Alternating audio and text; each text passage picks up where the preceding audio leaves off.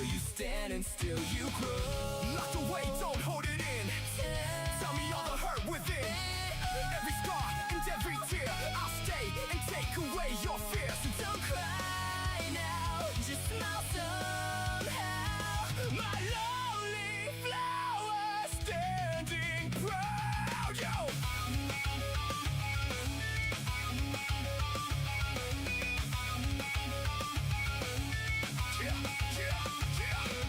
You look like you could fade away. That's why I need to see you stay. Hey, I wanna be the strength you need, the voice that helps your heart believe. Even if the world turns cold and leaves me standing all alone, if everyone becomes my enemy, I'll still protect you endlessly. You should notice there is no other. You should notice we belong together. You should notice there's no one better. You should notice now or never. Time goes passing by. Don't let this moment die. There is no other.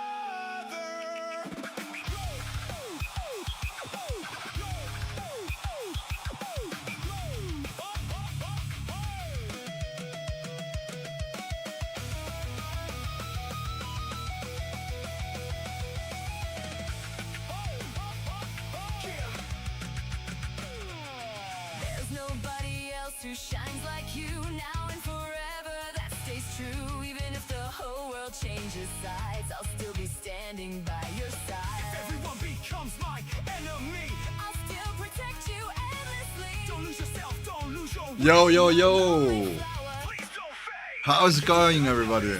Hey, Snapdragon, welcome! Thank you so much that you're watching from work. Don't get caught!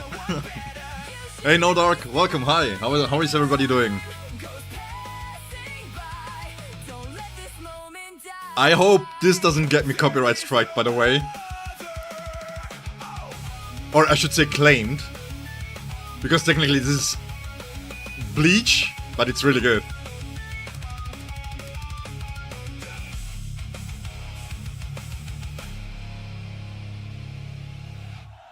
Let me see real quick.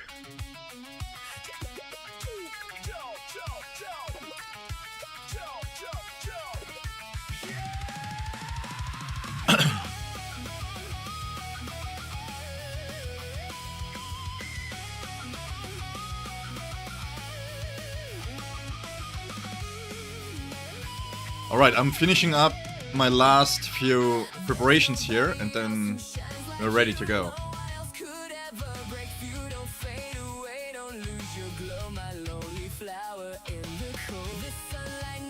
Working from home today to catch my stream? Oh, Christian, thank you so much, man.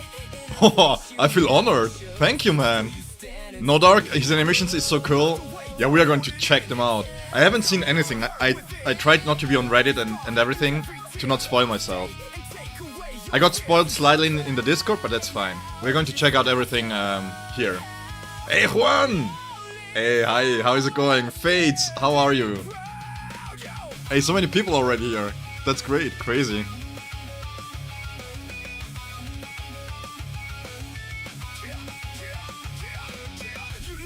It's up there, there's no waiting room? Wait, really?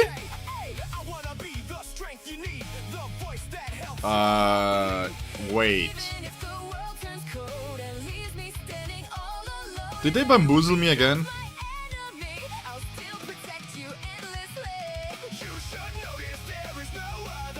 Let me see real quick.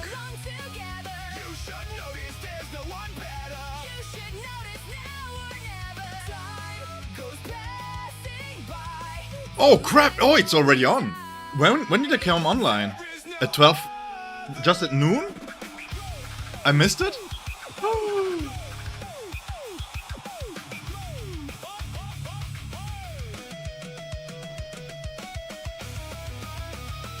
Oh, wait, then let me change the title here. I wasn't prepared for this. There's nobody else who shines like you now and forever. That stays true. Even if the whole world changes sides, I'll still be standing by your side. If everyone becomes my Okay. Thank you so much for mentioning it. I wasn't even going to check online if it wasn't for you. Hello, Eskli? 5-10 minutes ago, so they were 1 hour early then. Ah. They're on top of it? Yeah, they are. Okay, so we have to do one thing first. By the way, just real quick, shout out to Bleach, who is a really good friend of mine, who helped me design, and he created actually my new PFP. So I hope you guys enjoy it. Anonym, really late. Can't wait for my gameplay. You have Toshiro, but I heard Ulquiorra is pretty busted, so I don't know if I want to summon or not. I mean, if you're free to play, generally speaking, if you have it already covered, and if Ulquiorra is not really your main guy, you know, then there is not really a reason to summon for them, generally speaking. We have to check out the rank 3 banner name, title card here real quick.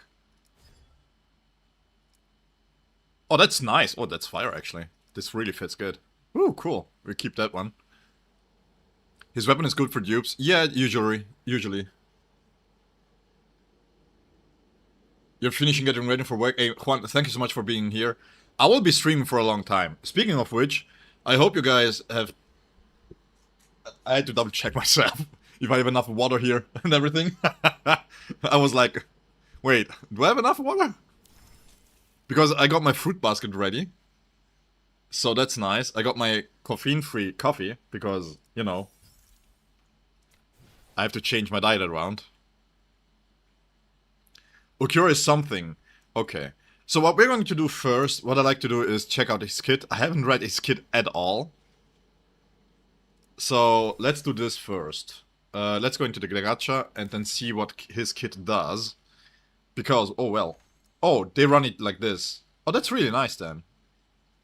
We might have to pick up a Xyla copy, by the way. So let's see how busted he is. Literally demon. Oh my god, look at this! Look at this, looks amazing! Wow! Look at this. Is this the best one yet? Wow, look at that fire and everything. He looks so good. Holy crap. He looks so good I forgot to put up music. Sorry guys. Damn. Okay. We don't have the weapon yet. Okay, let's start with a key passive here. The End of Void.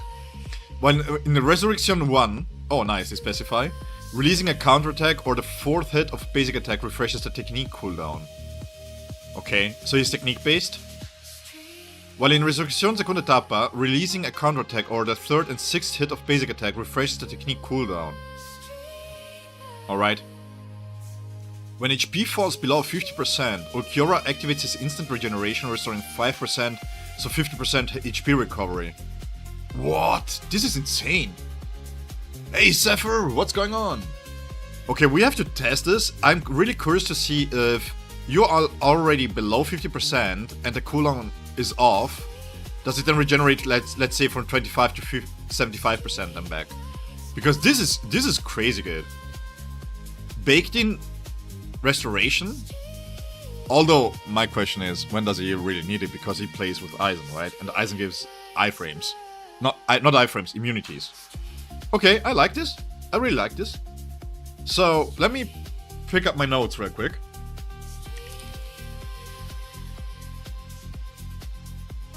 Just so that I can remember what he does. Crit damage, UCR attack. Yeah, we're gonna check. We're gonna test everything.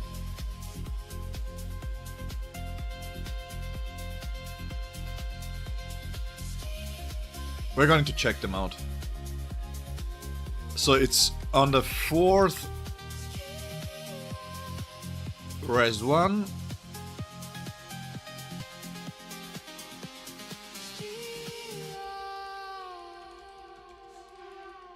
Refresh technique of the cooldown on the 4th, and in Segunda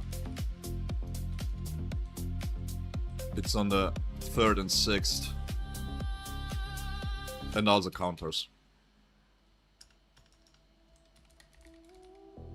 Okay. So, passive boost 1. Yikes.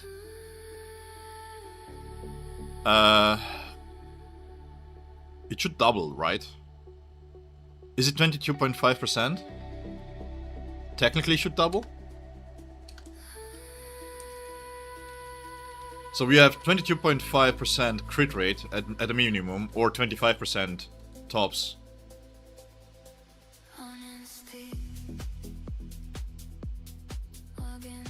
For every 1% of crit rate Ulquiorra has during battle, his spirit damage increases by 22.5, so it's 22.5 then.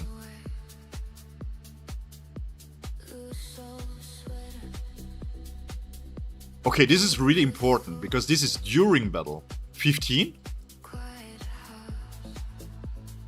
Oh, okay. Was expecting a little bit more. We had similar value.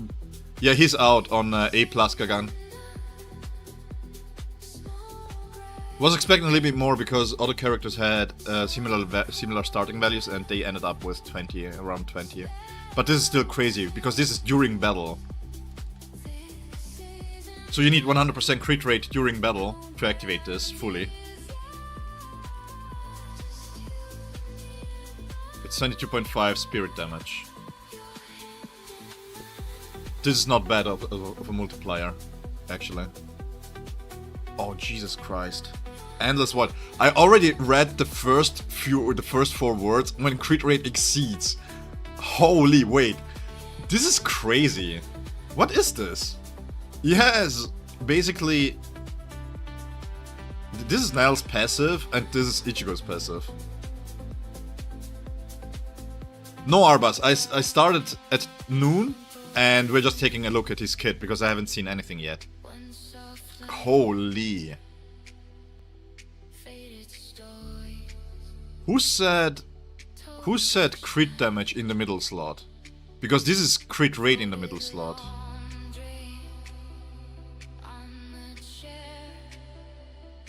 This can be very well be crit rate in the middle slot.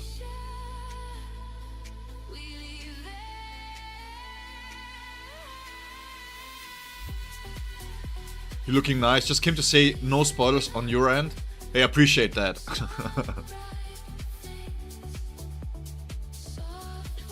I will take a look. Usually, if you need a spirit solution, Aizen is it. Even if Ulquiorra is really busted as a full assault, but he still needs the support. But we are going to test him anyways in a double support setting. So the technique was mentioned quite a few times, so I guess he's very technique based. We have the Grand Race Zero here. Ulquiorra fires powerful Zero unique to the Espada. So he gains 0 marks, that's the core mechanic. Yeah, Anonym, we are going to take a look at everything. We're going to take a look at everything.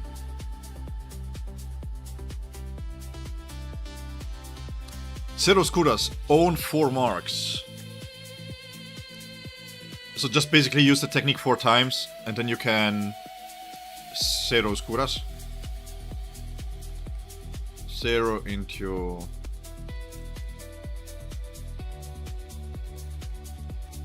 Okay, that's fine. And then we have Resurrection Stew. So basically the same, but he gains Thunder Marks there. Consume all to release an even more powerful Lance de Relampago.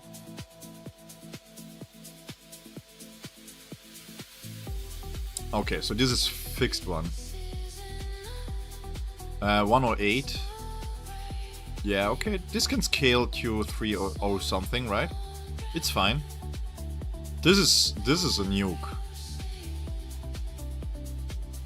Thunderous Assault. Releasing the enhanced technique, Lanza de Relampago 2 enters the Thunderous Assault. During this state, tap the technique button repeatedly to throw Lancers. Okay. Yeah, it just seems to be spamming techniques there. It reads a lot like base Grimjaw. While Thunderous Assault, tap the technique button to repeatedly throw the things. And you cannot gain Thunder Marks. Okay. So it's fairly simple. 4 hits. So it's on the last hit then. Last basic attack. Okay, we have to check for animation cancels here then. And we have 6 hits. And the third one is 0 skuras. Oh wait, what?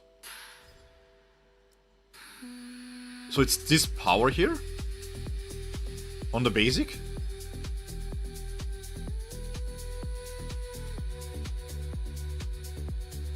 Whoa. Okay, so he basically just uses basic attacks and then fires techniques during his segunda etapa then. That's how it reads anyways. Performs a second release entering the Resurrection. A form even Eisen has... Nice that they mentioned this, by the way. It's quite cool. I wanna...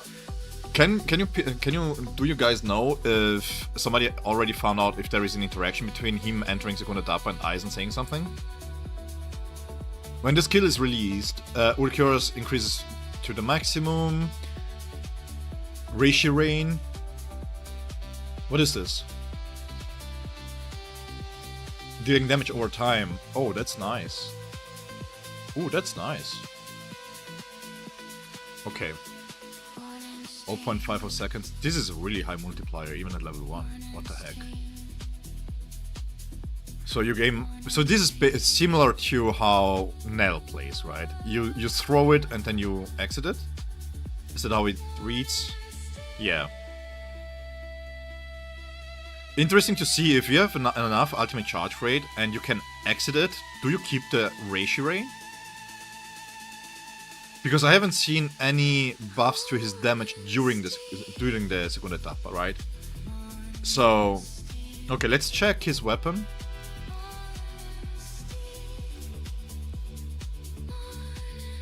His B1 is like B6 Nels. Yeah, we're going to check boundaries after I get a good look here. When any attack triggers a critical hit, an additional attack is triggered immediately, dealing damage equal to the attack's damage. Oh, yeah, he has already built in crit damage here. So what I'm looking for is if he has more crit damage on his core. Ultimate charge rate by 40%. Okay, we need to take a look at the max here. Because if this doesn't change, that's okay, that's whatever. If it changes, the weapon can gain a lot of value. Holy shit, he has a crit rate conversion?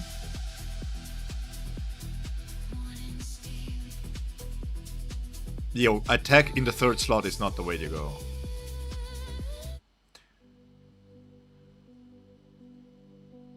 So, I guess this can be altered. I don't think that this is going to be altered, right? That would be broken for a weapon. No significant dupe weapon stamp. So what? This is what changes, and this is what changes. The crit damage remains. 97% to max it out. Yeah, I think it depends, right? If this scales up, then you need less. But it's still crazy, because at B0 you usually want to go... You don't want to attack percentage if you can increase the ultimate charge rate. So you have 40 here. Every extra. So it doesn't account for the 100 that you have on the character baseline. Okay. And then let's take a look at the bond and the core stamp here real quick.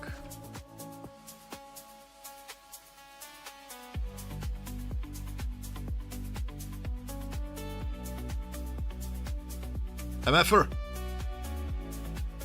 Increased spirit damage by 15%. Okay. Each time so this is the go-to. Was it 12%? 82% if you have Xylaporo. Makes sense. It gives increased value to Xyl. But for Xyl to give 82%, then you need to have him out on the field when the proc happens. Third piece is attack percentage. Little spoiler, the difference is like 15 to 20 million in favor of to attack. At what boundaries though?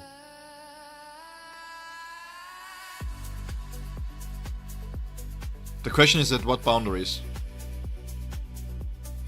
Ethan Snapdragon, thank you so much, man, for switching. Appreciate it. B0. Okay, we're going to take a look. Each time the character deals spirit damage, the technique damage increases. Oh. Oh. Yeah, this is the new go-to for Tosh Q. This is the new go-to for Tosh. Stacks 15 times. Yeah, you have to farm this for your DPSs. His ult charge is super fast. We're going to take a look. Let's go and summon for him then. Let's see. Is game volume okay? Let me double check. Yes. Okay, he doesn't have much. He reads fairly simple.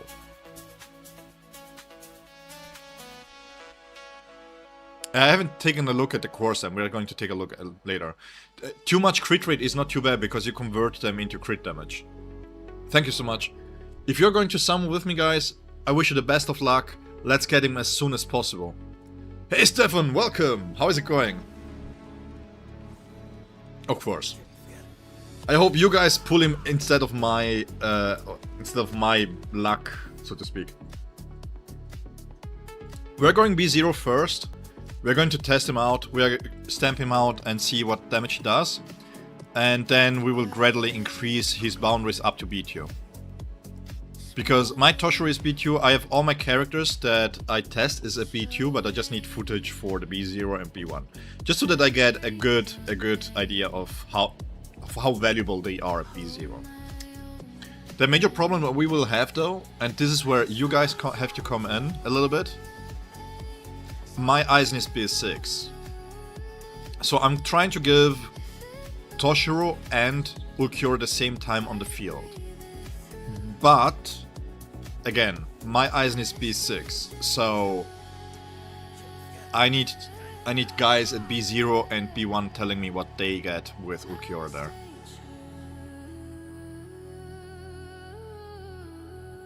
Maybe even the second piece is better with attack. I mean, we can test them. I should have enough to test them out.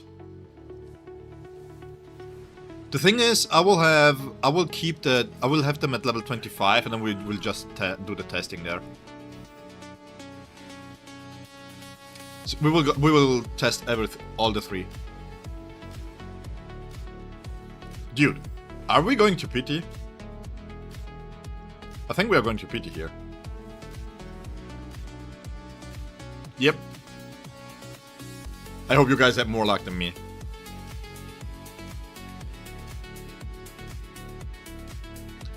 Kev, from what people are saying,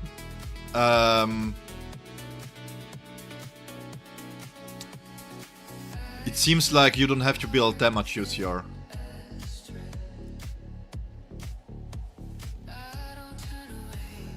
Hey Kev, how are you doing? Oh, wait. Let's see this animation.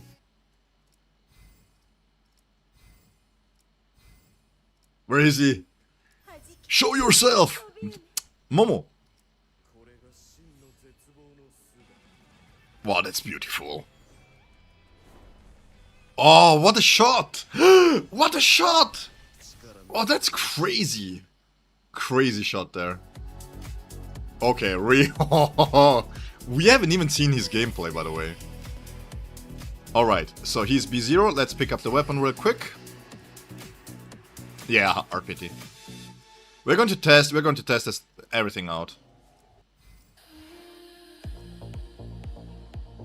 I mean, the one thing which is fantastic, by the way, is that he has conversions anyways. So even if you go over what it's needed, you still get benefits from it because he converts crit rate into crit damage, right? So it's not like you're losing value on the stats. We're going to hard PT for everything today. Damn. Woo.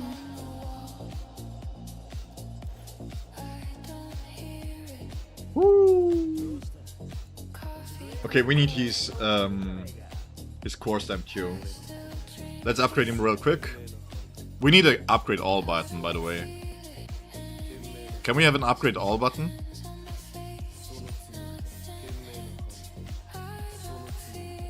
That would be really nice. So guys, did you have any luck? Did you pull him in fewer than the PT needed?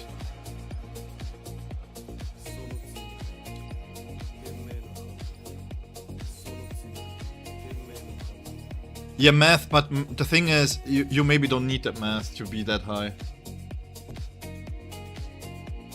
You got him, but you don't have the maths to level him up. Okay, yeah, that's fair. He takes quite a lot. Look, I pre-farmed him, and I'm still lacking materials here.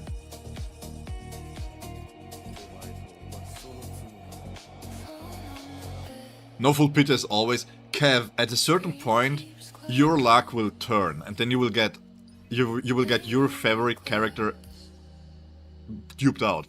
Believe, just believe. We have to believe, right? You saved your pity for him? That's cheating, Juan. That's cheating.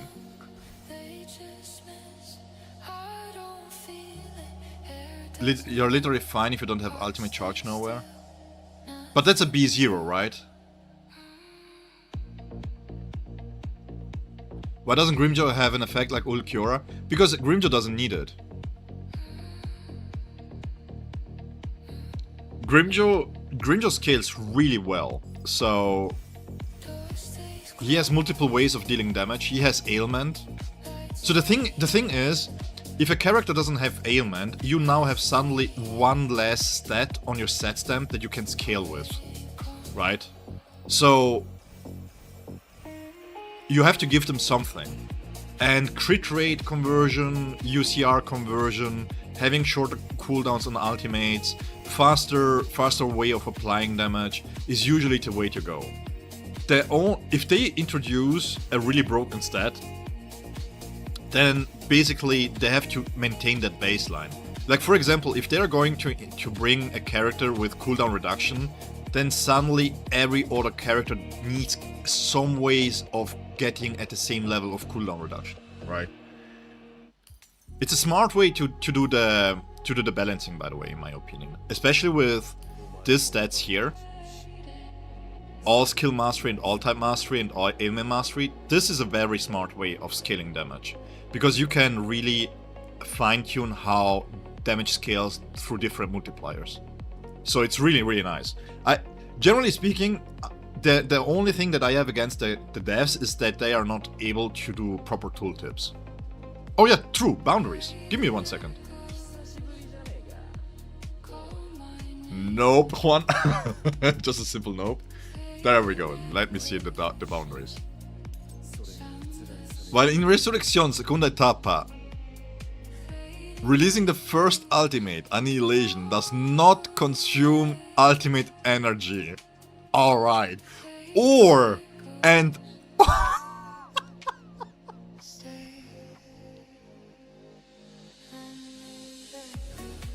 J-Pool, no. I don't, no. I have so many fan favorites of mine that are upcoming. We have possibly Kensei to B6. We have maybe Bankayama if Bankayama is coming. Depending on how cool True Shika Ichigo is. If it's Horn of Salvation Ichigo, I might have to B6 him. And yeah, I want to keep Ulquiorra B2 also because my Toshiro will stay B2. This B1 is... I mean, okay, let's calm down for 1 second. This B1 is super mega cracked, okay? But at the same time, the reason why Neliel's B6 is so crazy with this is because she picks up crit damage increases along the way. No, Anonym, I'm saying in the character, right? In the perks. If you have that in the perks, like for example, you have it in the weapon, you have it in the core stamp, that really helps fine-tune the damage of the characters. But yeah, this is crazy. You immediately enter Thunderous Assault and restore spirit pressure to the max. Jesus. Okay, to be fair, I said Ulquiorra needs to be cracked out of his mind to be really valuable to Aizen. So, yeah. So you can release 2 ultimates back to back, and you release the cooldown of the ultimate? What is this boundary?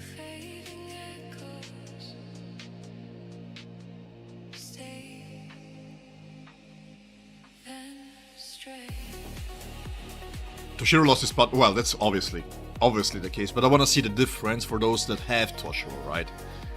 I'm guessing it's quite high, to be honest, because this is... I mean, we can do the comparison bar by bar. I don't even have to see this. I'm guessing, my estimate here is that Ulquiorra is doing 25 to 30% more damage than Toshiro. Enhanced, especially B2. At B0 they're maybe closer. Maybe closer to them, right?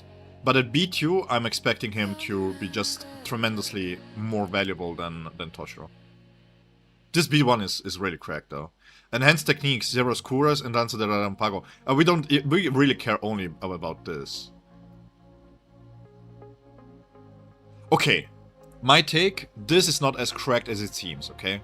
Because Aizen, if you have Aizen at B4 or higher, he already gives 50% target defense ignore. If you don't have Aizen at B4, obviously, you have it at B1, this is really strong. Oh. Jesus Christ. What are these boundaries?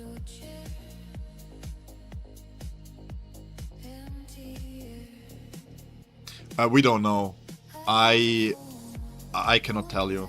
I would say that it's more likely for Ulquiorra to return than for Zaya Laporo.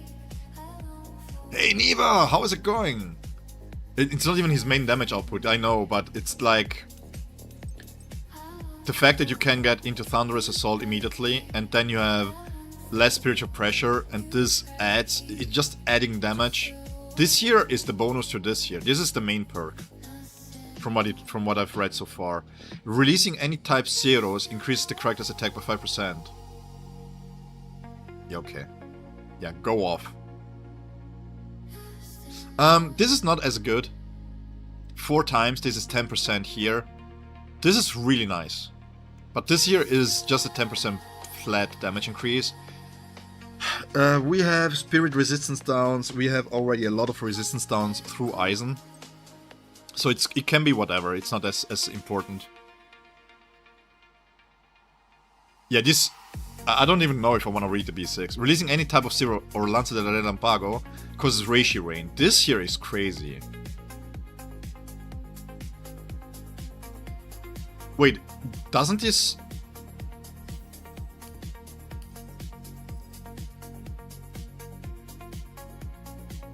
How long is this? Is this 5 seconds? How long does this hold? We have to test this. Is this B6 basically permanent rain? The heck? What is this kit? Reishi Rain applies Void to the target for 8 seconds.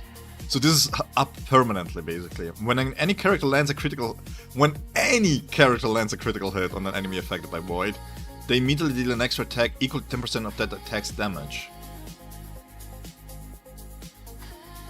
Uncapped? Uncapped? Not too much, 2 seconds maybe, even less without the B6, okay. So it's not as powerful as this reads because of the cooldown here.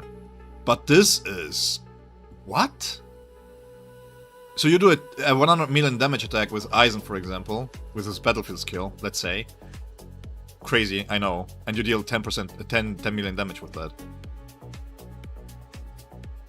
I'm flabbergasted. This is basically Kenny's weapon stamp here.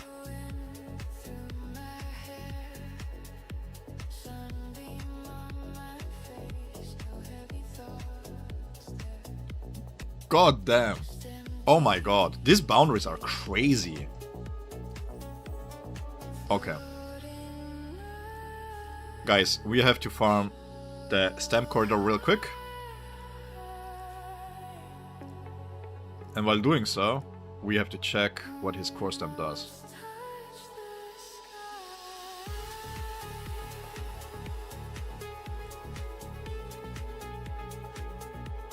Oh, spirit damage bonus on top of it. Dang. I never realized, wait. This is not as good for Ulquiorra, by the way, than for others, because others don't have a native way of increasing slash damage. So this bonus is a little bit smaller than the...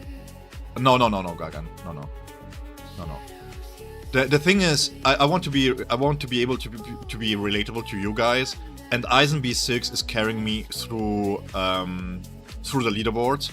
So the only thing that I'm going to do later is having the B1 for Xylaporo, so that I increase the power of Eisen a little bit. Okay, so attack increase here, crit rate is further increased while it's Resurrection. Okay. Each time the character resists any technique damage is increased. So this is similar to Soifon's one. Basically the same, just less damage. Yeah, hers is 300. No, wait, it's the same damage actually.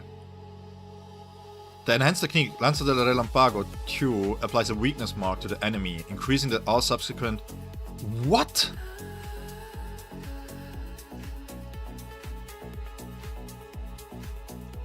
This is not skill mastery, by the way. This is just another added multiplier.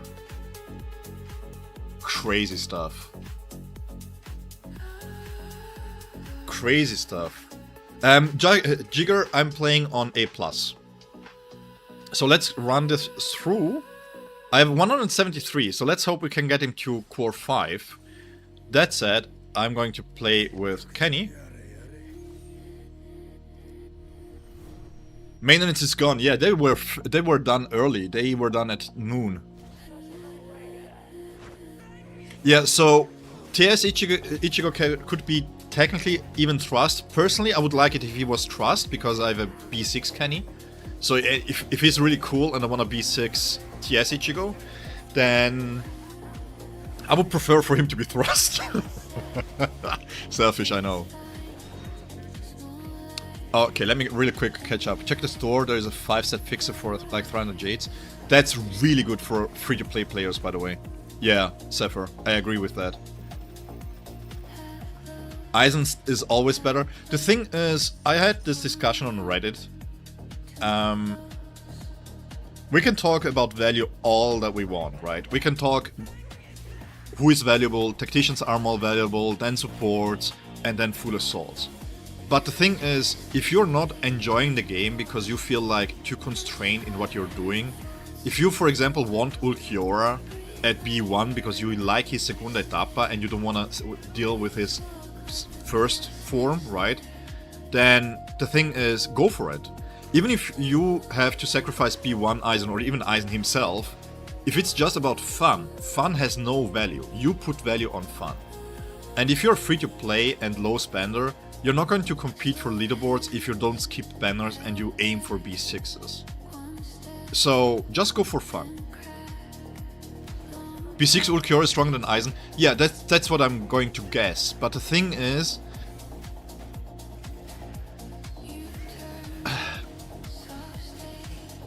does it apply to his boundaries too? Because the thing is, Ulquiorra is stronger than Eisen, mainly thanks to the fact that Eisen and Xylaporo is there, right? That said, I'm really happy to hear that he's stronger than Eisen, because it must be substantial, right?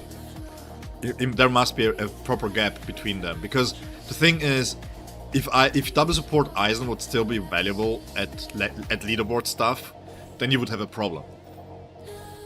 At B0, B1, B2, let's not beat around the bush. Eisen still holds supreme, because, well, you double support him, you put Momo in there, Xylaporo.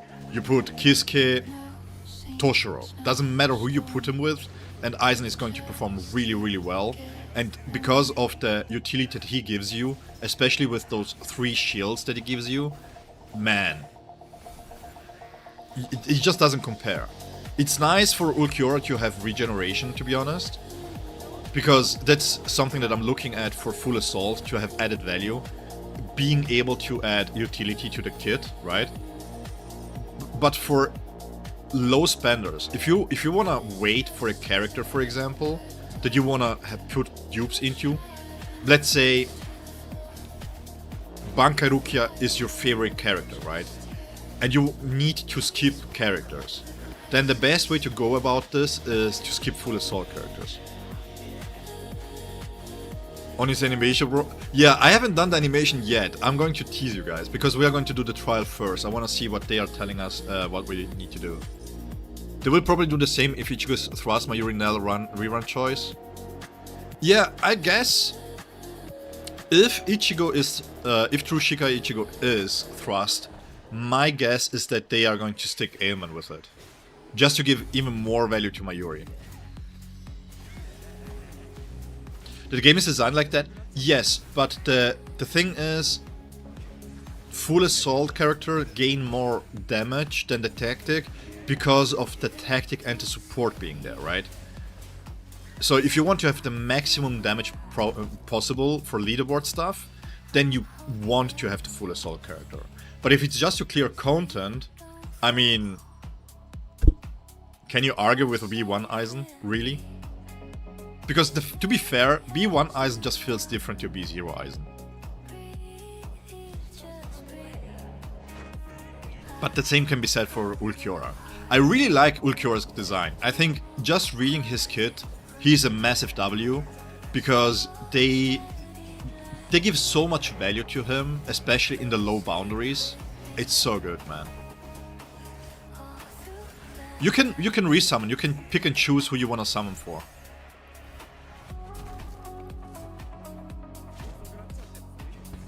So yeah, I'm really happy with Ulquiorra's kit so far. I think we have to see the values exactly once we are in-game.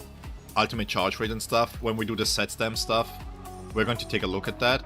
But generally speaking, I really like that you can overcap on stats and still be able to have the crit rate conversion.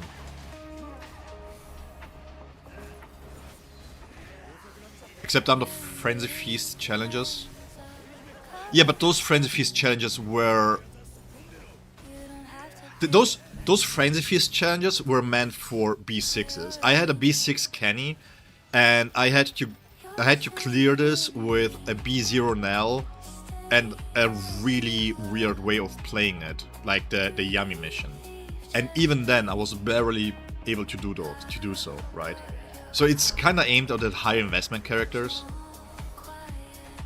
If I'm not mistaken, B2 was... wait, I lied. The Whale Frenzy was only on the Yami part. I did every single Frenzy with a B2s. And the Thrust Frenzy, I did it with a B0...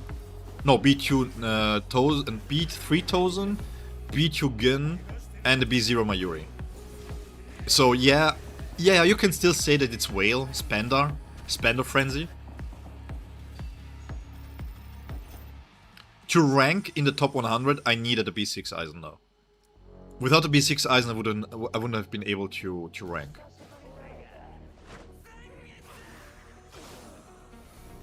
But yeah, it's a Spender Frenzy at that point, yeah, definitely.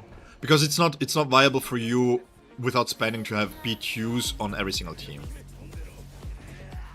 But that said, it really, when I'm going to update the tier list, I have to take another look at Tozen. Because Tozen really surprises me, how well he's holding up against those premium characters, man. I went from Whale to Dolphin. Yeah, to be honest, yeah.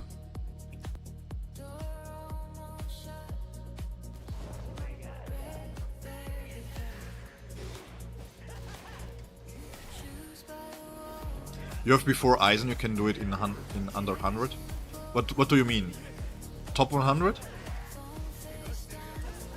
For the Frenzy Feast? Because the cutoff was really high.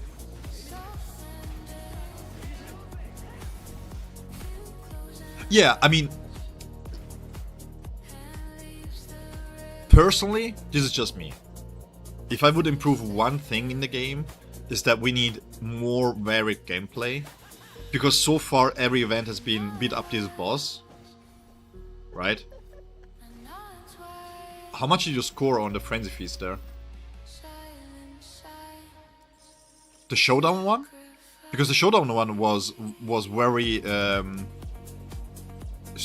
mean, the one where you get the Skyfall title.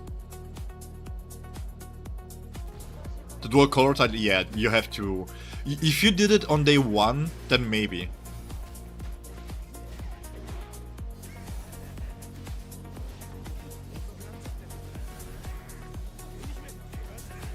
We need more resources. I think the resources are fine. At a certain point, you reach a point where you are pre-farming for the next. Hey JMC, salut! Ça va?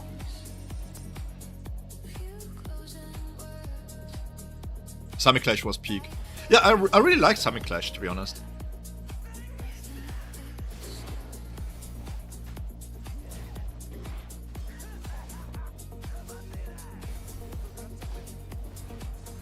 If you did get Skyfall with just a B4, that's amazing, by the way.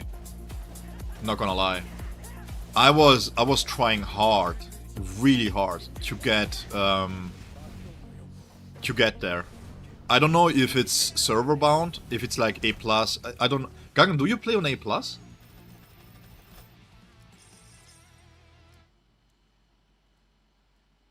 But yeah, boundaries mattering is not too bad if it's just for cosmetics.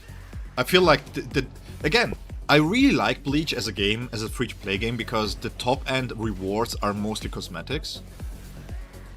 Yeah, I'm telling you guys, it's like the last three has been really, really bad. You don't play on A+, okay? Because on A+, I don't know if. Oh, look at this! Look at this! Finally, thank you. We also have to check out the scaling here with his tubes. Alright, so. Equip this, let's enhance real quick. Crunchyroll server. What do you know what was the cutoff for the top 100 for the Skyfall title? I'm just curious to see if Europe has bigger whales. Because I know that all the content creators are on C, right? He's so peak. Yeah, we are going to take a look. Let me do this. Let me just listen. Trial of Void. Oh. Wait, what? I saw crit rate here. Wait, what? Oh, I think it was Amon. Oh, Amon, you meant that Bond has crit rate. That's crazy. Wait. Wait. My brain is tingling. My two brain cells, they're like, wait, not neuron activation. Wait. Oh, okay, sorry Gagan, I misunderstood, sorry, my bad. I thought you said you played Showdown, not the other one. Wait. Can I will unlock this real quick. Give me 1 second. Let's put back on music. I'm sorry, I'm all over the place. I have to satisfy the neuron activation before my brain cells go back to sleep. Do I need to do... Oh, just reward exchange? 2k? Where's the music? There it is. Okay.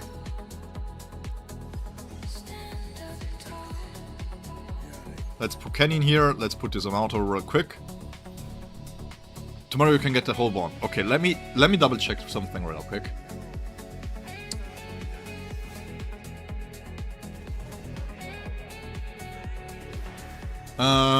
So we have Kenny. I'm thinking, right? What I'm thinking is, as soon as I get the bond, what I want to test is this. Is it only for spirit? Do you need to be spirit? Because if all you have to do... Because here there is no mention of it, right? That's what I want to see.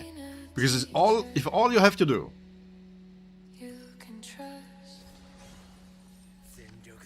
is being a full assault character for 20% crit rate, that might be the best bond you can equip on a full assault character.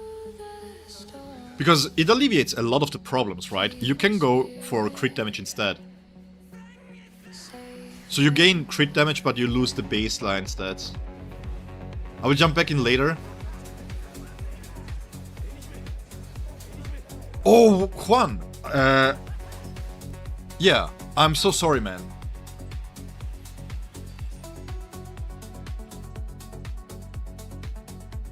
Now I feel bad because I delayed so long. Now I feel really bad. I'm so sorry, Juan. So, Juan, if you're still listening, tell me. I'm going to farm set stamps. And then we are going to do the reveal. I want everybody to be involved in this. Because your guys are hyping his animations up so much. It would be a shame if you guys missed my reaction there. And we need to farm the set stamps anyways.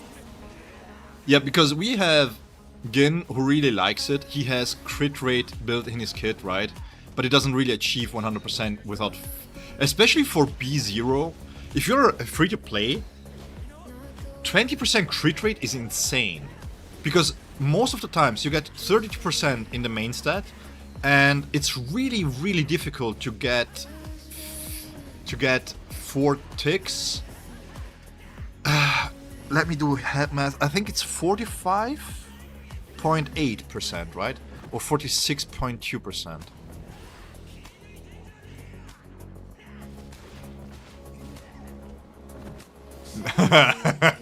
Three and a half hours previous stream for remover. Not for my part. I mean, now you have on YouTube, you can do double stream stuff, right? You can split screen this. How long are you going to stick around, Juan, before you have to lose connections? Can I do it right now? Should I do it right now? Where is it? As revealed here. Let's do it right now, come on. If you're still here, let's do it. That's the intro? No! That's the intro? That's the intro! Bro, what is this intro? Yo! Yo, all the blood's coming out, gushing out of everything? What is this? What?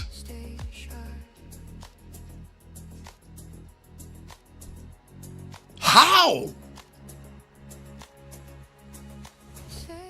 Bro, what are these animations? Okay, the 0 is fairly okay.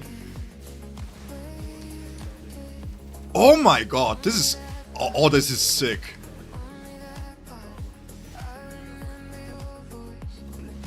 He is... What? Oh my god. These are time stops?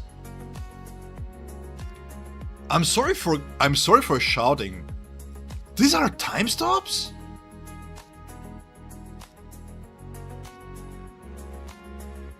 Yo, what? I'm not ready for the ultimate. I'm just not. What? Holy sh...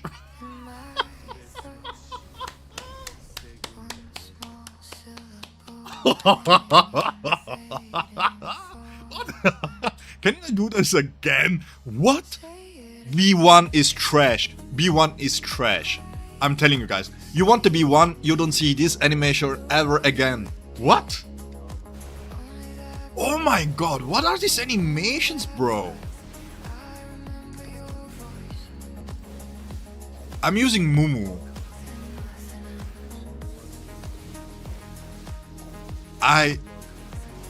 Watch this! What are these animations? Yo, I'm sorry, Grimjo, but...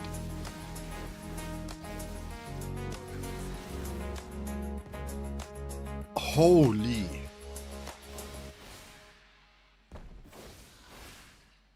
Look at this!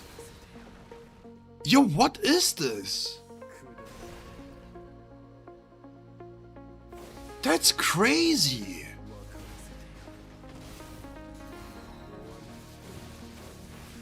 And you can... What?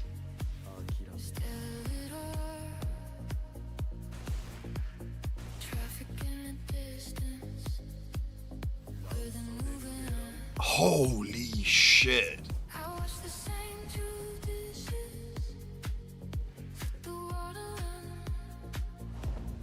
Wow.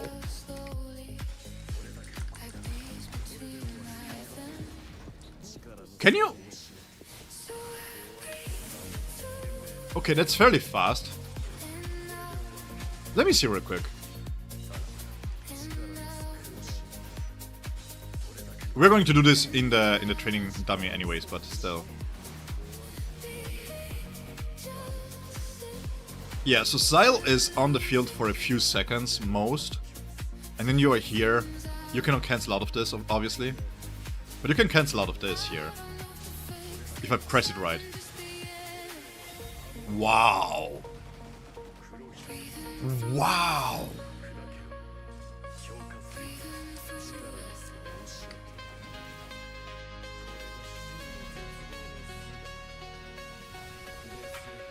Look at this.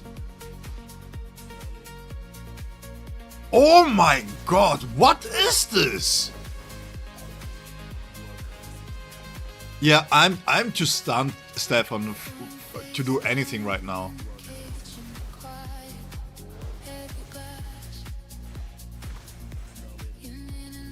What are these animations, bro? Yeah, guys, I'm not playing correctly here, I know. But I'm... What?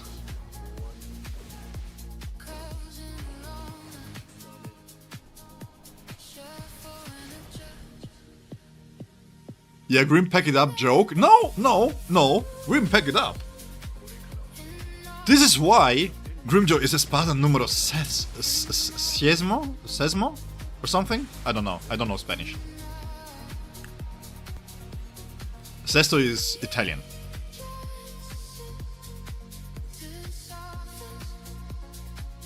Wow.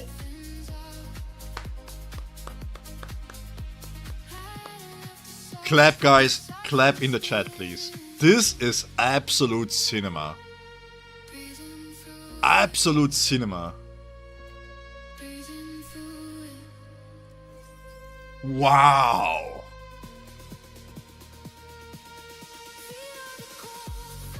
I am... Ooh! Oh! No! Yo, this is insane. Ooh, what? Okay, for everybody who is a low spender... Yo, this is crazy good value, actually. So for anyone who is a low spender, this here is fantastic value. This here is really good value. 680 for 5. And you get the 20 stamps for it. So this is 1200 for with a percentage off, right? Really good, by the way, if you just need to queue. If you need to pay queue, you pay 240 jades. To get the main stat that you wish for, it's quite nice. It's still RNG, but it's quite nice. This is really good. This here is really good value. This guarantees you one of the stats to be what you need for. So we can just use it up here then. Wow, those animations! Those animations! What are these animations, bro? Whale. Please don't compare me to Whale. I'm a minnow. At best. Although, to be honest, I spent quite a lot, man. I spent quite a lot. So... No, I'm not going to do this right now. I'm going to farm them normally.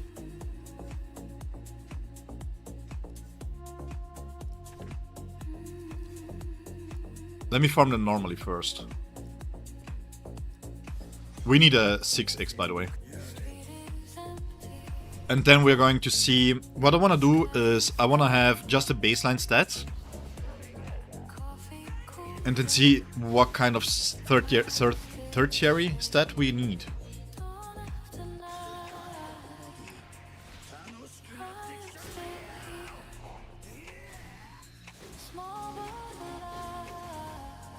Wow. Yeah, he's not built up, so I'm not going to use him right away. I think with his set stamp is really good. His set stamp is really good. Basically, it's con buffed up, right? And because of the crit rate conversion, he doesn't really need Kenpachi's stamps. I mean, you can still use them.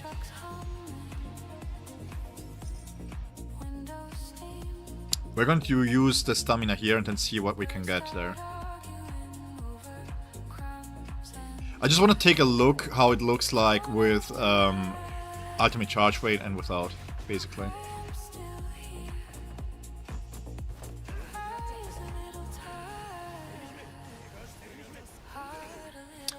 His bond is so good that I'm considering it, using it on, recommending it for all full assaults actually.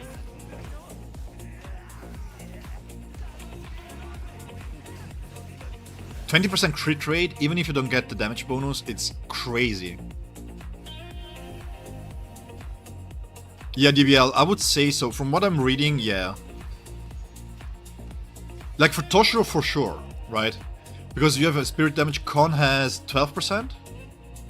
I could be mistaken, but I think it's 12%, and this part here is stronger too. If I'm not mistaken, the Con one caps out at 20. Fully maxed out for full assault characters, 20%. Oh wait, true. I was doing the trial of the void here.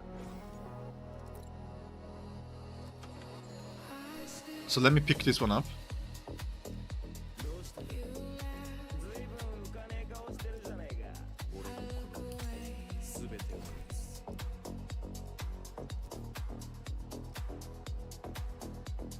Spirit Mastery. Oh, it's not spirit. Oh, whoa, whoa, whoa, whoa. This is good. So, 20%.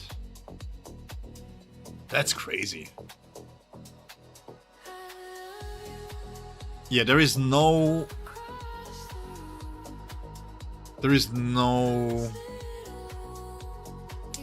conditions to this. You just lose the, like, for example, if you're playing with this. But to be honest, if you have any boundaries in Kenny or in White, you're not going to be over 60% to increase this further. Because this is not during battle. I tested this. So for full assault characters, or for characters that really want to be crit capped at 100%, having this part here is quite nice. Is it worth it though for, like, let's say Soifon? 20% ultimate damage. Technically speaking, this here is multiplicative. It shouldn't be added to the ultimate skill damage that she herself provides, technically speaking. And 36 strike damage is hard to beat with just 10% crit rate. But for full assault, this is the go-to. Is the rotation cooked if I use Momo, Ulk, and Eisen? We're going to test. But for now, Toshiro Bond is better. I mean, it might be. But the thing is, you have to consider that without a Dosh Bond, you're going... You kinda have to work around this, right? So having 80% crit rate on him... Wait, how much? Let me see real quick. He has 7.5 here. Oh, I don't have items. Is it 15% then? No, the difference, the substats in the first slot are more important than attack or type damage. The difference is so small. I think it's like 1% in favor of type damage when it comes to the stats in itself, right? It's 20% attack versus... No, it's 21% attack versus 20% type damage. And that's overall a 3% damage increase. It's not enough to make a difference. So we have... let me double check here real quick. Stats. He gains 15% through the weapon. No, wait. Passive.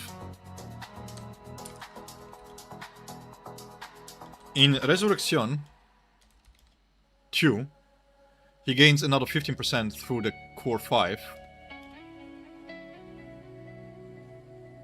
20% even. Weird numbers, man. Weird numbers. Okay, 20%.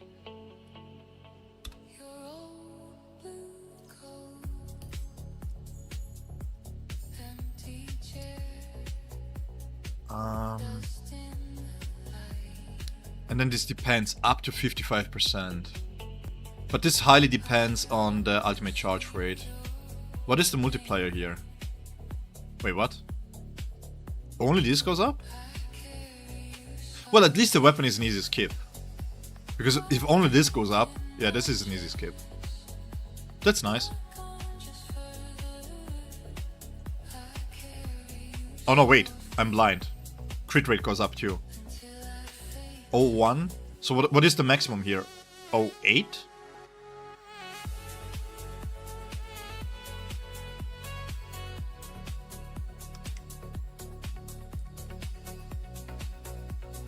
So at A5, is it 0.8? Does somebody know?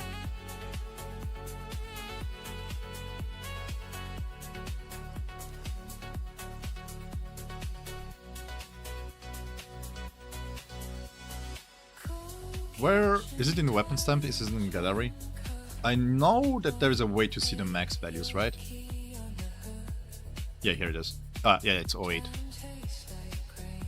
25%, okay. I mean, it's not feasible for low spenders on free-to-play, so I'm not even considering it. So let's say A1, which we are going to keep, right? The conversion rate was 0.4 for every 1 extra crit rate, ultimate charge rate. So he already gains through the weapon here a little bit.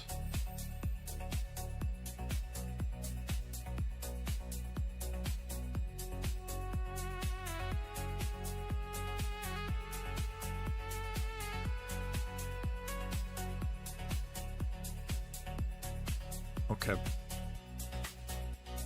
So he would need, for the full benefits, 220 something, huh? Or at A5, 100 something extra ultimate charge rate. You get 40 in the slot here. Yeah, that's not. So, okay. You're not going to really benefit from it much.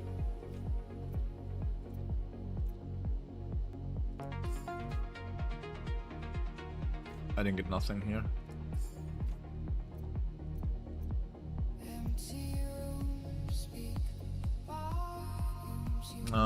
We don't care about this, actually, for the moment. We are not going to put on any bonds. Let me see real quick. I just want to see, without any stats on him, right?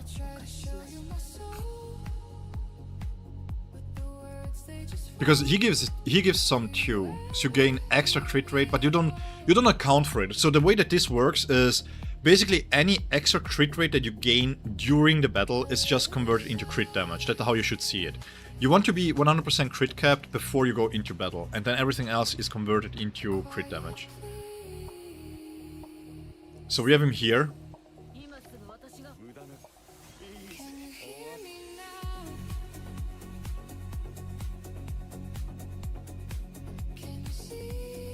Yeah, that's what I'm going to find out real quick.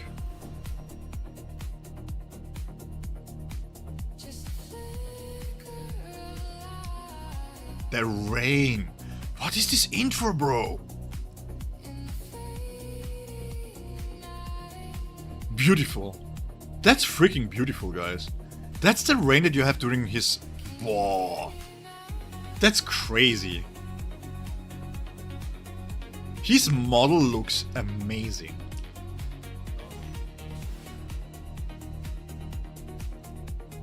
Yeah, look at this. Look at this swag. Bro, so much swag!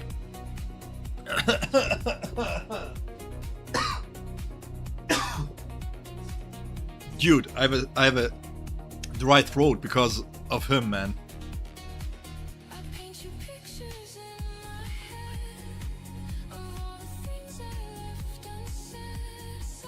Okay, let's see. So basically, the whole idea of his is that he's using techniques and basic attack to reset them, right? That's 150. And then we can use this. And then now we can spam them, right? And it's already full. At 140.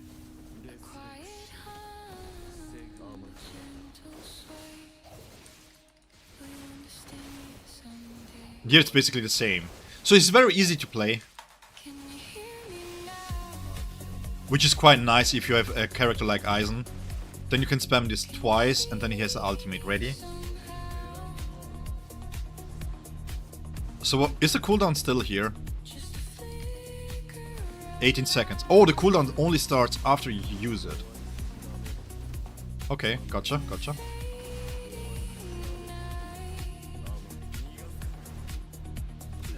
This gives us another mark. Yeah, this is fairly easy to play actually. No such thing. Yeah, it's already up. Huh.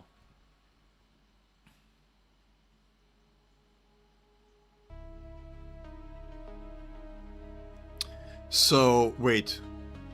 It's 40% extra. So his weapon gives him 16%, right? So we have 16% from the weapon. Which means 50% from the core 1. So at B0, C1 everything, we are at 46% crit rate.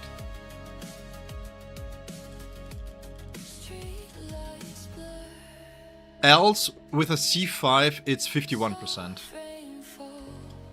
Without adding any stats.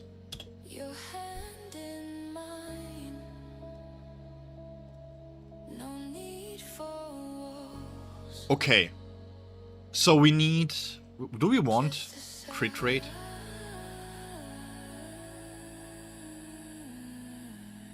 Did I miss any additional crit rate? The bond. Wait, the bond.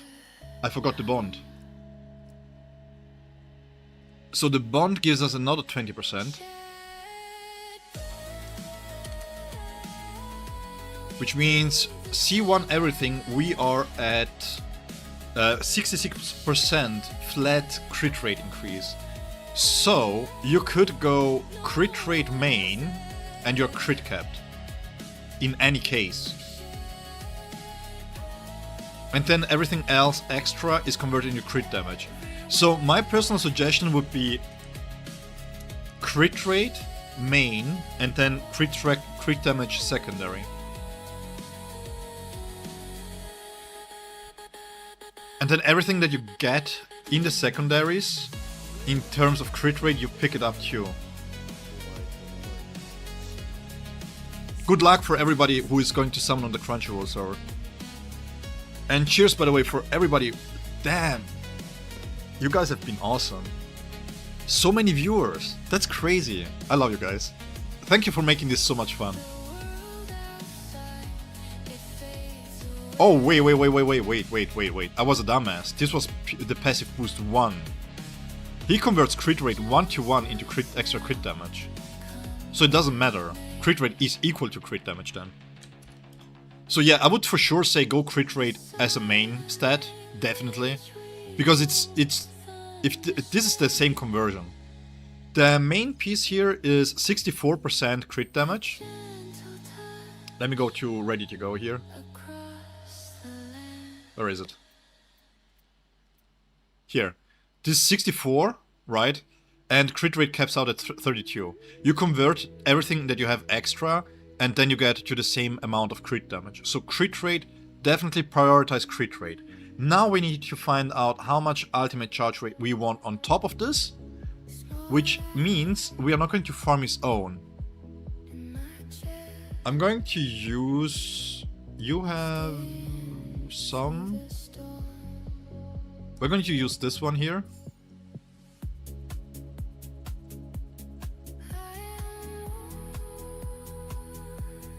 Because the thing is, let me see real quick. Ultimate charge rate, even if you overcap ultimate charge rate, because it converts to strict crit rate up to 55%. This 55%, if you overcap, becomes then crit damage. So,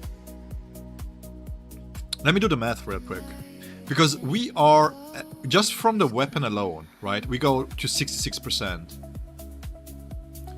Which means the weapon gives us 16. So we still have over 39% crit rate that we can convert into crit damage. Here, by going with ultimate charge rate. So you go crit rate, crit damage, ultimate charge rate. Yeah, but crit rate and crit damage are the same, right? Because you gain so much crit damage that it devalues crit damage as a stat. But you can also use ultimate charge rate for the crit damage increase.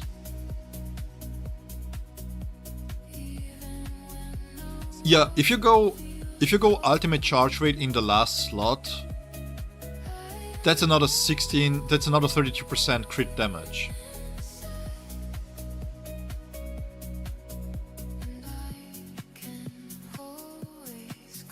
Yeah, because of the conversion, because the conversion is 1 to 2 in crit damage, so every single point that you go over...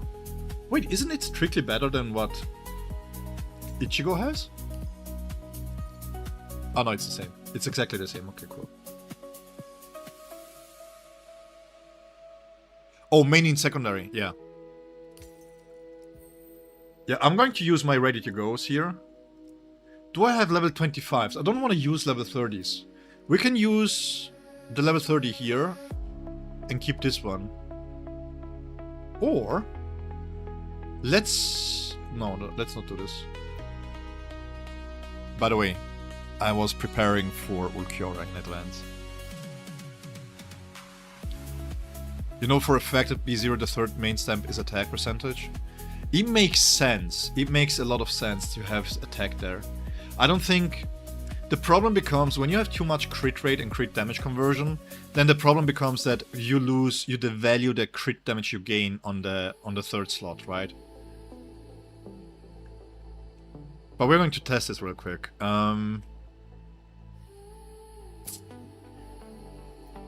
What kind of level 25s do I have here? And now we have to go with level 30s. Special attack damage. I think I have a crit damage one, which is fine, right? Yeah, this one is a special attack too. Let's see if I can do this with 25s. It's just a roundabout. Norbert! Yeah, he's amazing. Oh, these animations, bro. So we have crit damage here, we have crit damage here. Where is my crit rate?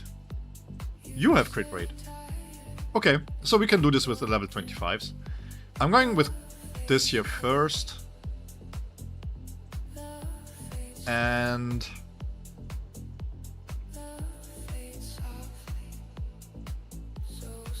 special attack. We have ultimate charge rate here. It's not really equivalent... Oh wait, we can have an equivalent here. Yeah, this is fine. This is too strong. I'm going to find this out right now. Only animation-wise, I would say yes. He looks amazing. And he's fairly easy to play. So I'm just checking real quick the stamps here to make sure that it's fair in comparison.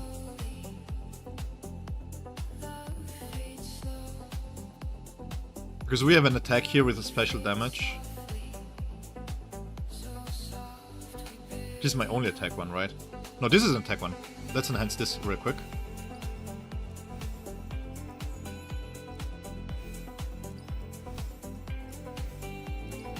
Nice procs. Yeah, these are good procs here, actually. Really good procs. Okay, so we have these two here. Let's start with ultimate charge rate. Crit damage. And then we have... Yeah, this is fine. This is very equivalent to this. So, the way that we are doing testing, because my Eisen is PS6, we're not going to deploy Eisen. What we're going to do is we're going to do a 60-second run, and just using Ulquiorra. do we want to add support? Let's add Orihime. Let's add Orihime and Momo.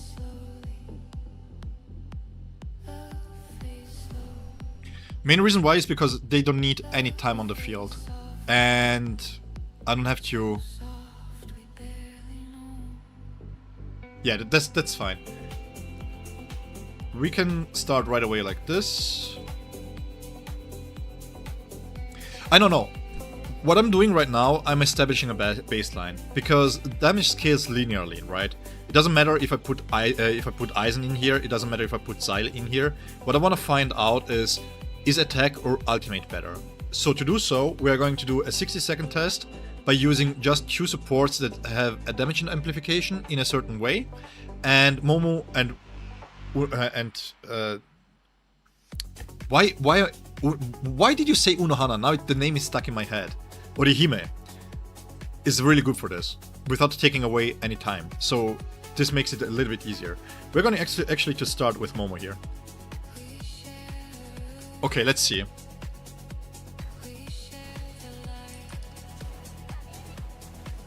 Nice, they fixed the bug there too. Of course, if you're playing with Eisen, you're having different times, right? The ultimate timers are not really the same, but that doesn't matter. We would just want to see which stamp is better. Because if here between ultimate charge rate and attack percentage is close, then it means that with Eisen, attack will gain more value.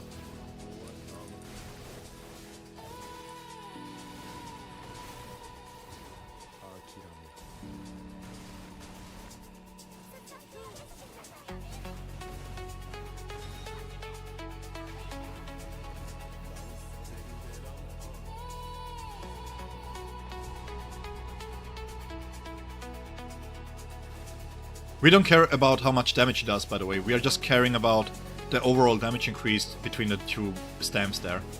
That's the main thing here. Okay, you do 2 rotations here.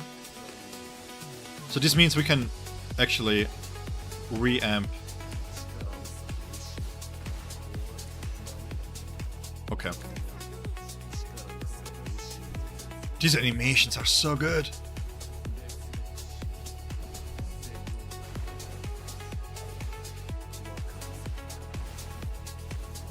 And the fact that he's continuing to basic attack is really nice too. So around 8 mil.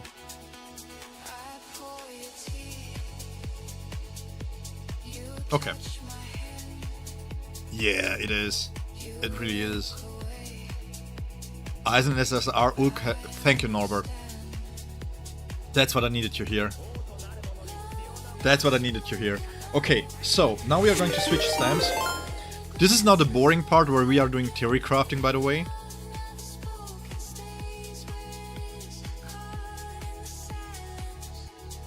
So this was ultimate charge rate. We're going to change this to this. Yes. 8.25.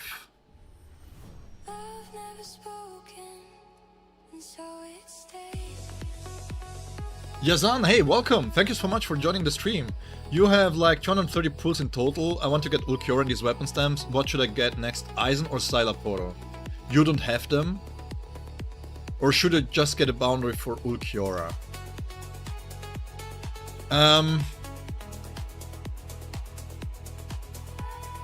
Generally speaking, if you don't have anyone in the Spirit team, you really want to have Eisen. I put Eisen over Silaporo because Silaporo is really good in Spirit only. But technically speaking, depending on your levels, depending on how much you spend, technically speaking, if you really like Ulquiorra and you like his Segunda Etapa, you could run... But this is a very, very hard downgrade. You could run Rukia. You can get to 250 pulls. Well, you need 240 for both, right? Because you need the weapon. I would say Ulquiorra and Eisen. I'm assuming you're a newer player because you haven't pulled for the rerun on Eisen. Am I correct in that? STU, I am free to play. I've been very lucky with all 3 units. Dude. Leave some of the luck for other people too, man. I think you're draining all the luck from the people here. Am I blaming you? Yes. Yeah, if you're new, then Eisen is for sure a good thing to do.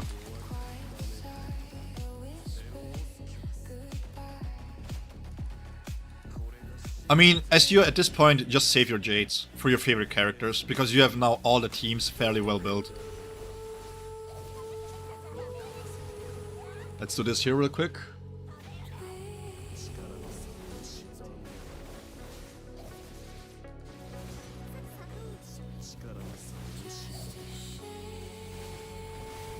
So now we can spam it twice.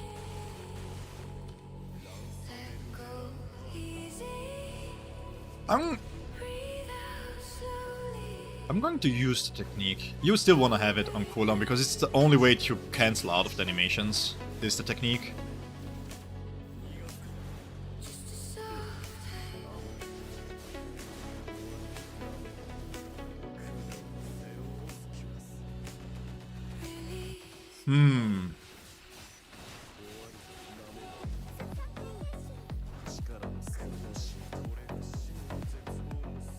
You also let everybody's luck. You're the Juabach of the gachas. I like that one.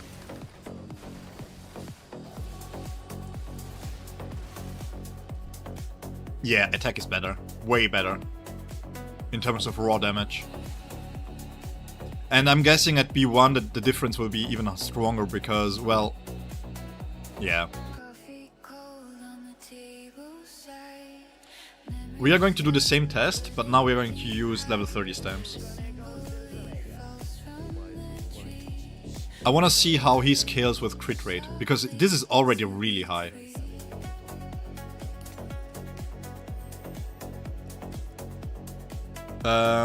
So I'm going to put my best stamps on him to make it fair.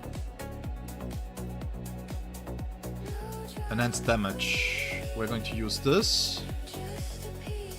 By the way, I know already that I'm going to go into fights and forget to put on the stamps back on the characters. Yeah, again, if you're new, by the way, I would really highly recommend to go for Eisen and Ulquiorra. Xylaporo, while he's very, very good in spirit teams, you can have alternatives, right? So, performance-wise, if you have the tactician, the premium tactician, like Soifon, like White Ichigo, and then you go for the full assault, you should clear everything that you can get in terms of resources, in terms of free-to-play friendliness. You should have no issues whatsoever to get this. You don't really need the premium characters. The only support that I am telling you to pull for is my Yuri, because he is really, really, really flexible if you have 2 ailment teams. Yeah, we can test this out. I think I have an attack piece there. But for... Yeah, Malako, you are late. What's going on? Welcome, though. You have missed the peak, by the way. Just for testing purposes, we are going also to test attack. But I have to do this with my best stamps here. So... Let's see. We are going... Special attack. I think special attack here is the better one. Not because special attack is the better perk, but because, well, this is not fair, right? This is just a flat out damage increase. It doesn't do many special attacks, so this is more fairer. As, if I'm not mistaken, my crit damage is special attack too. Yeah, there it is. Do I even have an attack one? This one here. Okay. We can do the level 25s on there. Kenny has my ultimate charge rate one. This is ultimate, this is really nice. Keeps it consistent. Oh no, wait, ailment damage. Oh, true, I was doing the one alt challenge only. Yeah, never mind. Here it is. No, I haven't farmed the Ulquiorra stamps yet. We're just going to test his stats priority. Attack, crit rate attack on B0. We would have to check on the B1. Because the B1, if I remember right, lowers the cooldown, right?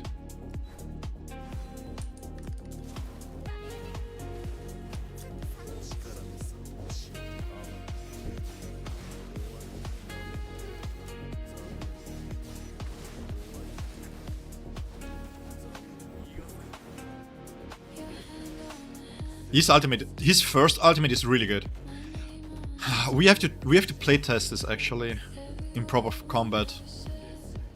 I can see a high value on ultimate charge rate. If I'm being completely honest here.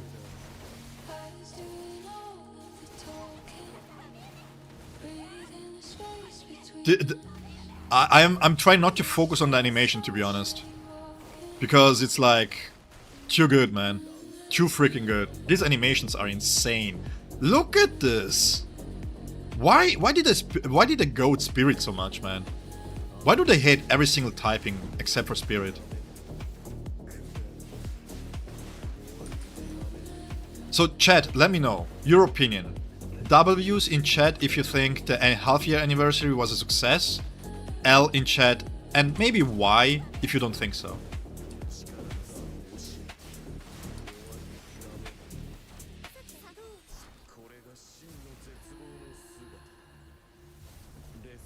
Bro, what is this animation? It's so good. Z1, L. Let me know why. I messed up here. Let me do this again. I could have thrown the Lancer at the end there, once again. Character-wise, W, content-wise, L. What do you guys want as content? This is something that I was asking myself. But it's kinda difficult to point a finger on it, what is lacking in terms of content.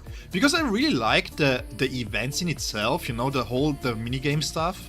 I really enjoy them. But it's not like... it's not really content, right?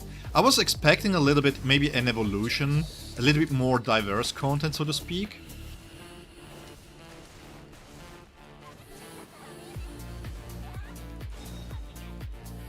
L marketing team are killing the game.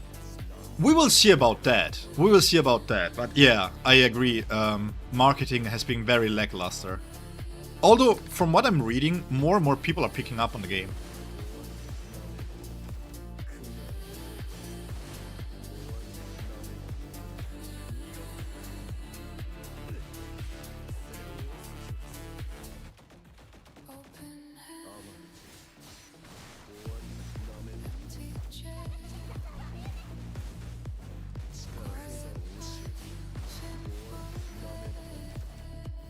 Can I do this?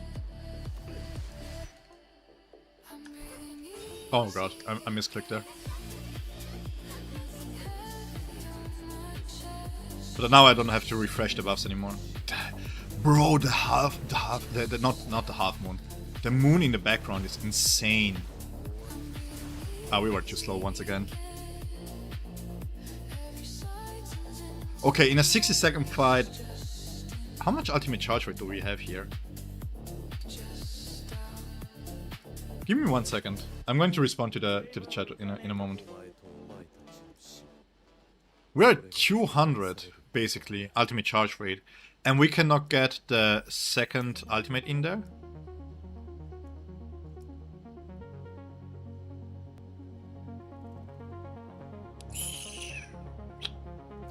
Okay, 12.5.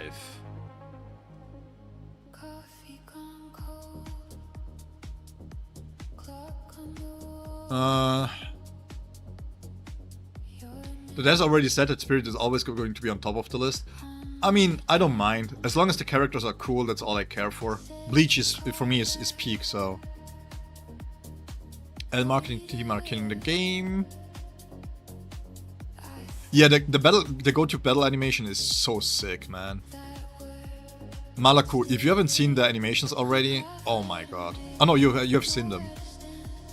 Gotta pull for the animation alone. Ballad. For every character they should at least us play the Heart of Frenzy.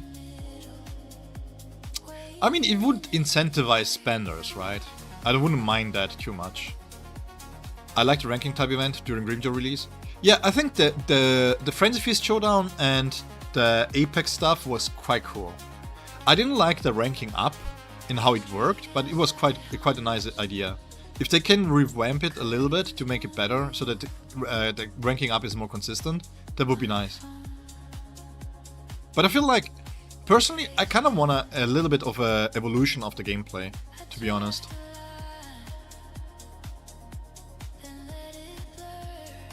Especially now since one real hype character is released. I mean, it's crazy that we don't see any ads and nothing. Raid gives out a free promo champion and they make a CGI out of it, you know? That's like, come on, man. Yeah. Guys, do we think that Trushika Ichigo is going to have Horn of Salvation? I high-key hope so. Please. I don't want to have 3-4 different Trushika Ichigos. Please give him Horn of Salvation. Please.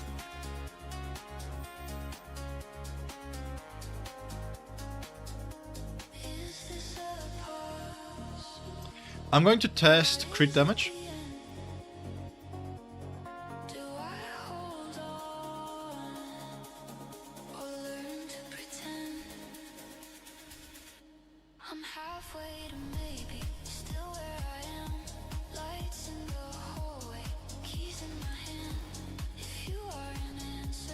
They fixed Momo, by the way. Momo had a bug in the training that if she was starting the fight, she lost her spiritual pressure there.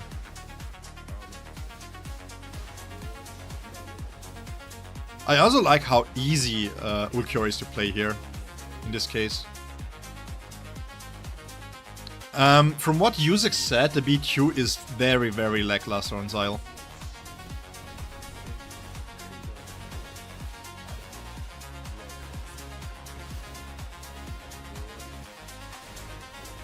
I hope not, because it will be must summon for you. Man, same here. And I would cry if he is anything slash because of the B6 that I have. But man. Yeah, but I would just remind everybody that while Spirit is on top with the damage, every single other team is lacking one more premium unit except for Thrust, right? Oh. I can answer this maybe in a moment.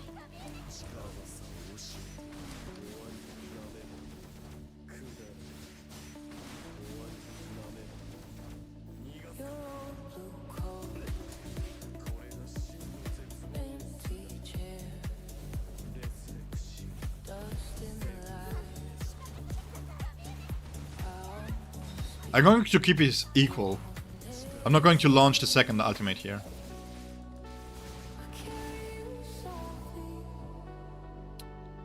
Yeah, okay, because we are not crit capped, this is the difference if you don't crit cap with him, by the way. So you can still, if you can crit cap him, you can also run crit damage. Whatever the secondary, whatever better secondaries you have, you can run both. This is just because he's not crit capped, right? He's lacking crit rate here. But if you can crit cap him without having a crit rate piece, you can run both. So crit damage, crit rate is both valid as long as the substats are correct. 1000 Year Blood War Tease took hype from Halfany. Agreed. Definitely agreed. Although I have to say that Ulquiorra being the last character of the Halfany is really quite hyped. It didn't feel like Halfany at all. What would make it Halfany feel like for you? Hey Sasude, I've read this a few times and I want to try to understand what makes it, what is it about celebrations that makes it feel like a half-year anniversary or a full-year anniversary. Because for me, when it comes to games, when you do an anniversary celebration, what I'm looking for is not only the characters, but something new. And personally, I feel like every single step that we had, every phase of the half-year anniversary, there was something new. We had the Frenzy Feast Showdown, right? Which was quite cool. 4 teams, really hard content, really, really nice. Then we had the epic stuff where we had to rank up, and it was really nice because you had to fight the waves first and then the bosses. So it kind of made it interesting to play around this if you really wanted to try hard to min-max it the time, right? So I personally feel like event-wise, we did have a lot of cool stuff. We had an expansion of the Candy Crush stuff there, right? We had the holo thingy there. Like, the puzzle games are really fun. But I feel like if they had announced maybe something, a new game mode, or maybe what I would have liked to see is an expansion of this mode here, or maybe something related to this, because we also got this, by the way, which is quite nice too. But yeah, it's I understand people who say that it's fairly similar everything, right? Because you either fight waves or you fight bosses. J count is a big matter, I think. This is what people are missing.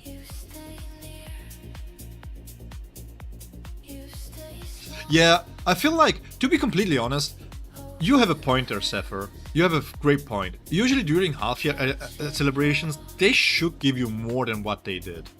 Absolutely. You're true. Because I didn't feel like that. This is my opinion. You're celebrating your first half year, right? Give everybody at least the option to get one of the 3 characters at B1. Personally, and this is my personal opinion, during a half-year anniversary, what I really like is what Dragon Ball Legends does, right? During their festivities. Keep the banners up. Bring the new character, but keep the banners up. Keep Ulquiorra and Grimjo and White Ichigo up.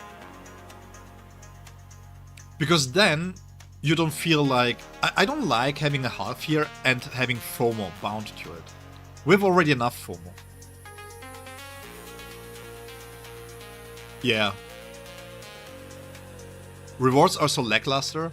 To be fair, and this is my opinion,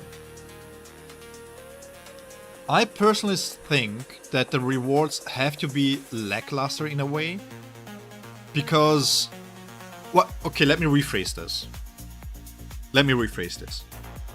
Personally, I feel, this is my opinion, during half-year anniversary, they have to have more resources for newer players, so that newer players can level up faster and get to the point that maybe if they start on day 1 of the half-year anniversary, and the half-year anniversary is 9 weeks, by the end of the 9 weeks, right, which is over 2 months, they should be well in the endgame. If the pace is the same as if you would start anywhere in between celebrations, then it's not really a celebration, right? Yeah, the lower price Great Value pack was only one time too. I agree with that. I think for low spenders and free-to-play players, there has to be more incentives here. That said, we cannot forget Banka Ichigo for free with the weapon, or Tosho for free with the weapon. That was nice. That was really good.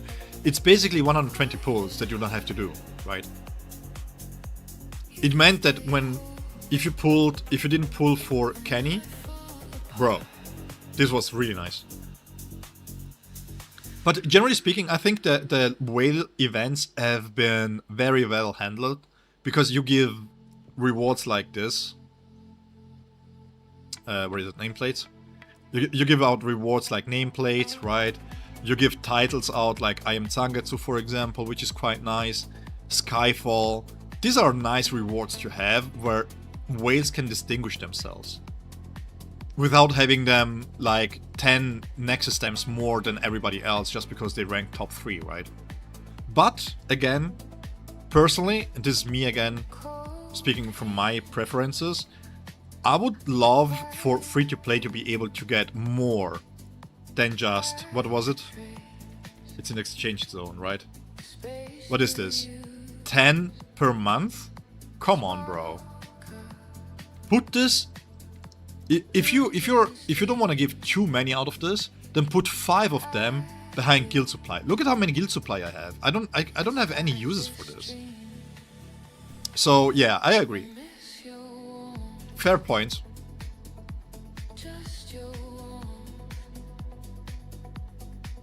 We're getting Murcielago skin in week 2.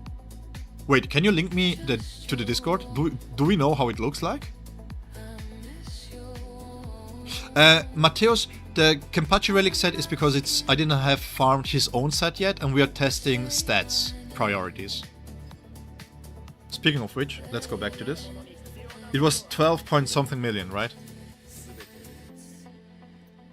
Where's the attack? Here is the attack one. We did it with level 25, and now we're doing the same test with level 30.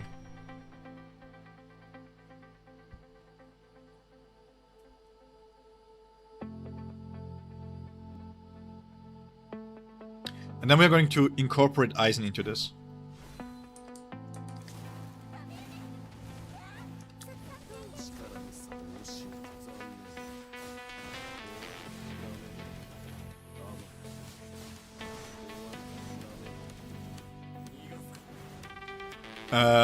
Having 5/5 material boost and 3/3 stamps. Yeah, they again, I think they should have done this event permanently during the whole celebration. Because let's be honest, prior to the half-year anniversary, all these rewards that we got was mostly because, well... Hey, I hate Momo. I hate Momo so much. Why am I using her? Why am I using her? I feel like they had to do good in terms of giving us ways to get more resources prior to the half-year anniversary. That this double drops and 5 time drops events don't feel as impactful as they should.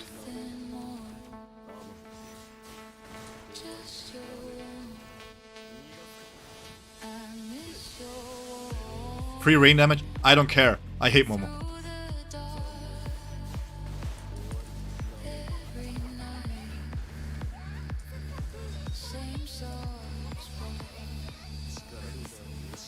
Music made me like Momo and hate beat you, Urahara. I love Urahara. I love him so much. You know how many times his Gigai came in clutch? Because I could dodge an attack, iframe an attack, that I didn't prior to this? Oh, interesting! Wait, what did I do wrong? Didn't I refresh Momo's buff enough? 1 second, guys. Let me redo this real quick. I think I was stuck too long on the 4 stacks here.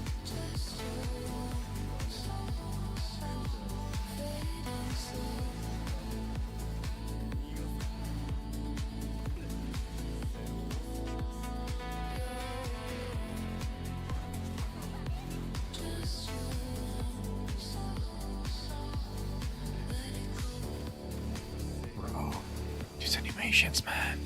What are these animations, bro? It's insane.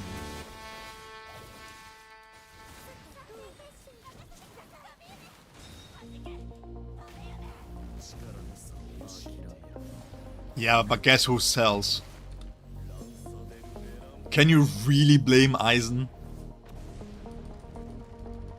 Momo-san will not be tolerated. I don't care. She is awful to play with. I like her as a character, but her gameplay is absolute trash, bro.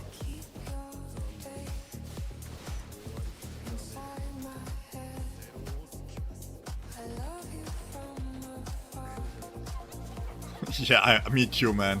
Can you imagine how Bankayama will look like? Let me launch this real quick.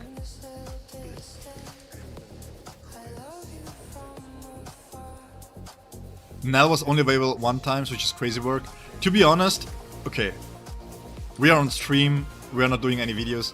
The main reason why I think so, I didn't say anything, is because I think that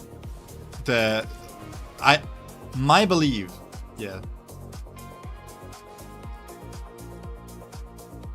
Why is there just such a difference? Why is attack worse now than...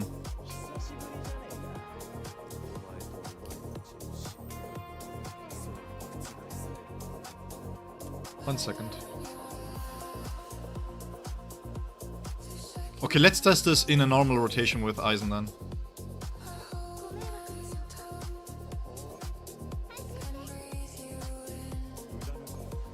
I'm going to heavily focus on Ulquiorra here. Hey Jack, really good! Man, hey bro, you cannot believe this. I was so lucky I went to pity twice. For him and for the weapon. Okay, this is... Okay. Before we go any further, right? Main reason why I think she only reran once is because this is my take. Ichigo will be tactician. If he's going to be thrust, he is going to be tactic. Or Uryu is going to be tactic. One of the two. Because there is no reason why you wouldn't rerun the tactician that brought you money if you don't have somebody else lined up.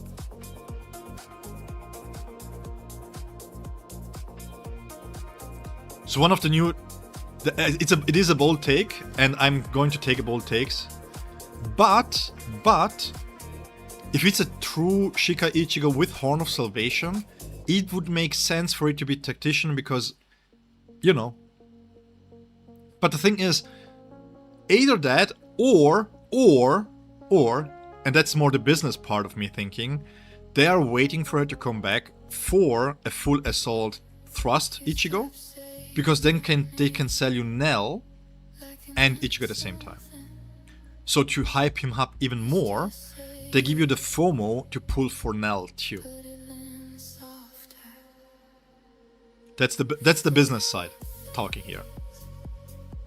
That said, if you don't have Nell, don't sleep on Tozen. Tozen is really strong. So, just real quick in chat, for everybody who got the B1 on Ulquiorra or the B2, how satisfied are you with the B1? Asking base form as you pull? You know what? You say that, but I can see that. But I think for him to be support, I would rather see him in Vollständig.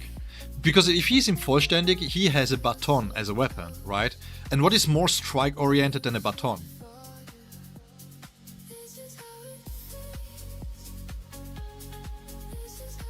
You would pay money to be to Ichigo and be for Nell? Yeah. No kidding. I have to say the boundaries are really intriguing. Okay, let's see. I'm going to give Ulquiorra as much time as I can.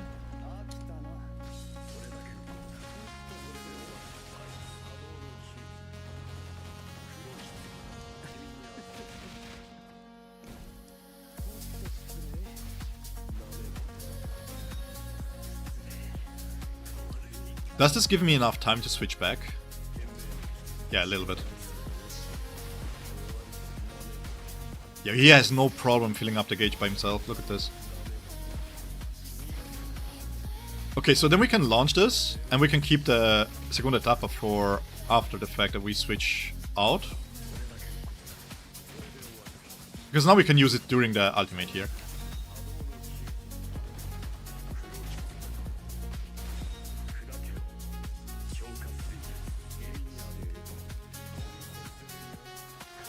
Do we value the counter? The counter doesn't do much, actually. Let's send this one here real quick. Now we're just going to wait for the technique to come back online for Aizen.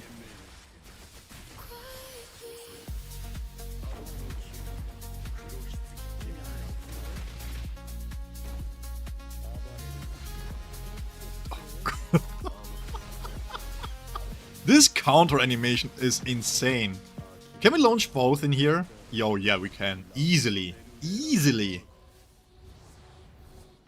Oh, man. Yeah. This is great damage. This is great damage. 6 mil.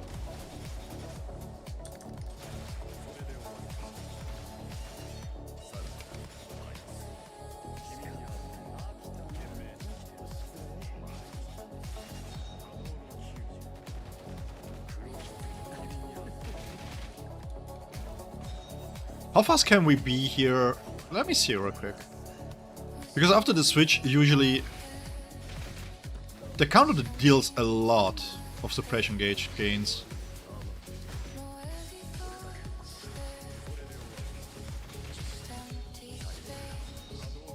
Okay.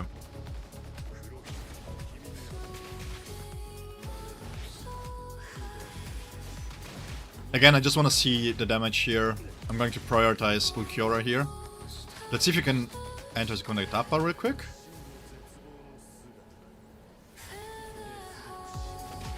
These animations are so insane, bro. Okay. 30 mil. Now, this was with ultimate charge rate. If I'm not mistaken. No bonds active. C1s. Oh, I haven't leveled up the weapon either, by the way. So if you're wondering why he doesn't do any damage, his weapon is literally level 1. No, this was attack, actually. Okay. Okay, so the main difference here is that he has special attack. Do I have ultimate charge rate? I feel like I need to make this more fair, because the ultimate damage here is quite high.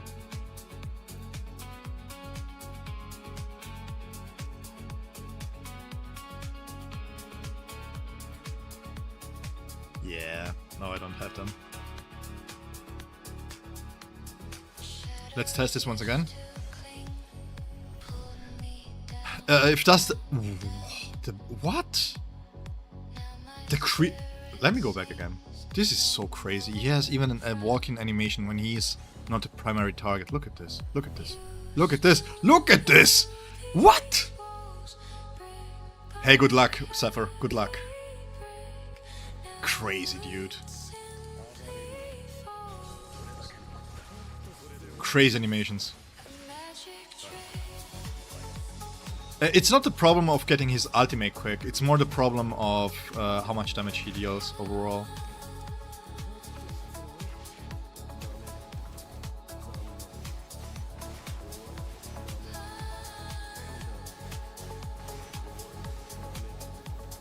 We're going to finish like this. We're going to keep his Zero Oscuras for the ultimate.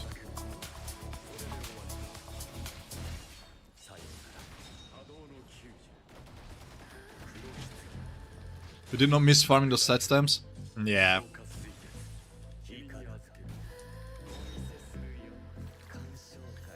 Who does?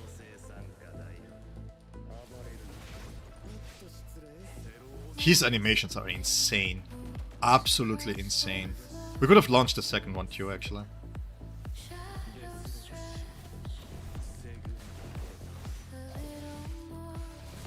We have the second one here. We're going back.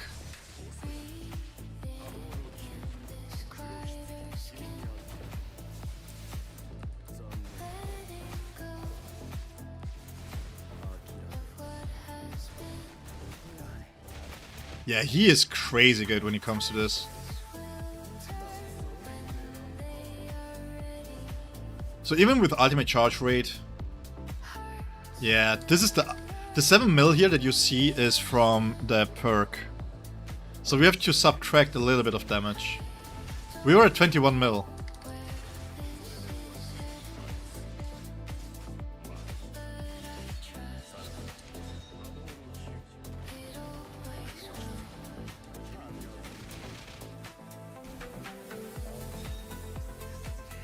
Yeah, I mean, these animations are peak Bleach. I mean, no disrespect, I love Rebirth of Souls, but man, that game has no chance.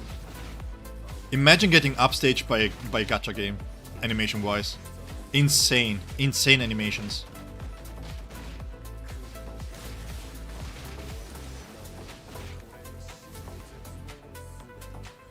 So far, I mean, they're getting better, I would say.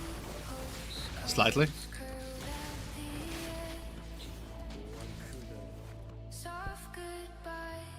Yeah.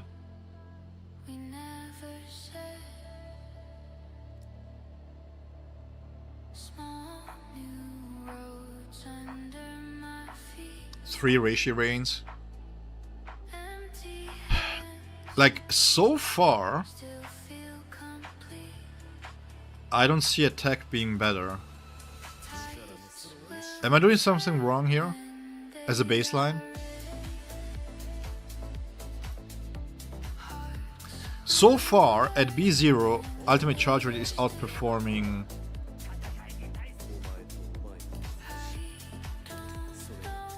Yeah, it's amazing looking. My 2 brain cells are a little bit occupied. I am messy? Why? Yeah, my 2 brain cells are trying to multitask. But, yeah. Okay, so... To be completely honest, if you don't have any investment into him, I can see Ultimate Charge losing value, but we will do this gradually, right? We're going first to put in his bond.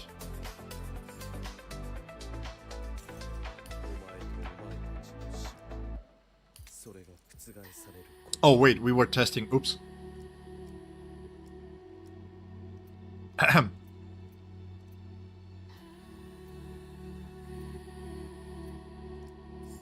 My bad, guys.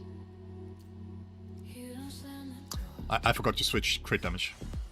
Let's redo this. Yeah, but I'm not pushing damage with them. I'm trying to give as much time to Ulquiorra as possible.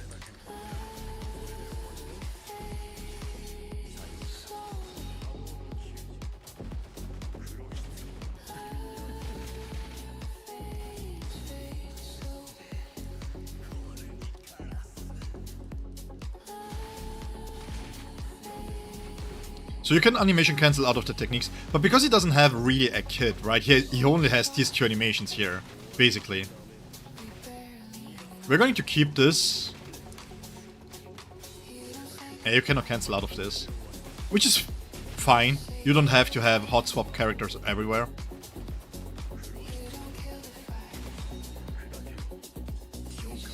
Give me a second, Malak.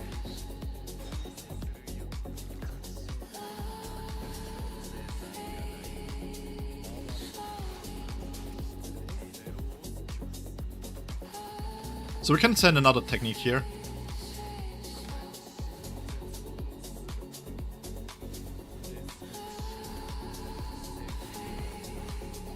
There it is. Yeah, it's amazing how much suppression gauge that he gains. Damn. Yeah, I think Toshiro is nowhere close to this.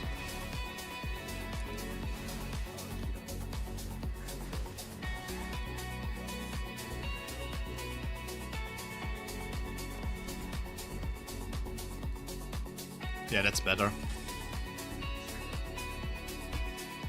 By the way, thank you so much, guys, for joining this gameplay and testing. I know that this is not the most exciting part, the theory crafting part, but I still appreciate every one of you still sticking around and going through this with me.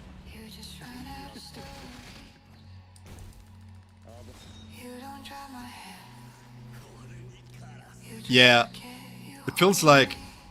But to be honest, if Ulquiorra was first, I can see how everything else would seem weaker. This here is a really strong end to the half-year anniversary. We're going to keep the technique here.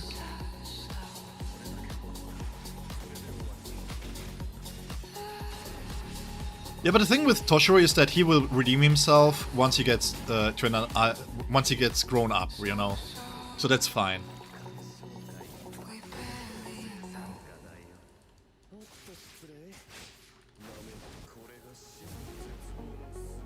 Bro, these animations, man.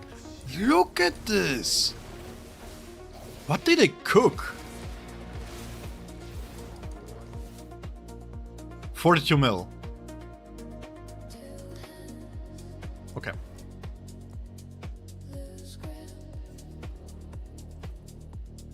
$42 mil. Just in case that I forget, remember 42 mil. So, again, this here is only special attack. It isn't as strong as ultimate. So we have to give a little bit of leniency towards the attack percentage based here.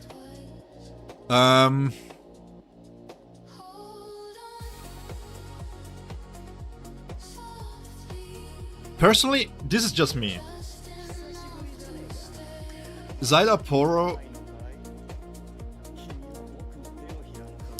I mean, in terms of value, Xylaporo will add so much damage to your spirit team. So much damage. Hey, Ed in action, what's up?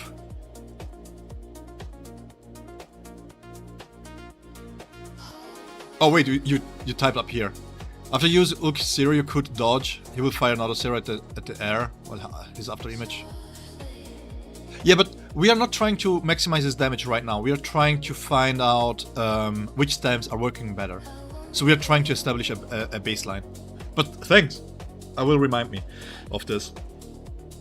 I feel like his B1 is good enough. You would have to compensate with this. You would have to compensate a premium support. I don't think, to be honest, Xylaporo is really strong at B0 in Spirit.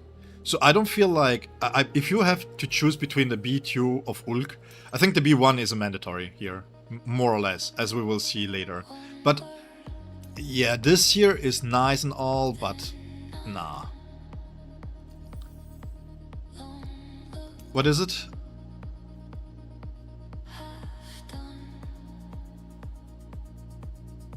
Okay. Yeah, B0 Xyl will have, but you have to get the weapon. So it's 80 versus 120, right? Pools. So whatever, if you can afford the weapon, you need the weapon with Xyl. If you don't have the weapon, then he's going to basic attack. Also, I want to remind everybody still, we haven't leveled up Ulquiorra's weapon. So the damage that you see here is at level 1 weapon.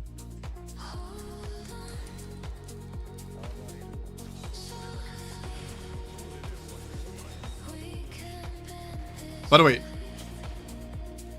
just real quick. Hi Ashi, how are you doing today?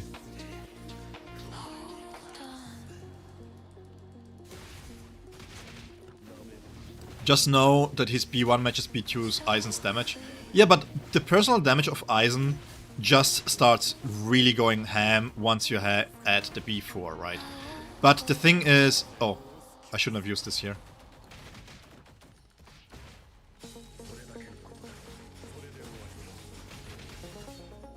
It's fine. It's just one technique.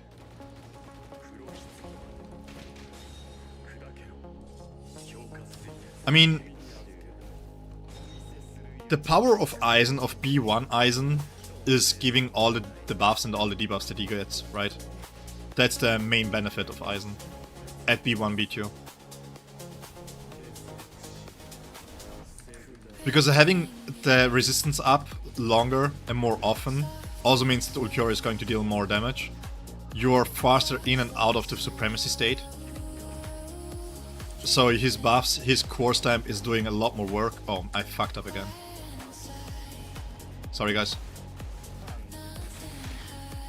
We will add another test here in a second.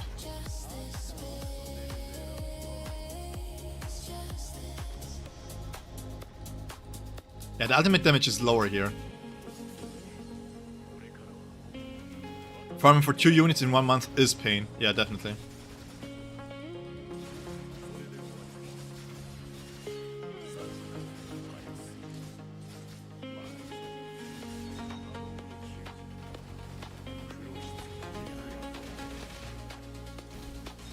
It is definitely pain, and to be honest, I mean, the question is when will we get another character, another premium support? We are still missing 2, right? So your chance of getting the chance to pull for Xyl might not be coming anytime soon.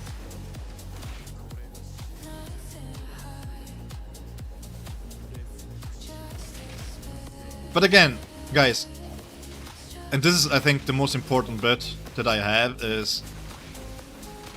if you don't enjoy a character, don't summon for him. 43 mil. This was attack. We did... how much did we do before? It's around about this ballpark here, right? We're at 40 something million here. Yeah, his technique doesn't deal as much damage as you would think it would deal. It's 19, 20, 28... 33% of his damage comes from the technique. But you will be adding a lot more technique damage once you get the B1. So yeah, maybe the B2 is worth it.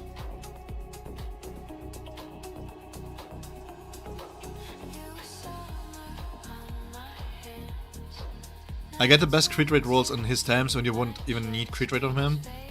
Sec, you can use crit rate because crit rate gets converted 1 to 2 crit damage, so basically you don't waste any crit rate. Congrats, Jack. Nice. That's what I want to hear.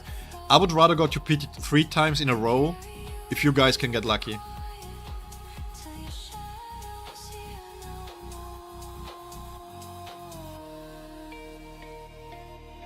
B1 and B2 definitely worth it. Yeah, I think the B2... I'm not sure about the... like, we have to put up boundaries, right? Because technically speaking, my content is more geared towards free-to-play and low spenders, right? I want to showcase what kind of value you get with the characters at those levels. So if we're taking this from a free-to-play perspective, B1 definitely worth it. I would skip the B2. Even as a low spender, I would skip the B2. Because yes, it's a really nice damage increase, it is.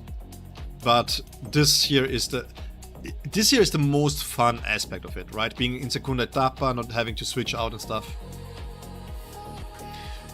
Does it make a difference using Ulq stamps than Kenny stamps? Yeah, it will make a difference, but these are my best stamps, and this gives me a baseline, which makes it easier to test the stats, basically. Because this doesn't do much in the sense of altering the stats that he needs, right? But I don't wanna have a 3-hour stream and then sitting 2 hours just farming set stamps. I wish I could sell my torch for 1 copy of Ulq. You and me both, buddy. You and me both. Okay. Just for funsies, just for fun, okay?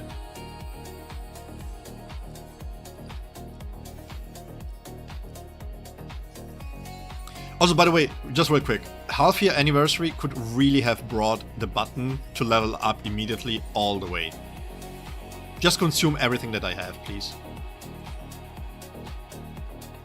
Apparently I don't have enough.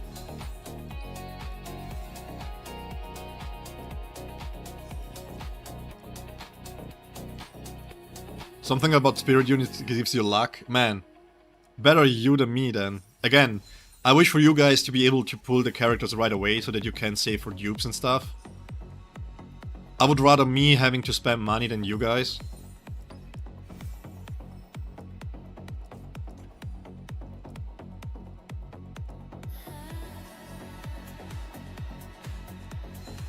Yeah. Just... also the raid button doesn't do much.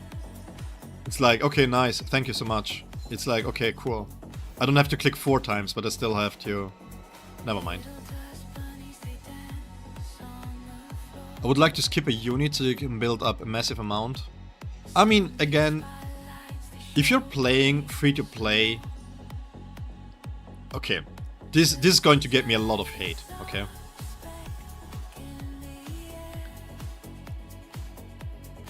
Personally. Just me personally. Skip Nell, skip Grimjo, because Yurichi does such a fantastic job as a free-to-play and low spender to be elevated by Soifon, and you already skipped 2 units, you skipped 240 tickets. Because why should you skip Nell? Well, Nell is great. If you only have her B0, she doesn't provide the thrust damage increase and she doesn't provide the crit damage support. While she is good at B0, chances are that you will build up Tozen to B2, B3, and Tozen at B3 or B2, even just a B1. Bro, with Gin in there, great team. I mean, are you going to rank in the leaderboards? No. Are you going to rank in the leaderboards with Nell? No. You aren't. And if you are, then it's on the set stamps and not really on the character. Right. Also, Banka Ichigo is skippable, Kenpachi is skippable. Why? Because you can have White with double support set up and he will be carry you. Soifon is literally the only character, the only tactician that doesn't work with double support, but you get a free Yoru. So who cares, right? So in terms, like, and this is why I'm trying. This is what I'm trying to do with my content, right? Try to not get into FOMO. If a character, if you're not, smart people told me it's like doing an investment. No matter what investment it is, if you don't feel comfortable investing into something, don't do it. Because the chances of regret increase by the amount of uncomfortability, if that's even a word, of you feeling while doing the purchase. And it doesn't matter if it's a game, it doesn't matter if it's real life. If you don't feel, if you see, for example, a cool skateboard, if you see a guitar and you don't feel comfortable with the purchase, if you see a restaurant and you don't feel comfortable with a purchase, chances are you're better off not doing the purchase. And the same can be true for gacha games too. You see a character, is he performing well? Okay, cool, but every character is performing well because, well, that's their main method of doing money, right? So, if performance is not an issue, if you don't care about leaderboards, if you don't care about the competitive side of it, and you can achieve the resources free to play with what you have, don't go into characters and summon for them. That's all I can say. And if I can help even one person not to FOMO into a character just because of it, I already am a really happy man. I have 3k Jades right now. Will I be able to get enough to get through Ichigo B0 in this full weapon fully free to play? You technically should, because you have still the whole of Ulquiorra's phase, which basically enables you to get at least half the pools, right? Half PTs. And then you have his too.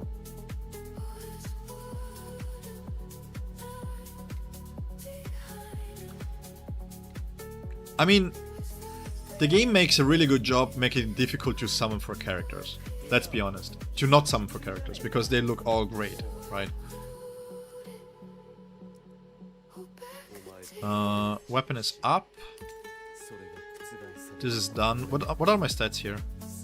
86%. So I'm going to overcap. Is this... Did they change this now? Let me see real quick.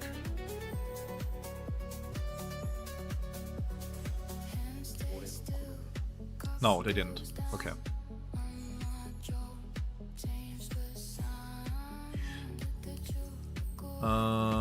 Let's remove this one real quick and see if this changes something. No, it didn't either. So this is just basically me from my stamps. Okay, cool. So again, I heard, I didn't do the breakdown on what it gives, but generally I always assume it's half the PT. Me too, Eddie. Shunsui, oh my god, Shunsui will be a B6 for me. So my 3 B6s that I will have next, okay, I have to admit something, guys. I B6'd White because I really truly enjoy White, okay? And me hoping that even if Ichigo, True Shikai Ichigo is Slash, I still have White being able to pull. That said, my other 3 characters that I'm looking forward to the most is Bankayama, Shunsui, and the third is kind of a strange one, and it highly depends on how they implement the character. Okay? Give me 1 second.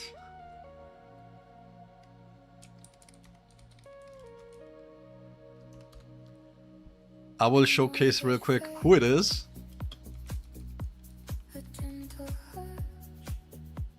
Because words are not enough to show the manliness of this man, and to just what take a look for yourself. I will give you 3 seconds to guess who would be my third B6 that is an immediate B6 right from the get-go. 3, 2, 1. This is my B6. And I'm not even kidding, okay? And I will tell you exactly why he's the B6 for me. There has to be something very specific in his kit to make him my B6. Okay? Can you imagine him being on the field and you have the little dude cheering him on everything you will do? Yes, I'm 100% sure. I'm 100% sure. Just the fun factor of it. He does something and then you get cheered on. Oh my god. That would be awesome. That would be tremendously awesome.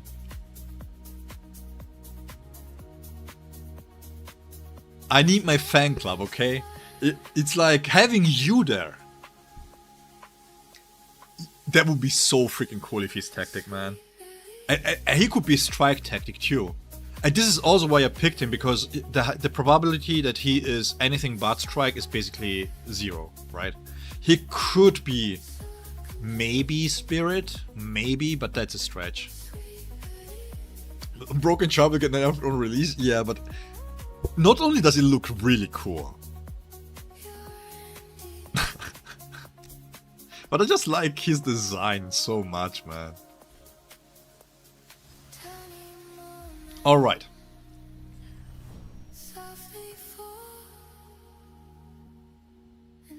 Beautiful Charlotte. Low-key, if they make a really good Charlotte, yeah, I can see that too. I mean, to be honest, my only criticism that I have when it comes to the B6s is that I would rather have less power on the B6 and more power on the B4, but instead they give us more visual design added to the character. So for example, when Kenny does his kendo, maybe you can add some visual that it showcases that it's B6. When you have somebody like Gin, for example, who uses Venom Snake, it would be really cool if you had like the shot like he does it with Aizen. That would be really cool. This is B0. Yeah, Giselle needs to be tactician. Okay, so we're going to do a 60-second time run here. We're going to take this a little bit more seriously.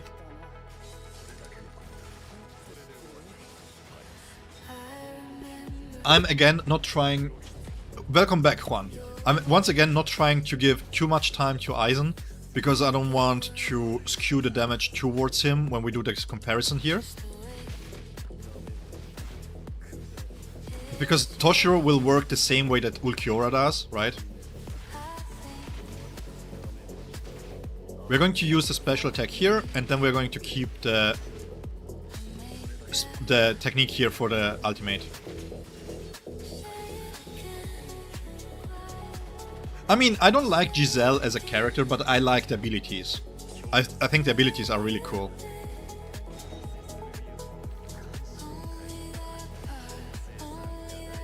And after this, we have to take Ulquiorra into a boss fight.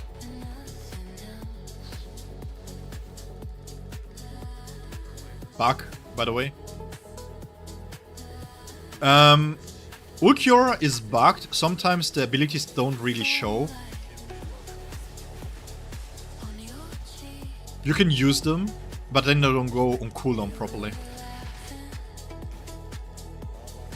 But I take those bugs instead of having something broken in his kit. Let me rush here to the other one.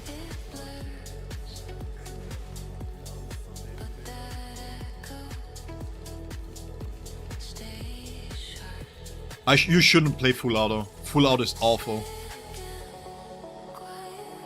full auto is really, really bad. Yes, I know. It was quite fun when he was confronted with it. It's like...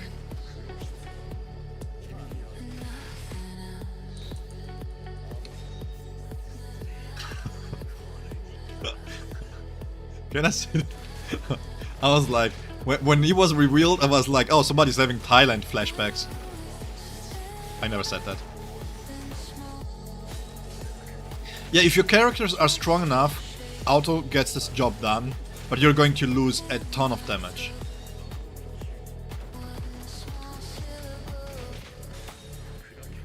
Oh wait, I'm a dumbass. I should have stuck with Ulquiorra. Let me redo this. Let me fight with Ulquiorra a little bit more. Okay, just real quick. I will make a video about this because it's quite important for me. I will just take this team here. Okay. I will showcase 60 seconds. Full auto. The amount of times my auto Eisen is fucking obliterated the reward box with the ultimate. Yeah. To be honest, I don't mind auto, but if you try to rank for anything to get a little bit more rewards, the difference between auto, especially now with his characters here, is crazy. He's not using the technique here. Watch this. Not using the counter. He's using this here, which kills the counter. And he uses the finishing strike with 2 stacks.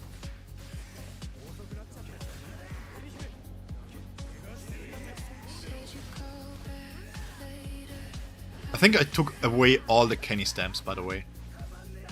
But it doesn't matter. It's just about the rotation in itself. Yeah, but that's what I mean, Ashi. If you get all the rewards that you need from auto, that's fine. I'm not judging you for using auto. I'm just saying that if you want to get more rewards by ranking up in the leaderboards, then you need to play manually, because auto is just not good enough.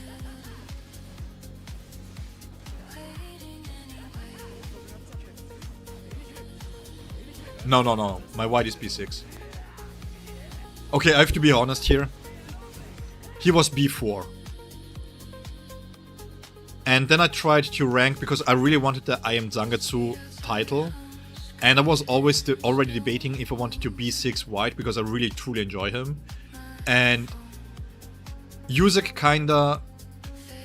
I mean, Yuzek's arguments for Ichigo being thrust and me hoping that he's thrust, so that maybe if he's really cool and he has Horn of Salvation, I can B6 him without having to box my my Kenny, give me the incentives to go for the B6 for white. I was seconds away. We don't know yet, Juan. I was seconds away. I was missing 5 seconds to get in the top 3 on my server 7 on A+. And no matter how much I tried for over 12 hours. I didn't come close. Okay, there was so much RNG needed for this to happen, and I was like, you know what, F it. We know how great B0 white is, we know how great he is at B2. I already brought into B4. For showcase purposes, the only thing that the B6 does is add personal damage to him, so it doesn't really matter, right? So let me B6 him, I have enough to spare, and maybe I can skip some of the characters, maybe I don't have to do weapon testing like with Ulquiorra, so then can save those Jades for the next B6. I think I would appreciate a Spirit Tactic which takes less field time like Siphon, but Eisen doesn't really need much field time. So, we have a 3.6 mil here. Dude, stop.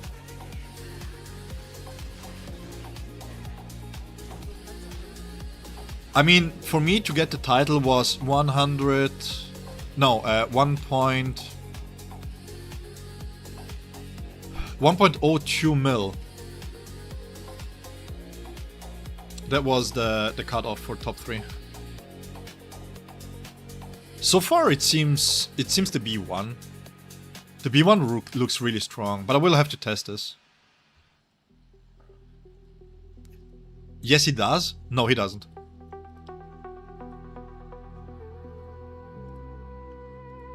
He doesn't.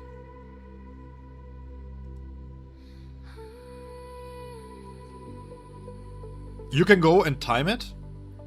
The amount of time that you take with Eisen is barely maybe 2 seconds longer than Soifon's. If you play Soifon correctly, you're more on the field with her than with Eisen, because you have to use her technique to animation cancel.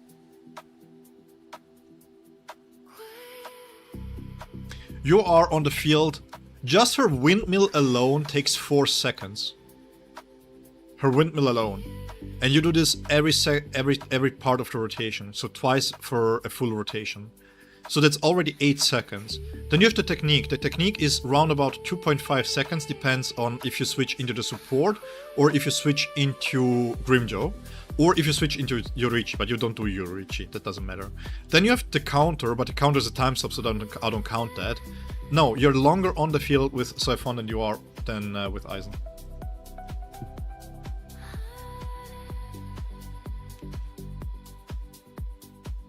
You can go and try and test it and time it.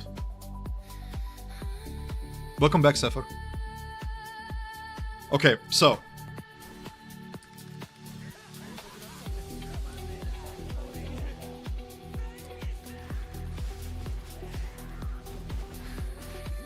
Of course, again, no set stamps on Kenny. But 3.8 mil is what we need to beat.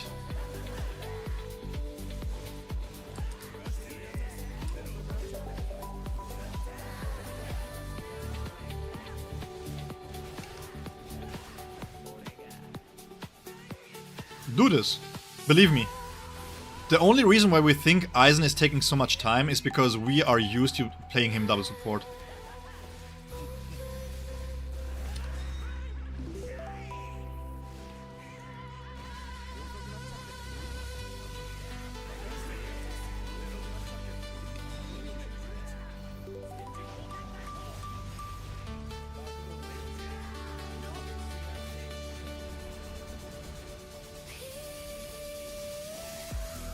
I can even build in mistakes like this and still be able to do more damage.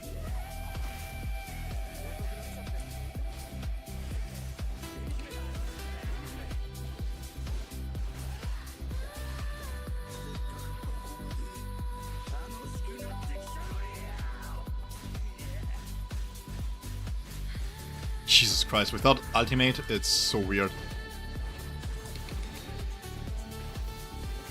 Juan, what was the cutoff for you to rank top 3 there on the server 1?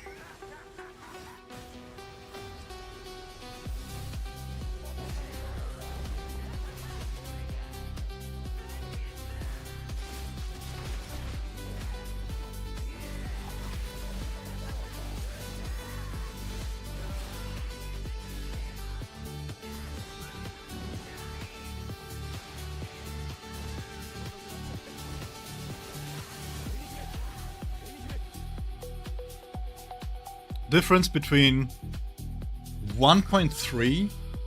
Bro, these are krakens, not whales.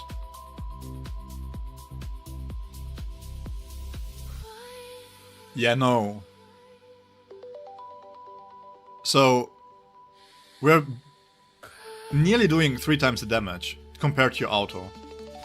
So, just, again, you can get a little bit more done. Who is free-to-play friendly?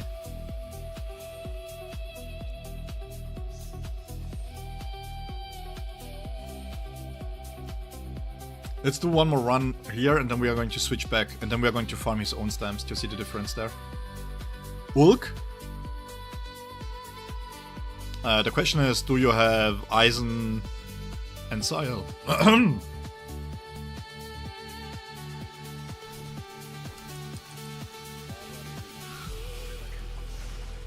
Full assaults in general are not really free-to-play friendly.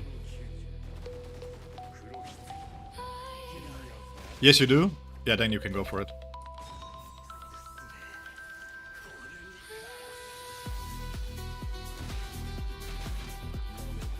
I mean, here you're 10 seconds on the field with anybody but Aizen.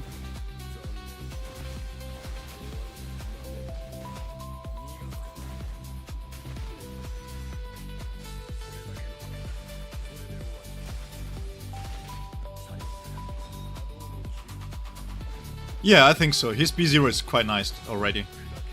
If you really like Ulquiorra, for sure. I would even argue if you really like Ulquiorra and you can get his B1, you might want to get his B1 just for fun purposes.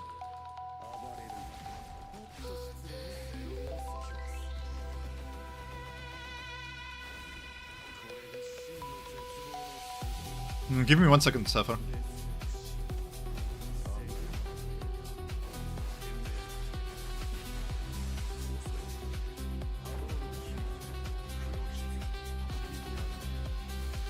Can I animation cancel this? I can.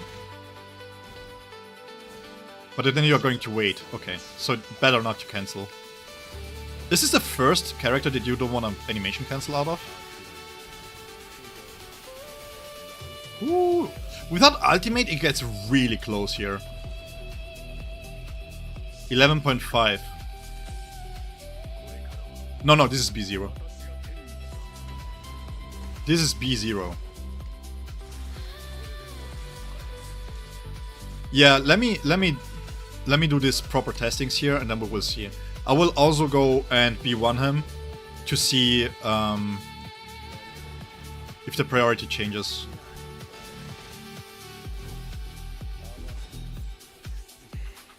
I really want to test the B1 to see if the priority changes there.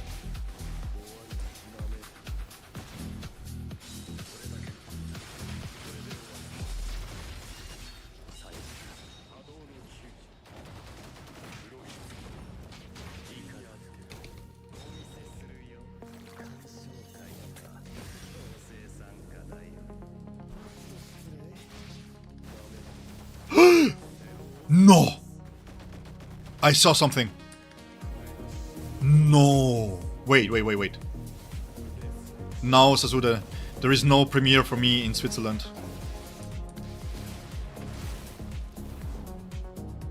$66 mil. B0. Do we think?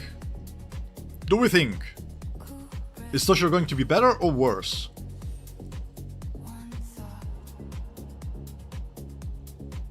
My Aizen is B6. I have 3 B6s, which is White Ichigo, Kenpachi and Aizen. Everybody else of the premium character is at B2, except for the supports, which are B0, to keep the balance a little bit lower. But I might have to go with a B1 on the support. I might have to. I'm glad Ulquiorra is in the quick swap character and we actually get to see his animations. Yeah, Arbas. Yes, Toshiro is B2. Ulquiorra not being a quick swap character, and just even if you quick swap out of the technique, it doesn't really provide much because you have to wait the second to go back into him. His animations are so quick that it doesn't really matter. I really like this. Really like this. We have enough hot swap characters that him being played as a full assault DPS down on the field is quite nice.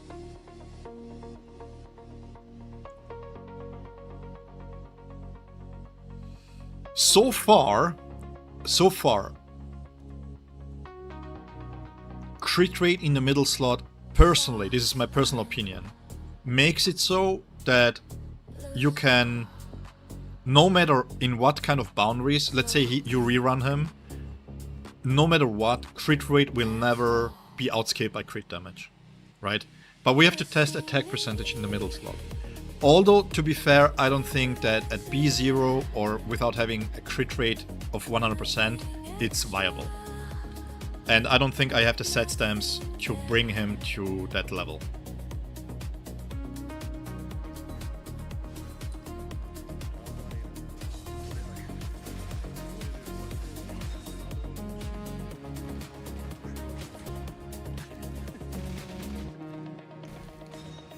You was thinking of getting B1? I mean, I would wait if resources are a problem, then I would wait for the announcements. We should have at least a few hours before the banners go away, before we go into maintenance. We should know what the character is going to do. So I would wait, be patient.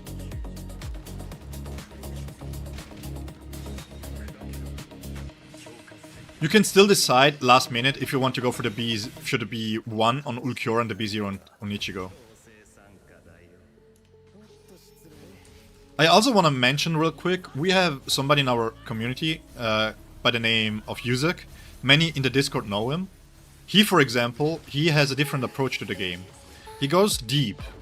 He doesn't build many teams, and his teams that he builds, he skips a lot to be able to B6 his favorite characters. So his Ulquiorra and his Aizen will be B6. A really, really strong team. We have to go right into the ultimate here.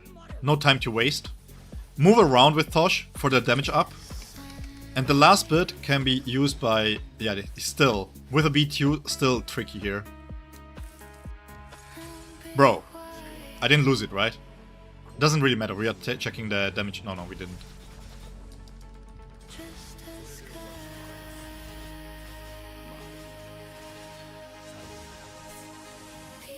We have to use this runs real quick here, because we need the ultimate charge rate from there.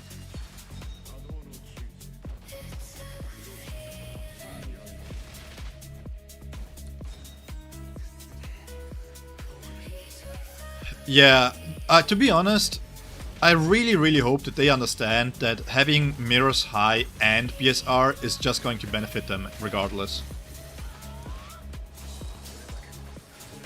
I really hope they understand this.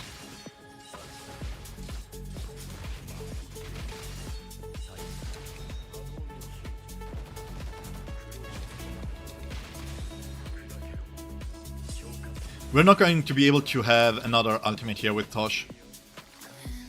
So what I'm going to do instead, I'm going just to spam the basic attacks out of him.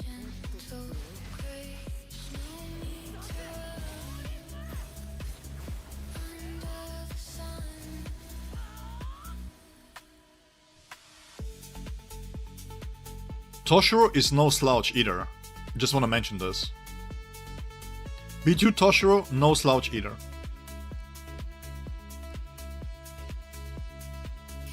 And his damage goes up too once we farm the stamps. So, I'm going to take Ulquiorra into one of the boss fights.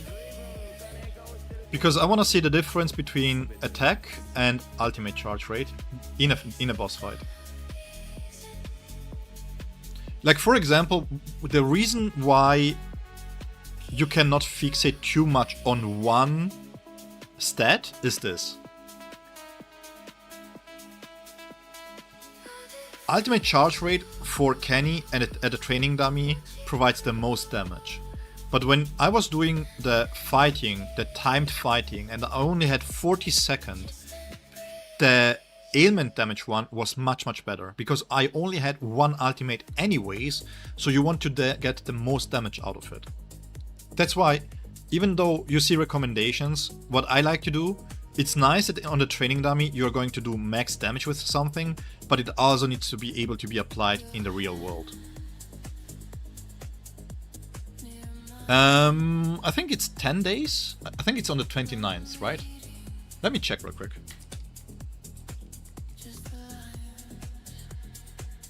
Because they have a countdown for this. It's on the Anime Expo, which is on the 29th. 8 days. 8 days. Oh no, okay, it's next month. Just real quick, guys, let me see.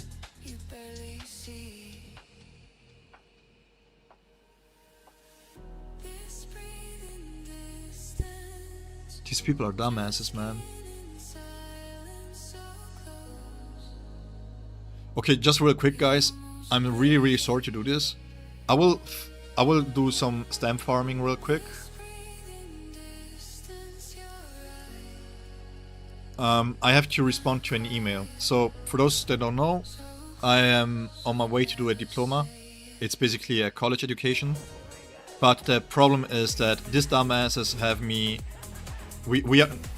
They send people on vacation, overlapping vacation, so we don't have enough people.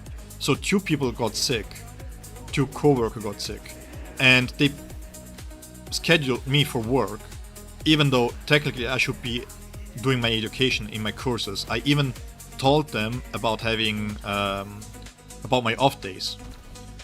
So now I have to check real quick, because else we're in a heap of trouble.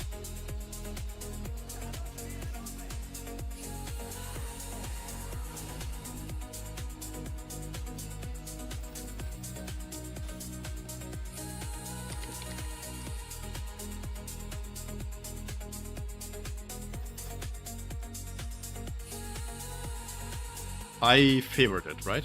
Yes, I did. Because now I'm getting the confirmation that I will be there on the seminar. Is it called this, like this, seminar in English?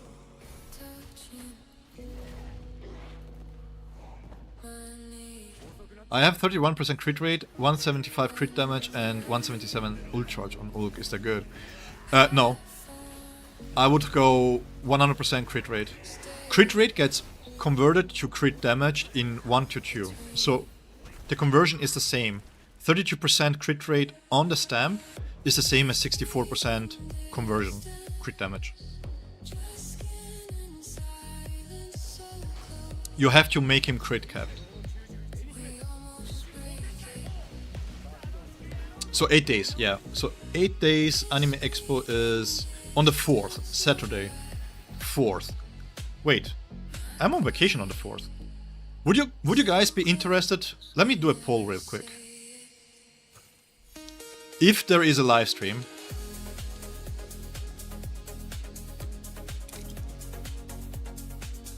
if Anime Expo live stream, should I stream it too?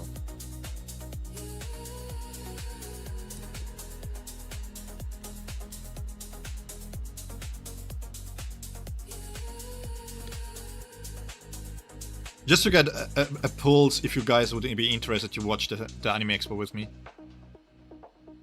Yeah, use the crit stamp. Crit damage is overvalued. You only got 1 core in 100 keys. Man, yeah, the cores are being such a pain, man.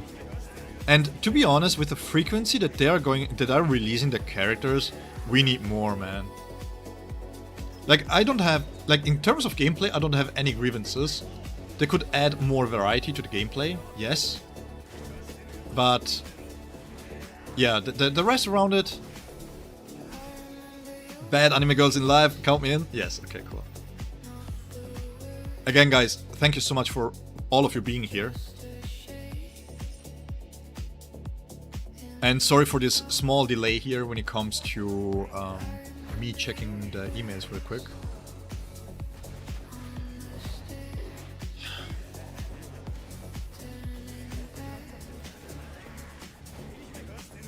Where was it? Because the problem is, if I don't mention that I'm not going to be there, then I have to take the blunt of the costs on me.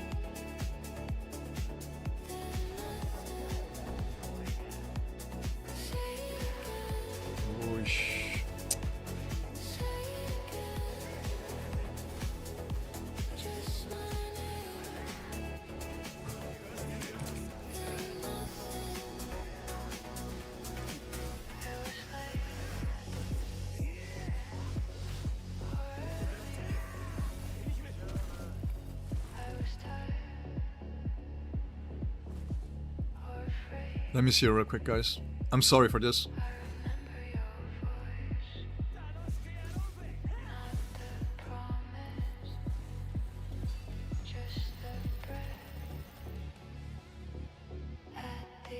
Okay.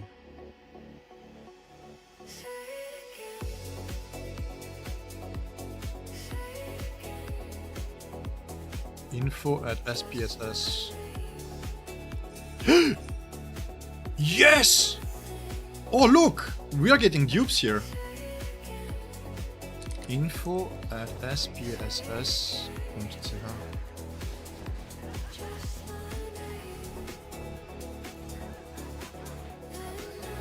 Didn't I download this? I'm truly sorry, guys.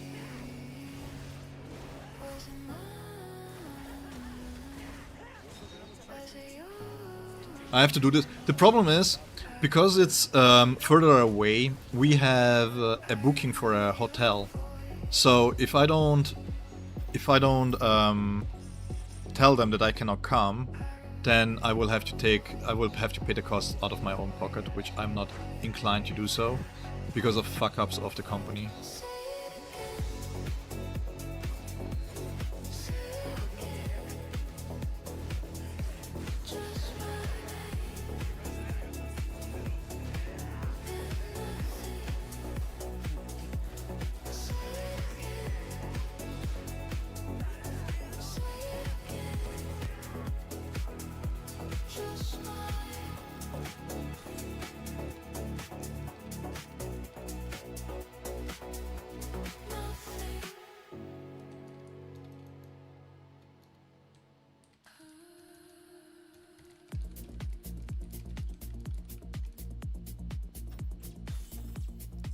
Like, if you guys want to take a break, this would be the perfect opportunity, by the way.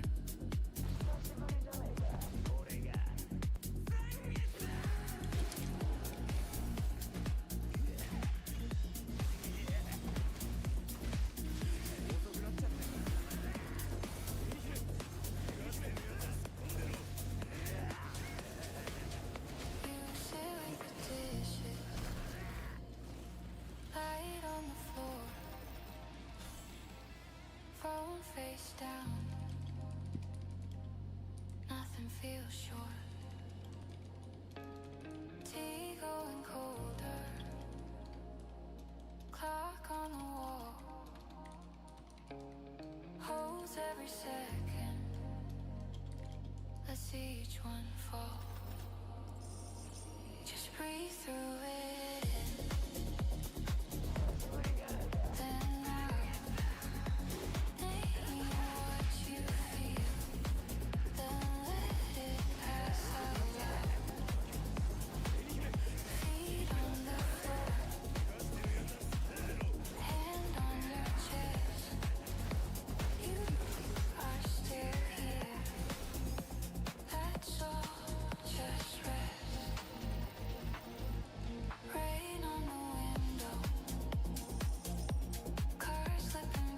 Alright, done and done. Okay, so let's refocus. Hey, Chrono! Oh no! Oi! Oi, oi, oi! Mate! You're not Australian, right? Giku's fake news? Guys, don't hate on Giku, man.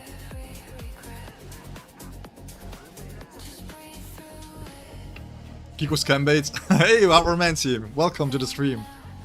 Jesus, you guys are crushing it. Like, genuinely crazy. Also, just real quick, do you guys like my new... It's Eddie from YouTube, switched here? Oh, hey, Eddie. Well, I like your name here, Chrono.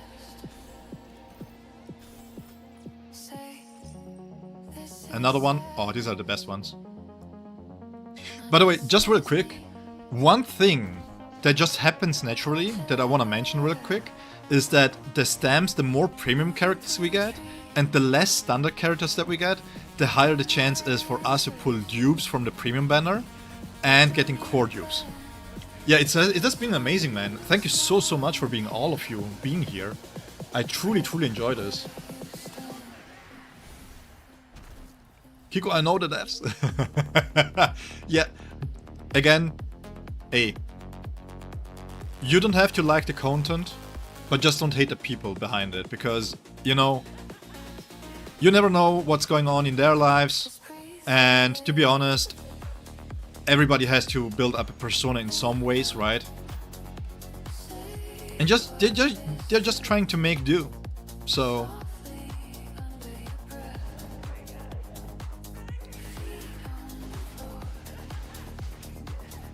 I mean, his Discord, yeah, but Malakut, I wanted to make this point. His Discord is really cool. A lot of players there, a lot of people to connect with.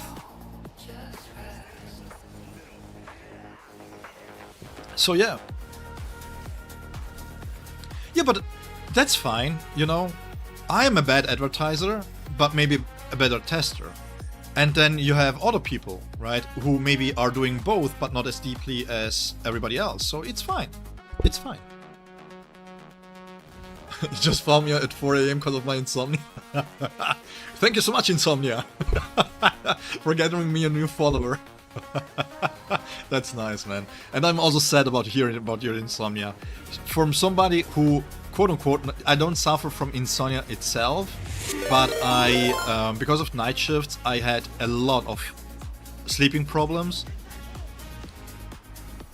I don't even want to know how bad insomnia feels, because already the sleep deprivation that I had during that period, during the adjusting period, was awful. Was awful. So I don't want to even imagine what you goes through.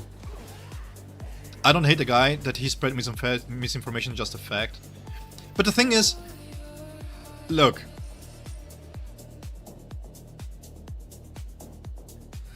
I will make. This is not a thing about religion, okay? But I will just tell you guys something. My grandma is highly religious. She is as Catholic as they come, right? As Christian as they come.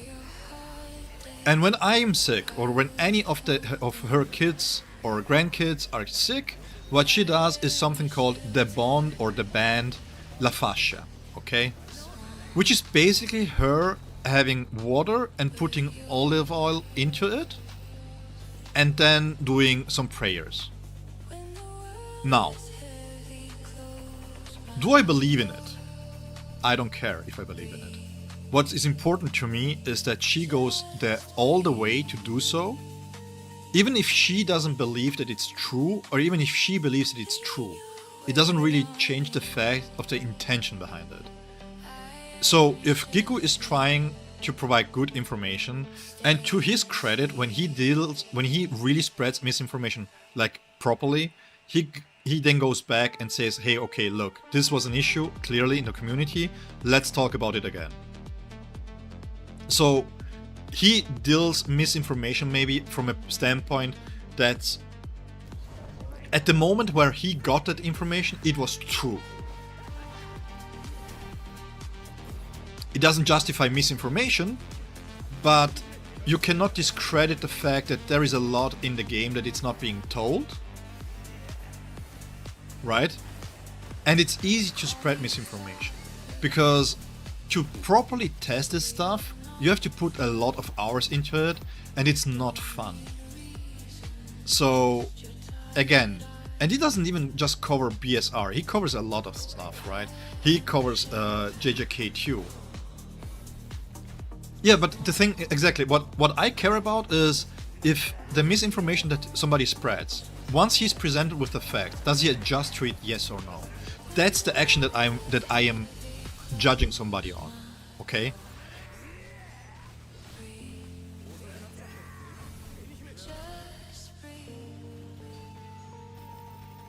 I'm not trying to defend Giku here. I'm sure that there are certain negative parts that I personally don't want to go into that I have with his content, but that's mostly because I also understand that for viewing engagement and stuff like that, you kind of have to clickbait a little bit, and you have to be a little bit clickbaity, and you have to be a little bit controversial, right? Because the sad truth is that in today's day and age, there is a lot of rage watching going on and hate watching going on, and it still sells.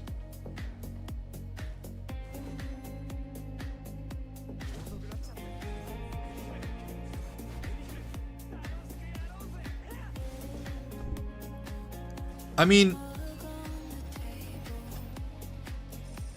again, I personally, this is just me, I don't follow his content anymore because I don't play JJK anymore, and the way that the BSR content creator space is currently working, I don't know if this is for every gacha, because I'm not that experienced in watching gacha stuff, but the amount of, oh, this unit is broken, oh, this unit is broken, and then they guesstimate how good a unit really is based on value and performance, Even though their character has been B6 for like an eternity and they didn't really test the characters, they only tested it against a training dummy. They didn't go into hard content, they didn't try to fight proper bosses with it. And because of the performance on a training dummy, they now know how they perform in real life. Just real quick, right? Everybody says, yeah, you know... Give me a second. For Slash, Kisuke is nowhere close Mayuri, okay? That's the thing. And that's true, right? You scroll down and you don't see a Kisuke anywhere close, but here at 15 mil. Okay, but go in as a free-to-play player and pull a B0 Mayuri, and you have a Kisuke, and Kisuke will outperform a B0 Mayuri with the same team at B6. Why? Because the buffs that Mayuri gives are not enough to offset the damage that Ichigo is going to lose. So it's always a matter of context. So when I'm going to say that Mayuri is the best support in the game because it can be used in 3 teams, but for these 3 teams to work, White Ichigo needs to be in Invigorate or Restrained, else it doesn't work. So what are we talking about? This is not something that you're going to tell a B0 or a free-to-play, hey, you're free-to-play, no worries, just spend 60 Nexus stamps to get Restrained and Invigorate on your White. Oh wait, a new Slash support is coming out, and now you have to restamp everything on White Ichigo because he's going to lose too much damage? Oh well, that's your bad. In which world is this sustainable? It's not. Right? And these are the takes that I don't like in the general community. In the BSR community, they invest into characters and then they're like, yeah, you see, because of the training dummy damage, this character is as good or better than the other. To be fair, again, this is no slight against anybody in specifically, but Giku, for example, Amazing, all these content creators, they are very big, right? So I also understand that at a certain point you are big enough that you rely on your community to tell you what's true and what's not, to save time, right? I mean, what I do here takes a lot of hours of testing, and if he doesn't have it, yeah, that's fair. Yeah, but that's the thing. Restamping is just not something that it's viable to do. It's just not. Okay, you can be salvaged. You can be salvaged. Let me do a double take here. Yes. You need to be ascended. I don't have one. Aww. By the way, real quick, I did some free-to-play summons. And I got him at B3. 3 more dupes, and I can finally test if at B6 he's still as bad as he is at B0. Yeah, we can use this with Byakuya because I want to test him too. No, G-Pole, I'm just using his Kenpachi stamps because it's the only one that I've leveled up. Because I want to find out what kind of stats we really want to have, and then once I know this, because I can reroll specific tests. I have a lot more Kenny stamps that are similar to each other in power. To be honest, the creators I watch is mainly based on if you can see they're genuine about what they like. Yeah, I come from... like the main people that I watch, right? There are people from the Star Wars Galaxy of Heroes community or from Dragon Ball Legends. And in Dragon Ball Legends, you have people like Ryuden and people like Goresh who have very, very good views on how well a character is being able to be piloted, right? So I try not to emulate them, but I try to give as much value as they gave me when they did the content. The world of games, gacha games, sadly. Yeah, that's true, Eddie. That's true. It is. That's why I'm trying to be a little bit different by giving a more somber view and trying to be a little bit anti-FOMO. Yeah, Goresh and Ryu is peak, man. I mean, even box play is really good. Box play is more for entertainment. box play is really fun to watch. And in Star Wars Galaxy of Heroes terms, because every single content creator is in the highest league of PvP, you always gain value. You always see what's meta and what's not, right? Okay, we're going to use this here because I want to send him to C5, so it's now everybody's C5. Let me take a quick look. Yes. Good.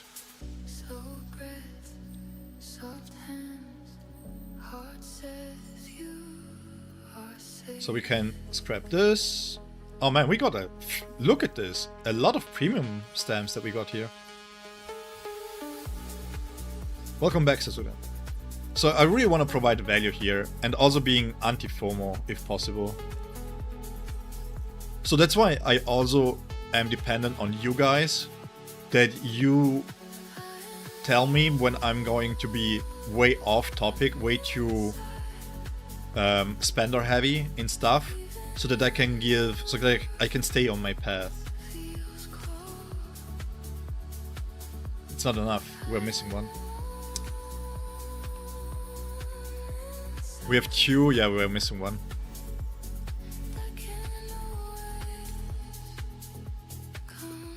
In terms of Dokkan, the truth is all you need in info. You know what it is though with the truth? I don't want to slander him because I really like the truth. What I miss with the truth is that he ranks every single unit at full potential. He doesn't give a crap about 55%. And Gorish at least does the 55% showcases. In ways that it's you know what it is? The truth problem is the same as Goresh's. Because Goresh has everybody at 14 star, while he can give you a valid value in terms of how to use the character, what you are capable of doing with it, you can learn it from Ryuden, right? The truth is tricky because the truth is so good at Dokkan battle that sometimes I feel like the skill gap between him and normal people is a little bit too high to really make it, to really add a normal kind of value to it.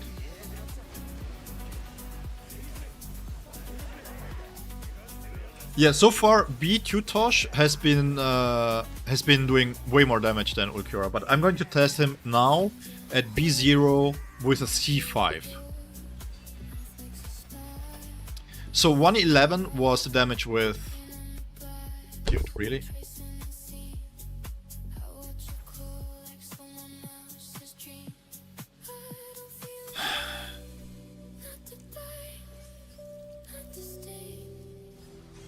For the love of God, please.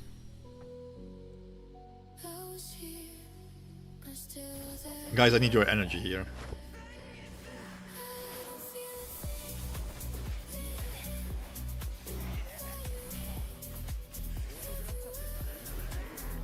Hey, you're a goddamn onion. Welcome. How is it going? You're skipping him? Valid.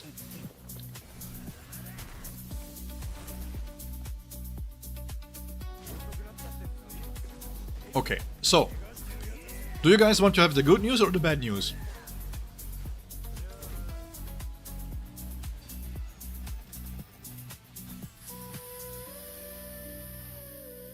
Romika, are you asking me or are you asking somebody in the chat?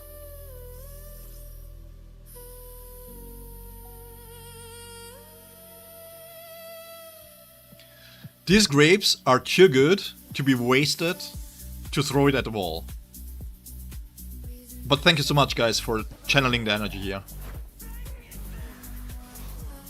No, I'm spending. I have 3 characters B6 and everything else is B2 except for the supporters, which are B0. And the main reason why the supporters are B0 is so that we can compare the B0 supports to the B2 Kiske.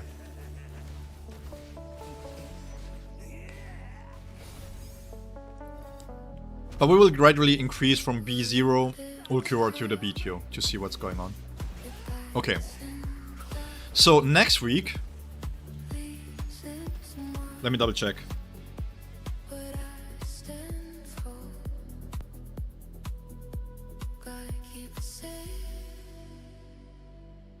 this tender, Give me 1 second, guys. I have to take a call real quick. soft inside, I'm so sorry for this. oh so soft inside, like it's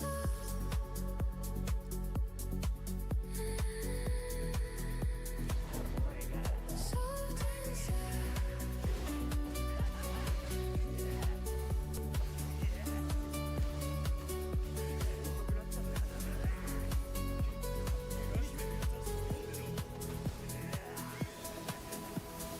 Walls colder,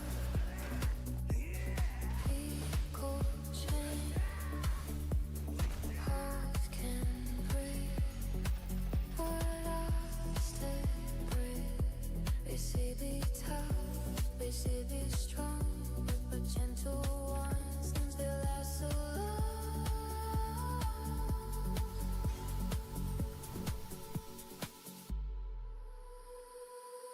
Soft inside, oh so soft inside, and you said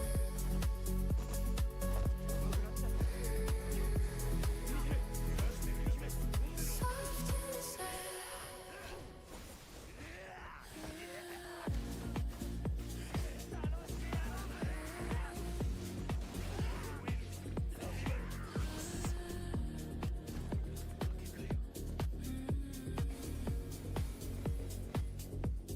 Clock on the wall, I don't hear it. Coffee gone cold, I still drink it. I don't feel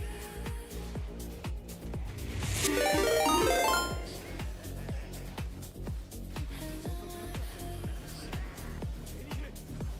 nothing hits. I don't feel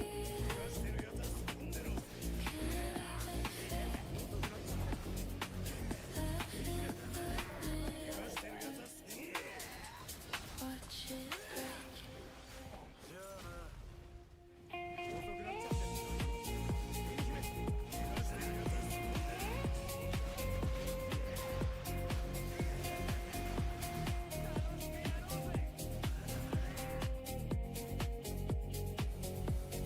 Phone on bed,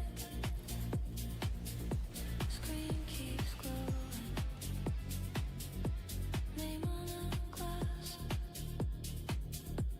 I'm not going. I don't feel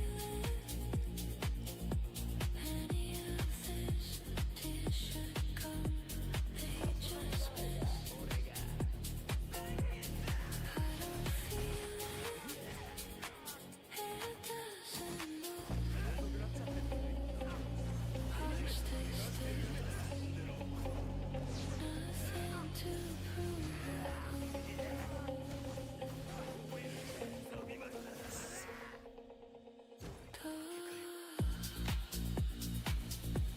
Doors stay closed,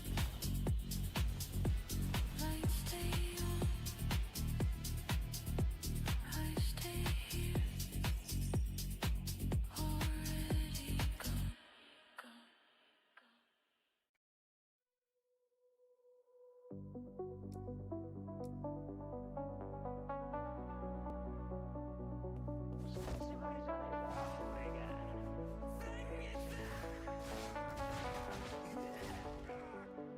My eyes they burn,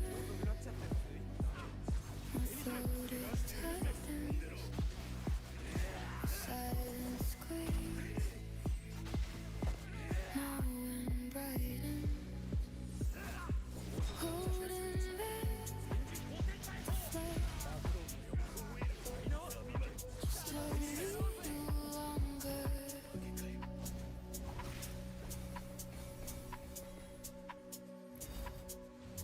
Tear and shame,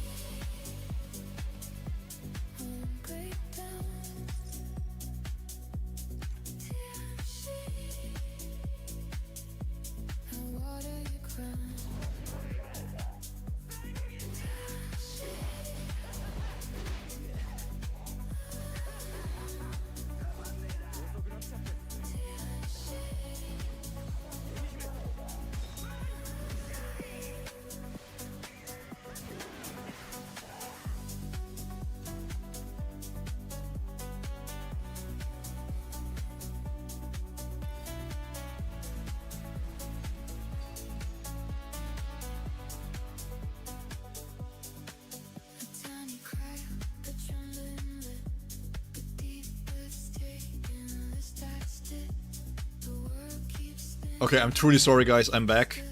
This was an important call because of work. But now everything is sorted.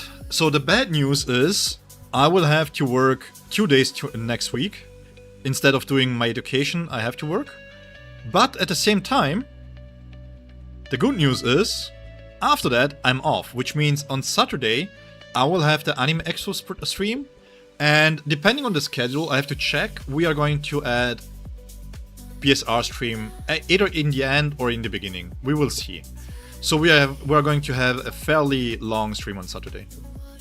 I work in security. I'm a team leader in a security company, and I am working on my diploma in. Basically, it's as a security specialist in terms of surveillance. This is the first part. Surveillance first, then fire expert second. That's also quite important to have, but that's not really part of the diploma. And the second diploma that I kind of want to finish is security specialist in how do you call this in English? Basically bodyguards. Okay. So we got screwed on stamps.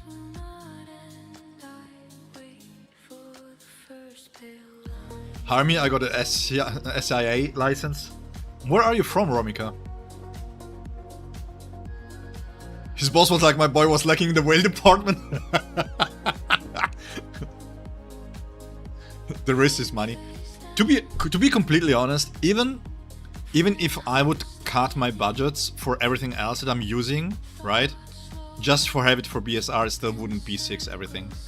I will keep it like it is. Do you need a customer service representative?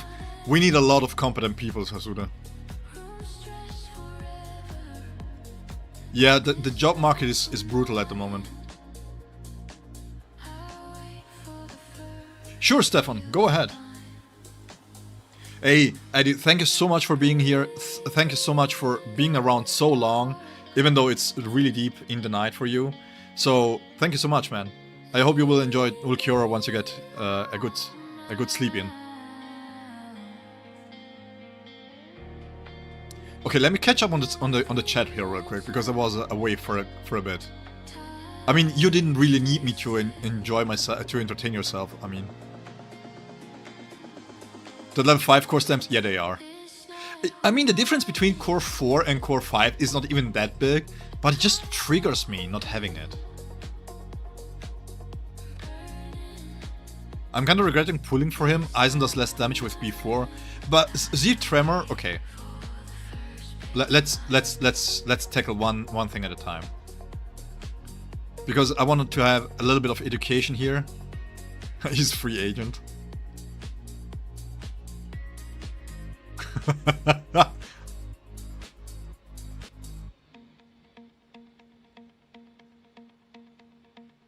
Is it worth having him with Ulquiorra than Urahara? Okay, you were talking about so. Okay, I see where you guys went there. Uryu support, okay. Maybe you guys shouldn't eat any sugars anymore for today. Arthur should play some Beyonce or Taylor Swift. I would be copyright claimed in 3 seconds, not even.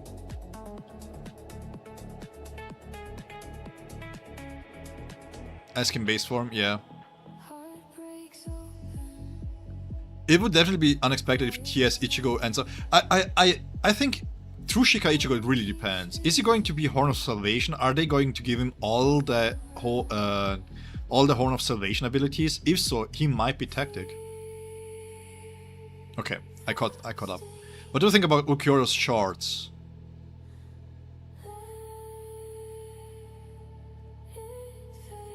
Oh yeah. Just generally speaking, when it comes to set stamps,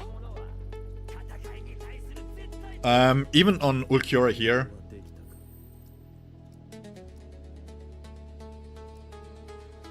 this is amazing value. He's going to use a lot of techniques, right? And he's going to use the ultimate too. So I think this is very viable. The thing is, what I would always recommend if you're looking at value, strictly speaking, because let's be honest, if you're playing as R pluses, you're not here for the performance, strictly speaking, right? So what you can do is you farm for Ulquiorra's main, and then everything that you have, you can trickle them down to Ulquiorra SR plus.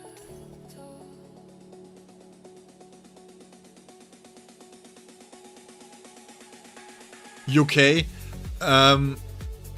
Romika, the thing is, if you're from the UK, it's going to be hard to employ you because we are only working in Switzerland.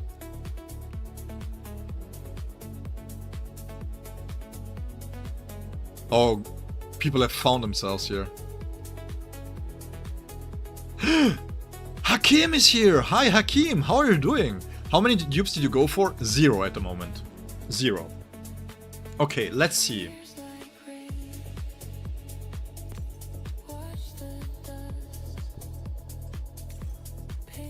We are using attack here. We're going to check this later.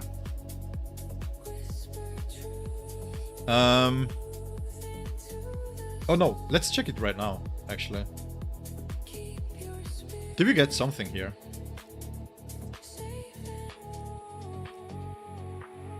EU.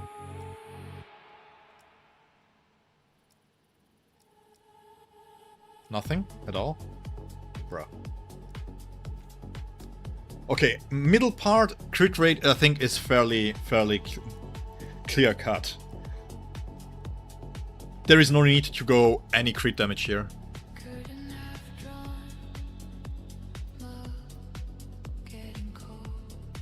By the way, just real quick, let me post my Discord link.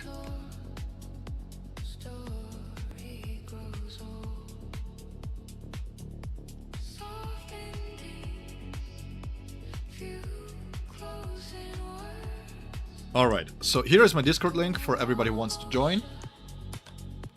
I don't mind, by the way, you guys speaking different languages, but just keep in mind that for... how do I say this in English? Just for the purpose of being understandable to everybody else, keep it at a minimum. As a person who speaks multiple languages, I understand the excitement to be able to speak your own language in chat. So I allow it, but just keep it, you know, at a certain amount. Don't go overboard with it. Yeah, true. So if you're playing on... Oh, this is the gacha. Look at these whale fingers. Look at these whale fingers.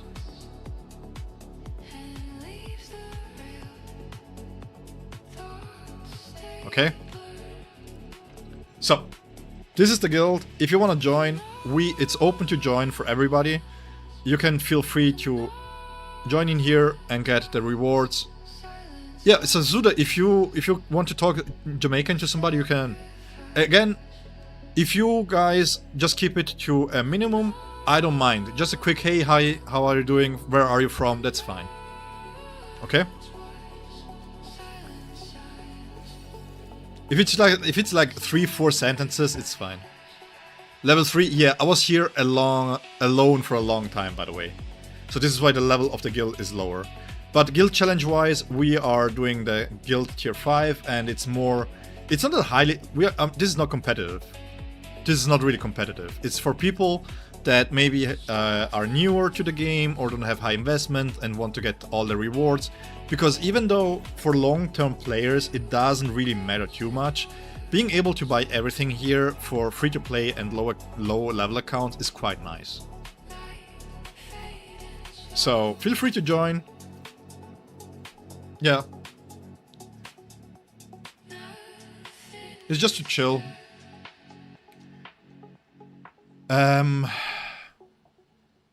Core stamp.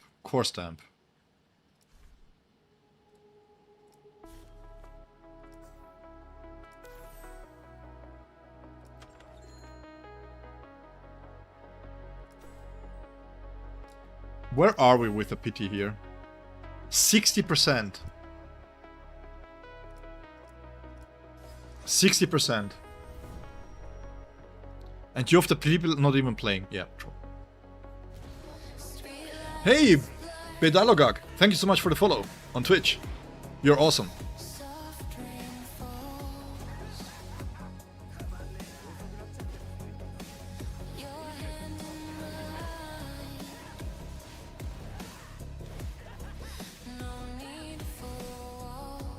Alright, so again, well, like I said, the bad news work and stuff, but next week Anime Expo full stream. And also the second part of the good news, by the way, is that on Saturday when the Anime Expo happens, I'm going to on holiday, but I'm going to use up my first week of my holidays here at home. Porca mi. Let me not curse in Italian here.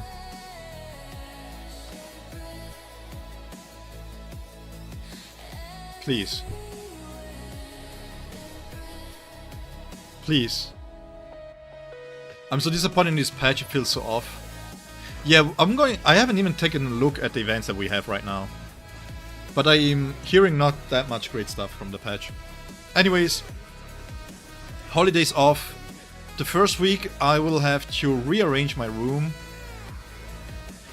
I'm not guaranteeing this, by the way, but I will try to have a face cam by the end of it. Okay? One more. Can we get a 60% luck, please? Please. For the love of God. Please. 60%. Yeah, sure. Yeah, the Grimjaw one was really late. I'm really sorry for that. Yes, Ranger. Don't be like a filthy whale like me and buy them from the shop.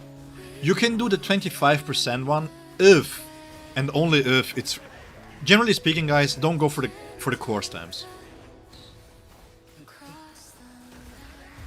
The thing is, I'm doing it because everybody else is on C5 and the power gap can be quite substantial.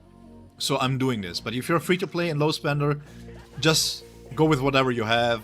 Slow farm them. Once you get dupes, if that's your favorite character and you want to power up your favorite character and you get dupes for premium cores, then salvage them and feed them into this. Please. Yes!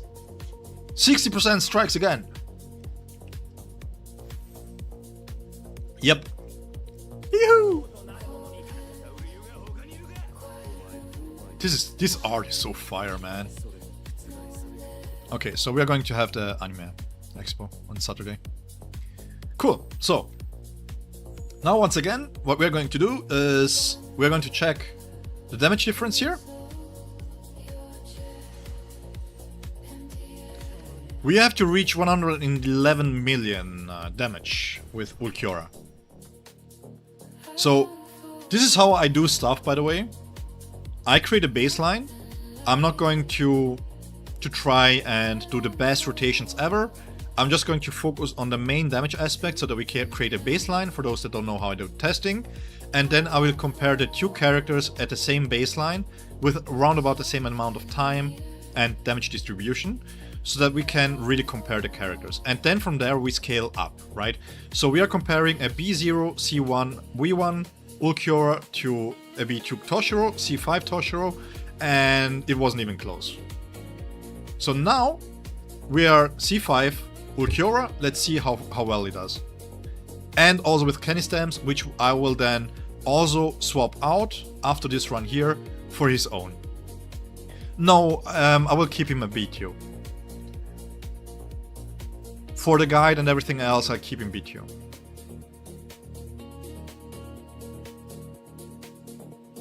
Actually, good point.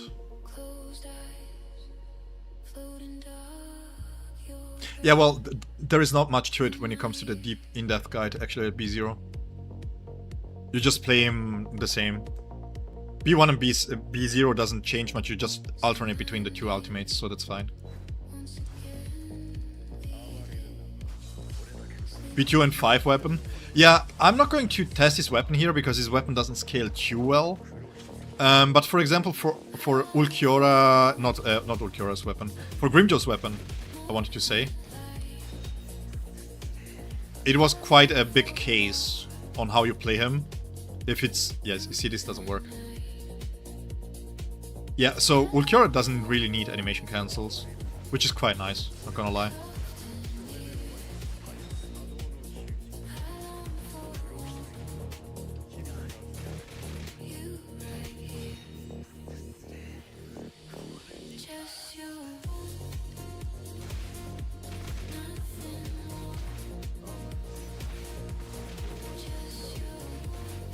Yeah, you cannot cancel out of the basic animation either. You have to wait for the full amount here. Let's do the slash immediately, then swap out. Are you guys really talking Jamaican now?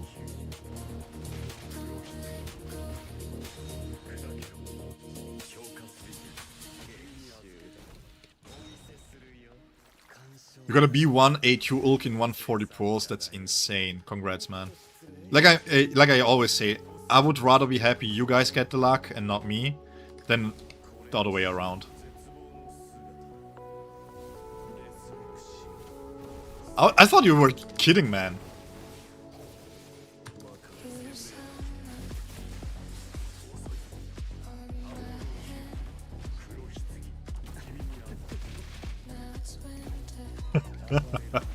It's so cool. This is such a cool thing, by the way. It's so amazing to think about this. You guys, everywhere in the world, you just... It's so cool. You guys are watching me from any part of the world. That's so crazy, man. Oh, his damage went big there. Holy crap.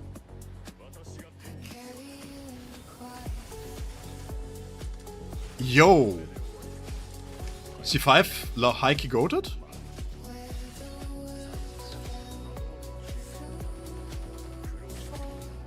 Yeah, it's so crazy. It's like a concept that I try not to comprehend, because my mind is just... I know crowds, you know? I've worked crowds, I know roundabout what these crowds are, more or less. And just trying to imagine having 30 people watching me makes me nervous, not gonna lie. I know it sounds crazy, but it's... Imagine this! Imagine visualizing this. It's insane.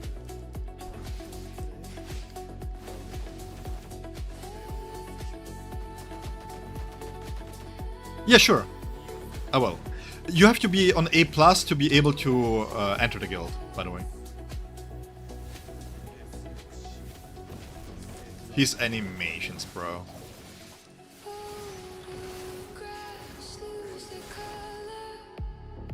Oh. Oh. Wait, guys, give me 1 second. Let me maximize this real quick. Let me maximize real quick. Oh, we are 10 million close. Wait. Wait for this. B1 Ulquiorra.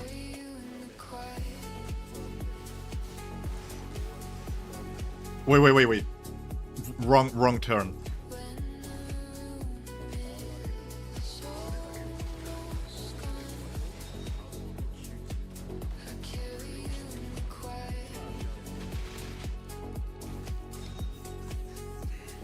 B1 Ulk. If you have a B2 Eisen, and you have to decide between a B4 Eisen or a B1 Ulk, go B1 Ulk. You will thank me later. So we're going to keep this for the ultimate here.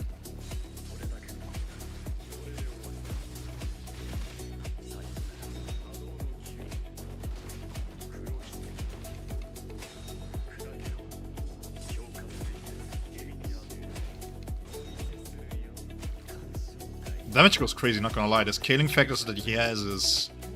Woo! So beautiful, this dude, man. Launch it, thank you. That not going on cooldown kinda pisses me off, because it's like, can I reuse it?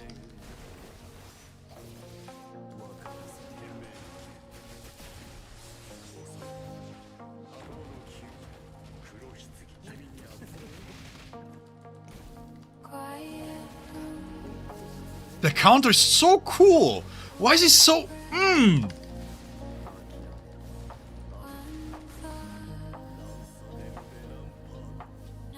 We should have enough time to throw another 18 mil. Not bad. Not bad at all.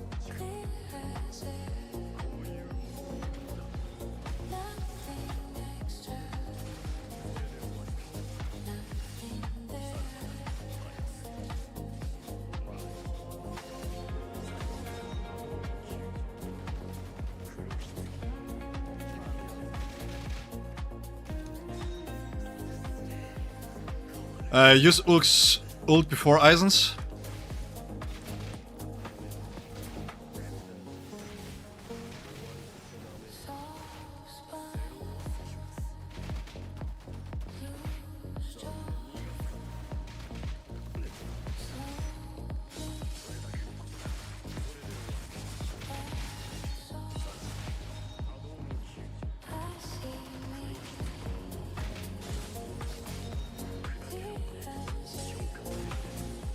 So if we tighten this up a little bit,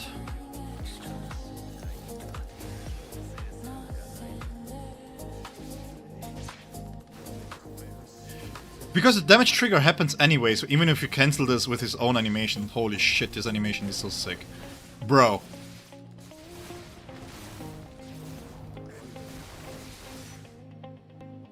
Yeah, this is great. This is great shit here.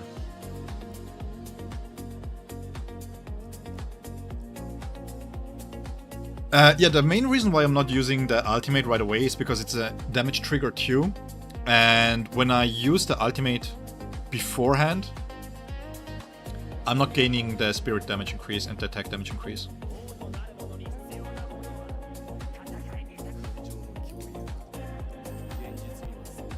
Let's see.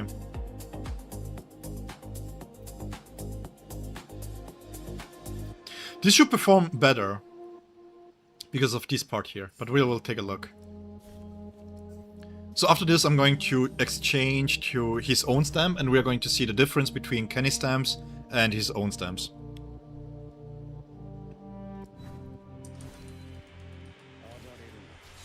Which also should give us kind of an idea if his own stamps are maybe best in slot for every single spirit character, because they are spirit, right? Toshiro deals the same amount of damage via techniques, and the damage profile is fairly similar to Ulk's actually. Yeah, we can shorten this.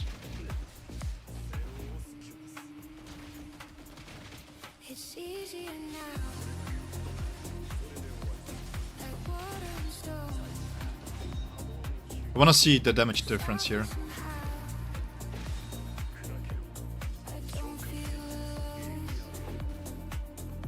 I mean, to be honest, you can make any character work with Eisen. Eisen is a fantastic character to have.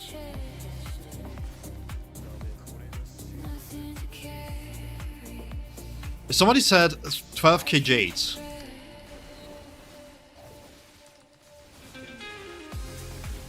But I haven't done the calcs yet.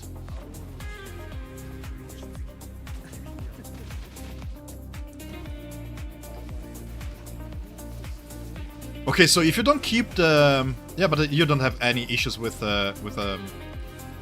suppression gauge anyways, so that's fine. I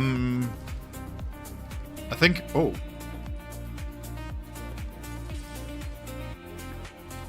That's the ultimate damage perk, by the way, that increases by that much. Yeah, I really like how he plays with Eisen, not gonna lie.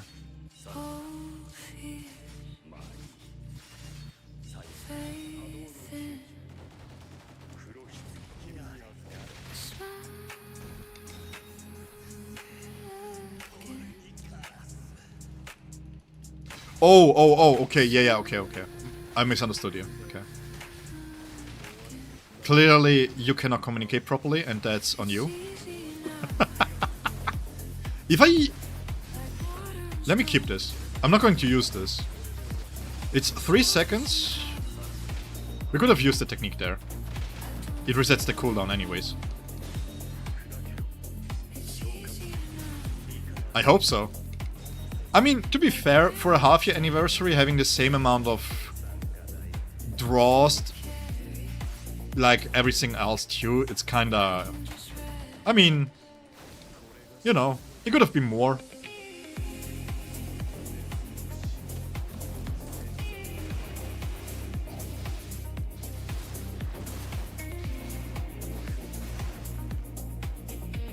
Yeah, so attack is doing much better here with Eisen.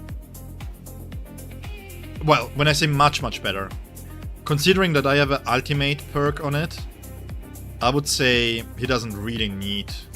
the thing is... Let me take him into a boss fight. He's B0. He's B0, Hakim. We're going to take him against the boss fight.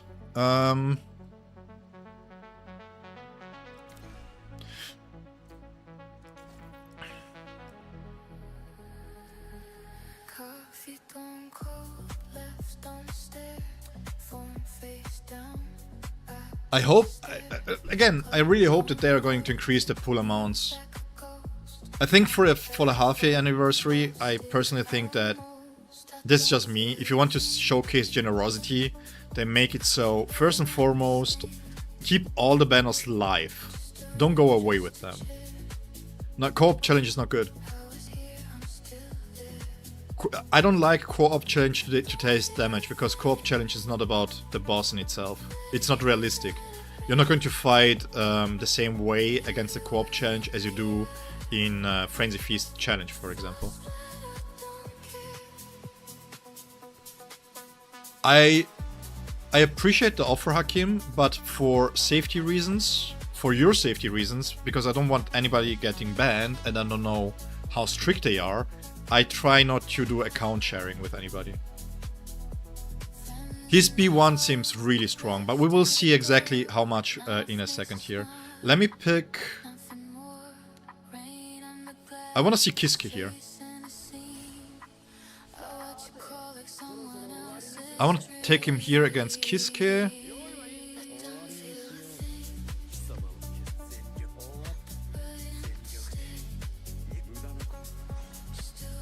Just for the intro purpose. Oh yeah, true, show the guild. Sorry, my bad. Right. There we go. I will drop the UID here.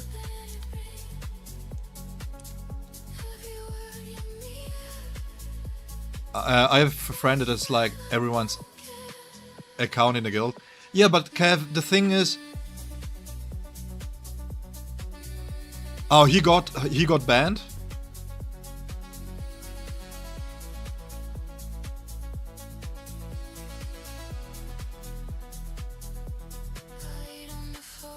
Solaris, you think... Kev, yeah, Zephyr has been a really great asset here. Again, a lot of people, I have to be completely honest, Malakur, I can name so many people here that are doing a god's work when it comes to testing stuff out and just being there and just sharing their knowledge, you know. I have to say, I'm really happy with the community that we are building here.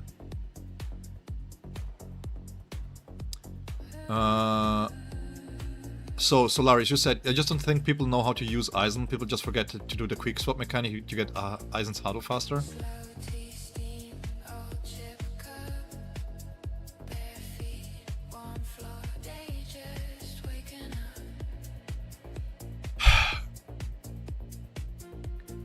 The thing is, in most cases, there is no real need to.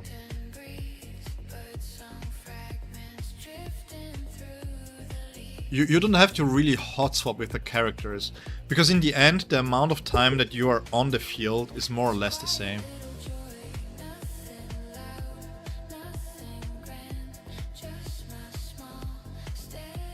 Should I use Ulquiorra on Toshiro? That's actually a good question. I think it depends on your investment into Toshiro. I would say yes.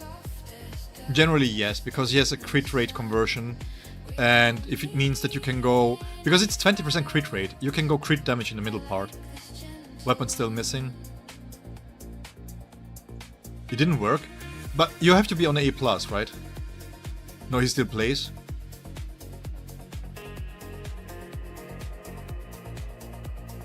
I'm following the World Cup somewhat. Sadly, I am at work when the World Cup happens. I will be more involved with the World Cup once the playoffs happen, though. The knockout stages. I summoned 2, you want to know the numbers?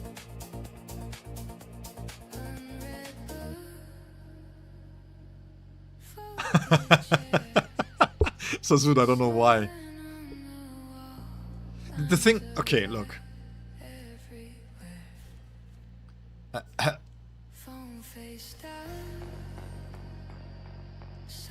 You got joining guild... Yeah, just join whenever you can, man.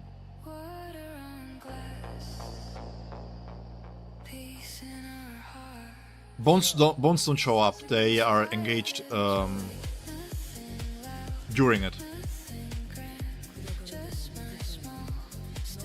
28%. You switch over. 28%. So the thing is, crit damage or crit rate in second stem for Ulquiorra crit rate. Crit rate is the same with Banka Ichigo. It is 1 to 2 in the conversion. I think it's here. It's 1 to 2 in conversion. So every 1% crit that you go over 100%, it's 2% crit damage. Which is the same on the set stems. As long as Argentina doesn't win, we are all happy. Can I be honest? I am so bored by the freaking discussion between Ronaldo and Messi. Can we not just enjoy both of them being insane in their prime? Why is there always a debate? Why is it even important if who is the GOAT? You take Zinedine Zidane, for example, as a midfielder. He is the GOAT too. Not as a striker, but as a midfielder. You take Maldini. He's the GOAT of defenders. Man, I mean... Baresi, you have a lot of people there playing the role, right? You have Mbappé. Enjoy Mbappé. Why do we have to trash talk Mbappé?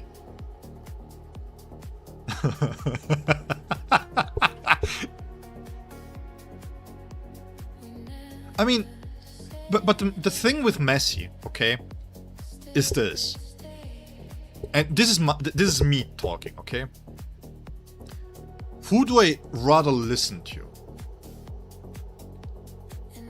Fans online who just go by stats, or people who have played against and with both and comparing them? Because to be completely honest,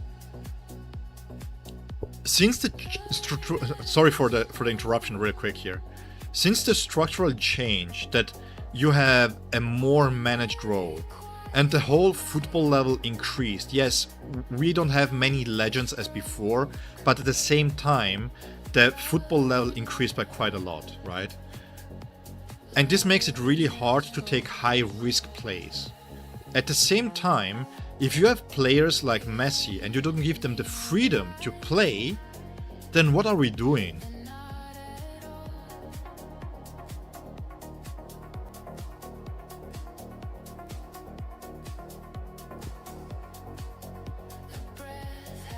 You know? It's like... Yeah, they're both fantastic to look at. Look, guys, David Beckham wasn't good. He was good. But compared to the peers, he wasn't all that.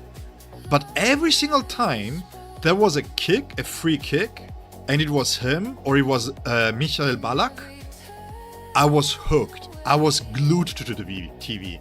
Because I was like, it's like with Roberto Carlos, right? You were just waiting for magic to happen. You were just waiting for magic to happen. So, can we just enjoy... LeBron is his 41. Yes, Michael Jordan was amazing. And yes, I go back to watch his highlight. But man, LeBron is 41 and he's balling. Can we just accredit that fact that he's 41 and still being good? Yes, everybody does mistakes in the career, but these are the 1% of the 1% of the 1%, man. It's just enjoy the people while they're there. Just enjoy them.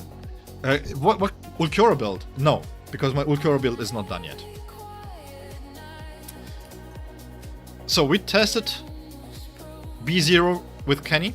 Okay, we are going to attack here. I don't think ultimate charge rate is good enough. I had the better perk here, and I was missing... Like, the main reason why I'm saying ultimate charge is not good enough is because it doesn't give me the ultimate any sooner because of the cooldown. No, MJ was magic. MJ was magic. Braun wouldn't exist if it wasn't for MJ. Kobe wouldn't exist if it wasn't for MJ. Always respect the legends that came before the new one. Always. Always. Maldini, Baresi, Costa Curta, all these people, all these players, they were legends because they learned from legends before them. Always respect the legends that came before. I'm not glazing Kenny stamps. The reason why I'm having Kenny stamps on is because I have the most of the variety of them to do testing. Actually, speaking of testing, Zephyr,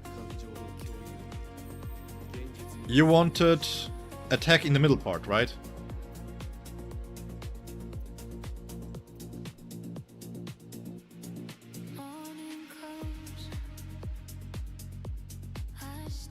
So let's do this one. Let's put this back on attack.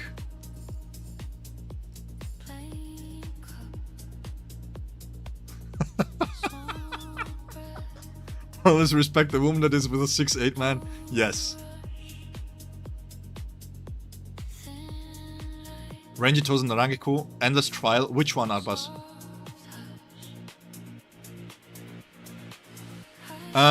If you don't have Kenny stamps for Ulquiorra Plus, SR Plus, I would say farm Ulquiorra stamps, and then you can trickle down. That's what I would do.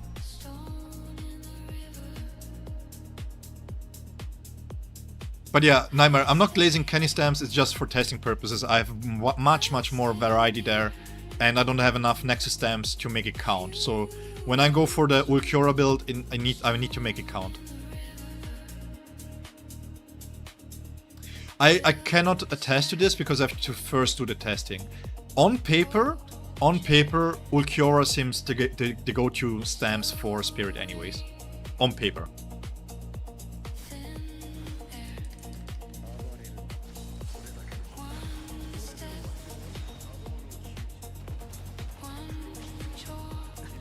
$5 million revenue? Yeah, Ulquiorra is insanely high. I've seen a lot of people coming, finding out about the game because of Ulquiorra and 1000 Year Blood War, not gonna lie. Imagine if they could have done a PR thing.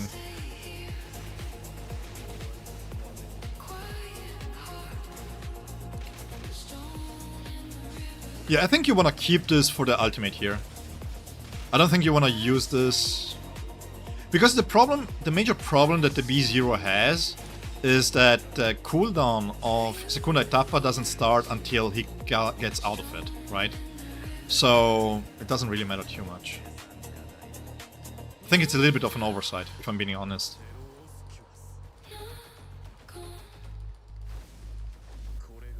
I mean, we can try. I can try both setups. It doesn't really matter.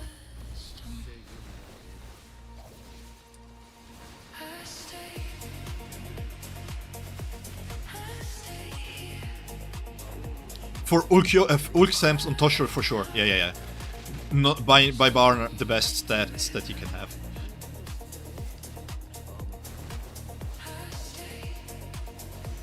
That ultimate damage increase is... Yeah, hype the stream that never happened, yeah.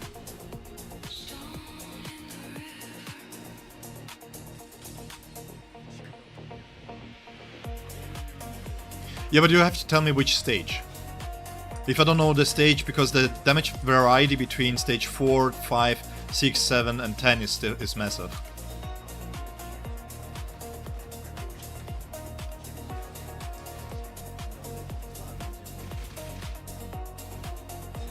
Yeah, so the only problem that I see here with Xyle is that he has a lot of time stops, that you have to go into Xyle first.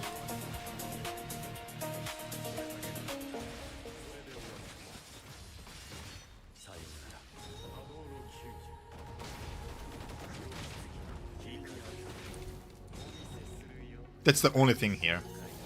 So you want to go first with him, and we will also test out the variation with Kiske. Although, to be honest, I don't think that he works very well with Kiske here. Because the way that he wants to do damage, he needs to be active, he needs to be able to do attacks.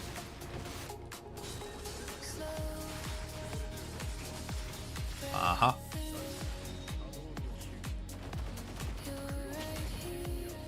Can I throw this in? Yes. Yeah. So, 89 mil to beat. Crit rate. Do you want to run the ultimate charge? But then the question is, why would you do this? Because if you run ultimate here, you get 16%. You get half of what you get here. And crit rate conversion is 1-to-1, right? So it wouldn't make much sense to go attack here and then ultimate here. Because ultimate in itself is kind of a little bit wasted as a stat. You have Rangiku crit damage 65, ult charge 124, and the ailment damage bonus at 230. No, I think that's fine enough. Most of the damage doesn't come from the ailment sharing, it comes from the Heineken mark. Stage 3, a normal 2-minute run in training. Stage 3? Are you using non-type damage into necessary type? Yeah, yeah, it's 1-to-2.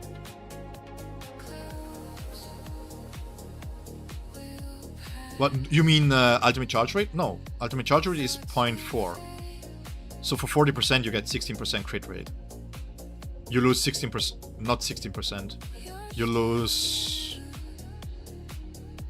11.6%.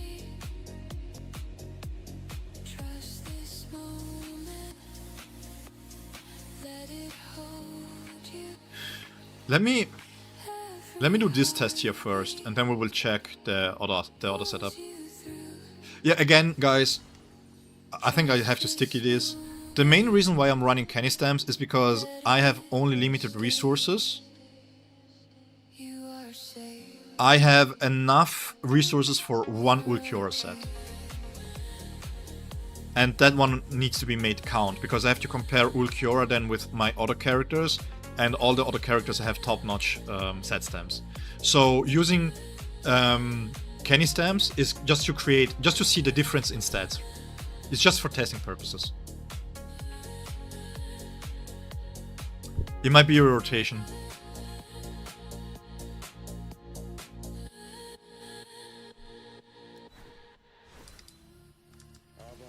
I will take a look at this. Let me finish the testing here with the stamps first, and then we'll take a look at the tower.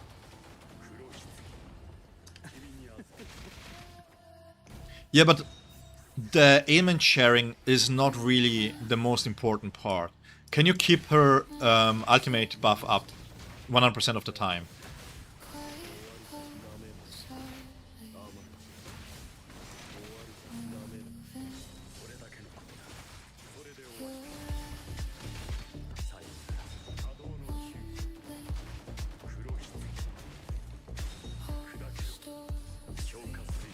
He's not saying that that Rangiku makes Rangiku as good as Mayuri. He's saying that he needs to have Rangiku be as good as possible, so that he can compensate for the fact that he doesn't have Mayuri.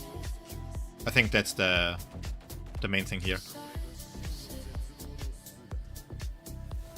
Yeah, sure. 1, 2, switch out. Oh, it has benefits to go into this. You don't have to care about the suppression gauge whatsoever.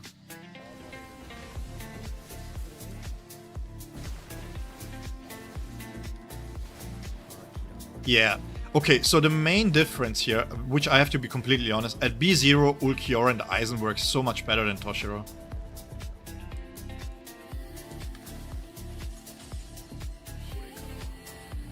Like, it's not even a comparison. If you have a B0 Tosh, the amount of setup that you have to be doing to make him viable, so to speak, is quite crass.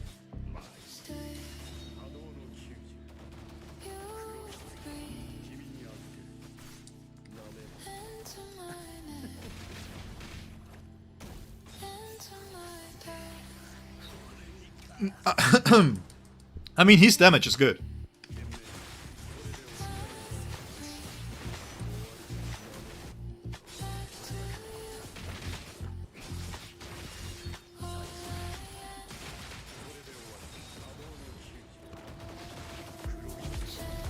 Oh, that's interesting though.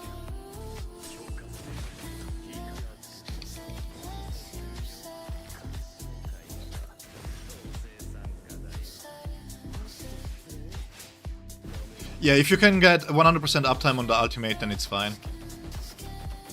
But the problem is, instead of giving her more ailment damage, what you want to do is give her restrained or invigorate.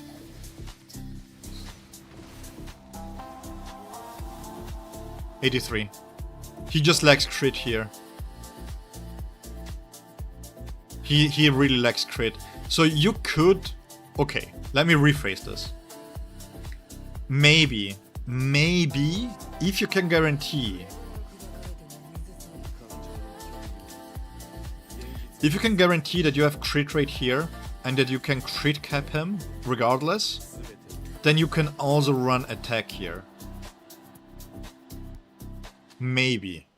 As a very bad option. It still works. But 5 million difference is quite big, actually. Let's test with ultimate charge rate. Let's see if the amount of... Let's use this one here. My Ulquiorra is not built at all at the moment. We're just testing.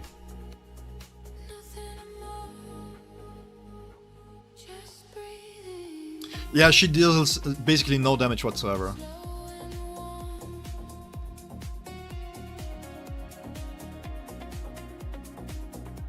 Is 71 crit rate and 111 crit damage good?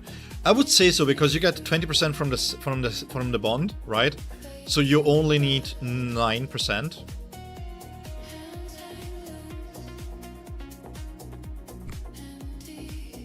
So I think, let's see.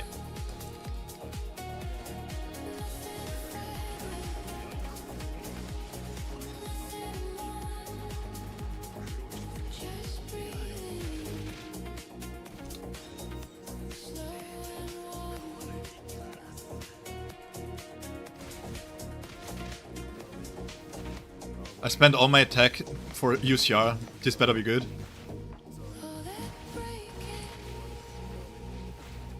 I mean, this test still lacks a little bit.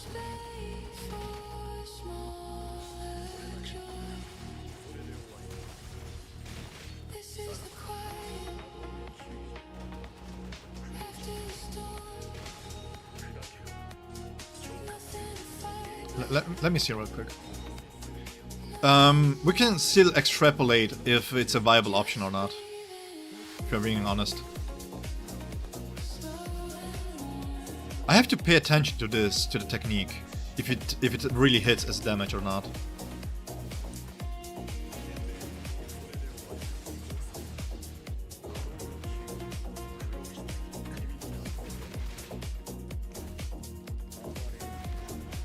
Oh, this counter is beautiful, man. The only counter that is better is Kenpachi's one. Not gonna lie. That face grab in Kenny's counter is sick. Never getting enough of it. And then he laughs. He's like... It's like, okay, dude, chill. So, you launch it right away. I mean, technically speaking, in terms of time spent, there is not much difference, because the amount of usages that you have is all the same.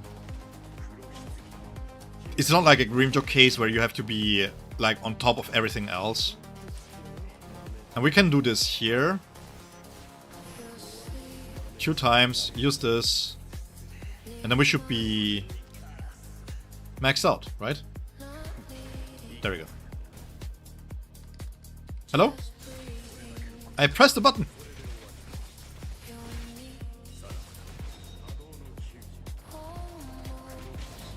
You can use Midnight Spectre if you have built Midnight Spectre, or else Kenny Stamps. Kenny Stamps works fine too. The Midnight Spectre is a little bit better, but the difference is minimal. It's like 3-4% at most. And yeah, you wanna go for ultimate damage. It's either restrained or invigorate. Restrained puts resistance downs, unstackable, which is another instance. Yeah, this is much worse. You just... The problem with this setup here... No, David, wait. I'm going to conclude my testing so far. So the problem with this setup here is that you lose 16% crit rate that you have to compensate in the substats. And because crit rate becomes crit damage automatically, there is no real reason to go for attack here. So you really want to have crit rate. So if I would build him...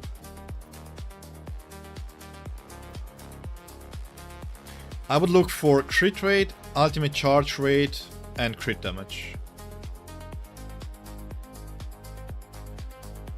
Crit rate, crit damage equal, and then third ultimate charge rate, and then attack.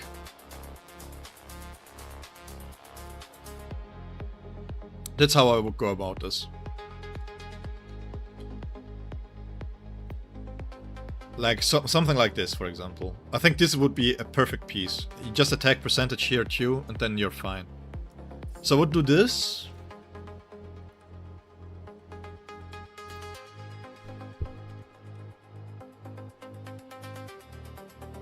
This is fine too. Yeah, but guys, real quick. No, here. This is all you need to know. This is all you need to know. Personally, this is my opinion. I think ultimate charge rate as a main stamp is bait here, but because it converts into crit rate, and because there is no negatives of having it as a... Because you don't have ailment damage, right? You don't have ailment damage. It doesn't matter, Kev. You still convert 1% crit rate to 2% crit damage. It's the best conversion in the game, damage-wise. Nothing comes close. Nothing comes close. Look. Just for you, I will do something. Give me 1 second.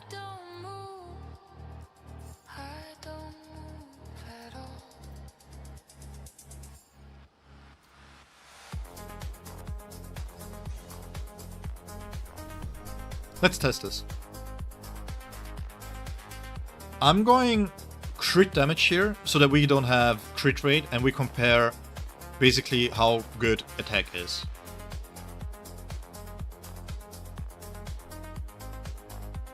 He's mid, isn't he? I wouldn't say that he is. He is really strong. He's really strong. So far from testing, let me double check real quick. Let me open up Discord.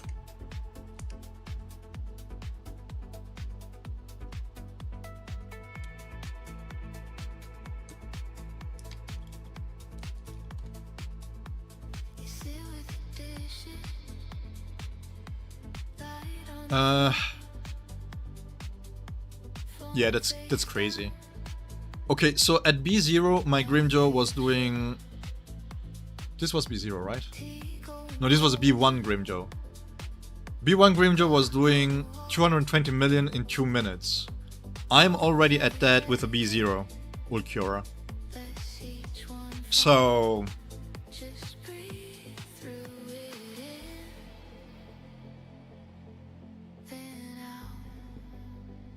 I won't call it mid. Ulquiorra currently is the best full assault character, bar none. And it's not even close. Especially... let me finish the test. We will do a set stamp. We will do a set stamp for Ulquiorra, and then we will take him into... with his own set stamp, and we will see the damage, okay? Because there is a big asterisk that I have to bring to this whole thing. But we will do... we will finish up the testing, and then we will conclude we will have a first conclusion of this. That wasn't a question, Yoli. That's a false narrative.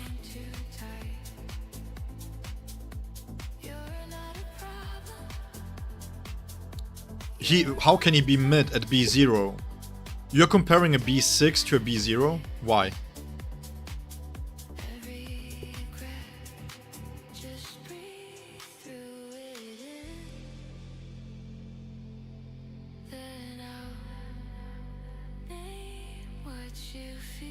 B6 Ulquiorra and a B6 Eisen out DPS is a double support Eisen.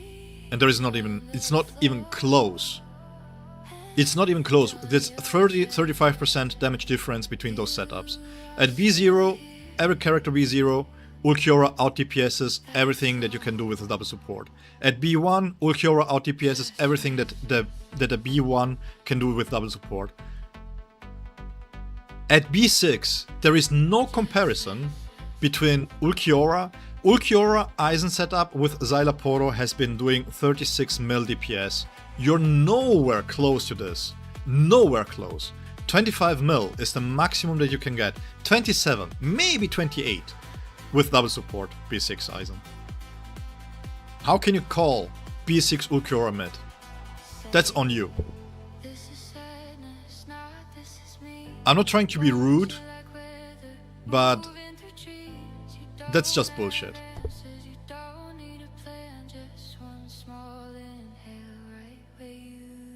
No, when you talk a character being mid, comparing a B6 to a B0 is stupid.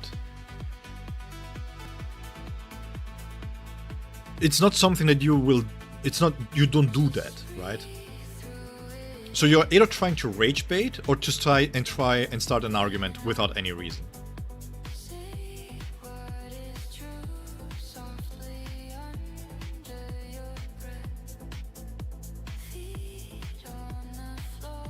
You know? So I'm not even going to give it the time of the day.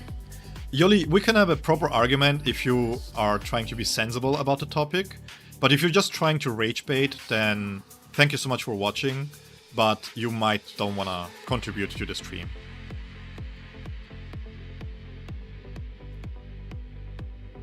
It's like, that comparison just doesn't work.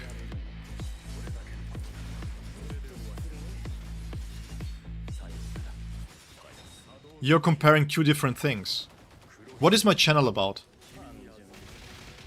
What is my channel about? Is my channel about B6ing everything and comparing them at B6? Or is my channel about trying to find value for B0, B1 and B2 players? Only because my Eisen is B6 doesn't mean that Ulquiorra is mid because of it. Right?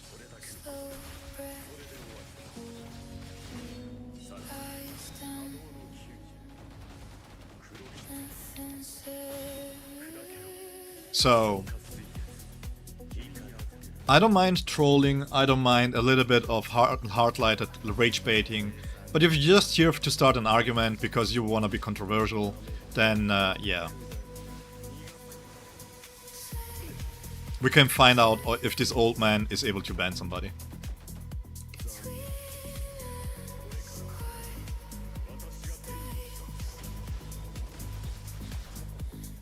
I messed up here. Give me 1 second. What's his best stamp? His own. But we're trying to find out. I don't have proper stamps. I don't have enough resources to farm multiple stamps for him. So I'm just using Kenny stamps to check the stats.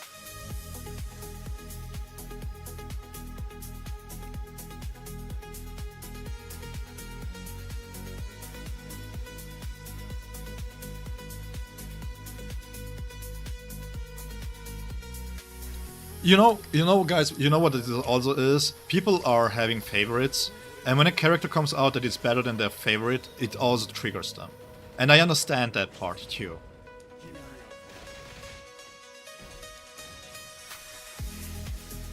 Can you do slow rotation with whom? With Ulk? Use the technique on cooldown, basic attacks, as soon as the technique comes back online, use it again. Or do you mean with Eisen?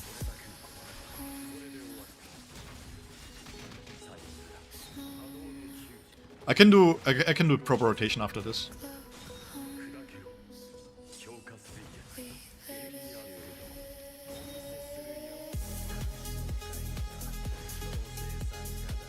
That's just childish, yeah, but I mean, again, you know. That's why I'm saying I don't mind people being here if they want to be a little bit hard-lighted, rage baiting. I mean, Yusek and I do this all the time. I rage bait Malaku from time to time too, right? So it's all good. It's all good. In all good fun. But if you people are just here to just try and stir up trouble, then that's where it goes too far for me.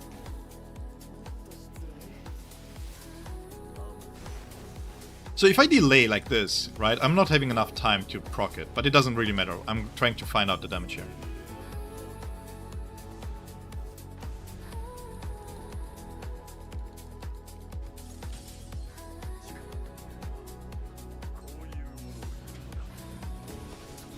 Boo!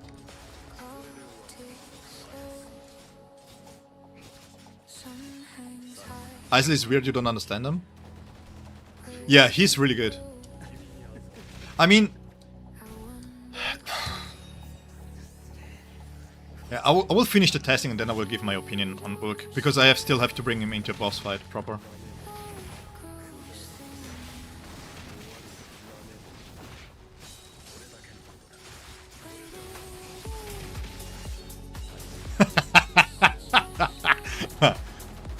Hey, Zephyr, 2 times it was rage bait. The 3rd time you were talking mad, you were being crazy, and I had to showcase that it wasn't the case, you know?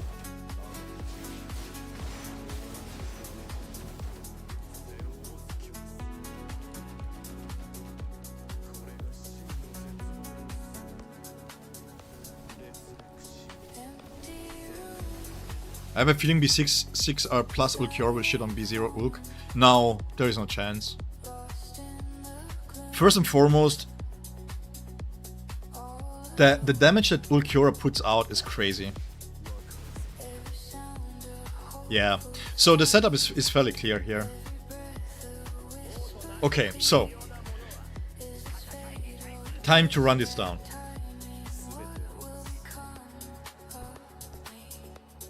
Yeah, I mean, in one stream you said something crazy, but I don't remember what it was. Yeah, the Yachiro thing. Yeah. You don't dare you do that again. Nah, there is no chance.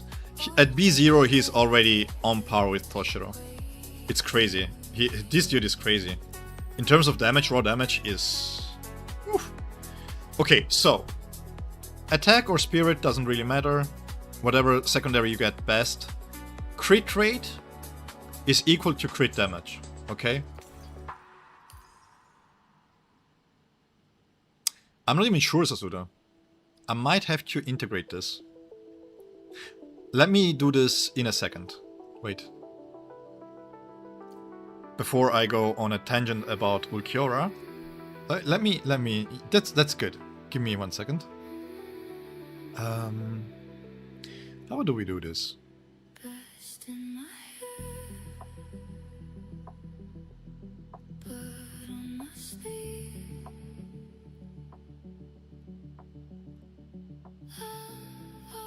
Give me 1 second.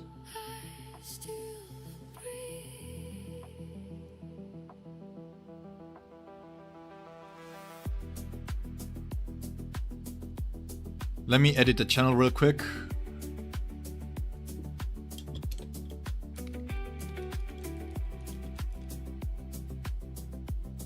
Okay, so the guild UID is on the Bleach My Soul channel.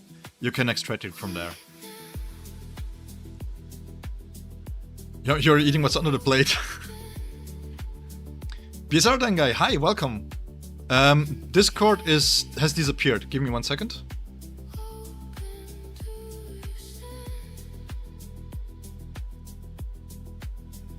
Let me recopy it so that everybody can join. There we go. Okay, so Ulquiorra is really fun. No, wait. Really fun is, yeah, he's fun. His animations are amazing. His animations are really cool. Really cool. Really. Spirit is aura farming, man. That's all I can say. And he's really good at B0 too. Like,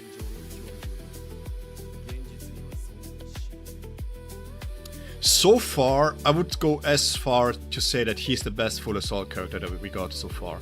Just in terms of design and gameplay. Okay, so, for everybody wondering about the stats, this is how it goes. Ultimate charge rate is nice to have, okay?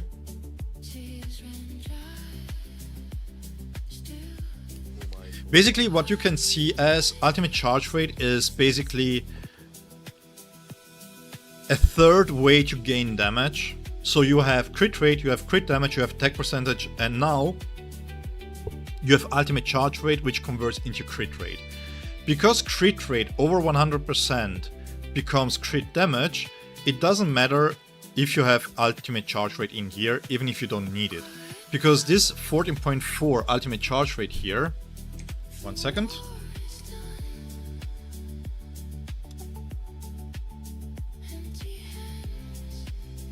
Convert into 5.76 crit rate, which in return means that you gain 11.5 crit damage on top of everything else.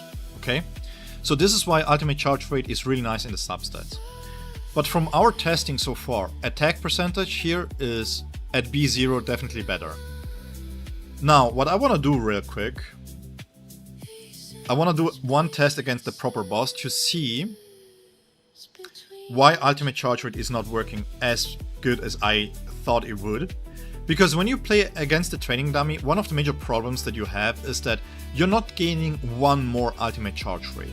You don't gain one more ultimate, right? This maybe can change with B1, but we are going to test B0 at first. So, at B0, currently it looks like attack spirit, it doesn't matter. Crit damage, crit rate is the same, as long as you have crit rate here. Let me do this properly. So crit rate here, and then as long as you have crit rate and crit damage in down here, you're Gucci. So yeah, he's really nice. I will try against Byakuya, I will try against Aizen, and also against Kisuke. The main reason why you want to have ultimate charge rate is if it gains you one more ultimate during a fight, right? So, what I also want to see is, against Byakuya, does he have enough to offset the fact that... Can he nuke the swords during the Senkei? We are using Kenpachi sets because I don't have his own set stamp and I only have resources enough for one proper set. And if I miss this chance, I cannot really compare him to the other free-to-play, to the other B2 full assault characters. Thank you so much, guys, for the support. Love you guys. So, let's see. This is not about damage, it's just about me trying to see how the character works. Because what I want to do here is I want to use the counter here. He's stunned. And now he's going to use it anyways. So we can go right ahead. Zael. Just real quick, when he... Oh. I didn't do nothing. That's perfect. So let's see. He's on the field. He's protected during the zero. That's crazy. We're going to use the ultimate here regardless. Going to trigger the ultimate here before I go into Aizen.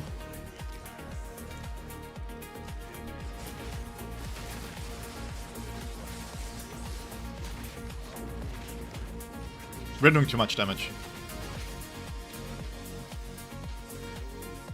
Okay, let's see if we don't use the... Oh, this is a good test actually. If we don't use the double battlefield skill here, double counter, 4 counters. Ooh, that's nice.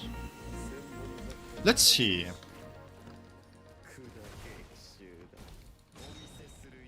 So we can stop time here once more. It's by the way crazy that this stops time. That's the Senkei? Cool. My boy, can you do this? You're not hitting anything, okay.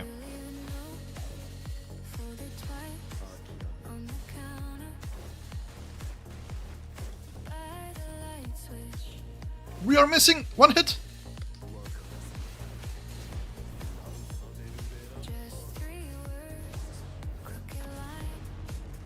Did this work? Oh yeah, it did.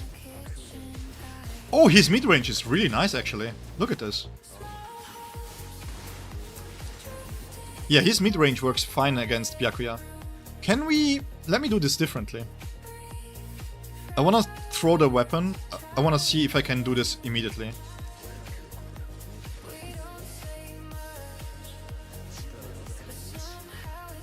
That counter is crazy too. I'm going just to build up his ultimate here real quick. The good thing about Ulquiorra is that he doesn't have any buffs that he needs to swap into or out of. Yeah. It's really good.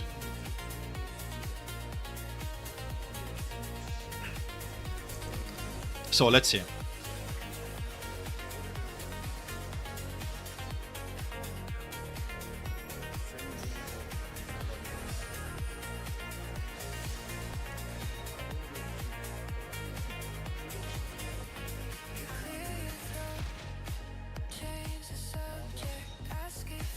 How many hits does his counter do in Segunda? Holy crap, that's a lot. That's a lot.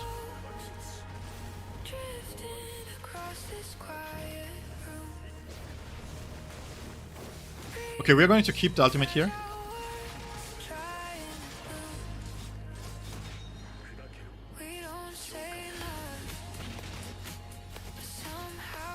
Can you... Thank you.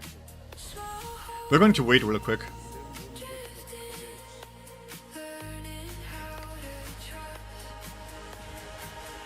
There we go. Okay, so we are going to launch it. Let's see if Gin is the only one who can still clear this.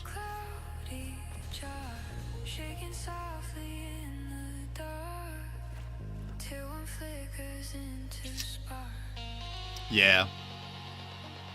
So yeah, for Byakuya, he's good in the terms that he can use his mid-range to clear them.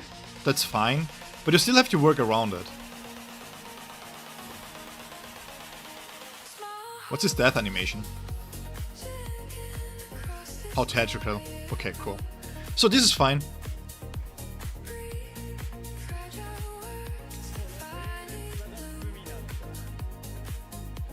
He works somewhat against Byakuya, because you have both cooldowns, his and Aizen's, and they are mid-range, so this is fine. I was expecting a little bit more hits from the ultimate.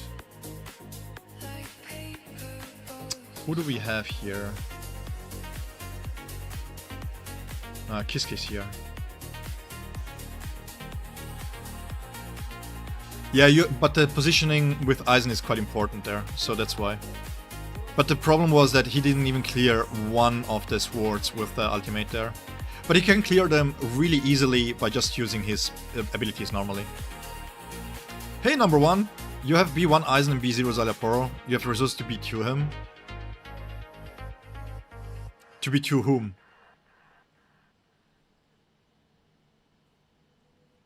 Ulquiorra? To be honest, are you a low spender and free to play? Because if you are, I would stop there. Just keep him B1.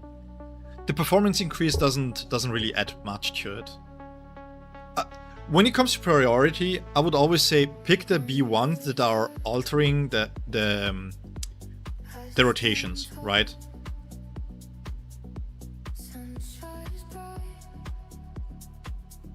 Oh, if it's Zyla Poro, then B1, and that's fine too. The B1 is fine.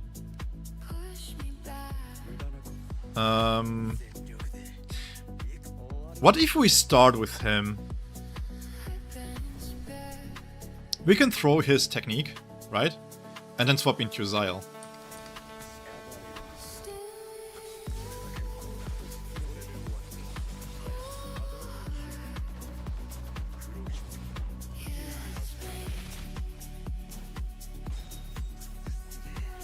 I would be B0 him if you find him fun and you wanna have his segunda etapa permanently up, then you go for the B1, and that's where I would stop as a lower spender or a free-to-play player.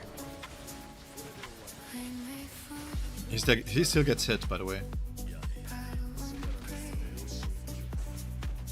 Yeah, I would stop at B1. So how does he deal with this mechanic here then?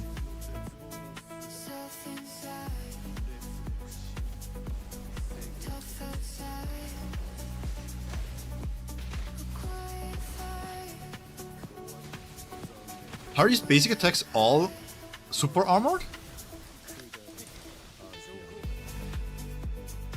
No way.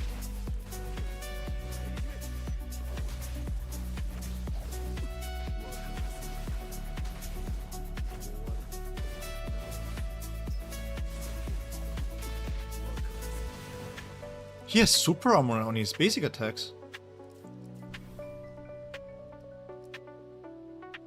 What? Sorry, real quick. Give me... Yummy.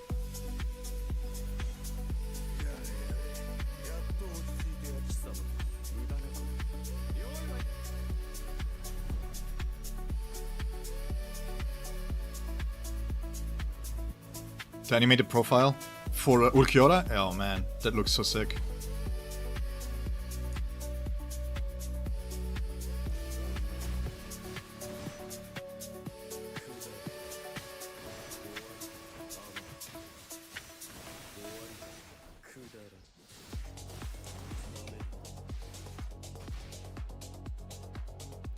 When he counters, he has a perfect dodge. Has this dude... Wait, what? Oh no, I wanted to say.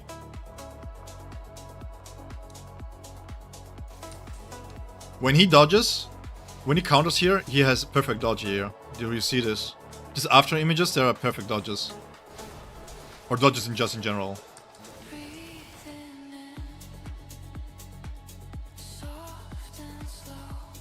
Yeah, Zyl is okay at B0, but I think the B1 is really strong here. If you want to power up the Spirit team in general.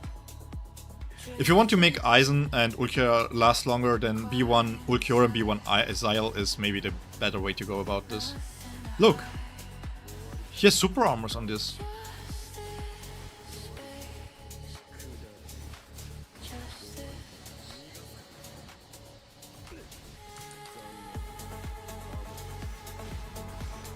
Okay.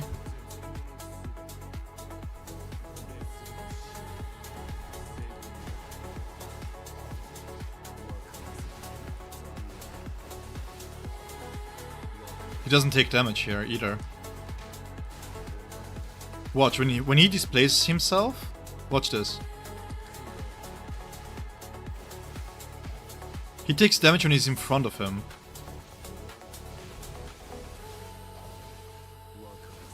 Can I time this?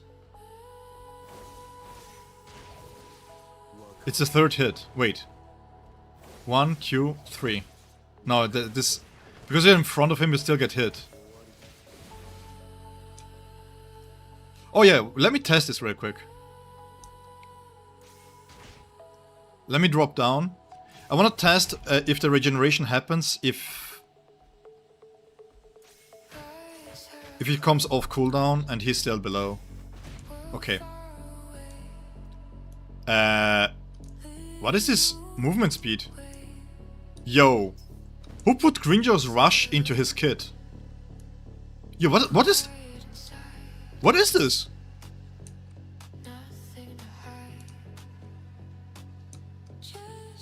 What is this craziness?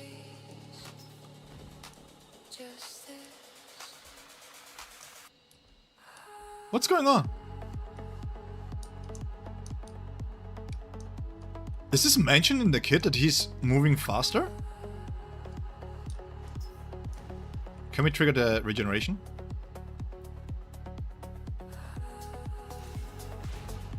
There it is. Yeah, it works. It works perfectly fine. Yo. Yeah, okay.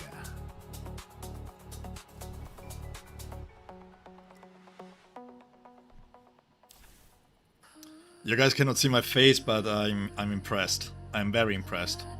This half year anniversary characters have been really strong. Damn.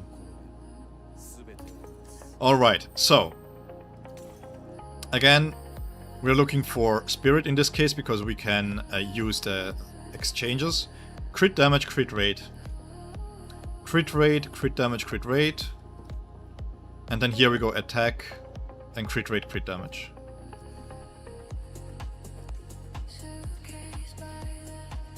Now, before we do anything, let's see if we get... Yeah, it's a 30-second cooldown. But the thing is, it's worded weirdly. Where was it? Here. It's worded when HP falls below 50%, right?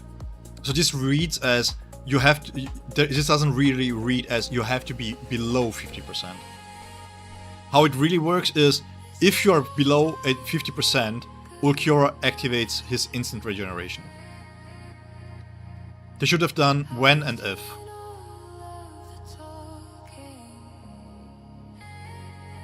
But this is really good. It doesn't seem like much, but this in certain content can be really good because then you can face tank with them, which is quite nice. It's a small thing to add to his kit.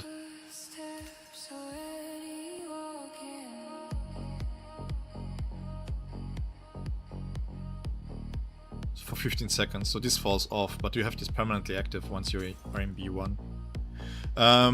Okay, so let's see. Do we have anything here?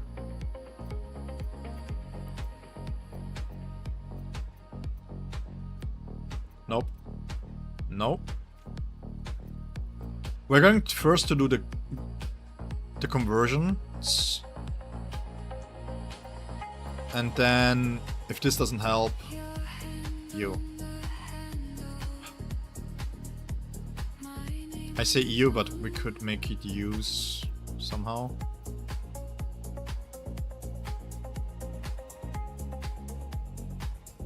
Maybe if this rolls well enough. No, but the dude death stats is really bad. Really bad. Yeah, that's why I'm saying if you can face tank with him in content, it's quite a nice utility to have. Because you have the 3 shields from Eisen shielding you, and in case that there is a lot of damage incoming, like for example, if we ever get an event back where you have the poison pools in down low, you can just tank it with Ulquiorra. From my testing so far, attack percentage has been better. At B0, UCR just doesn't provide enough. He has so much ways to get crit rate that UCR is mostly seen as a secondary way to have another scaling factor in the substat. So for example, if you have crit rate, attack percentage, and then you have ultimate charge rate, that's fine. That's fine. Because even with the ultimate charge rate, even if you proc on ultimate charge rate, you're still getting crit damage for it. So it's just, it's like winning a gold medal by being second. That's what ultimate charge rate is. And I don't mind this. That's why I said that he's well designed. Because if you look at his kit, his weapon has baseline ultimate charge rate, which means this means instantly you don't need ultimate charge rate, and you get crit rate from it. 104 million so far. Attacks percentage depends on weapon dupe stamps. Yes, but so far we are not having weapon stamps because this is free to play low spender. I cannot advise for people to go for the A5 on the weapon.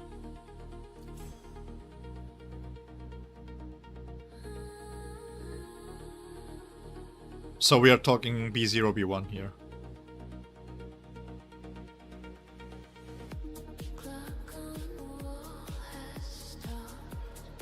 I think I was close to the second one.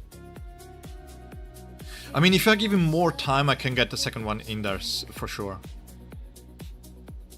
I think it was 2. B2 Toshiro... No, B2 Toshiro was 111 or 112, something like that. So we're close, and my Toshiro is B2.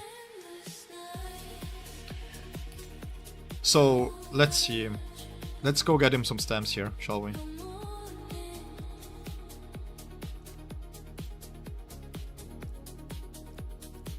By the way, this is a perfect time for you guys to munch on some fruits, to hydrate properly. Is this a challenge, Malaku?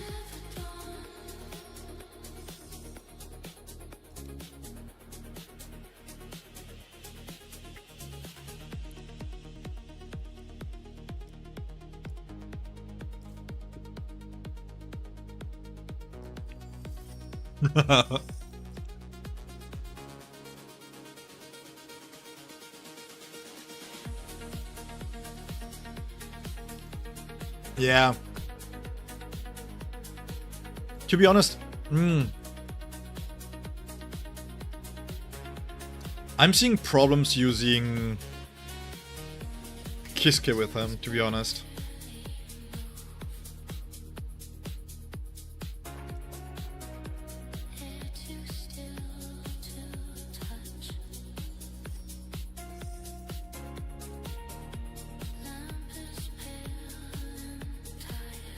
What else do we have here? Hidden Wisdom.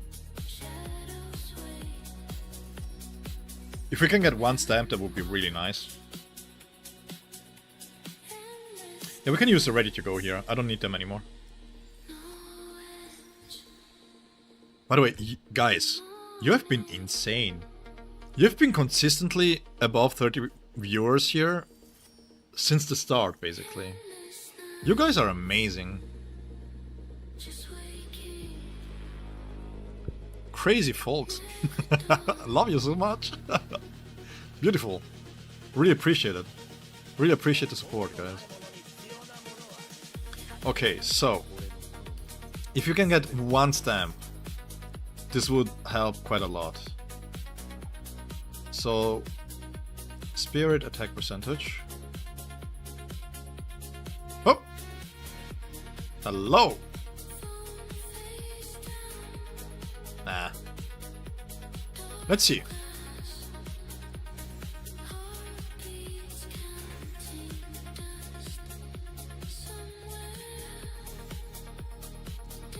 The problem, Sasuda, with this is that the amount of set stamp farming, the amount of resources that you have to push for, this is not good. But we can keep this for the moment. This was really bad. But the amount of resources that you need to push her damage just so that she gives over 10% is just not enough justifiable, right? Because you have to think, where are you using Rangiku really? You're using her in ailment teams, right? Mostly. So if you're having ailment teams, how often does it happen that you are having 0 or below 100% ailment on those teams, really? So she gives over 30% of her ailment over, right? So let's say she gives over 80%. If you already have 200% ailment damage on a character, to exaggerate a little bit, you're not gaining the same value out of the 80% as if you have the 100, right? So If you increase from 220, 230 or 240, how much ailment damage are you really giving over? And in relation to the amount of ailment damage that you already have, does it really increase the damage for the amount of resources that you are investing into it?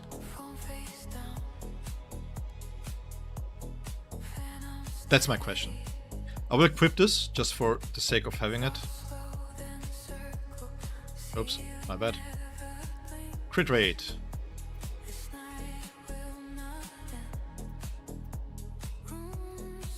Yikes.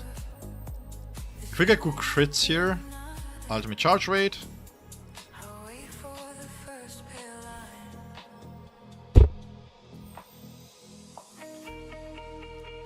At a certain point in my life, you guys will hear me curse in Italian full blown. Like, no. Wait, all the conversions that I did and this is all I get?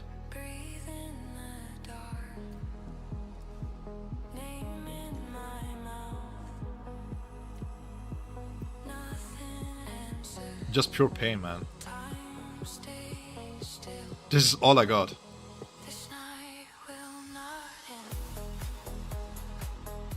This is all I got. Oh, don't you dare now. I didn't check. Let me check real quick.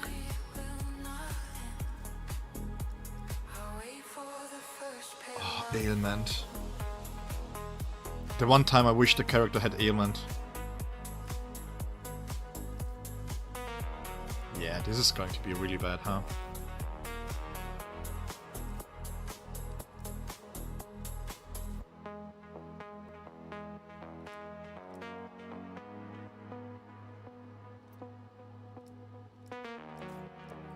I mean, we are converting here over 200 stamps in total.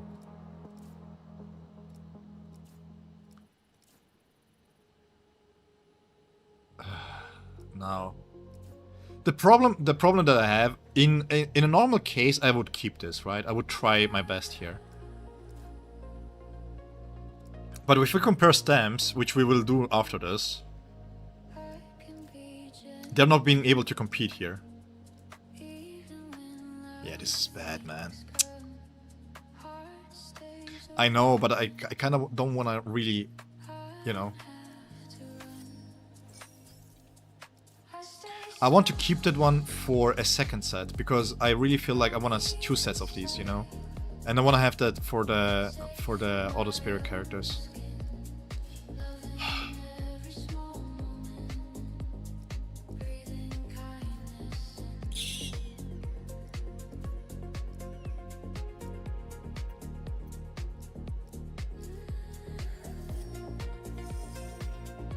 An optimal crit rate? You can go as hard on crit rate as you want. Because of the way that he converts crit rate into crit damage, the amount that you gain in crit rate here and here is the same as the crit damage. So you see here 3.8. This here, if you're already at 100, this converts to 7.6 crit damage. If we can find, this is the same here. So this here and this here at 100% crit rate is exactly the same. Oh, Juan, sorry, I was so... You guys, you will, at the moment you will see. I'm so pissed at the set stamp system that I wasn't looking to the right side to the Twitch chat. I'm so sorry. His base crit rate with everything together, he's already near the cap, actually. If you consider the bond at C1, weapon 1, passive, everything C1, he's already at 66%. You account for the 32% crit rate in the main primary, and yeah, you're at 98%. UCR shouldn't be seen as something that you need on him, but it's basically, if you have it in the substats, it's basically another way of gaining crit rate, which means crit damage. That's what I would look at when I see crit rate, UCR. It's basically just another way to get crit. God damn it. So because, for example, this here 4.8 up to 55%, which is around 220 something UCR at weapon 1. Basically, this here converts to... Give me 1 second.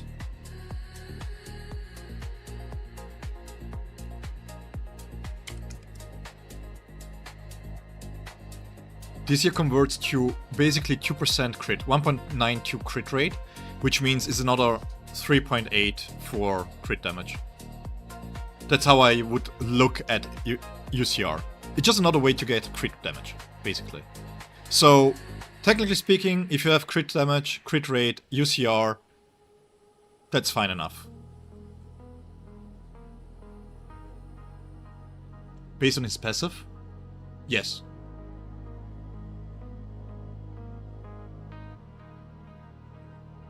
Based on his passive, yes. If you had to set them, so his base crit at right out of the gate without adding anything, without the bond, without anything, right? Just his full kit at level 100 with a weapon and core is 46%. Yeah, we have to craft them. I got absolutely demolished.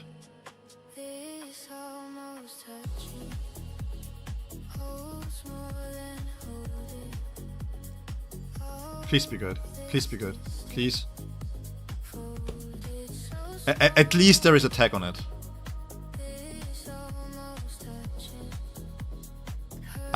Guys, I cannot do this, man. I don't have the resources. I cannot burn. I've already burned over 15k jades just to get them showcaseable. Ask me, Juan. What is it that that makes you lost when it comes to stats?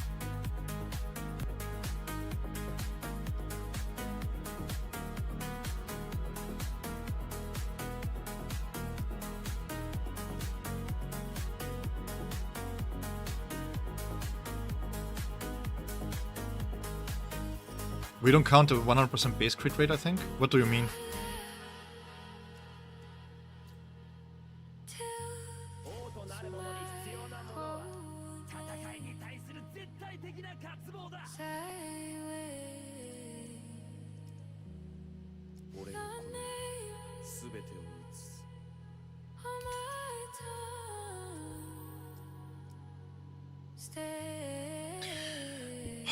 For the love of God.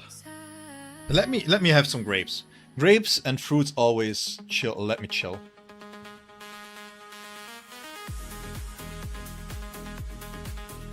Yeah, Arbas, I would do so too.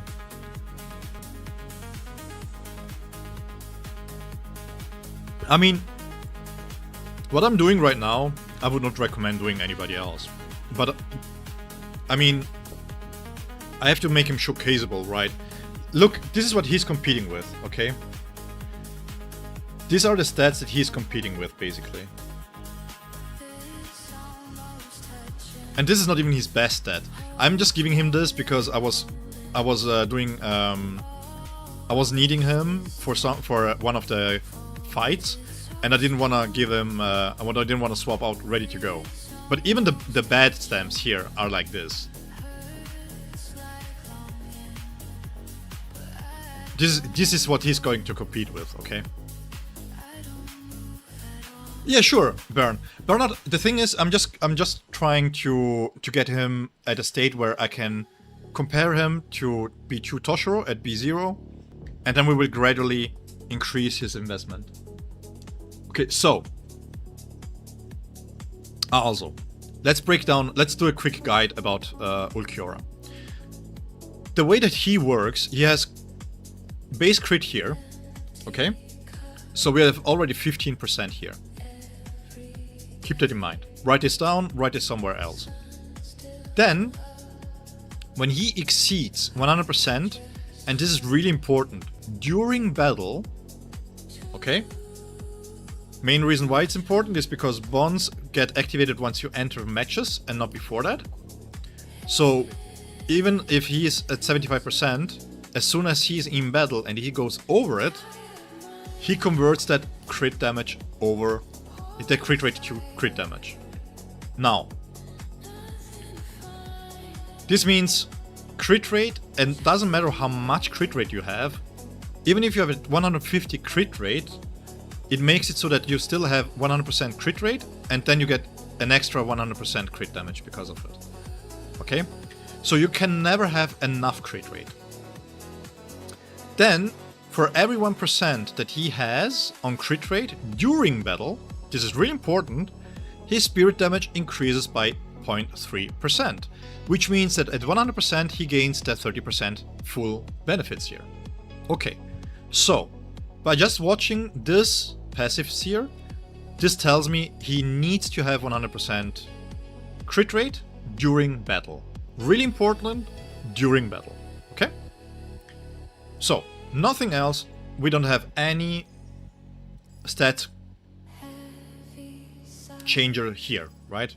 So there's nothing here that tells us that we need change of stats. Okay, so just by his skill here alone, we have 15% and that's it.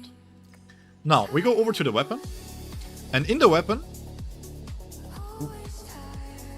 it states, at the start of battle, every extra 1% ultimate charge rate, this is really important, because if you... Yeah, this is past 100%. As soon as you have 100% crit rate, everything extra gets multiplied by 2 and becomes crit damage. Now, this is really important here, because Xylaporo gives ultimate charge rate during battle, but this doesn't benefit from this, okay? So this part here needs to be happening before battle. For every 1% ultimate charge rate, increases his crit rate by 0.4%. Which means that this part here is extra. When you take a look at the stats, baseline characters have 100% ultimate charge rate.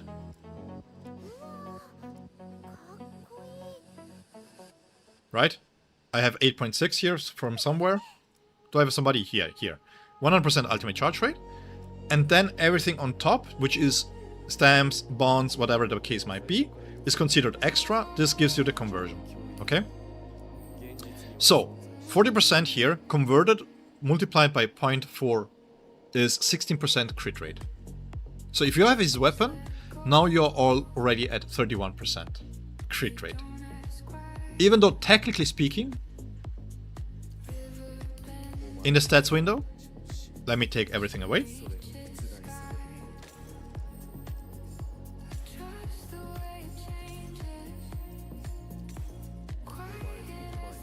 We only have 20. Why 20? 15 from the passive, 5% baseline. Okay? Characters all have 5% baseline. Oh, you have stuff equipped. Hello? She has 8% because she might have some crit rate somewhere in between. 5% here, okay? This is the baseline. So he has 20% baseline. Now we add this part here, 31%. And now we add the C1 to it. The C1 is 7.5. Hey Azurai, no, he's still B0. We're going to gradually increase the boundaries to up to B2. But this here is really important only during Resurrection 2. So this means if you're at 100% crit rate during battle, during Resurrection, this just means that you gain double this amount here in crit damage. Okay, cool. Nothing here. Nothing here. So, if we take into account that his most damaging phase is during his second etapa, then we are going to take this 15% from the C5, right, and add it to the baseline. Without it, we are still at 31. If we are going to use his bond, this is another 20%. So you have this available by tomorrow. What we are going to do is we try to reach whatever we can, right? But baseline with his bond, we are at 51, right? Weapon 16, passive 15, bond 20. Okay, cool. And during Resurrection, we gain a little bit more crit rate here. Then we add crit rate. let me pick ready to go, 32%, or 27 point something if it's level 25. So by this, we are at 51, now we are at 83. This means to get you 100% crit rate, we only need to have crit rate somewhere in the substats, at B0. Okay? And then the rest is being added to it.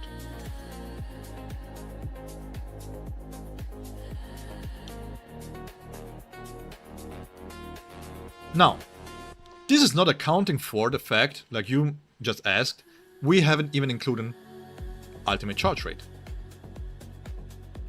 To get to the 55%, you need 220 ultimate charge rate. But, the only viable way to get that much is by using ultimate charge rate in here. Right, 40%.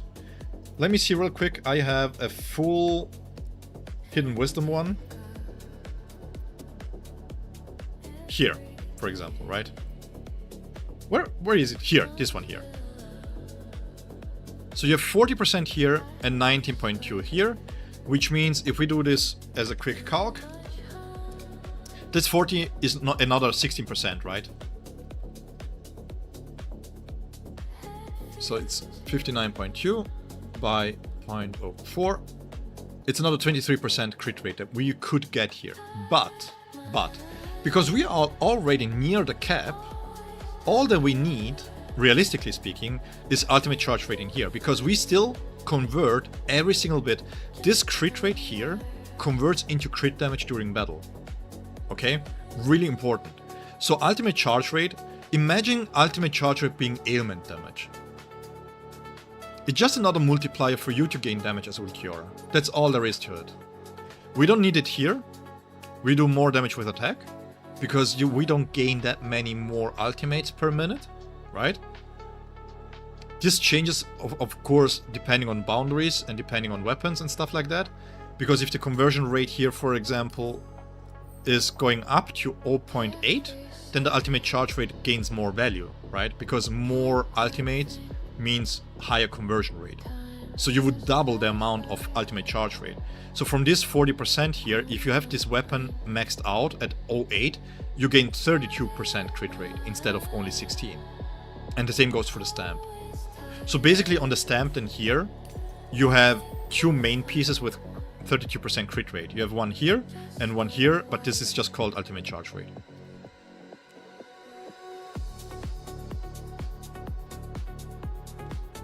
So at B0, B1, don't worry too much about ultimate charge rate. You will get to the crit cap regardless. Now,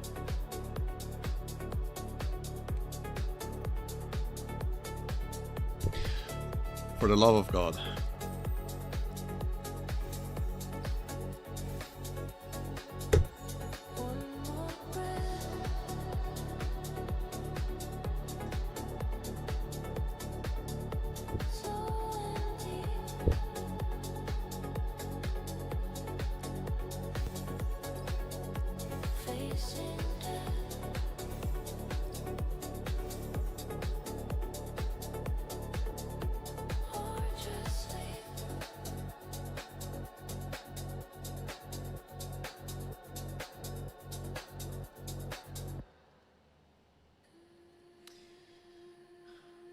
Thank you so much for watching the stream. See you tomorrow.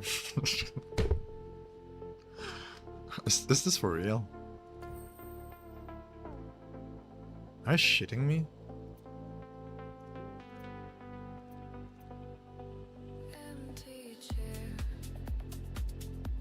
Oh god, this is so painful, man.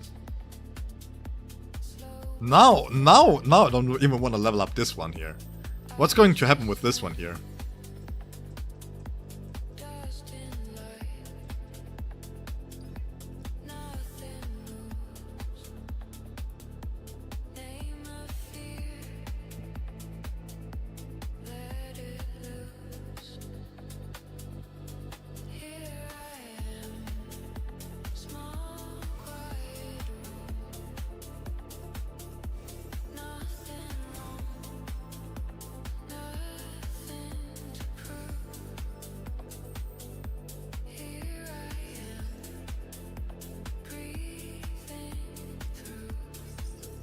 Alright guys, let's start by going into the crafting section here. We are going to look if we can get lucky and have some stat stamps, you know. Like farming wasn't good enough. I didn't get any good stamps from farming, as you can see. So we are going to maybe use some of the certificates here. And maybe we get lucky, you know. And then we can reroll them and see if, you know, we get lucky.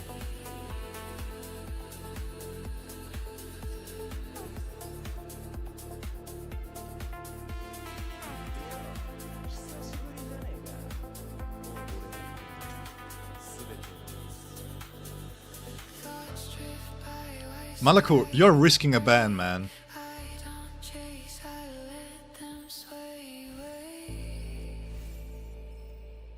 Are you shitting me? Are you for real? How? No. This is effing rigged. This is effing rigged. No. I'm not accepting this. I'm not accept. No.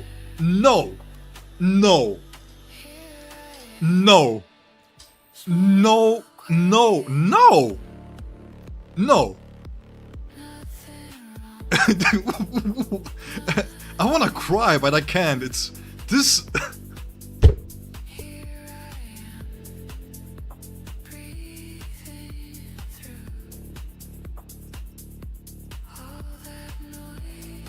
I'm stunned.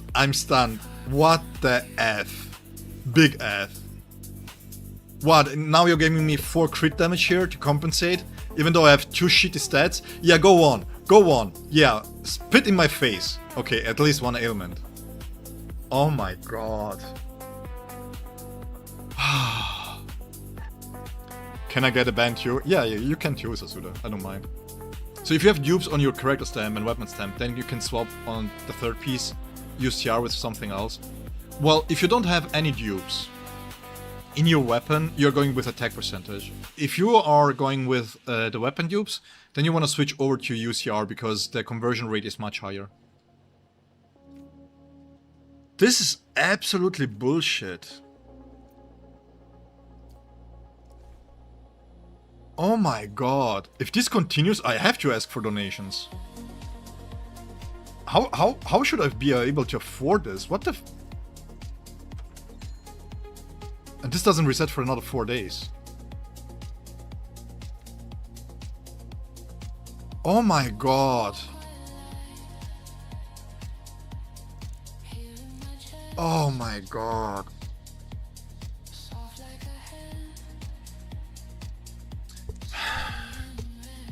You guys owe me likes and subscribes. That's all I'm going to say here. By the end of the stream, I better be at 500 subs. Holy sh... What is this?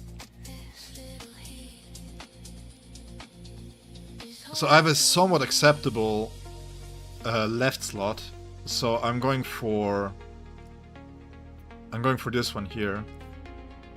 This is the more important one because it needs crit rate and crit damage. Oh Jesus, man.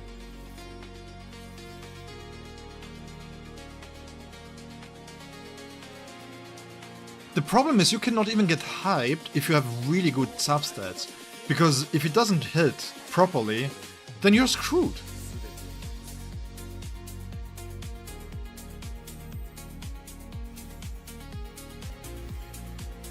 Okay.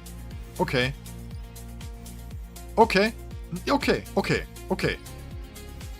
you're somewhat forgiven. Watch it be some bullshit. Watch it be Battlefield skill. Oh no. Okay, that's fair. We'll keep this one. Oh god.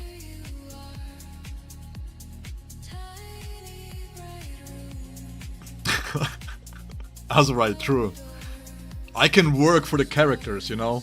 I can go and do like another extra shift for the characters. But this crap here? Holy. You know what, guys? I'm starting to understand why people take donations. Oh, God. Oh.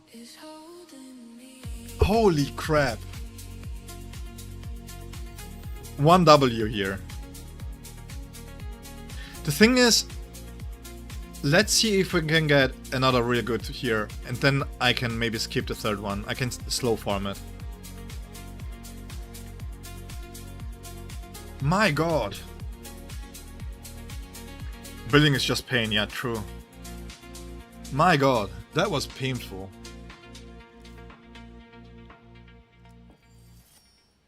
This was properly painful. Yeah, now he's like, okay, this guy's going to break. He's going to quit BSR. Let's give him good stamps. They're throwing me a cookie here.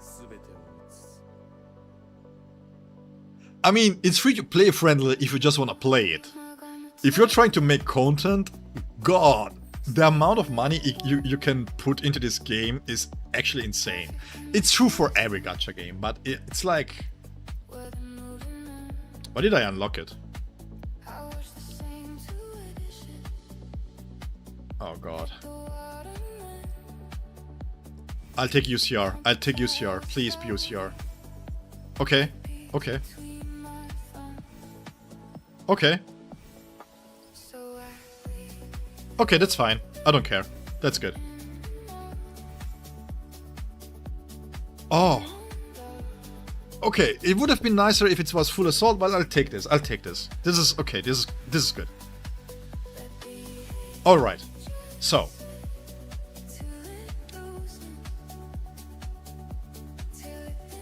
Yeah, this is fine. Let's go.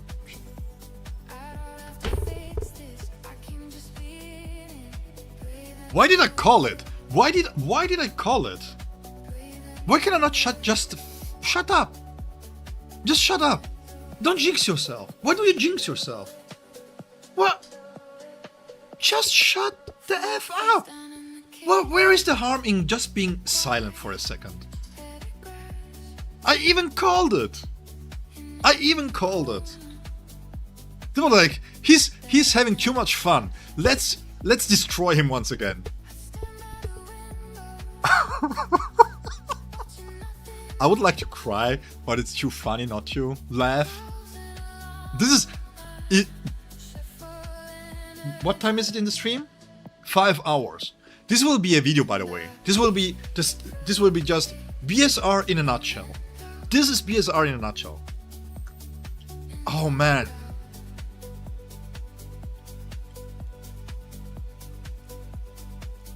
Okay, so now the question is, can I sacrifice something here? Let me take a look. No, no. By the way, no talk during slam crafting. Yeah, new rule.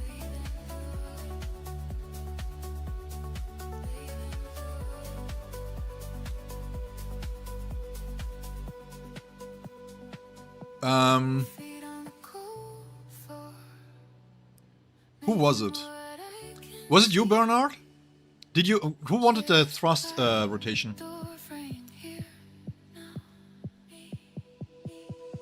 There's this other streamer who rages at the stamp gacha. Man, let's do a collab, man. Let's do a collab.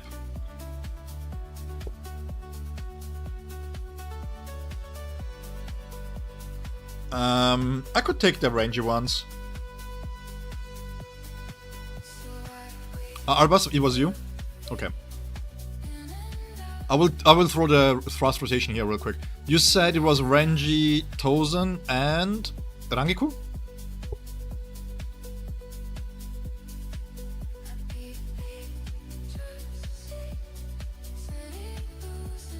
You wanted Spirit Rotor, okay.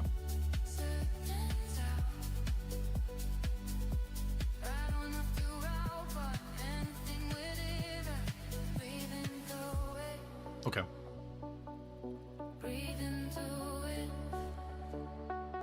I need to take a small breather here, guys, real quick. This is... holy crap. My god. This is my Rangiku, by the way. Really bad, really badly built, actually.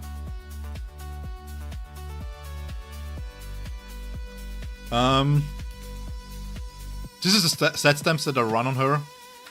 Just ailment damage bonus and ultimate charge rate in the substats. and this here. It's not even level 30. So there's a lot to be increased here. And we are going to give him... Annealing Light? Are you shitting me? They need to update this, man. Where is Mocking Visage?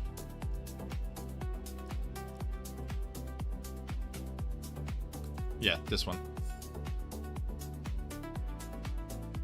Dungeon get refresh, you can gain stars. Good call. Thank you. Yeah, I was losing my mind, so... Thank you for reeling me back in.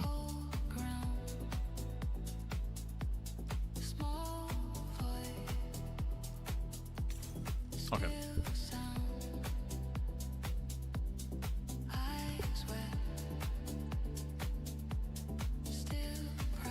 You love Rangiku? I wonder why. I mean, she has great personality, right? And then we have Tozen. My Tozen is a little bit stronger, of course. I've put a lot of resources into Tozen. His weapon is A2. He has a A3 here. And his stamps are fairly well done. Battlefield skill here. For those that don't know, I've seen this quite a lot. The battlefield skill also, during Ultimate, is increased when you do the Flash Strike. Because the Flash Strike counts as a battlefield skill. So the wound popping is being multiplied by the battlefield skill. Two big reasons to love her? I think we can find a third one too.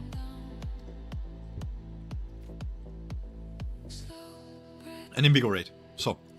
And it was... Welcome back, Stefan. Limited trial. The 5th one? This year? Oh, you can even see with what I cleared this.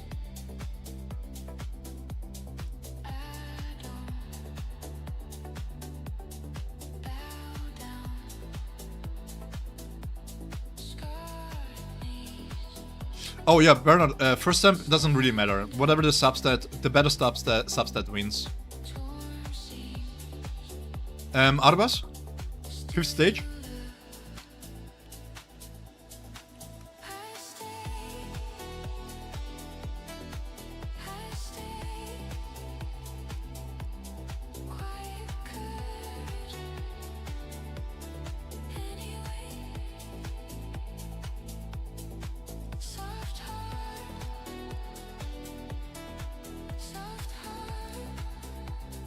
Huh?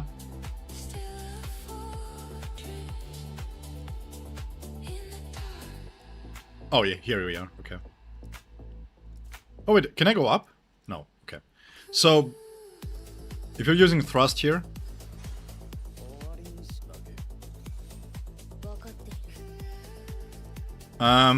do you have B1? Or not? On Tozen.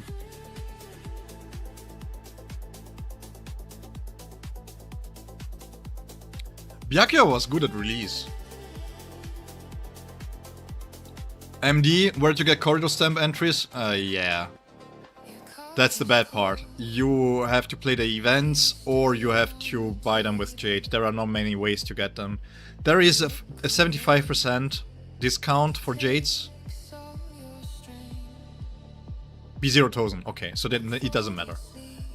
If you had a B1, I would have showcased a little tech for Tozen, but I will do it the same. Yeah, just disregard the fact that I have wounds up permanently, okay?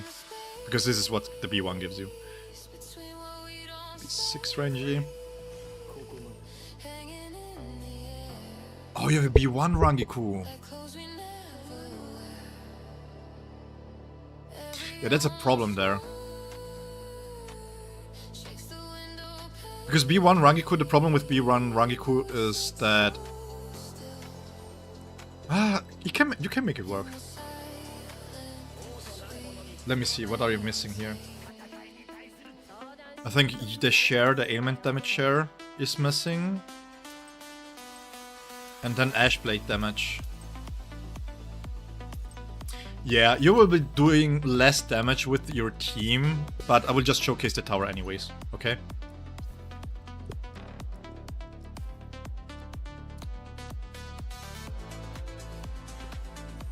So...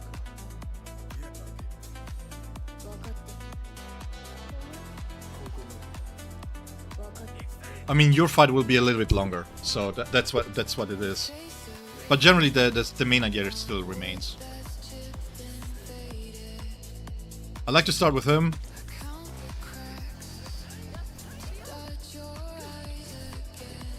And then you use ranged special attack just to have a super armor here, right? Because it gives you the way to deal with the abilities here. And then you just deal thrust damage in between.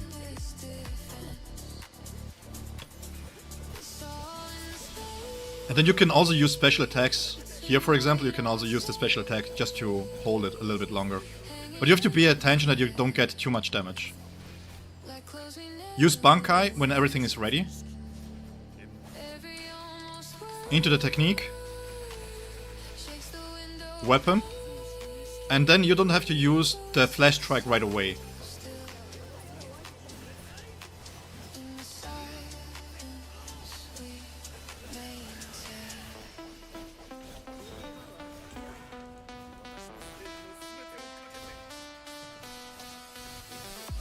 Okay, Bankai phase.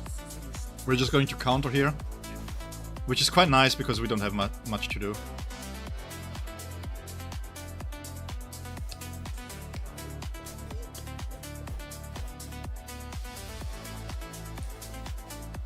Don't be like me, taking hits for whatever reason. If you drop low, you can also change around. I think it's one more. I'm going into Rangiku because of the cooldowns.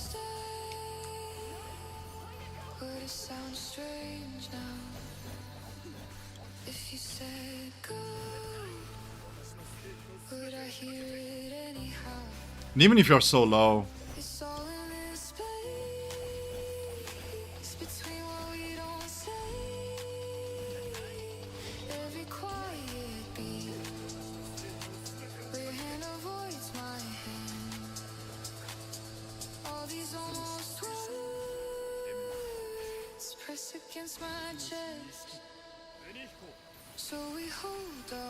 you don't need to rush levels now. And that's basically it. With Rangiku ult, wait till Tozen Bankai ends, you're not losing her thrust damage buff.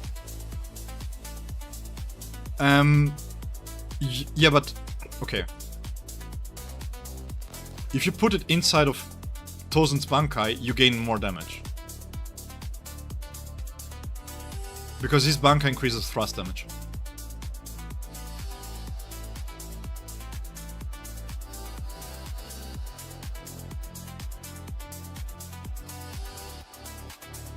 No, I'm talking about my Tozen.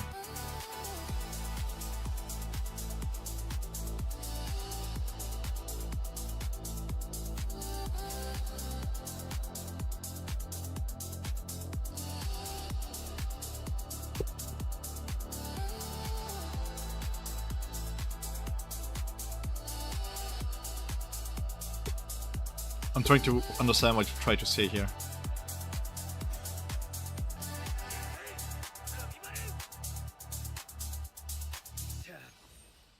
What is it here? Spirit? Let's bring... Actually, let me test something here real quick. Let me have him. 26k, she has set stamps equipped. Just to see this real quick, how they perform.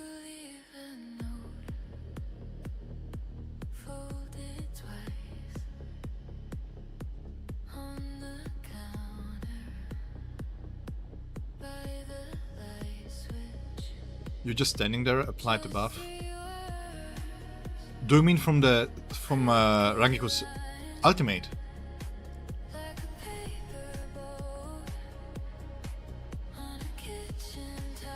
Or do you mean from this animation, bro? Holy shit.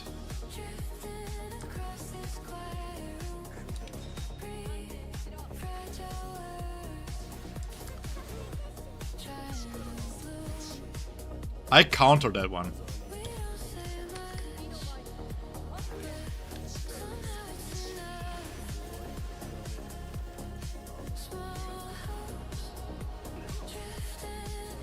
Okay.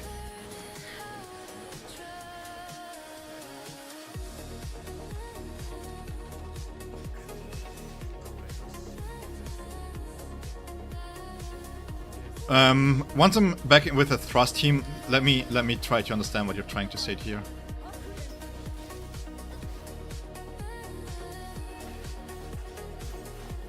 Huh. Do I have a different set stamp on her? She should have gained the ultimate charge rate by now. No. The reason why I'm quiet is I'm trying to understand exactly what you're trying to say. Because I have difficulties visualizing the issue. That's why I'm trying to visualize it. Like I have difficulties doing so, which is why I told you that I will take a look in the training room then. All good. Again, if I make mistakes because you guys are more proficient with the character, I want to like understand what's going on.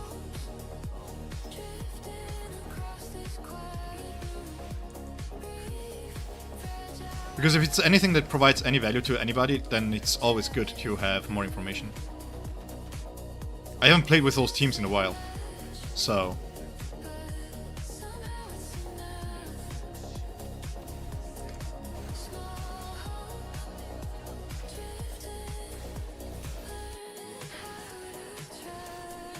Yeah, his whole animation is super sick, man.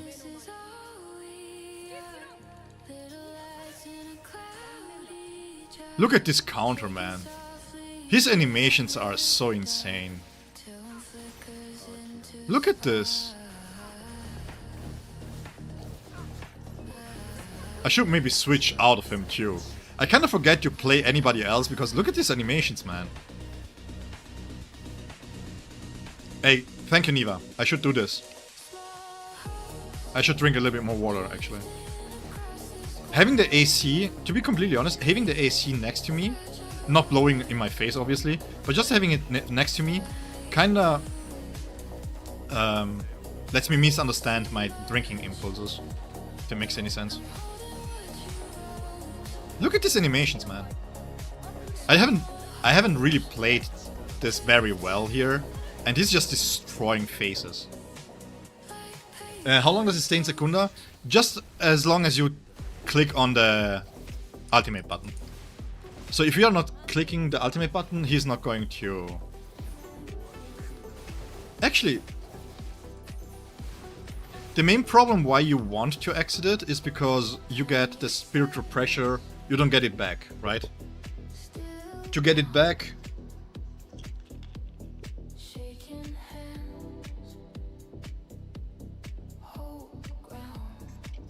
Oh, okay. I see what you're saying. Oh, okay. Yeah, of course. I didn't pay attention to it. Yeah, if an enemy is going to be damage immune, you're not going to apply any effects. This is also true for Eisen, for example. If the damage if it doesn't connect to the enemy, then you don't get the counter, even though you use the battlefield skill. So yeah, that's a good thing. Sorry, I was having misunderstandings there.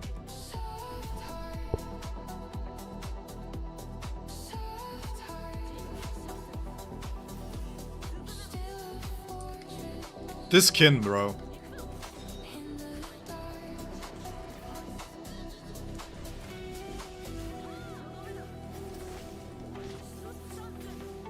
Great skin.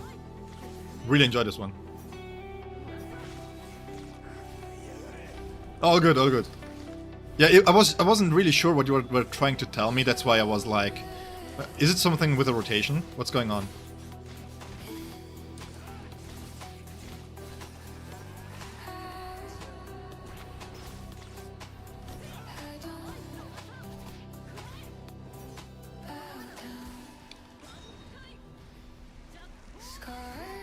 Yeah, my Ulquiorra is still B0, yeah. Thank you. Did I forget? Wait. Oh, I took stamps away from her, didn't I? Oh, I took stamps away. Oopsie. I told you guys, I will go into this. Yeah, I forgot. Oops.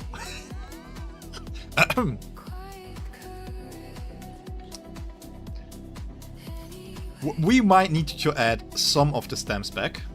1 second.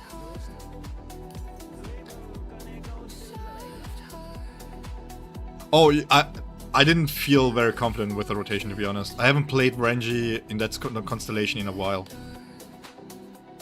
Hey, I've got a question. Does Ulquiorra passive boost 1 doesn't show in the stats, right? The extra 15% crit? No, it should be in the stats. It was showing 20%, so it should be in there. Pull B0 so fun just for her skin. Am I cooked? Why? Do we have her weapon? She's great. Pair her with Yorichi. Fantastic team. It's one of the best value teams that you can have, actually. These two together, perfect. So this year is the most free-to-play friendly team that you can get. Yeah, let me put my shit back here on my characters. You get this one. No, wait. You get this one. You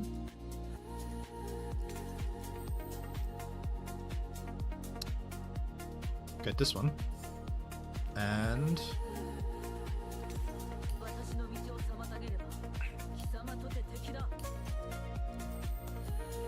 you get also... Which one was it? This one. And we have a few spares. You, my guy. You're getting your own stamps here.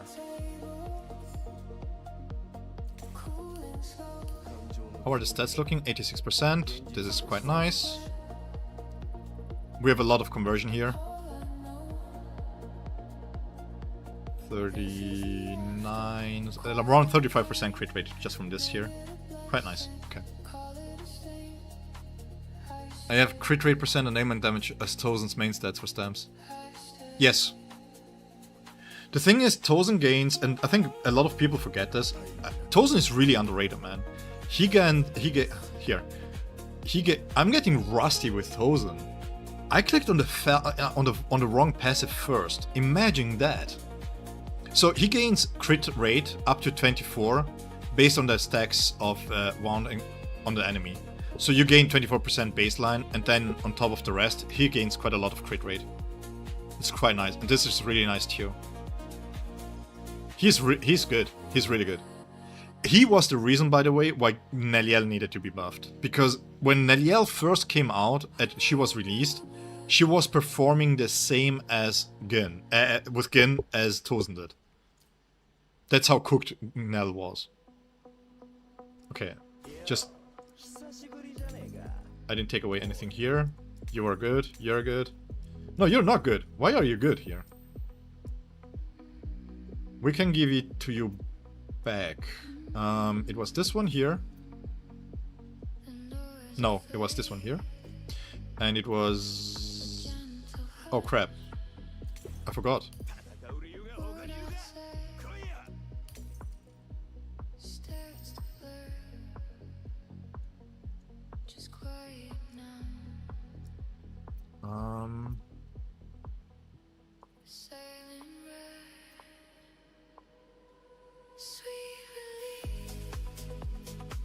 I think it was this one here. Okay, for those by the way that are confused why I am so close-eyed when it comes to stats, is because it sounds really dumb, but when I do challenges and stuff, I feel the difference between 4-5% ultimate charge rate difference, depending on the timings that I'm used to. So that's why when you see me hovering around and you're like, why is he hovering around that? It's because the stats are fine-tuned for certain purposes, and I don't want to be in the middle of a fight and I'm like, oh no, I have the wrong stamps on. That's why I'm taking a proper look to this.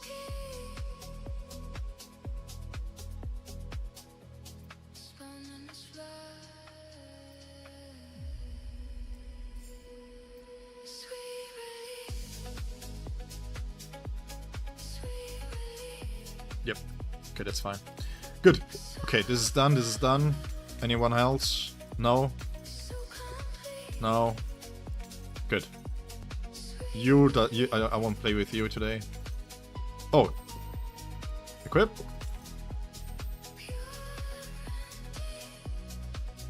And this is on Rangy. This is fine. No, this is not fine. We're not going to use Rangy anymore. I'm going to use Ikaku instead. So the next one is Ikaku, because I want to showcase something here. We're just going to put up... We can just give him this here. Doesn't matter too much for him, to be honest. We're going with ultimate charge rate. Okay. So, just real quick. Hey, welcome home, Snapdragon. You had a YouTube in the darkest time. Appreciate your support, man. You didn't know he was that good? Who? Tozen? Yeah. Tozen is great.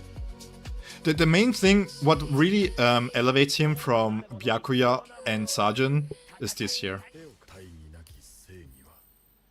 This here. This adds so much damage, and it scales with his whole kit. It scales with crit damage, it scales with ailment damage. Yeah, okay, well, no. With ailment damage, not really. Somewhat. Indirectly. Very round the corner. Because of the wand, right? Because he applies a lot of stacks immediately.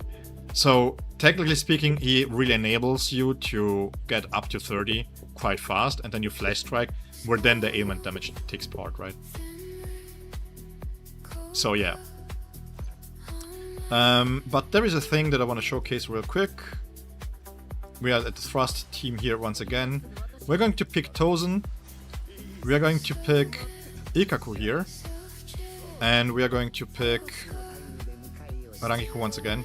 So here the thing is as follows. If you have a B1 Tozen, if you ever get B1 Tozen, B1's Tozen is that you cannot fall below 10 wounds. The problem is that if you're just playing him normally and you have him in the back line, then you're not going to be able to apply 10 wounds immediately, and the first ultimate that you do will have 20 to 25 wounds. Okay? So this is why, if you have a B1 Tozen, the way to play Tozen is to use his technique first, because this applies 4 stacks. Yeah, I want to have him at B6. So you apply this first, and then you have 5, you go up.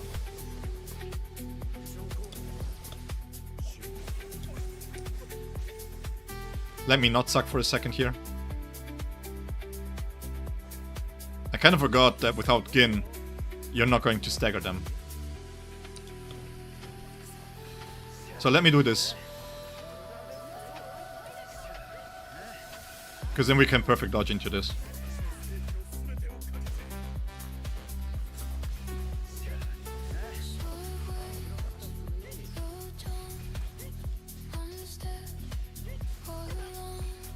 Oh no, not the kick!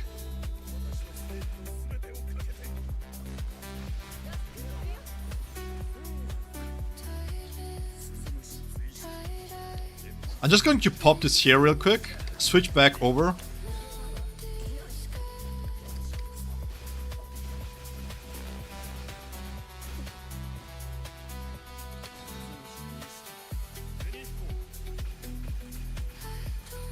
Yeah, he got hit back there.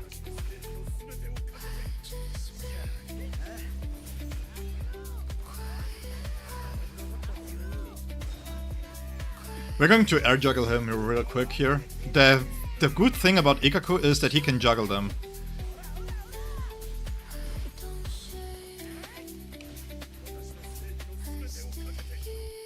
We're going to follow him around.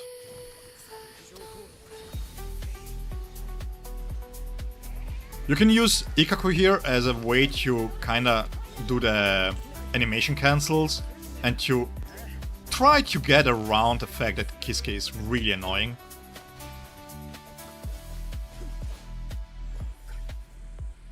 Yeah, he can go Banka, yeah. And this here kills.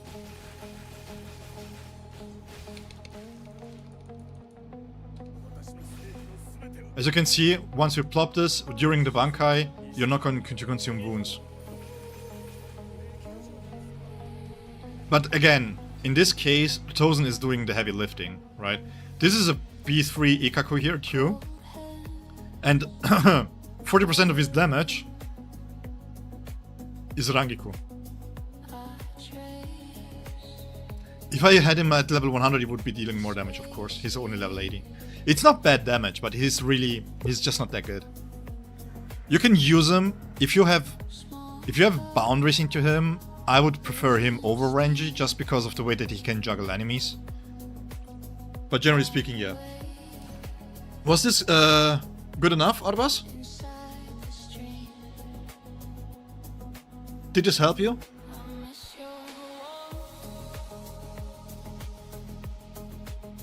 And then we have the Spirit Team. Okay, so, Spirit Team, P0. Now what we need to do is we are going to test, real quick, what kind of damage he's able to do. We are looking at his own set stamps here. Of course, boundary first stage, right? He will get better with his higher stage boundaries.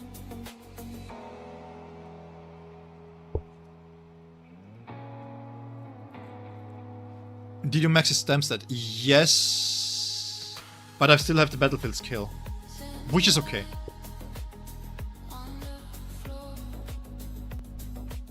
I think, no, we didn't, because you mentioned the towers. You mentioned the stars in the towers. I will take a small munching break in between so that I can eat my fruits before they become fermented because of the heat. And while doing so, we are going to farm the Nexus stamps. And then after that, we are going into with the B1.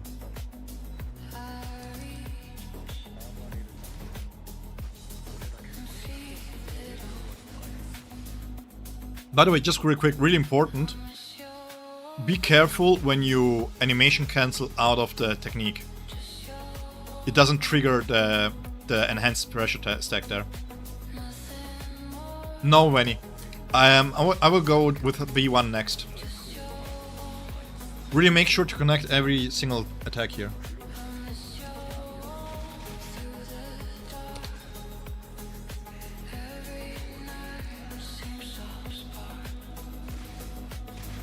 Yeah, I mean, we are going to... The thing with a B1 is just to see what kind of damage it does and if it changes anything. And then we are going straight into the B2. Because the B2 doesn't do much, right? In terms of gameplay altering stuff. So we can see the difference between the B1 and the B2 right away.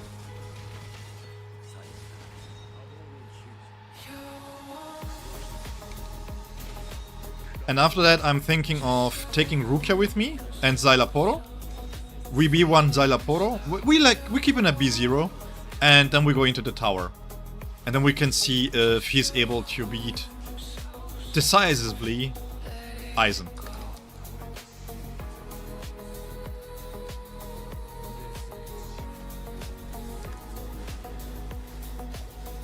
Second strike, we can go over.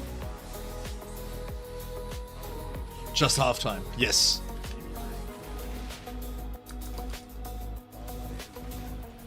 Bro, these animations are so insane. Now we can launch him multiple times.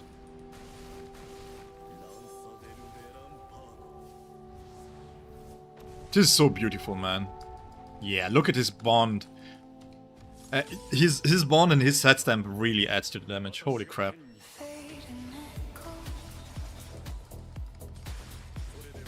And the thing is that I find funny is that his ultimate is not even his most damaging attack, so to speak, right? He has a lot of little damage in between that you don't really see on paper. And after this I will do a quick guide to the rotation.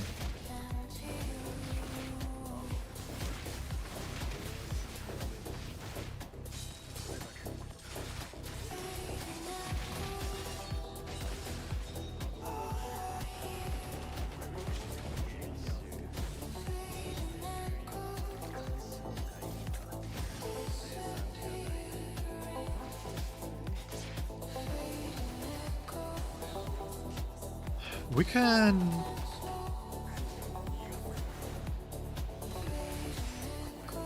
We can use this here. I will wait with the shift until I have my ultimate ready, which should be soon. There it is. Let me do one more. I'm going right into the ultimate. Screw it. Let's see if I can get one more damage in there. Nah, it's too slow. Okay.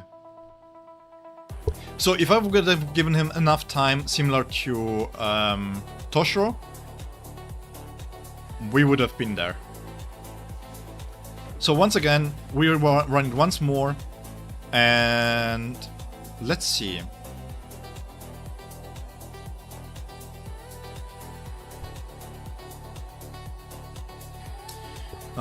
Let me think real quick.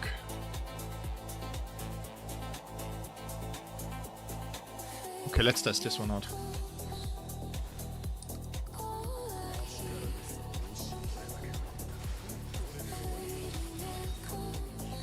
Let's see if this works better.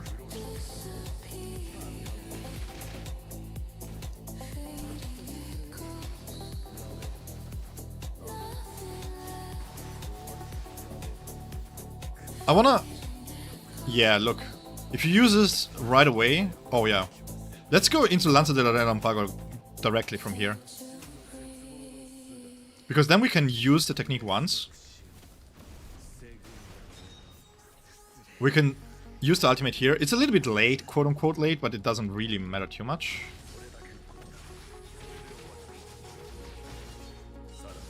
Because we want to have the damage during this burst window anyways.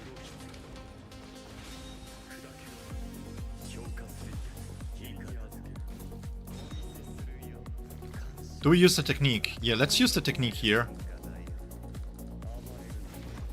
So he goes in. This means we can do the third. Throw this twice.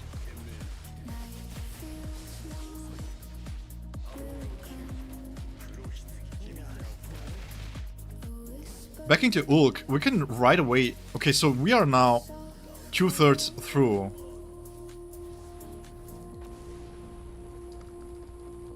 Technique? Into the ultimate here.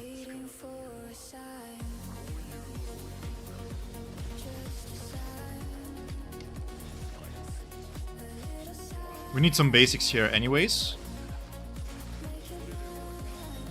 There we go.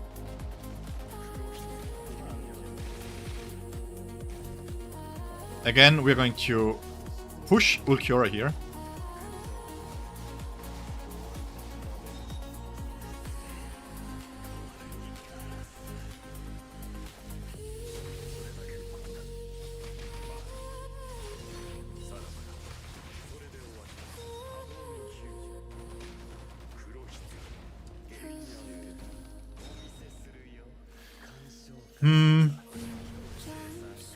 Let me go straight into Ulquiorra here.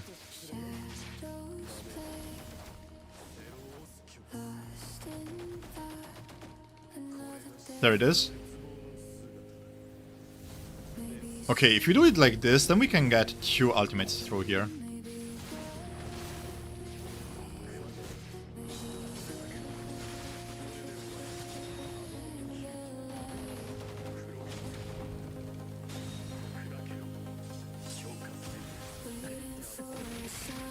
Am I able to... Let me see real quick.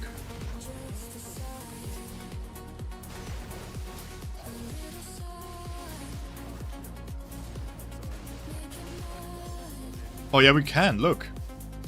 Where is Malaku? He said it was not possible.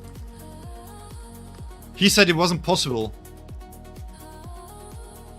Screenshot this one. Holy crap. Screenshot this one, guys.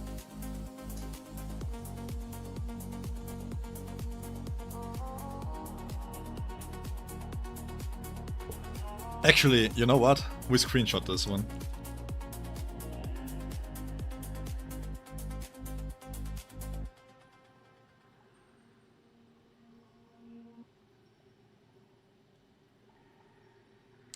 Yeah, I think he's mid.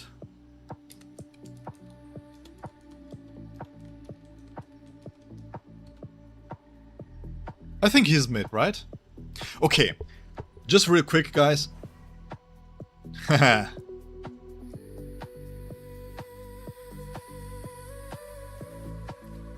Oh, it's true. To be fair, I've been streaming for a long while, and Urahara and Ulquiorra both start with U. So, I will test with Urahara then. 78. Alright, so we need to be fair, okay? Just to put this into perspective, once we get to test with everybody else, you have to always be aware that, technically speaking, at B0, I have the B4 here. So we are already ignoring 50% of the defense. Because the Ravage here that we apply, 10 stacks, already has the defense shred, okay? No, Jokon, no. It's not possible to be any better than Ururu, except for Chad. Because it's in the name, right? So we have to consider this, and also we have to consider that at B2 he applies 20% more damage to the team, right? So my setup with him is currently set stamp. And to be honest, guys, we have a battlefield skill here as a perk. We could have had anything else to increase the damage. We have still a little bit of room to grow there. Are we happy with nearly 160 million? So the stamps are attack. You can go either way. Important is that you have crit rate, crit damage, ultimate charge rate. Crit rate, crit damage, ultimate charge rate. If you have attack, that's super fine too. If you don't have ultimate charge rate, but you have attack percentage, it's fine too. Just make sure that you hit crit rate and crit damage. And then attack here.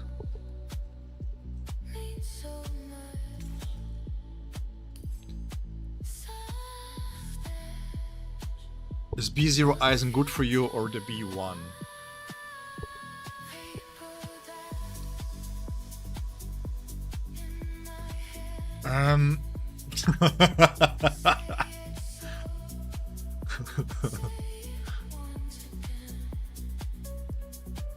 Okay, so I will put this into perspective, right? We are 6 months in of this guy existing. At some point, we should expect a new Spirit Tactician to come around, okay? From the power scaling that we have had so far, we can expect that the new Tactician at B0 will be dealing damage similar to a B1, maybe B2 Eisen. Because this is what Ulquiorra does to Toshiro. This is a B2 Toshiro. Okay, we can now argue he doesn't have the best stamps, right? Okay, we do one more test here.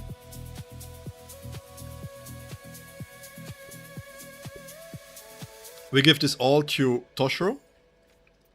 Because he benefits really a lot from this too, right? And then, but this is B2 Toshiro, who is competing against a B0 character. Hey Lujo, thank you so much for the compliments, man. I'm so glad that you all are enjoying this. You guys have been breaking records, by the way. I don't know what's happening. I don't have any clues. But you guys have been awesome. Like, lately, my content, you guys have been blowing up my channel. It's crazy. It's really crazy. Yeah, when we get a Spirit Tactic with the same supporting abilities as White as for Slash, Ulquiorra is gonna apeshit. Yeah, the thing, to be completely honest, I'm not looking exactly at performance when we talk B0. Because, technically speaking, yes, as I mentioned, damage-wise he will outperform. But what makes Eisen so good at B1? And this is a thing that you can just not put a value on it. The B1 means that he is in permanent state. Permanent state. Watch this. So, by now, most people know what Eisen does, right? This here As long as this is not full, he gets hit, okay? The moment it gets full, he gains Hypnosis, which increases spirit damage, but he also gains the Dust Ring, which also helps a lot, right? And you gain more energy, you gain 20 more energy. Hey Sasude, thank you so much for being here, man. See you next time. Thank you so much for your support. I hope it was helpful. I really appreciate you too, man. Thank you for the long-standing support. So basically the B1, what the B1 does, it accelerates everything that he does, right? So let's say, for example, you swap into him. You don't have the counter available, but you do the last hit. With the B1, you're going to be able to hit the battlefield skill immediately. Now, when you play with him, the thing is, you can press it, right? And you gain this state back. And this gives you shields. And then when you swap out, you also gain these illusion shields, which is basically just damage immunity for 3 stacks. So if you don't have the B1 and you swap out, you're lower, it takes you much longer. And especially now with the buffs that he got. Let's do this properly. He drops off, right? And then this is the problem here. Because whatever you're going to do now, you're going to lose damage because of the core stamp. And you wouldn't have had this done, by the way, because I still have the B1. I gained 20 energy. So you don't gain this 20 energies, right? It takes you longer to go through everything. So the thing is, not only do you add more utility to your kit, the second point is also this here. There is so much baked into the Ravage. All type resistance, damage increases, then if you have a B4, the damage resistance, the defense penetration, right? There is so much intricacies and cogwheels playing parts that the B1 is basically him at his peak. You don't need the B2, you don't need the B4, you don't need the B6. You are free to play, you don't care about damage. You can keep him if you really enjoy him, right? The way that he plays at B1 is so fundamentally different to the B0. Because not only do you switch faster through the rotations, but with the B1, what you can do with the B1 is, this is really important, you can fine-tune your ultimate charge rate so that you can have your ultimate here. Let me showcase this real quick. So we drop back, we do stuff.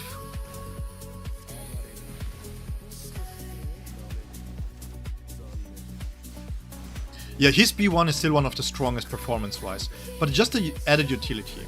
So you're now here, right? And the thing is, if you don't have the B1, you are going to use the battlefield skill, then you swap back, you don't have enough energy, then you go into the ultimate, you use the ultimate, and then you rinse and repeat, right? And then you have one odd rotation where you are just there and trying to do as much damage as possible, and that takes a lot of field time on Aizen, right? With the B1, you basically have no battlefield time, because you don't even have to do... You just end the string, right? You just do this technique into the finishing strike, and then you are already into enhanced state. And you're just much faster. You keep 100% uptime here, and you give more time to Ulquiorra. On top of it, it basically never falls off that you have the damage immunities here. And again, if you have the battlefield skill here, let me try to replicate this. One thing that you can do, and this is really vital when you want to play double support, because with double support you're not able to give him enough attacks without losing damage to really benefit from this. So you need 4 counters for your double support setup to really work. Once you have the battlefield skill here full, you go into the battlefield skill, you have the counters ready, you don't use them, and then you into ultimate. You cannot do this at B0. If you do this at B0, you're wasting so much damage, it's not even funny. So then you go, and then you see this being played quite a lot, because this is the best rotation that you can have, right?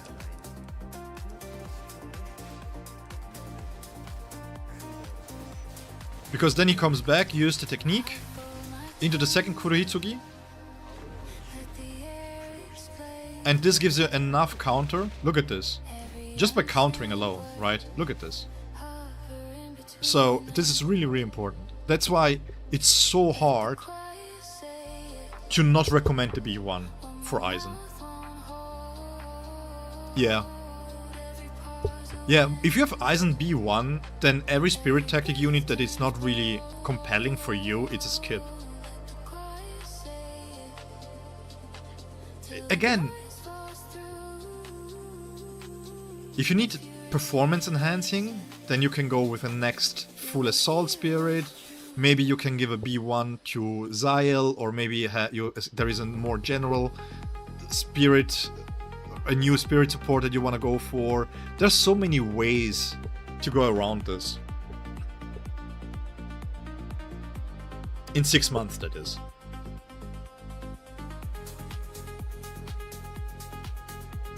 But again, if this is worth it to you, then go for it. Okay, let's take Toshiro in the 1 minute fight here. Yeah, I'm still of the opinion that his buffs were way overboard. I don't think that they needed to buff him that hard, in my personal opinion. The buffs were crazy.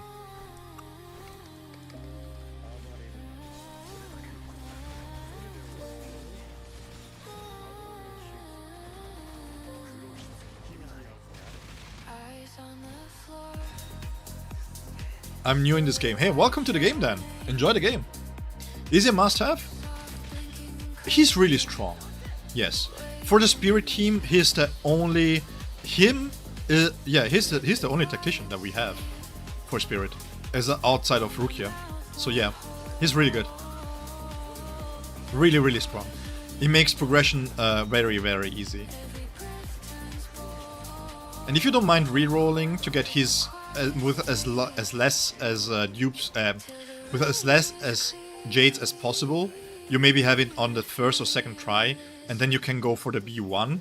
Then you're golden, you're set. Tacticians here can be used with double support setups, which is quite nice.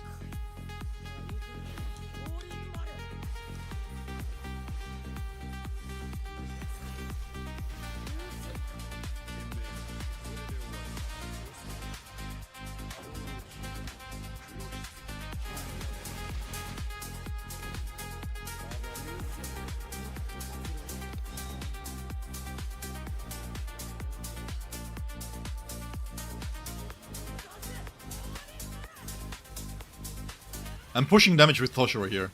I want to make him look good, by the way.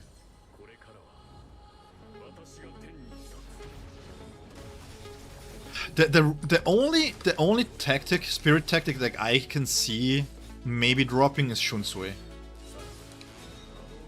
Maybe.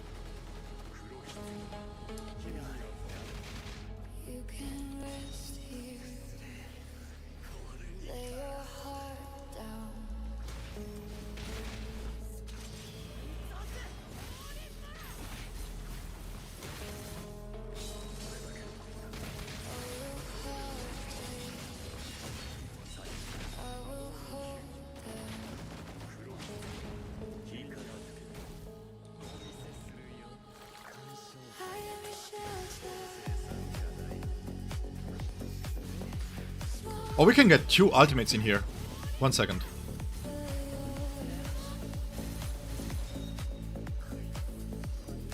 The Mustache King? I don't think that he's going to be Spirit, to be honest.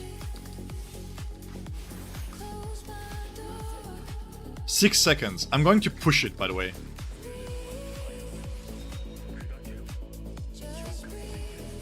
Come on.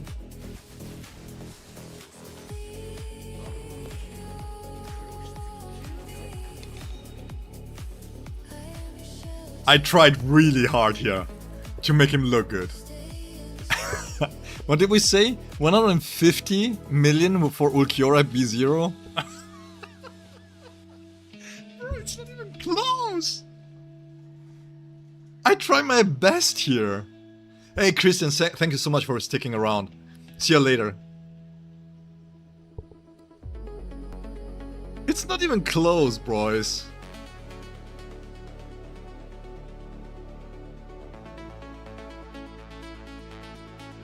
Oh my. Oh my.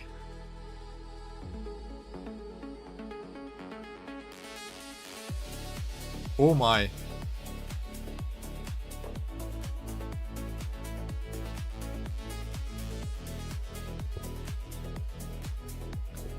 You just came? Meet you, meet you.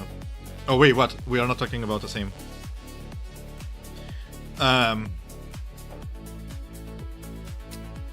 Holy.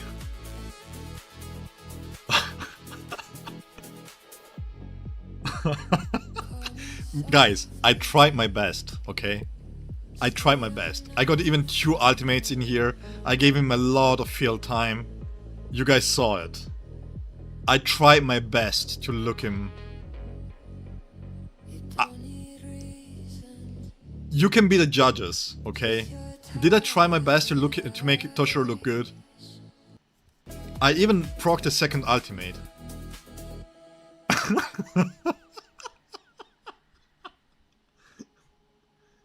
Oh my god, I'm sweating. Yo. Okay, guys. I need to snack something on the side. Jesus. So what we're going to do here, we have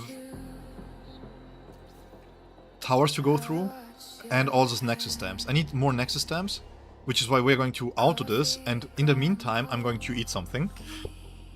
But I'm not going AFK, I'm just being here, just munching something. I hope it doesn't disturb you too much. If you guys don't want to hear people eat, please let me know in the comments. If it's like a trigger for you guys, hearing somebody talk during eating, I don't like to do this, but I don't also like to just be silent and eat during the stream.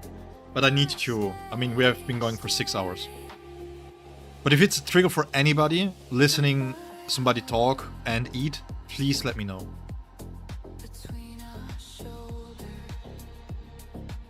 Yeah, I already have it here. I already have it here. I'm just that I'm going to eat it.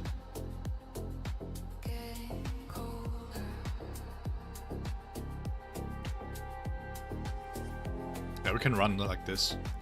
You, out. I wanna see you.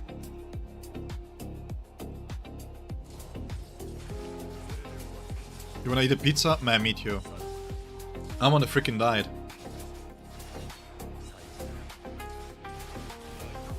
Only fruits. Hey Fujimatsu! How are you, man?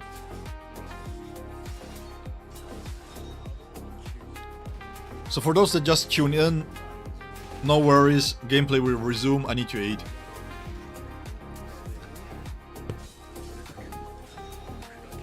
By the way, I'm still having my grapes, but also I have peaches here. I don't know what they are doing in Spain, but those peaches, bro, they hit different. So B0 a must for Spirit Team? Selfie, I wouldn't say that he is a must. If you're a low spender free to play, I don't think that full assaults are necessarily must-haves. Can you try one rotation with Urahara? Yes. But let me eat first. I'm doing great, Fujimatsu. A lot of my stress have been alleviated because I had...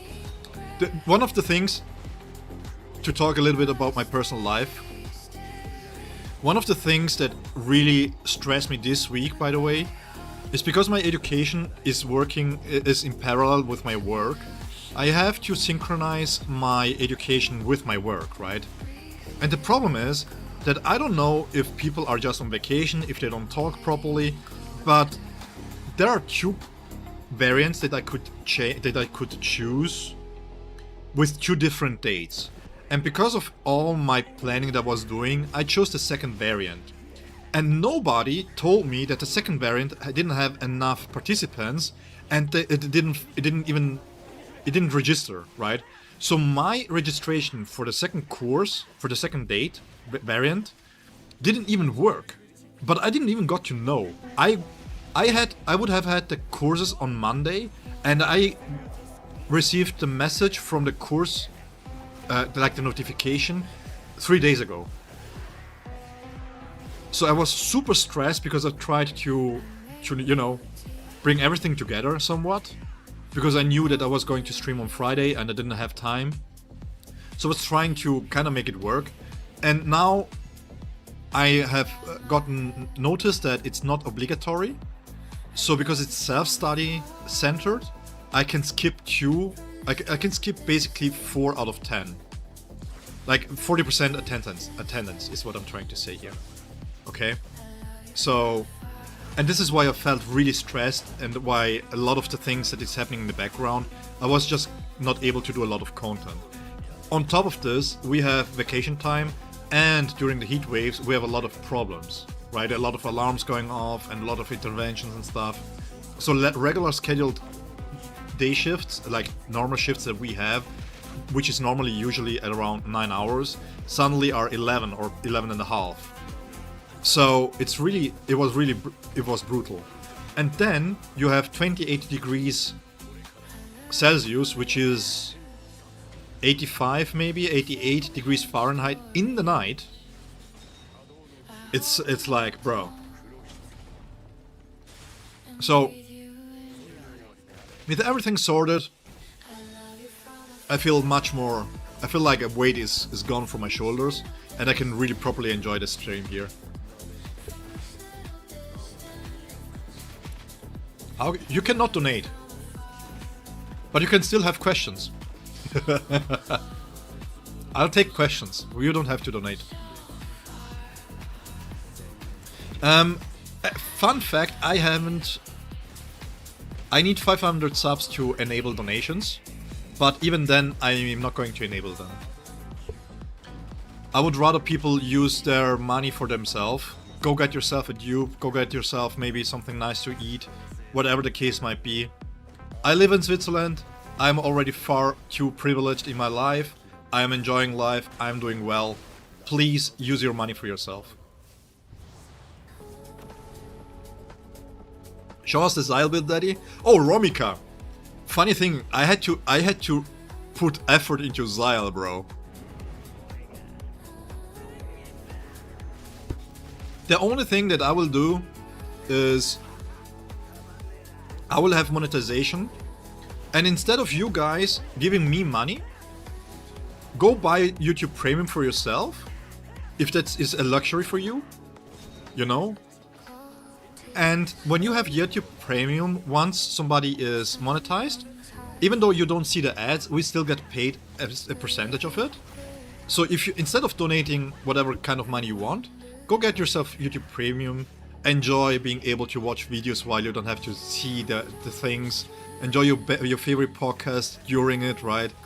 Just enjoy yourself with the money. Don't give it to me, please. Yeah, I love to slash him. But to be fair, the second part is also because there is nothing much that the AI can do wrong here, because White is B6 and Kenpachi is B6. So yeah.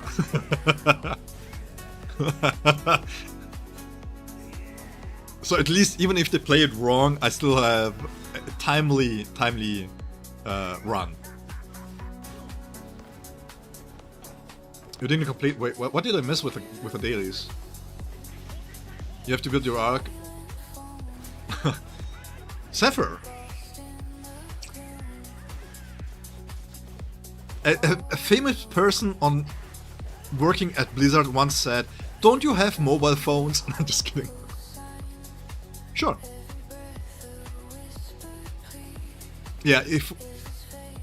Yeah, and if I am like busy, if I am focused on a fight or something, then we have awesome people in the community that will answer you truthfully. Thank you so much, Romika.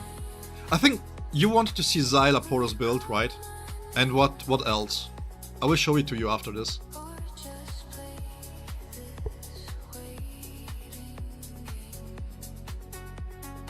I don't want to miss something. Yes, Alfie. Jesus White. Yeah, that's what I call him too. I play on U. I play on A+. No question. Sometimes, when I fight or something, I miss maybe a question. You just can repeat it. I will try to at least acknowledge the question. Okay.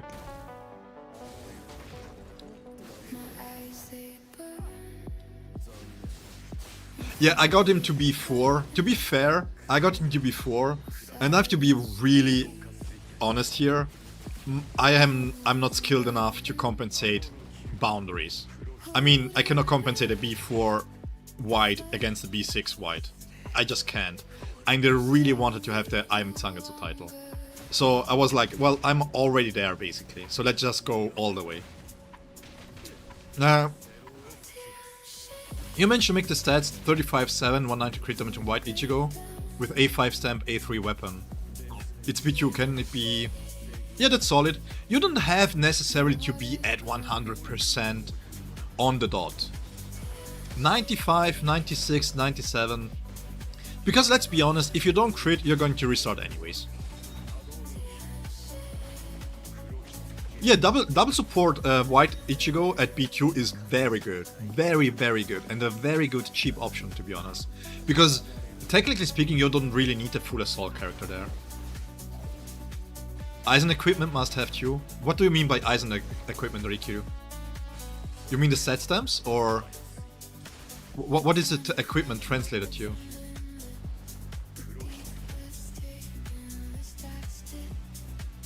I can do you one better. You can join our community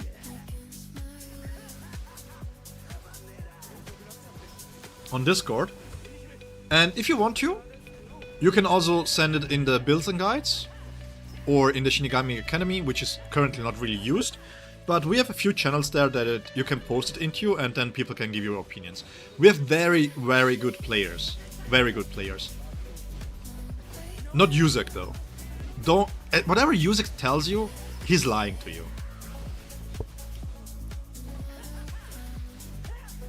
He will tell you crazy things like Momo is good, you know. Just crazy stuff.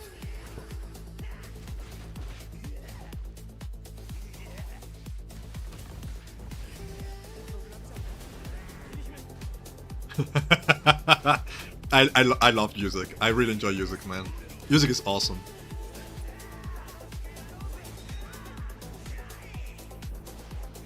I give him a lot of shit, but this is my way of kinda complimenting him too, you know?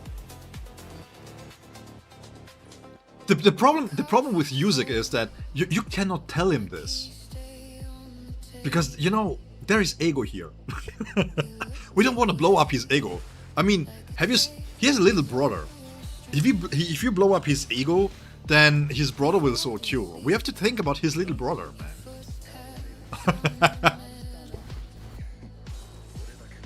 I like to rage bait him, man.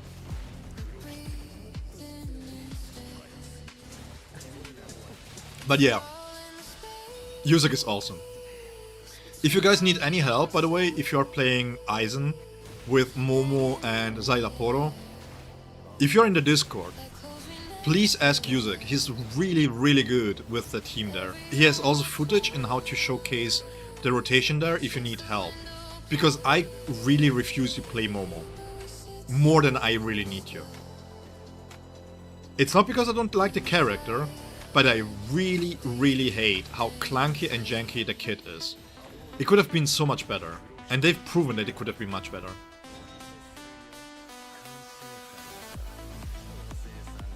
White Bankai is still pure cinema? Yeah. I love this team because it's just laughing all over the place. Yeah, but let's be honest. He has been focusing on that team for like 4 months. So it's genuinely amazing to see what he can pull off with that team.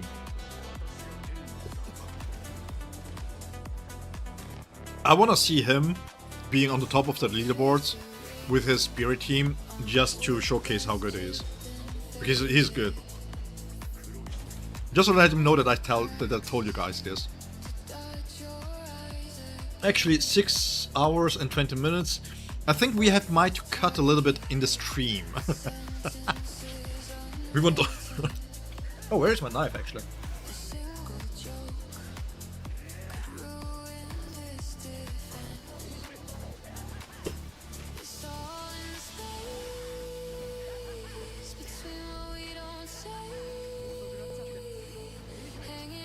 Oh man, people are bounding here. Hey, so cool. I don't think that's possible, but he's going to be 6 Ulquiorra, isn't he?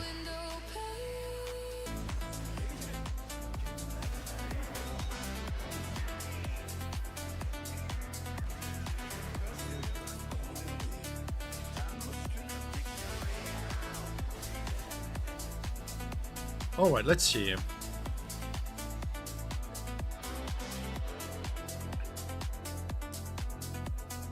Ulquiorra is your goal, but he's nowhere close to white value.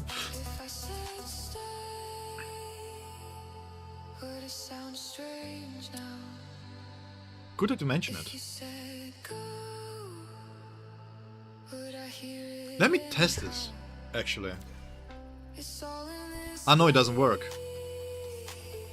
I mean, it's hard for Full Assault to read. The thing with Full Assault characters, the problem that they have is that they need the support and the tactician. And if you fulfill these two conditions, then the Full Assault is pulling his weight, and he's putting so much damage that without it, you kind of feel like you're losing out on something, right?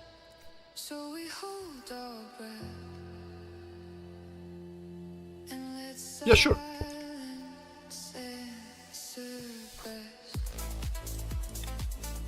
I also have a guild, by the way, if you want to join the guild.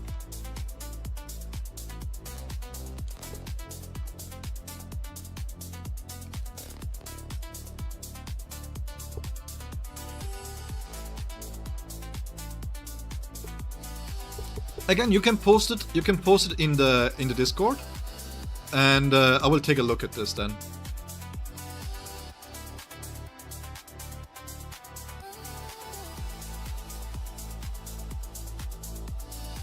Okay, so Romikai, are you still there? Yeah, you are there. Yeah, you just answered. Good. So you asked for Xylaporo build.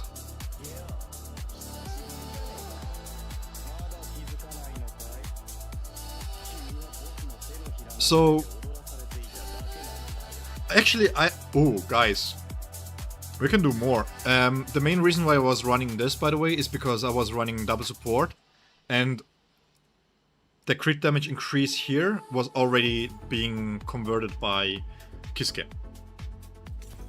So, you can run this. If you run double support, let's say Xylaporo, Orihime, whoever you want,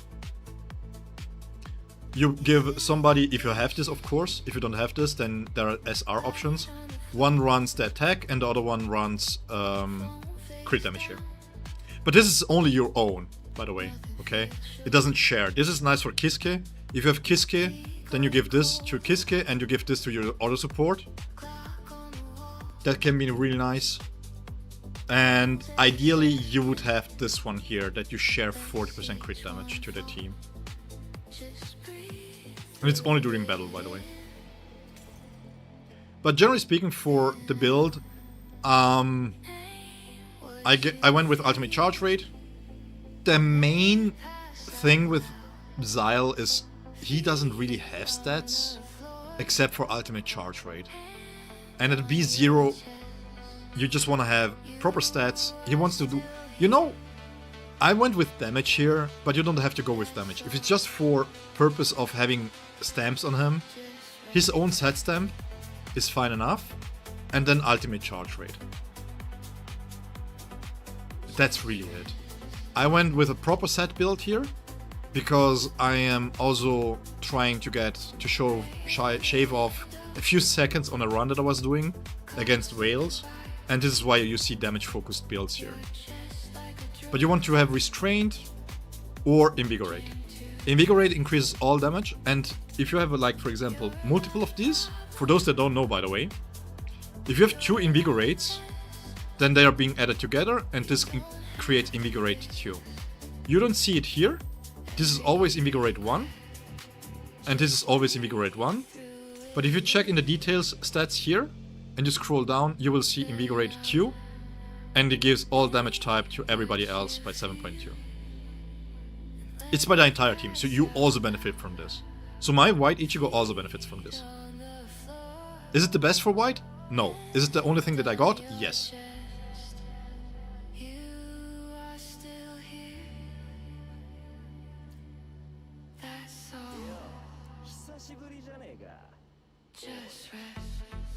So, and basically for those that don't know how Xyle works, he's very specialized on spirit, right?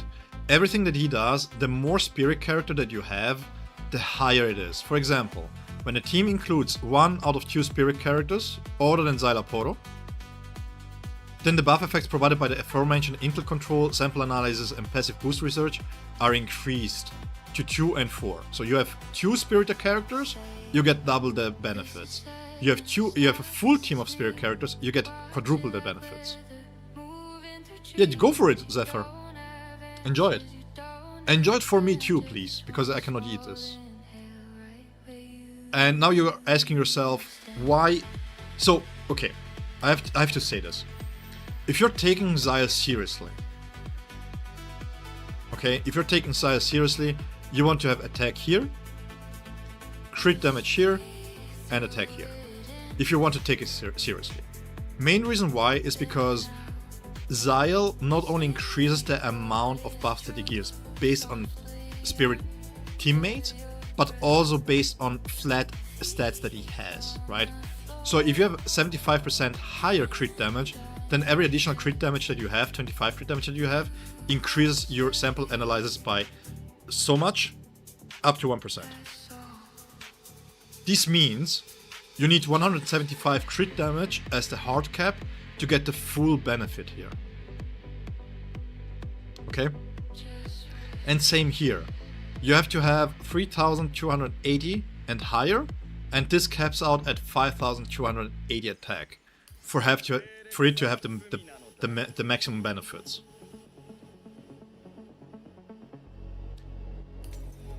Again, if you try to be cheap just to give him his set stamps because you have resource constraints, don't worry too much in the beginning, but eventually you want to build him properly. Tomato salami. Wait, where are you from? Salami is... Salami picante? Not really. I mean, he starts sharing, where was the share?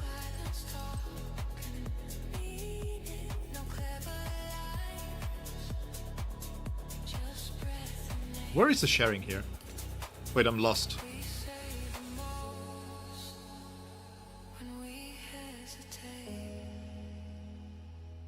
This is the ultimate charge rate. Give me 1 second.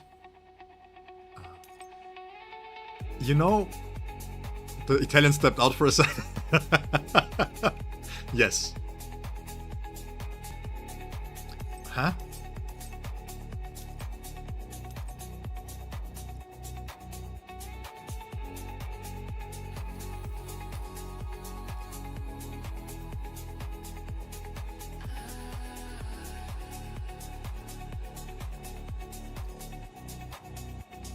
Doesn't he have an ultimate charge share?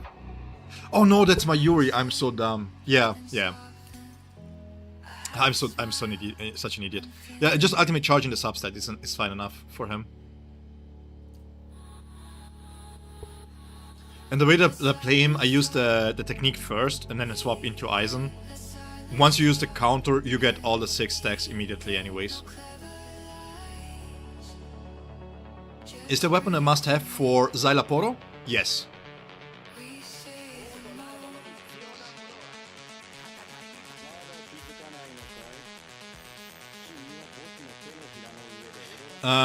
Without having the weapon here, you don't build this up properly. Oops. Give me 1 second. The only way to build this up really is by using basic attacks. Is 1, and there is nothing here. So you need the weapon. The weapon is mandatory.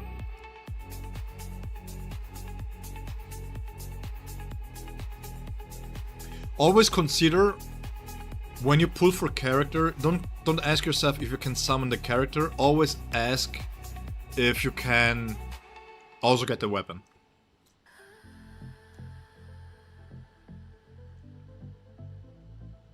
Malaku, don't do it! Don't do it! Let me double check. There we go. Oh, we have some space here. Alright, so... Well, I'm still eating my fruits. I'm sorry. I'm taking a break here, properly.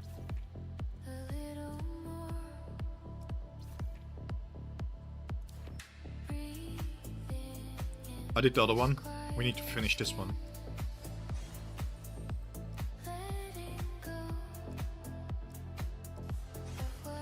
Let me edit this one here real quick.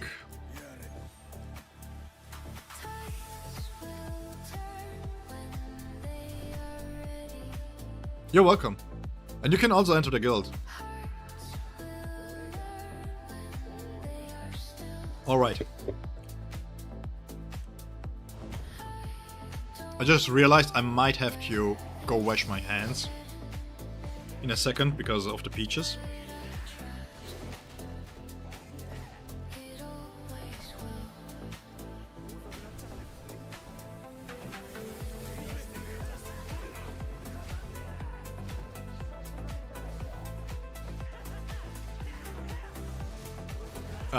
It's a dumb thing to ask, Malaku, but did you exchange all your stops already?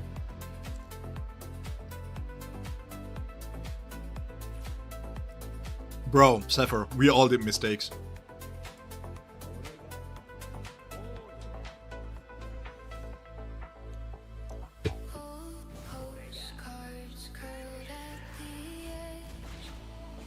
Huh.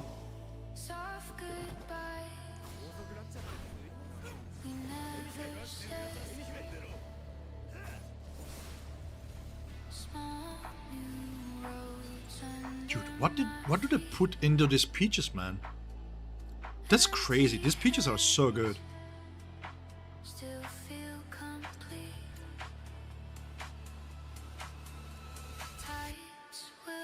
Oh man.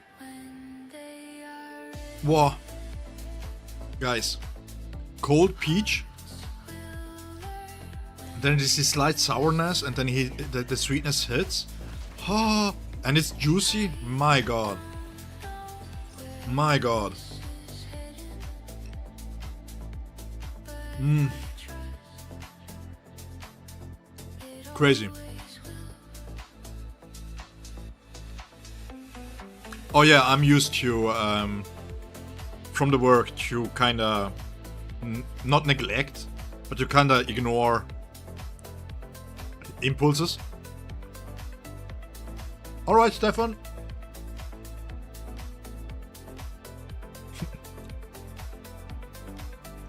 Zephyr, what kind of peach you wanna eat? I mean, if you like ice cream, yeah, sure, go for it, right? It's fine.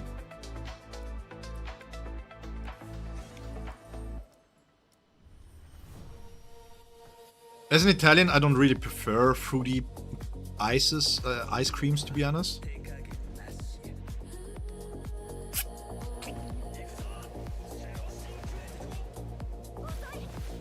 Bro. Yo, these peaches are hitting different, not gonna lie.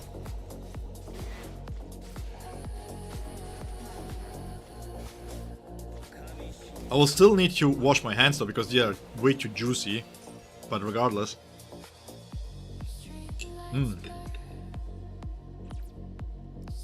Great stuff.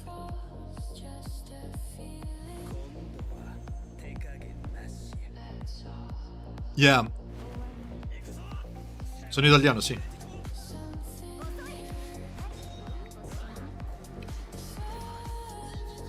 Madre della Puglia, il padre del Veneto.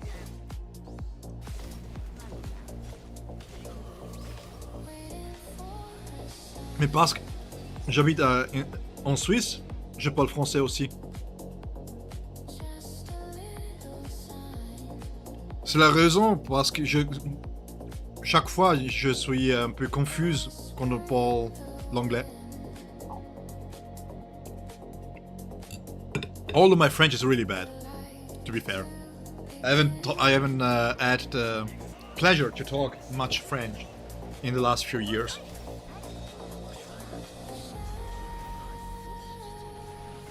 Dal Veneto, Auromenzi. Sei italiano?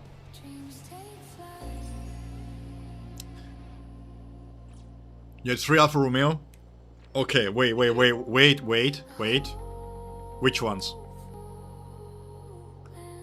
Yeah, sure. Fujimatsu, don't wonder, man. We have really good people in there, so maybe they can already help you. But generally, yeah, I will take a look. I'm gonna make a coffee for real. Yeah, enjoy it. Dalla Venezia? Bello. Cresciuto e nato in Italia? Or do we have your spirit?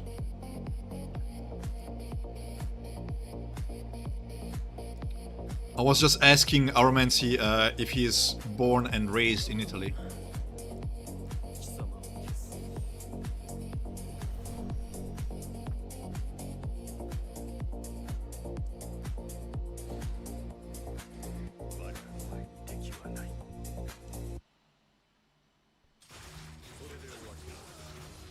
I wasn't back there.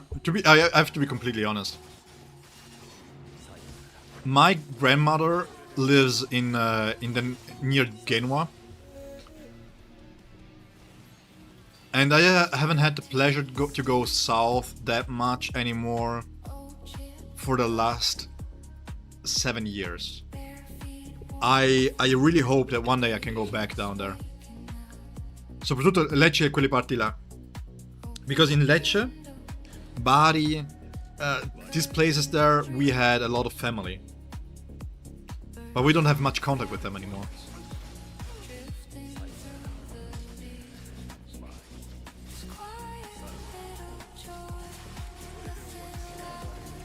...166, 147... Oh, yeah, the 147 is a beautiful one. You miss it till this day? Wait. The 166. You miss it. Why? Do you like to walk?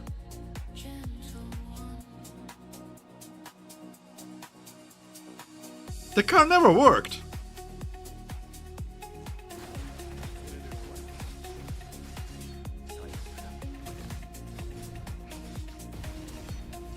Hey G, welcome. Hi, how is it going, man?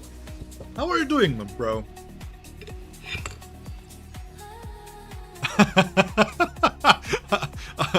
Aramancy. I will take that as a compliment.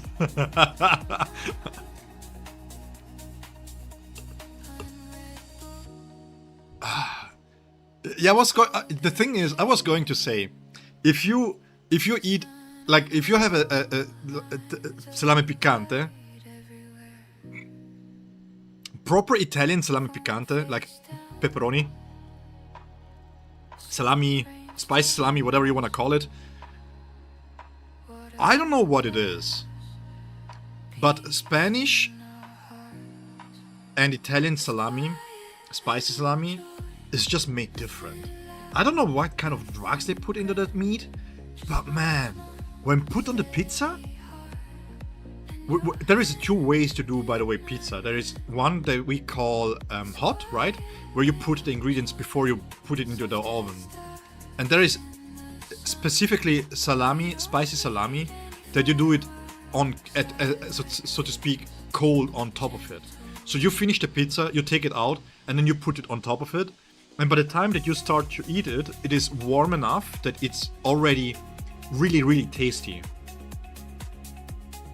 Pizza diavola, yeah, this is the common name. Man, when you have proper salami piccante and you made it Alfredo, Oh, oh, it's delicious, man. Oh man. Oh, bro, I love that shit, man. I'm getting hungry even though I just ate.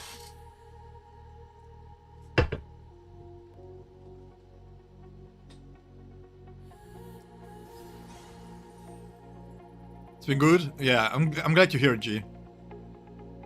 Have you already seen Ulquiorra? Have you had the chance to see Ulquiorra play live?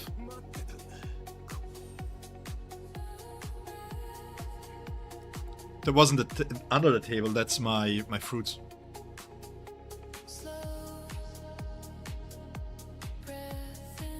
Yeah, Aramancy. A lot of places, to be honest, a lot of places, I don't really understand this, by the way, with restaurants. So what Aramancy is saying is that spicy salami in Italy varies in his region from pizzeria to pizzeria.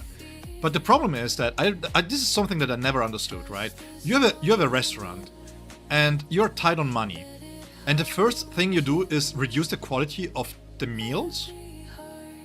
The thing that is supposedly trying to make you money? Why? Welcome back! C'è una pizzeria ogni 2 km. Sì, però è Venezia. It's a tourist place. I mean, if you go to Treviso, near Treviso, you go to Follina, for example, there have been pizzerias, man, like this is something, by the way, in Italy. I've seen this in Italy, I've seen this in Germany, I've seen this in France, and even Spain. You go out, like a remote place, it looks deserted, it looks like nobody is living there, and you have a restaurant there, go eat there. They make stupid good food. Holy crap.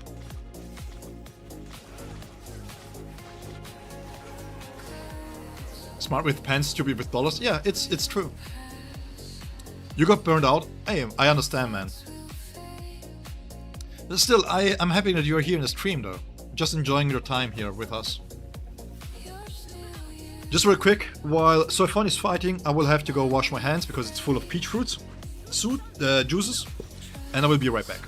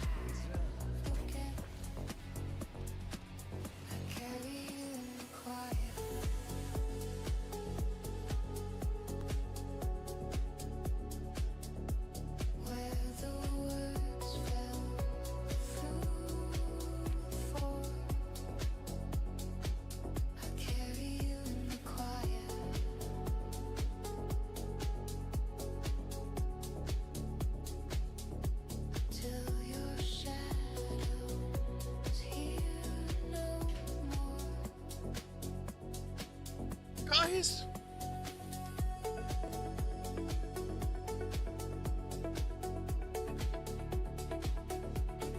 An angel has befallen my house and has brought me a lasagna.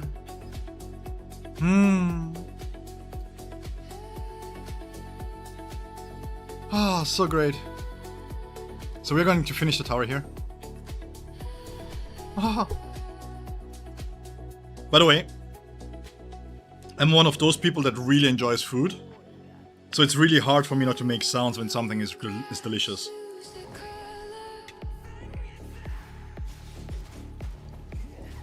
You work there as a barista?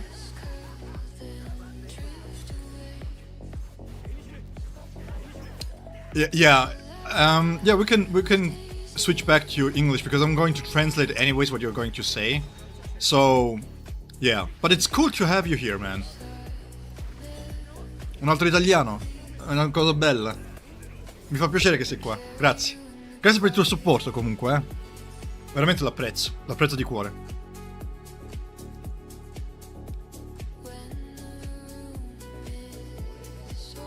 Yeah, there is not many foods that really hit really good, but when you eat like a proper well-cooked meat piece, a steak, una fiorentina, we call this fiorentina, I don't know what's the cut in English. There's a few meats where you're like just that's so delicious, right? A really well done pizza. Oh my god, there's so many foods, man. If you eat a paella, it's so good. Oh man. Lagos, for example. Oh, a good bit of Lagos. Oh man. So good. Food is just life, man. And you know what? About what I really love about food? It just connects people. It's the easiest way to connect with people is food. Isn't this beautiful? One of the most basics things that we need to survive is also one of the most basic things that connects us.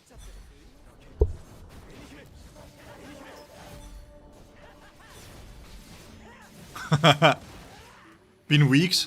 Again, gee, I know, you talked about the burnout last time too. And as I said, it's okay, it's fine. It's okay to feel burned out. It really is.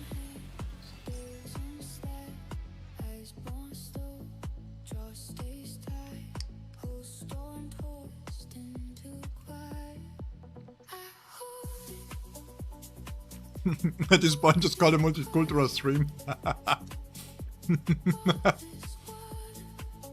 I should, right? Yeah, but that's the beauty of it all.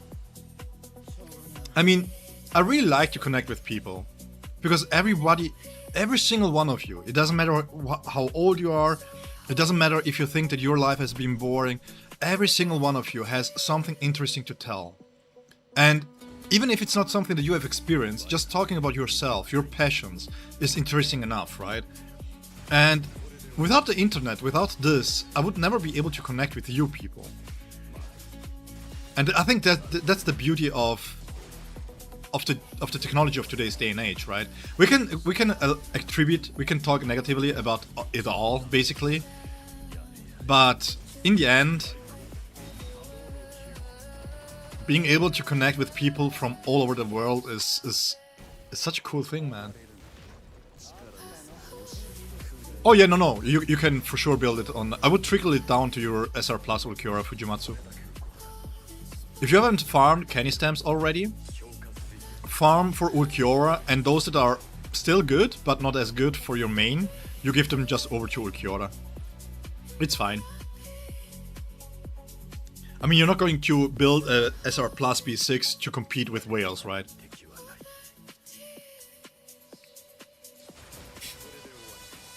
Romika! Shakespeare got inspired from your words, yeah. True though. You know, a lot of the wisdom that I have is just me basically regurgitating wisdoms that other people taught me.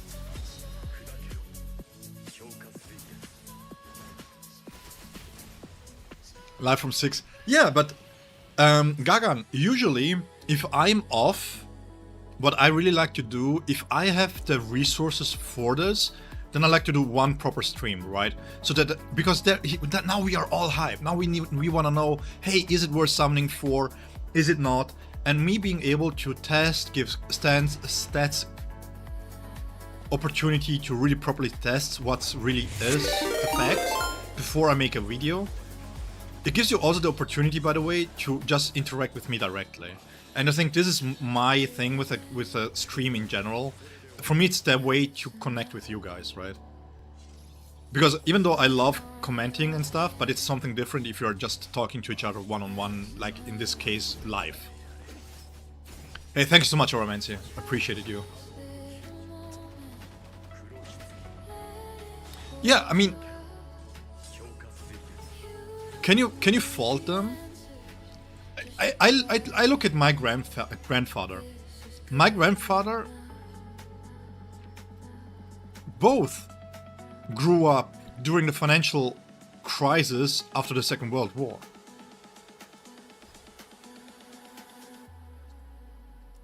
It helped me mature so much, I cannot even put it to words, right? Because when I was hungry as a kid, I was used, because I was born and raised in Switzerland, I was used to, even though we weren't rich, we were not rich. My parents had to make a lot of sacrifices to give us something to eat, right? For example, like, what is it called? Marmalade. Like, jar. What is it called? Jam. Jam was a luxury for us, right? We only got jam once in a while on the weekends. And it got better, right? Once they both were situated and had a little bit more earnings and stuff like that. So my grandfather, when I was in Italy, I had to work for food. Because they were like, you need to know where food is coming from. So go help my grandmother when I was like, hey, Nonna, I'm hungry, make me something. She always looks at me and she was like, did you help Nonno in the garden? And I'm like, no. And she's like, yeah, but that's where the food is. And I'm like, damn.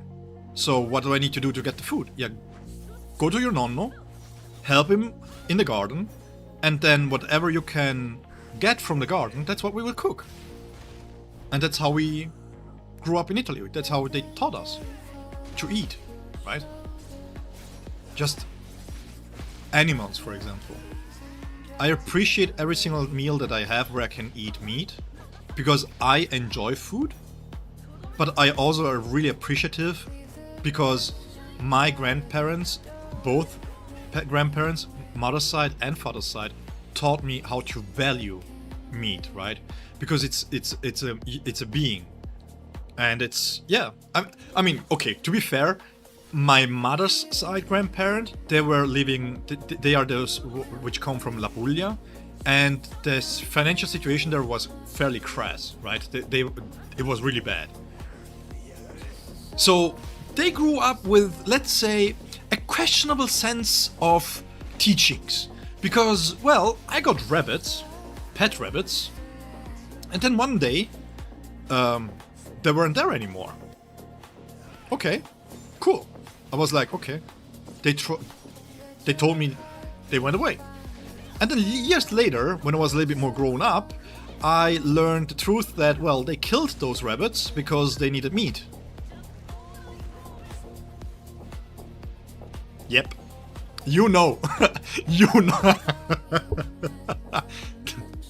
But they were like, yeah, they had a good life. We gave them all the possible things to have a good life. But as a last way of showing respect for them, we are going to eat them. It's a strange way to say things, but okay. You know. Ah. I miss my nonno, man.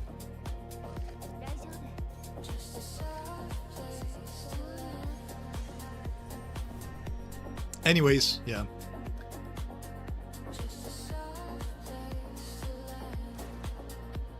Yes, Zephyr, we had everything today. Everything. But that's the funny thing when I look in my when I look at the origins of the people watching me, it's like all over the world. It's like crazy. Crazy. Only one thing that is a little bit suspicious. No Russians. Officially. Which makes me think maybe... Not even a bot, you know? They're like... Am I not interesting to Russians, not even a little bit, that they want to send a bot here? Not even one?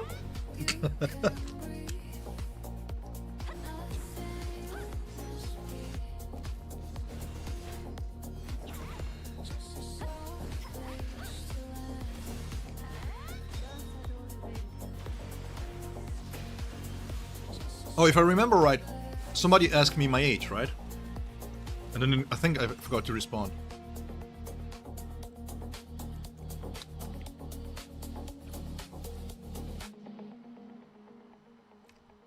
I'm going to be 38 in October.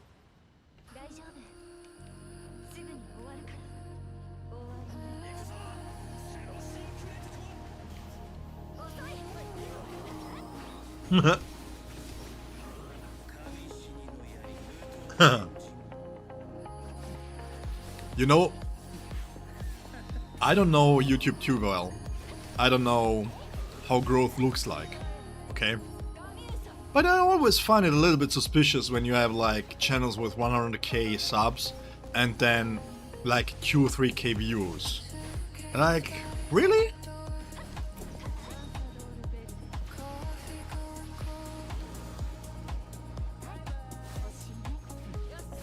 Yeah, our romance me too. I don't eat rabbits anymore. But the thing is, I still appreciate every single animal that I'm going to eat because, well, you know, it's hard to be empathetic towards animals. But just imagining how they're being treated doesn't really fulfill me with joy. Let's put it this way. But at the same time, we as humans have so much waste. Right? The only thing that I can do, I'm trying to really buy local, right? Where I know that at least there is some testing, there is some supervision, how the animals are treated, and I really try not to buy from big corpos and stuff like that. I'm not generally against corpos, but when it comes to animal cruelty, let's face it, it's a true thing, right?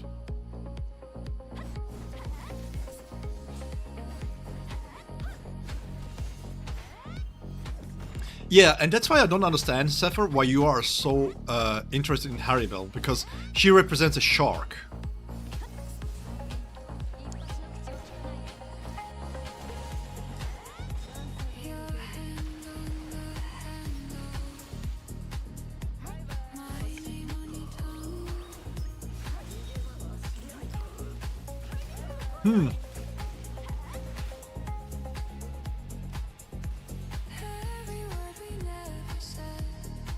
C'è tutta avarizia alla fine. It's all greed, yeah, for sure. And you know what? Not only greed, but also being able to say that you ate something strange, right? Like something exclusive. And I don't get it. I really don't. I don't understand why we have to kill animals that are already at the brink of extinction just for some rich people to brag about it. Oh no, it is a shark. It is a shark, man.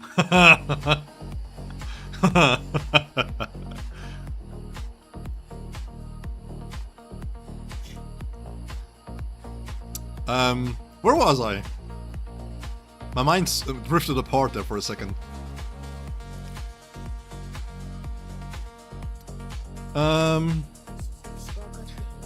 I think her...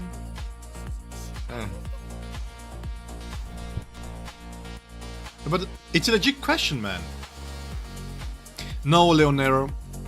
I cannot. I'm a Namekian.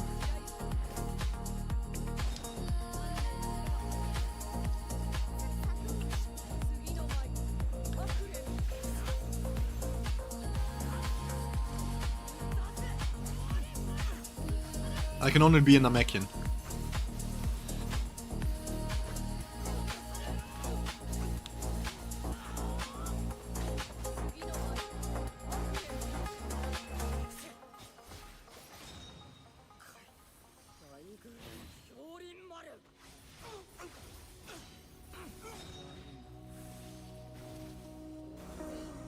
Yeah, but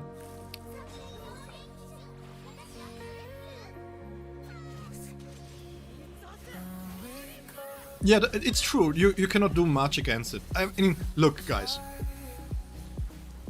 At a certain point in life, and this is where I am at, you have to decide between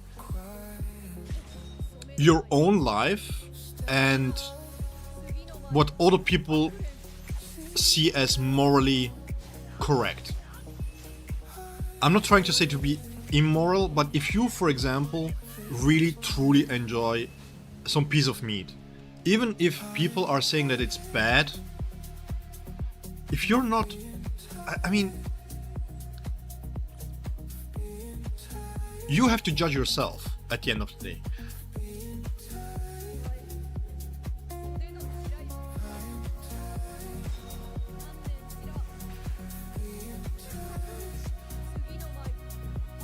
Bro, Zephyr.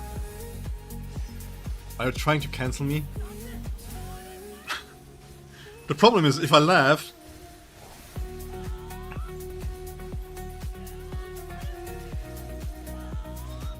Can I get cancelled? What about last Ichigo? He can transform.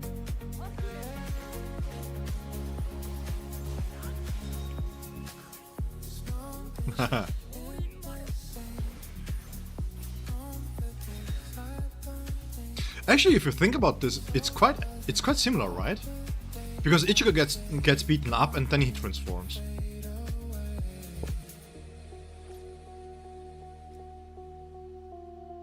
What was I doing there? Oh. 12?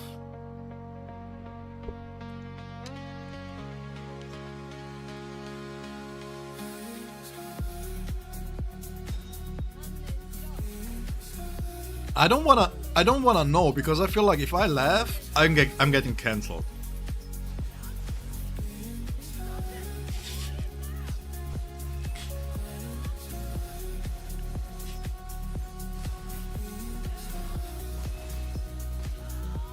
It sounds like a setup, Zephyr. I don't even want to read it out loud what you wrote. It feels like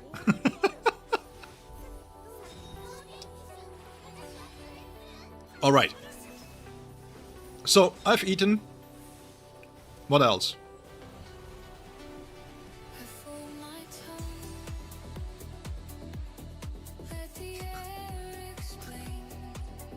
Do the final Getsuga Gensho?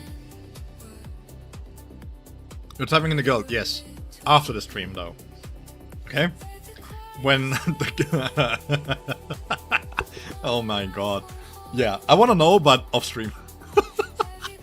Where I'm safe, so to speak. Yeah, but Aramancy, it's like... I feel you, man. I'm trying to be good to the world, to the earth, as much as I can. But at the same time, we have corporations, like now with the data centers, for example, that are consuming all our resources for something that we don't really need in that scope, right? And then at the end of the day, you have only one life. So it's really a balance between, you know, being fair to Earth, but also being fair to you. Yeah, that's what Zephyr, that's what I gather. Can you emote in this game? Can you? Yes, stickers. In the chat. You can use this chats here. Oh yeah, he has been out for a while. Candy Cane? Candy Cane?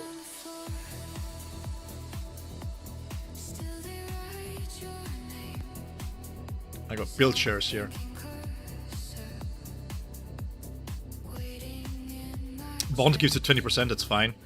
So as long as you get this around this part here with crit rate, you're good, man. Then you get ultimate charge rate. That's fine. Every breath turns bold. Let the quiet say it till the room is clear. If you really live, Yeah, you wanna change this. you will find You wanna change this. So ideally you wanna have restrained or invigorate here.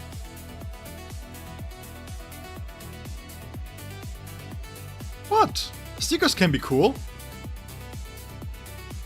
They don't have to be, but they can be cool. Oh wait, you're still level 80. Oh, that's a great build for level 80. Not gonna lie, this is great. Great stuff here.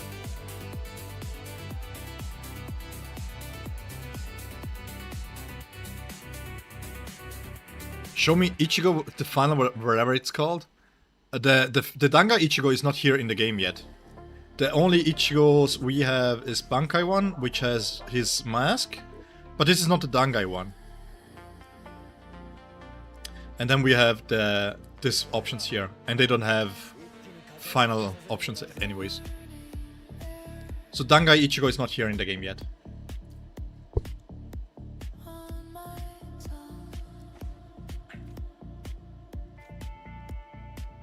For a second I thought you typed down the name. Okay, cool.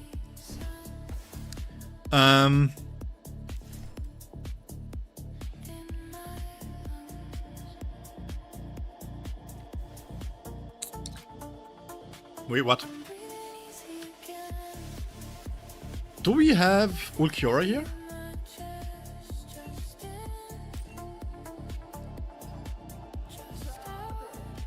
Why?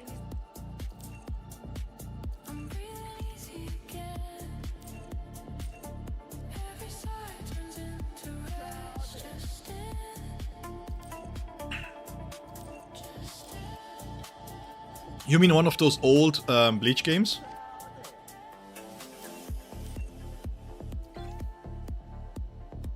Yeah, for sure.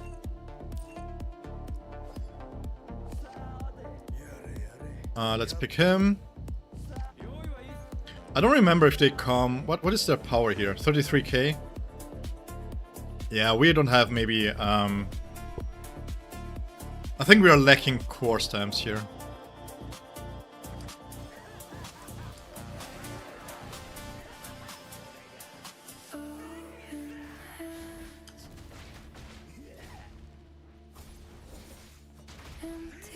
Okay, we have the B6 here.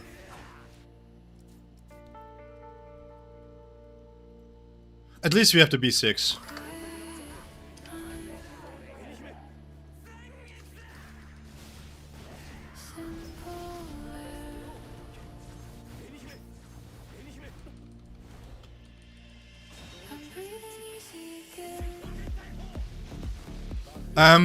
I wouldn't put too much thought into the crit damage there.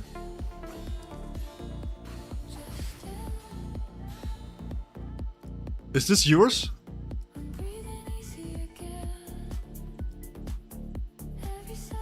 Because you are still level 80.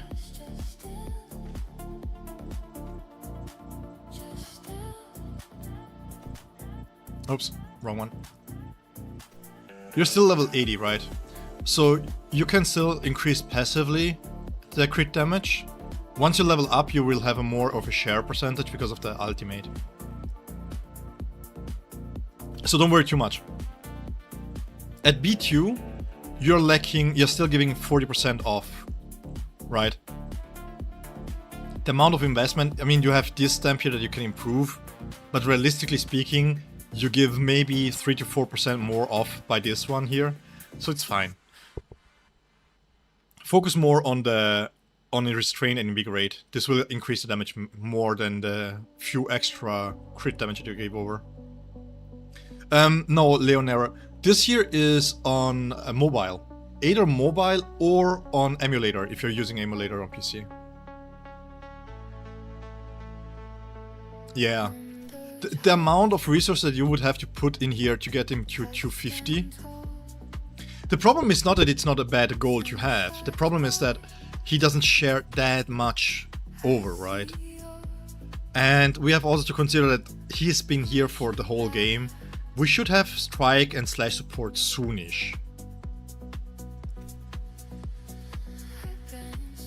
Beat you. A3.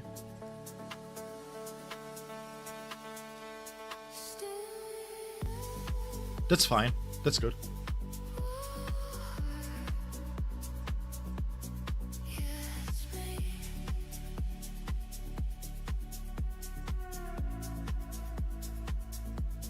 Yeah.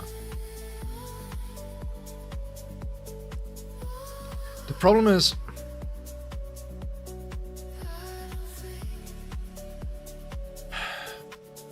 you get 25 from here, and then you get 37 from here, right? So you are close to it. Yeah, no, it's fine. No, it's fine. It's fine. It's okay. These are really good stamps. I wouldn't change this. To be honest, because the difference would be so minimal. Yeah, the difference would be so minimal, it doesn't really matter. Yeah, but even if you don't use Yachiru, I mean, again, you're still level 80. Even if you lose a crit, there is no leaderboards really where you need that one singular crit on your ultimate, for example. And this damage profile is so varied that it doesn't really matter too much. So this is a good build. Ultimate charge rate is fine too. You shouldn't have issues gaining his ultimate charge rate. So that's fine. Yeah, this is just byproduct. Yeah, this is good. Really good. For level 80, these are fantastic builds, actually. This will, as soon as you hit the level 100s, this will take you way above of what you think you will be able to do. Yeah, you don't have to. These two are really well built. I mean, you put a lot of resources into them.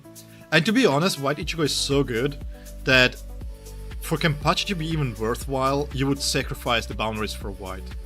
Right? So I would rather go for this. This is the right decision here. This is really good.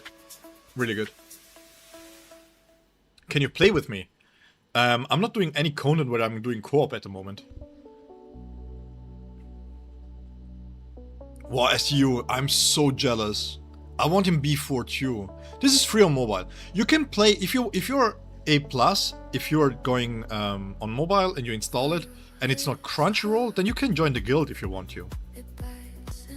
You can also add me as a friend.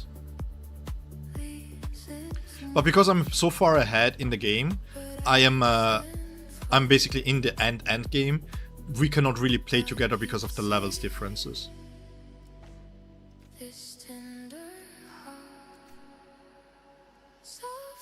No. You need more.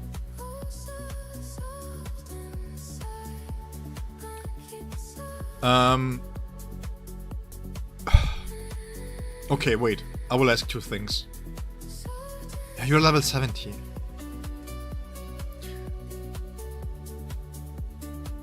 You're level 17, you're not Zephyr.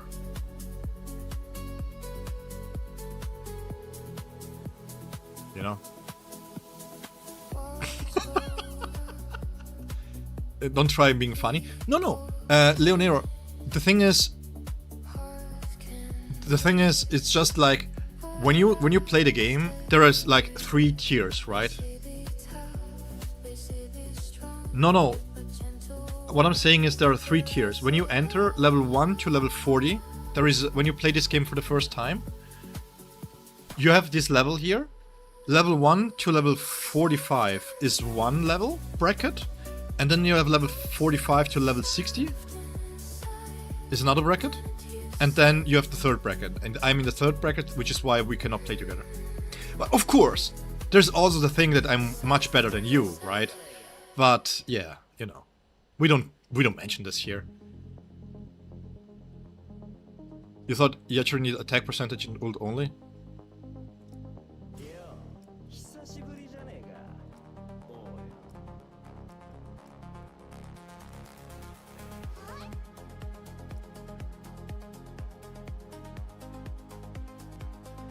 Okay, instead of me being condescending,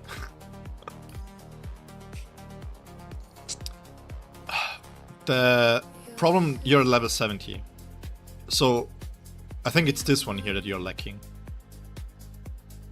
The problem is, if this is 3.5 seconds, right, then you're lacking ultimate charge rate. Inspiration will fall off. So for your Yachiru being able to provide all the buffs all the time, if you're going with 160 ultimate charge rate, you have to swap into her and then use the technique to trigger the ultimate. Not to use the ultimate, but to get the last bit of energy to get into the ultimate, right? It's at 3.5. Ooh, yeah, that's bad.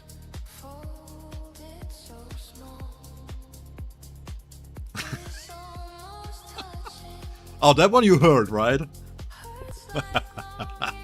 So yeah, so the base problem here is that you need around 190% ultimate charge rate, around 190% charge rate. The main reason why is because then the buff never falls off. You have a 100% uptime. Now, if you're still leveling up, right, it's not that tragic. So if you're at 3 seconds and it falls off for 1 second, that's fine. You can always switch into Yachiru and then just use the technique to get the ultimate charge going for the next trigger.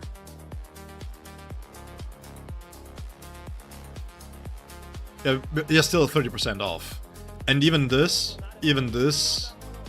is actually a little bit lower, but the main reason why I have it is because of the way that Yachiru played before the fixes to Kenny, and I used her technique to give me the last bit of ultimate charge rate, so that I can really trigger the ultimate when I want it, right?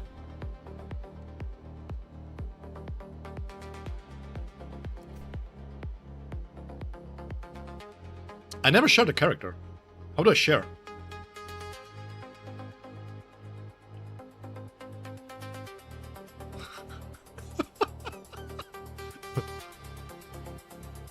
Yachiru's dancing background, yeah. Oh, from friends directly. How many characters do you need built to clear tower? Which tower?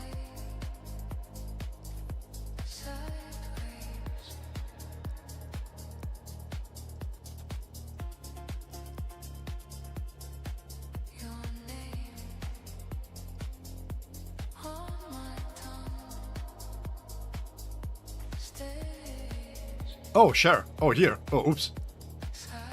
Oh, cool.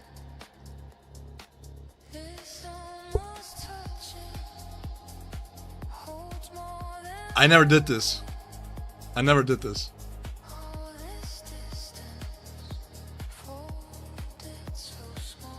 I'm saying you're ass at this game? No. Don't put words in my mouth. I said I'm better than you. This doesn't mean that I said that you are ass at this game. I'm just saying that I'm better than you. Maybe we are both ass, but I didn't say so. I'm only said that I'm better than you. I didn't put levels to it. Oh yeah. To be fair, no. No.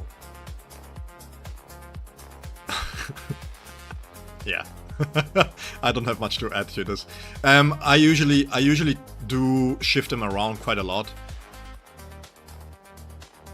And I'm playing with... Well, no, I'm not playing with you, but... I mean, not... You know what I'm trying to say.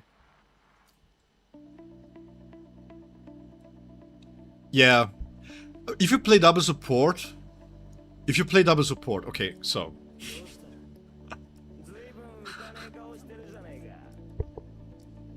When do you use Yachiru? When you have Kiske or when you play double support? If you play double support, you have Kiske already, right? If you have Kiske, then you cannot stack damage.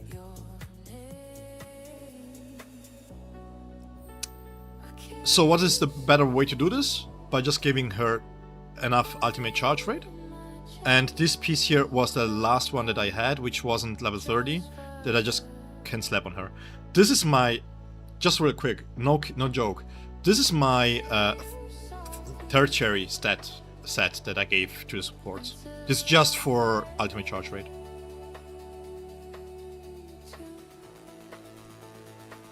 Do some fighting. I'm going to fight you, you NPC.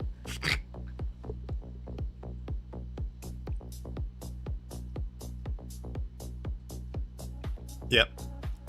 Yeah, because it gives you 22% ultimate charge rate.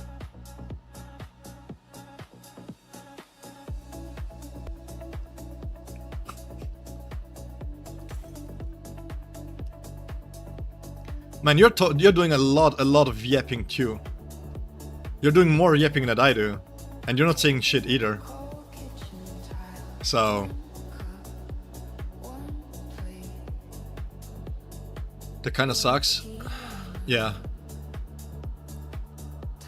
It really depends. The thing is, the problem is this, right?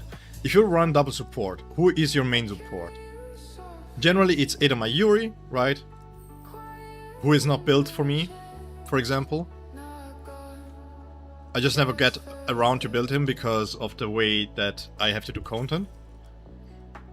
Xyle is built because of the last bit. It didn't change much in terms of damage for the challenges that I was doing if I built my Yuri properly. And then I have Kiske, right? So for Kiske I haven't done this either, because the teams that I use his perks for, I have to use them on the character, on the main characters himself, right? So Yachiru, because of the way that they kinda nerfed Kenny, is just like a last option, and this is why she has like remaining set stamps just to get her the 100% support. If you play double support, you can take a look here. I'm playing with my Yuri, then I'm going to slap Kiske stamps on her too. But if I play with Kiske, who has already the stamp, which is most cases, right? Then I'm not using the Kiske, because Kiske doesn't have stackable damage.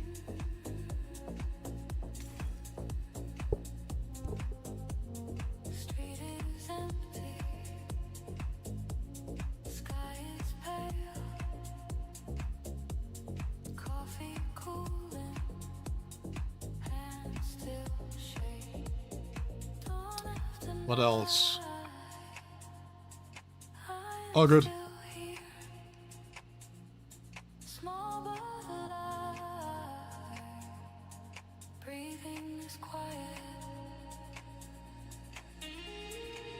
Yeah, Romika, it's such a shame, by the way. I wanted to have a shareable servers, man. I know I see many towers still noob, been playing for a week, level 48. Oh, yeah, so the thing is, this tower here, that you have in the challenge, you will be able, especially this one, try them. If you get them, nice. If don't, then just continue to grow your account, because the rewards here are really bad. This is just mostly for yourself to have an achievement done. But the damage requirement is fairly low compared to what you have now. This is basically 1 million DPS. 1.2. Base Grimjo, recommended stamp, Kenny stamp. Yeah. And I mean, for the limited trials, this can be challenging, but you have a lot of time. You have like 3 weeks. Yeah, still 6 days. And then you can reuse the teams on a daily basis. You have a cooldown here. So you don't even need that many teams. As long as you have one of the main carries for the teams, it's fine enough. So you don't worry too much about this tower. Okay, so in terms of Ulquiorra, speaking of Ulquiorra, where were we?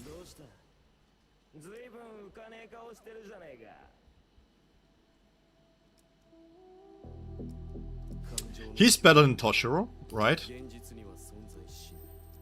Oh, yeah, what I wanted to see is this. Give me 1 second. Oh yeah, your HB6 is fantastic. If you can put Soifon next to her, you have a fantastic team there. I mean, it takes B4 Grimjo, round about B4, to be on par with your HB6. It's like a 2 boundary difference, 1.5, depends on the boundary level. So what I wanted to do here is, we are going into the tower, speaking of tower. Thanks for reminding me. Because I want to see... Let's check the DPS first. I want to see, can Ulquiorra do damage with double support?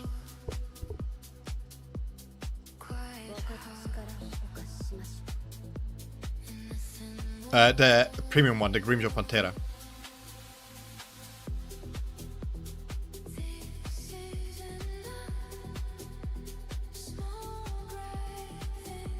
Bound still to farm. No, I think we have now we can reroll the stamp then, and I just want to check.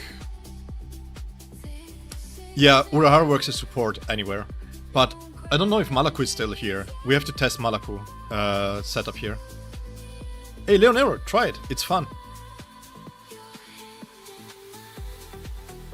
I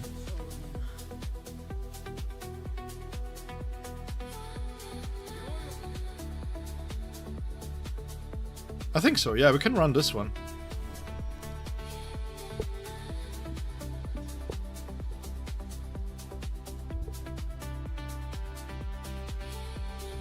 It's a little bit awkward because you don't have any time stops, really.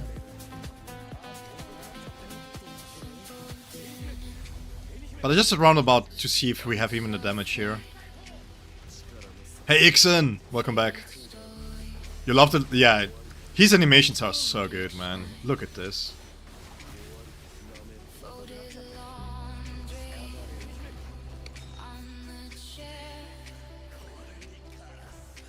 Let's see if this does enough here.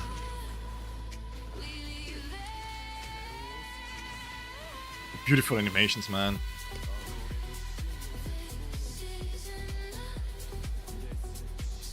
I don't know if the two supports can offset Eisen, I have to be honest. But we will see.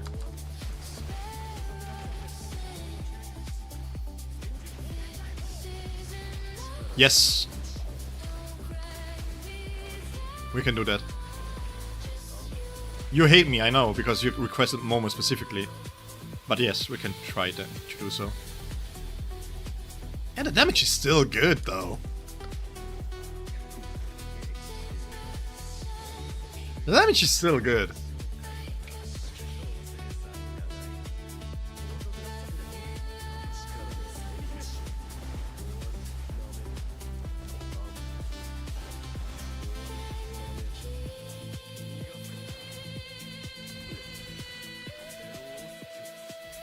So we have a few seconds here.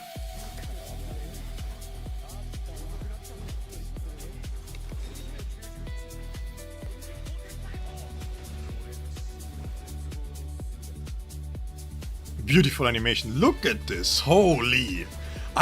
This is so sick, man. Oh. That's not too bad, actually. For a B0? This gets you through the tower.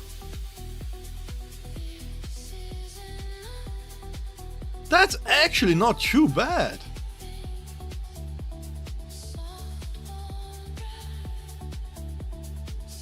Alright. Alright. Momo and Rukia.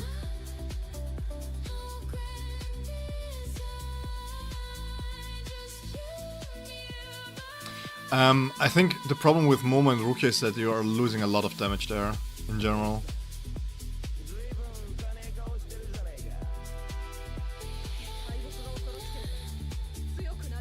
Yeah, that's fine. I mean, we can try it. Yeah, we're going B1 after this. I've seen enough of the B0. Hey Candy, congrats man. If you got them in one draw, fantastic thing.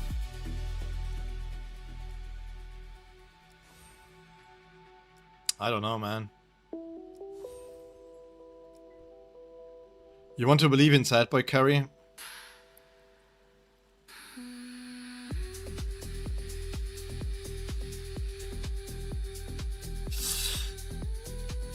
I mean, he is vastly better than Toshiro. That's the sad truth.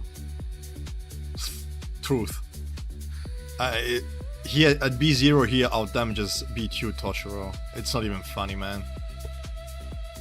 Talk about power creep. Like at B0 he's great. If you have Aizen B1 and you are looking for a power up for the Spirit team, he is going to be great. His only issue is that he's a full assault character.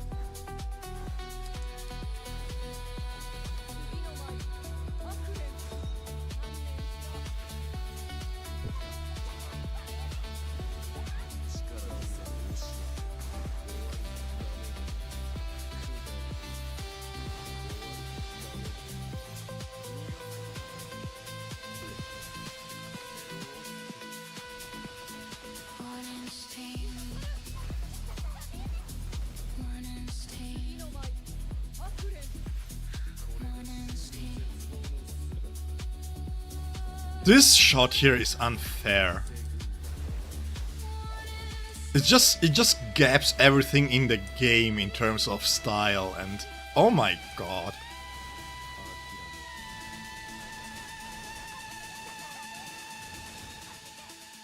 That gap is so crazy, man.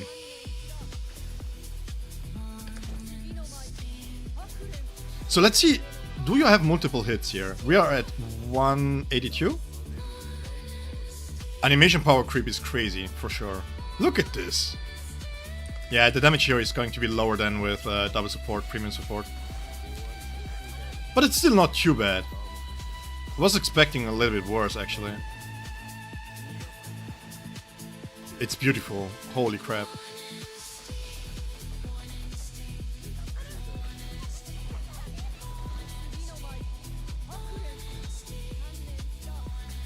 It is beautiful, yeah.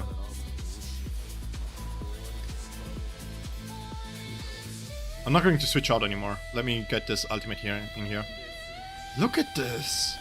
Look at this, man! That's so crazy, bro.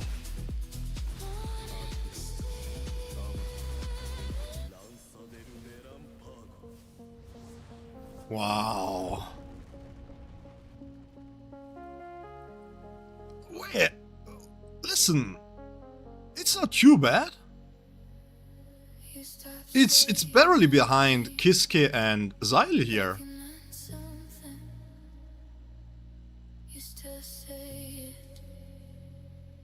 Oh, Ixen. I wasn't expecting this. Is doing way better than I expected.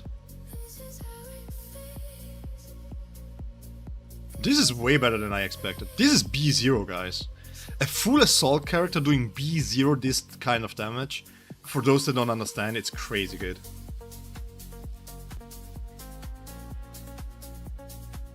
This is really good. Bro.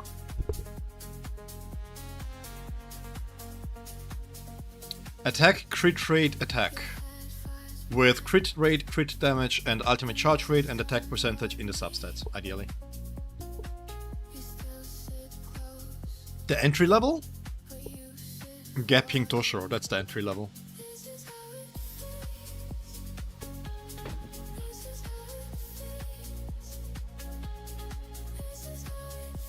One second, guys.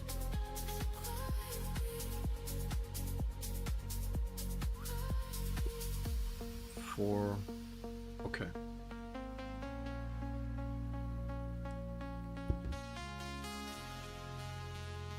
It is not too bad.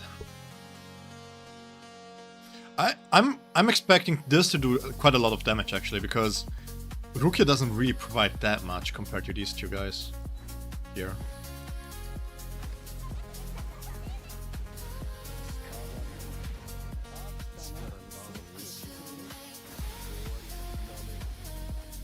Maybe Xyle is a little bit slow in the ramp.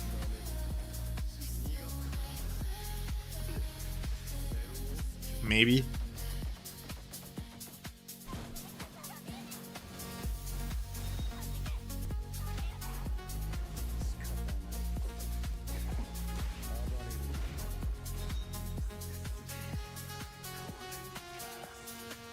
Yeah. I think that's the biggest benefit of Momo here, right there. It's the crit rate conversion.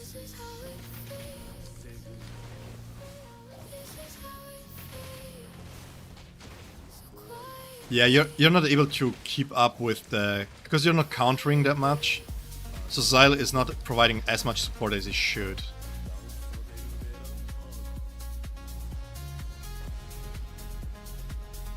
Still solid damage.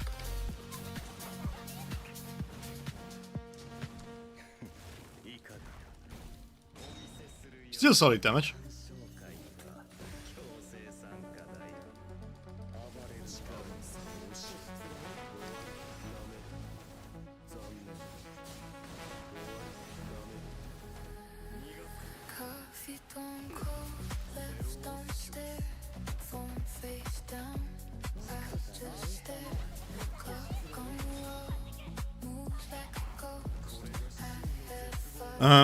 Yeah, we have to play around the... oh, like, Jesus Christ, that shot is insane! That shot is crazy. Yeah, we are short here on the second ultimate. Yeah, the damage, if I... let me reprioritize this a little bit.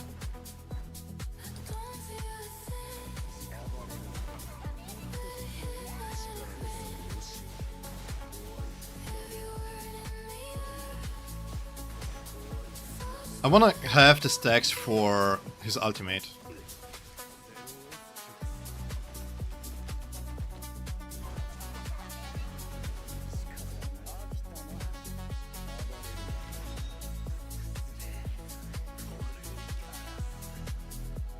Yeah, Xyle is much slower here, but I think it's still fine. Bro. I don't know how this game keeps evolving visually. This is going... If Ichigo and Uryu are anywhere close to this, it's going to be insane. What? Look! What? What is this? Yeah, this was the way to play this.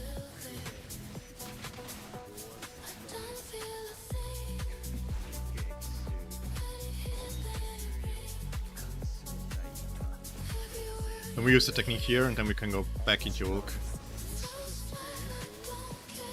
This is B0.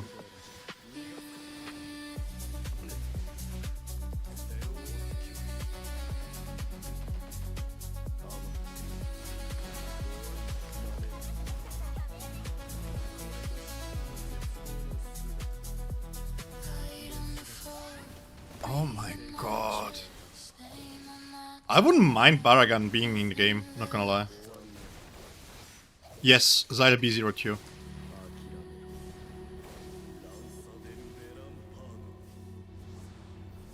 I could have used the Lanza del Rampago there. But I wasn't sure. Yeah, look at this. Guys. I know, it's not like white Ichigo's level of damage, but for a full assault, being able to do this kind of damage with just 2 supporters is crazy. This is really good. For a full assault...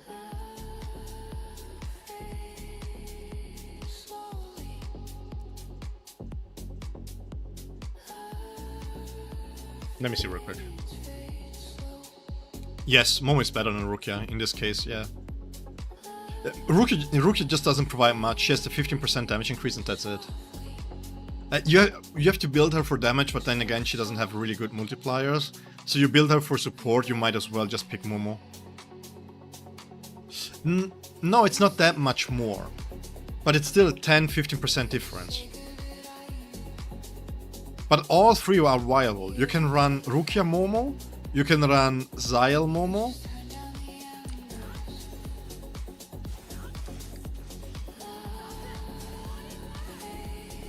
Yeah, he doesn't have the stamps on.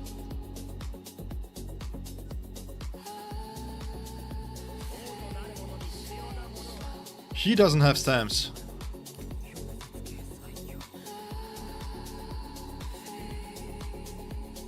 Wait.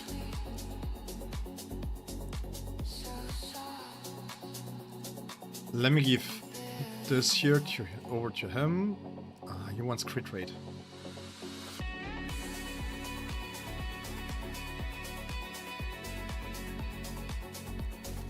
Oops. Yeah, wait. How we wanna do this? I'm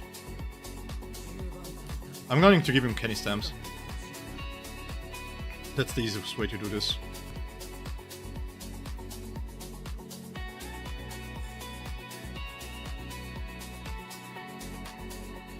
We need last Ichigo. Danga Ichigo would be really fire.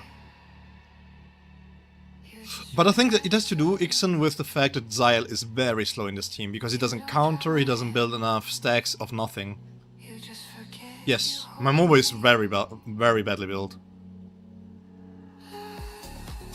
Yeah, I was using Aizen just a few minutes prior to this. But it seems like you're not paying too much attention.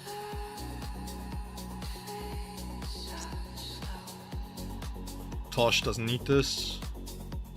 Doesn't need this. I'll give him this here. My Momo is badly built. Oh, she wasn't even having set stamps. Alright. Oops.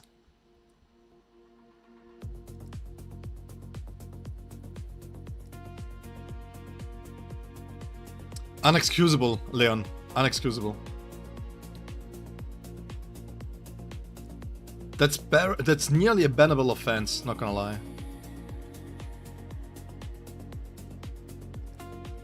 Oopsie daisy. That's why she wasn't doing that's why she didn't have ultimate charge rate. Okay.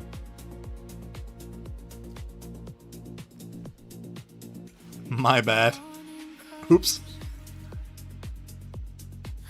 Yeah, I got, no matter, we're going to test this like this, because, well, she didn't have any. Want a cookie? I wouldn't mind it, but I would like to make myself first a coffee, to be honest. Cookie with coffee goes really well.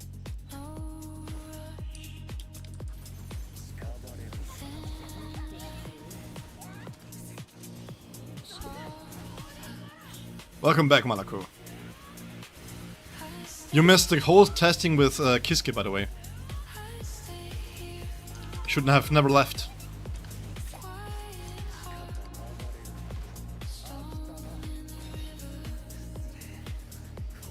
Yeah, I truly don't like Momo. I like the character, I like her in the series. I truly enjoy the whole thing with between Momo, Aizen, Toshiro and stuff like that. But the thing is, in the game, she plays so bad. And then she's not even protected. Nothing. Nothing whatsoever.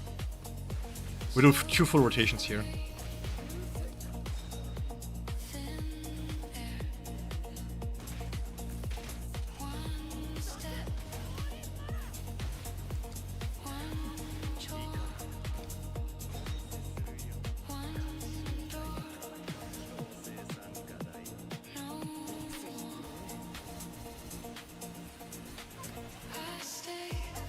I hate you, Momo! Use the special attack! Why are you waiting? What are you waiting for? Uber?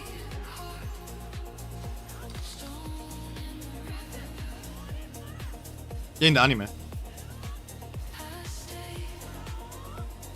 I mean, also in the filler arc, for example, where the sword spirits were apparent, right? Yeah. I mean, can I try and rush this?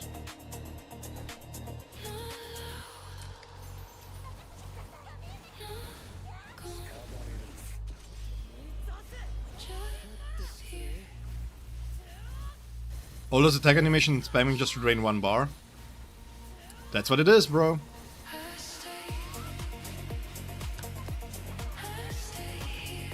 Yeah, she's just missing that little bit of ultimate charge rate to make it really flow.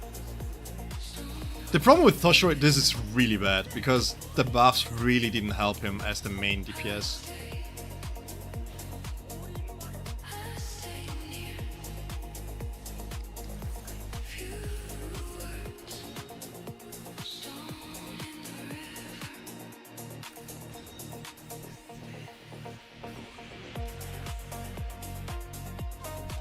That HP bar represents the amount of effort that you put into rage baiting and not succeeding. This is the amount of damage that your rage baiting is doing.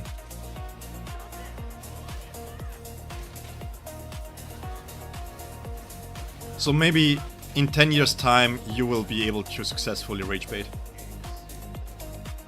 Hey Christian, we are doing very good. We are just testing some shenanigans here, actually, to be honest.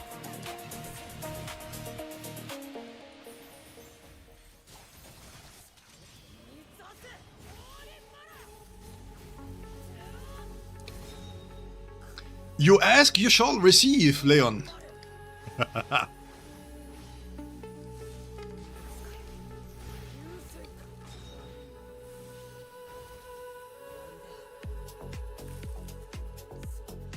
Yeah.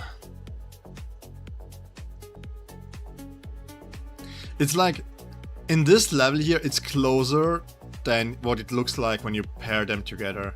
In a full setup, Toshiro is not very close.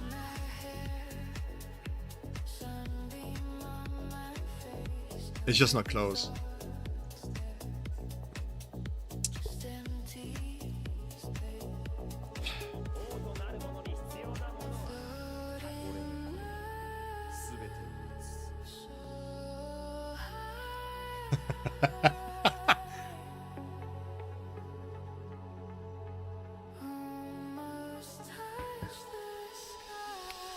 Byakuya didn't know. Byakuya, no joke, Byakuya was like fumbling hard.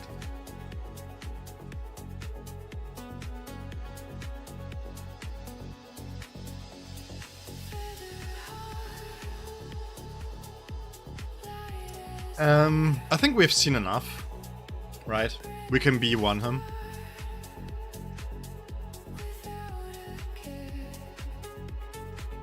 What do we think, guys? I don't think that there is much left to explore here without the B1. Oh no, wait, there is one more. Wait, Malaku. There is one more.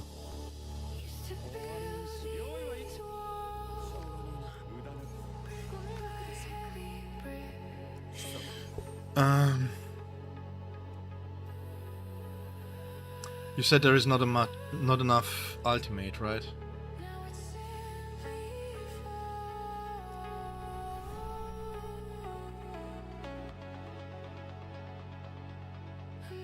Went to pity for base and then early B1. Oh, that's nice. The early B1 is really nice.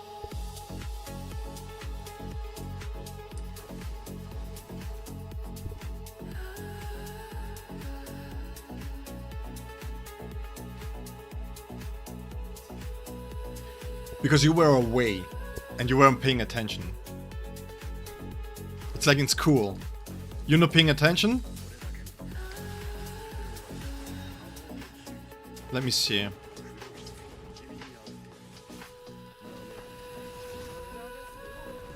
That's 2.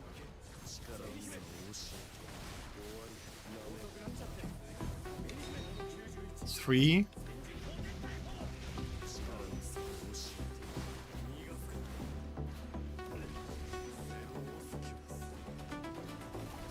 We're going to release the ultimate here.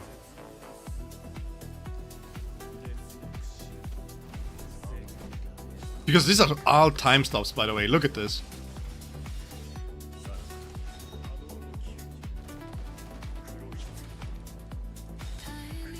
Okay, it's weird to do this like this, but let's see if this works.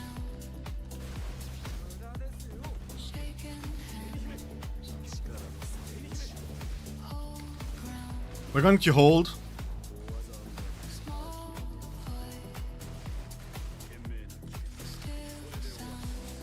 $30. I think I should have launched it. I think I should have launched this one.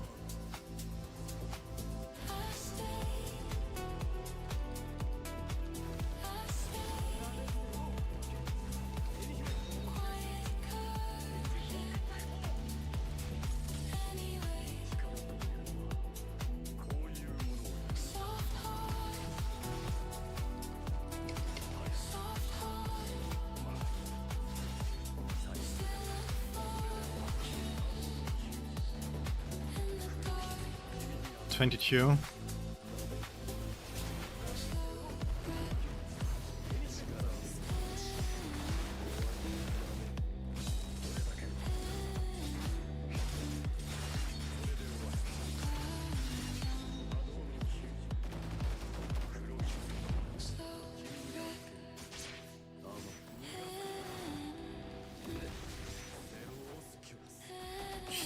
This is going to get close.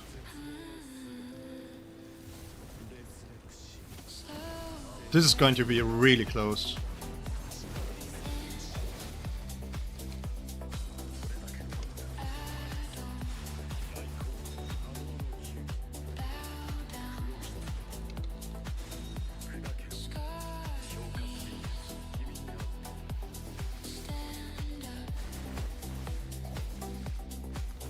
Oh, barely.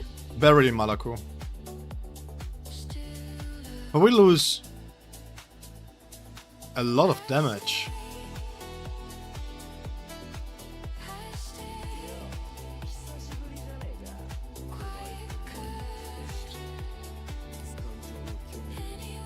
Yeah, it can work, but it doesn't feel as fluid as with Zyla Poro.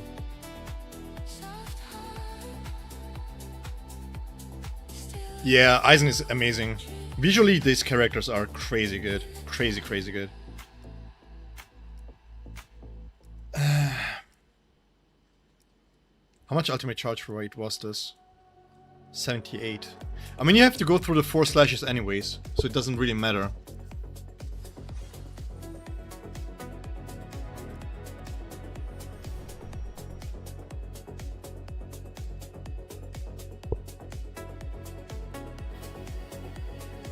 So, let me prioritize. Let me retry this, Malako.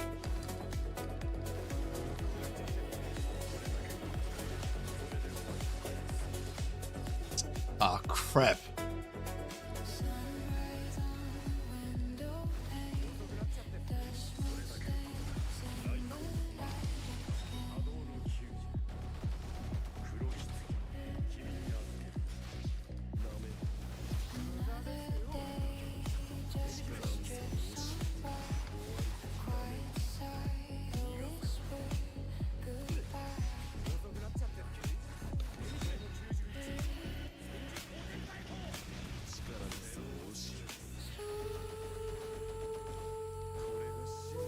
Hey, you said without ultimate charge rate in the 3rd slot. That was the main idea, so let me see if I can get this done. You said it was impossible. I'm trying to see if it's really impossible or not.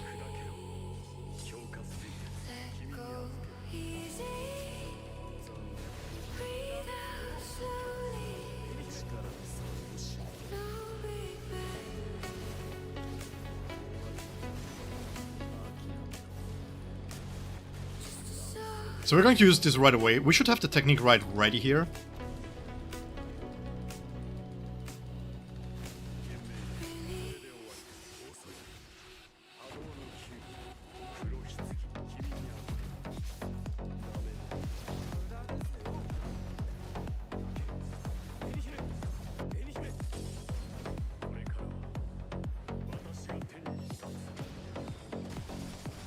Maybe if we do...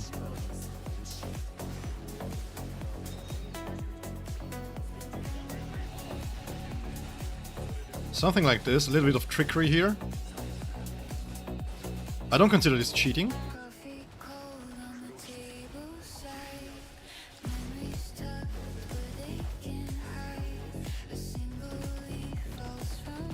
So that's the second one. We're good in time. I think you can also make it a little bit better than what I'm doing here.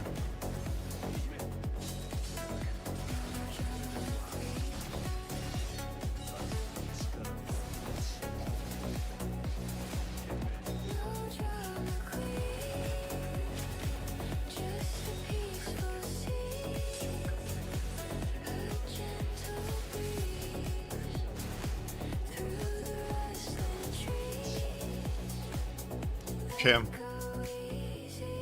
But you're losing a lot of unnecessary damage by doing so.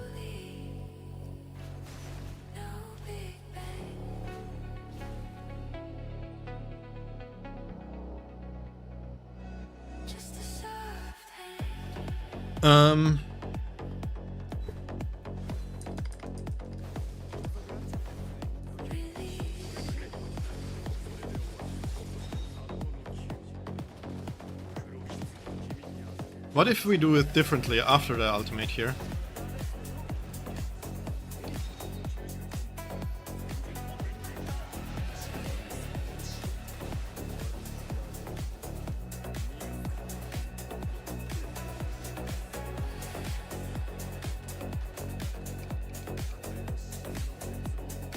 This looks beautiful with the illusion shields.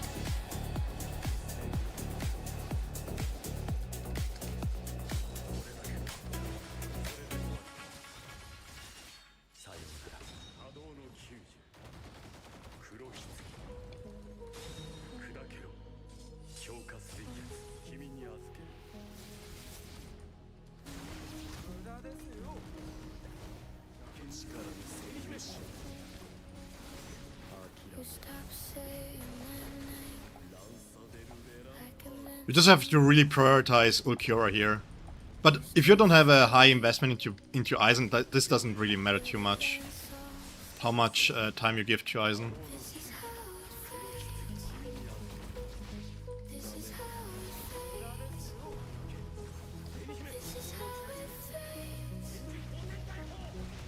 $30 and we are well on the way for the second ultimate. So it is possible, right? Because you have 40% from the weapon alone. So what if we...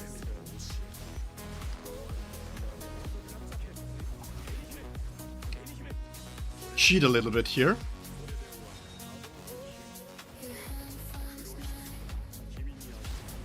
We can go into him first. That's okay.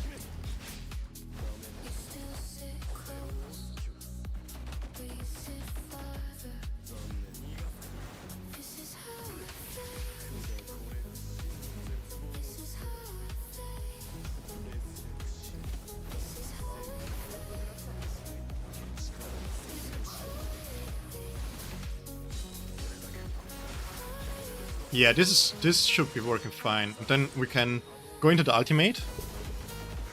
Kiske, ultimate, into Ulquiorra. And then we should be able to send it off. Hey Yusuk! How's it going, bro?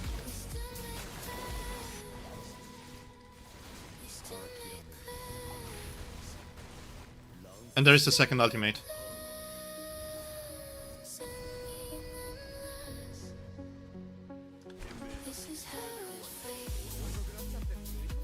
Yeah. Yeah, you can play like this. It's a little bit weird, in quote unquote weird, because you have to prioritize Ulquiorra so much, right? To make this work, but you can make this work this way. Eisen is bad now? Yeah, but Eisen is the reason why Ulquiorra is even shining so bright. So, who cares?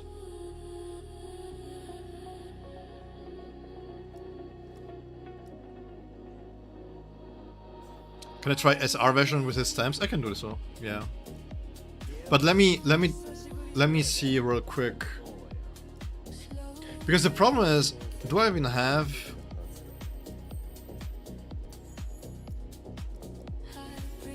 do I have to beat you? No, not yet. Yeah, the thing is, the problem is that it there's not much to test, to be really honest. You really want a rotation for B0 Ulquiorra and B1 Eisen? Well, I just presented one.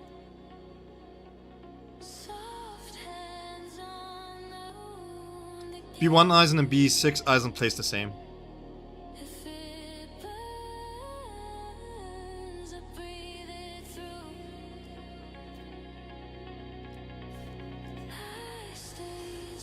So if you play with Kiske, you really have to prioritize the resets on the Lancers, because you need 4 Lancers to be able to reset, right? To go into the ultimate. Bro, Yusuk, we are testing B0, C5, and he's out damaging Toshiro at B2. Crazy, crazy, absolutely crazy damage. It's like it's not even close.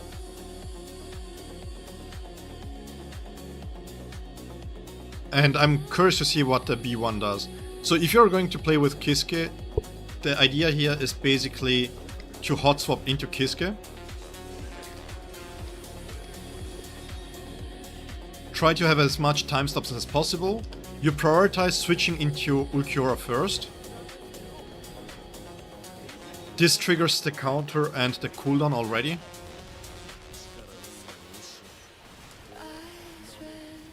Because from here on out, you are already in ultimate, right? And we are going to use the ultimate right away. We are not going to wait for the overlaps and nothing. Eisen already got buffed. Eisen got a giga buff.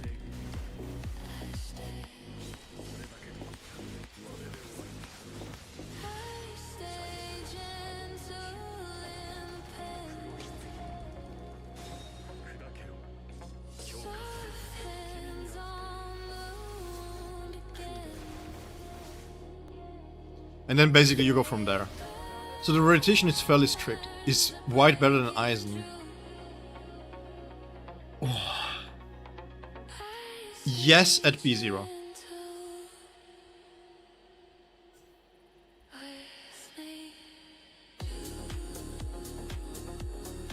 How do you bypass the Eisen out attack combo?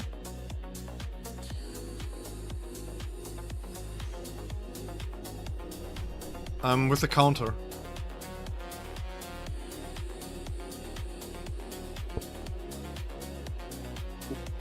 In which phase do you think, Malako? Which phase are you referring to?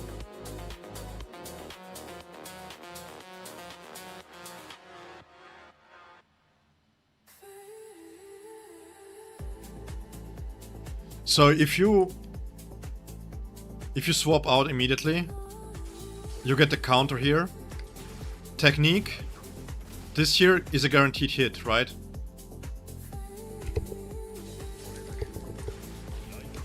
And then you can immediately place the counter.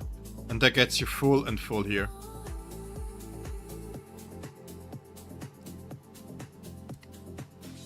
Instead, if you do the technique first and then you counter, then you don't connect. And you lose the stack here and you lose the 7 points. The 7 energy.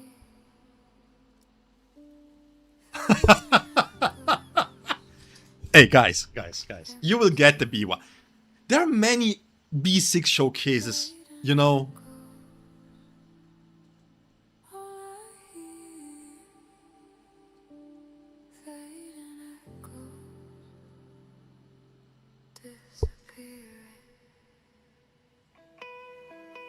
I mean,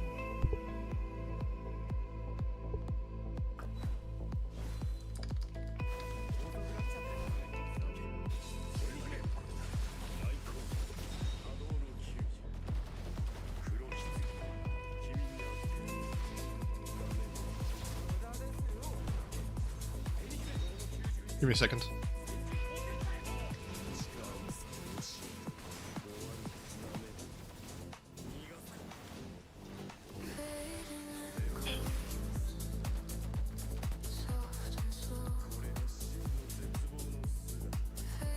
I mean, if you get 2 ultimates into the window, do you really care that much about the 40 stacks? I would say no.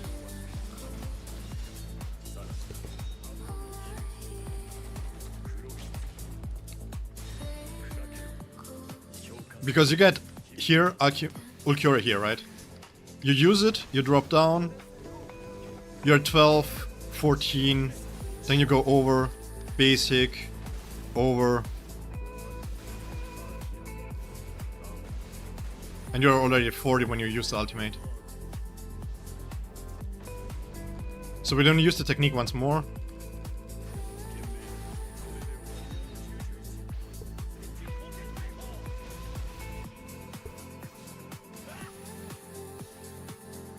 B1 Ulk does like 360-400 million damage with B2 style support.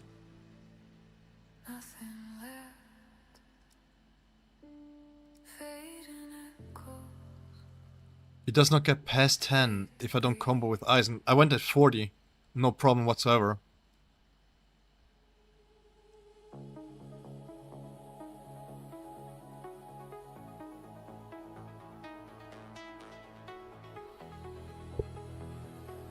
No, because the B4 is just the Ravage stacks, right? The damage increase and the conversion of the Ravage stacks and defense penetration. And the B6 is the crit conversion into crit damage.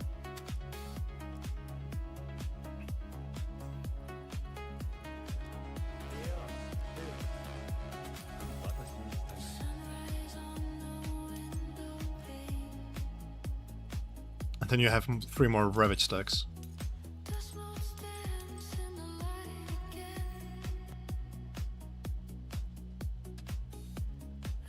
I mean, you can push it. The thing is, the difference between... If you don't get to 40 anywhere close, that's a problem. But if you're like at 30 when you launch the ultimate, it doesn't really matter too much. Because 2 ultimates beats whatever small damage increase you have from 30 to 40.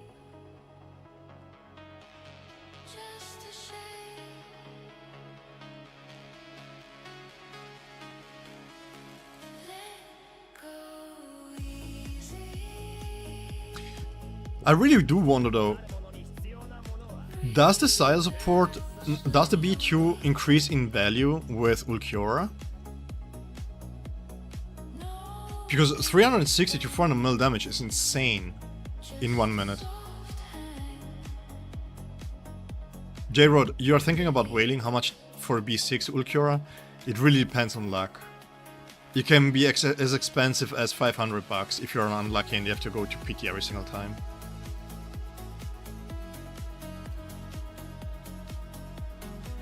I mean, let me see. You have this pack here, this is 40. No, this is only one of those. But you have here draw and here, this is 30. No, Yuzuk. Can you still get him to B6 though?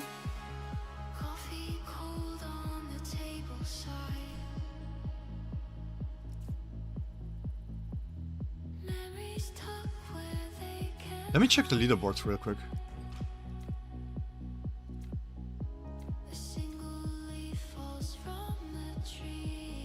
Press X for doubt.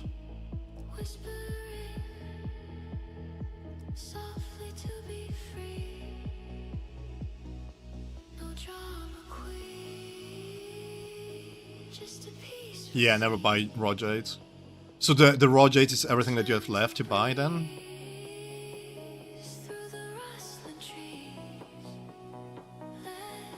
That sucks, man.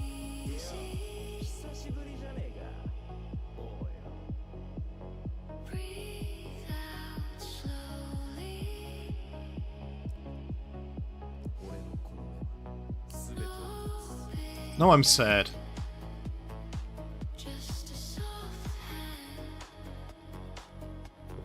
Yeah, because you were... Are you going to get the B6 on the rerun then?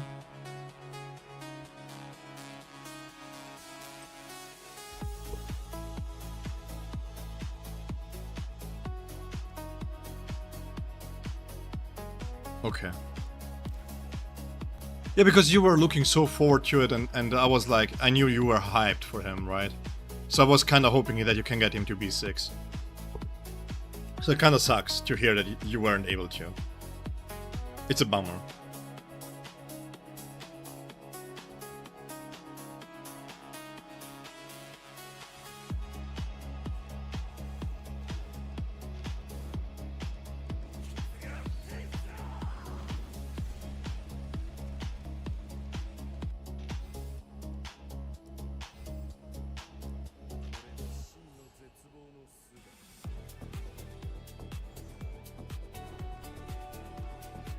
Now I feel extra bad.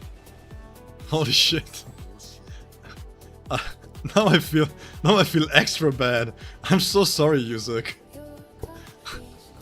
Now I really feel extra bad. I was like, well, no. Don't, what? Give the luck to other people, not me. Oh, fuck. Alright, yeah, I think, personally, Malaku, have you seen everything, or do we need more testing for the B0? Bro. 230 pulls is crazy luck. 230 pulls. Is it even legal? They might ban him.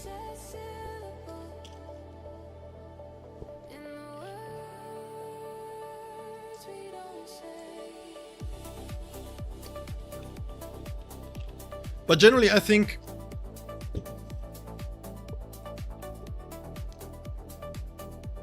I need to talk more time. No, Rukia had stamps. No. Momo didn't have stamps. You were thinking of kicking him from the guild. To be fair... Yeah.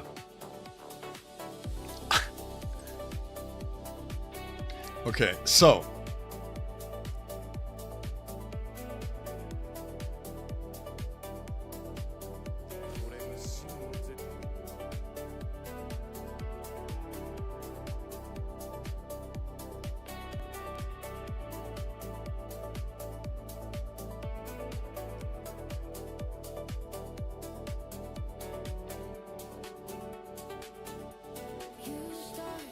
we can do double support with Momo and stuff. We can try stuff out with the B1. Because I think the B1 is a big power gap here to the B0. To be completely honest, I really like him. Visually he's amazing. And we're still having to have the boundary here, which increases his damage even further, right?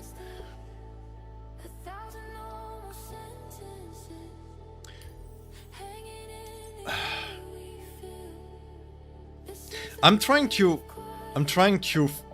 get an idea if... Let me take a look at his B1 first, and then we will see where we are at there.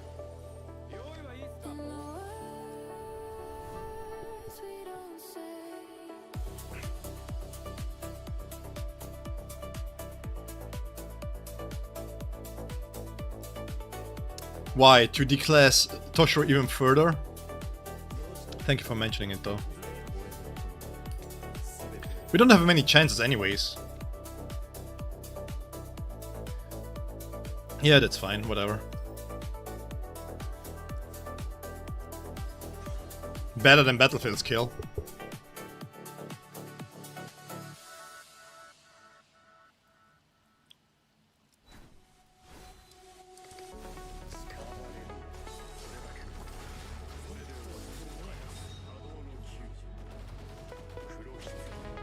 I wonder why you're stuck at 10. No kidding. It's weird. You shouldn't be stuck at 10.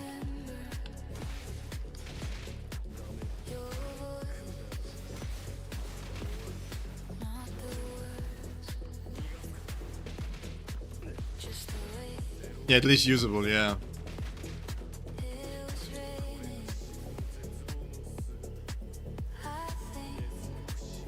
Jesus. Visually, he is amazing. Visually, he is like... Wow. How did you fix it? I've never heard of it.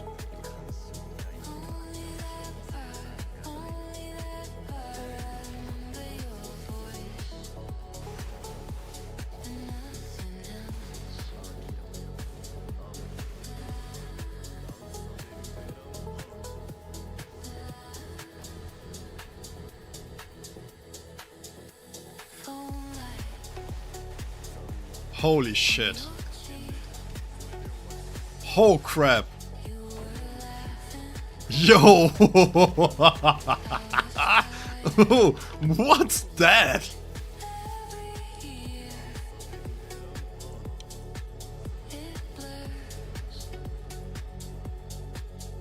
Yo, what is this crazy burst, bro?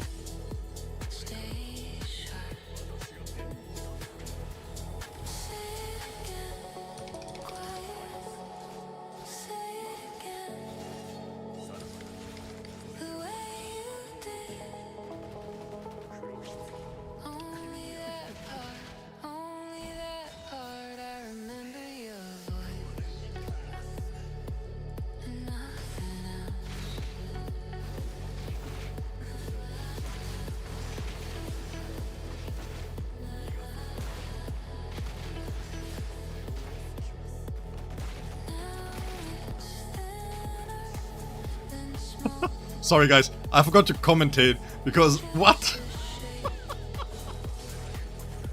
What am I seeing here?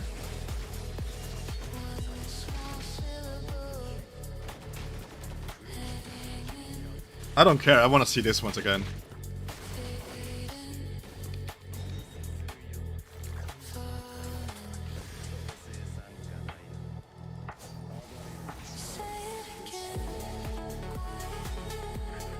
I don't care. I just want to see this once again.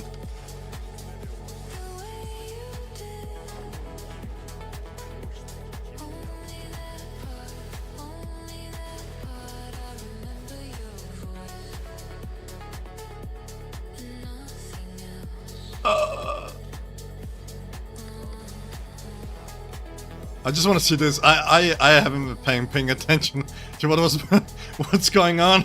What is this? Look at this. This is so cool.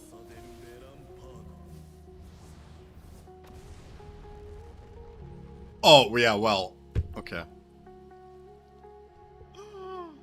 This is so cool.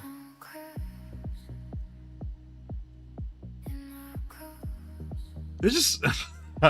Okay, you're extending the face by quite a bit there. Yeah, Bleach, the new PFP reveal. Yep. Now we just need to fix the banner too, and then we're Gucci. This is really cool.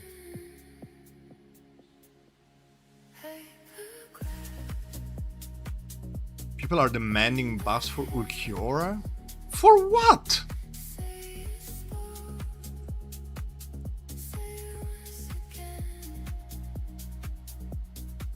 But let me...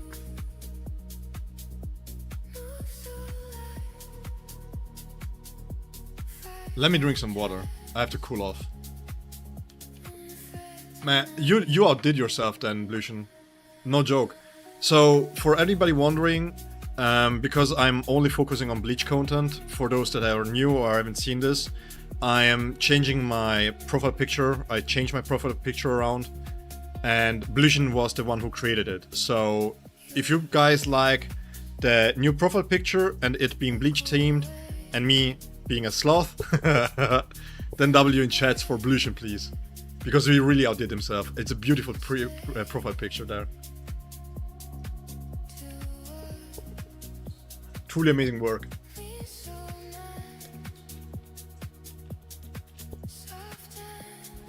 It's not changed on Twitch?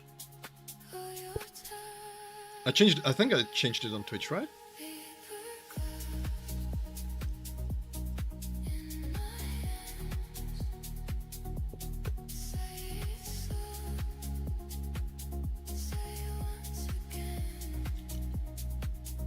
What kind of buffs are people requesting for or demanding for Ulquiorra exactly?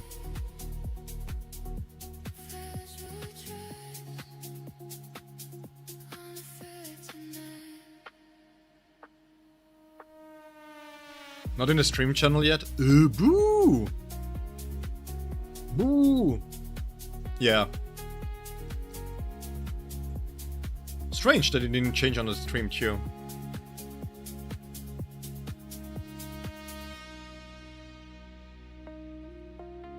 Let me double check.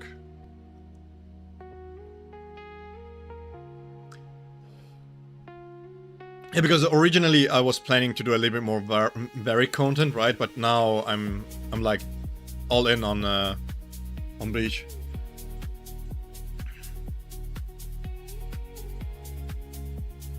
Yeah, Blution is focusing especially on Warframe, which he hasn't played in like 2 months either. Just kidding.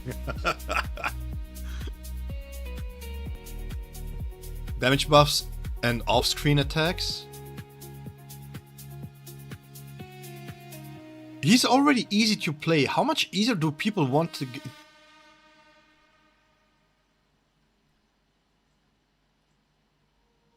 How much easier does the game need to make a character? Ulquiorra is already fairly easy to play.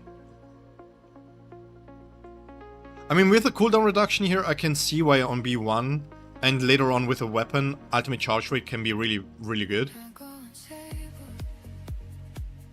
Yeah, you know the game very well. You know Warframe very well. I'm kind of forgetful when it comes to Warframe. Let me retry this.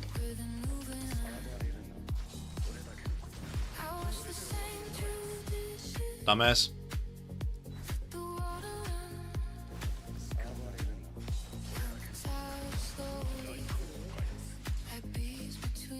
Huh? Stop doing that.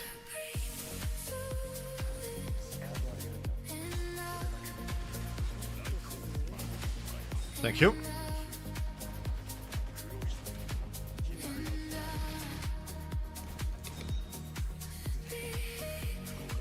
Yeah.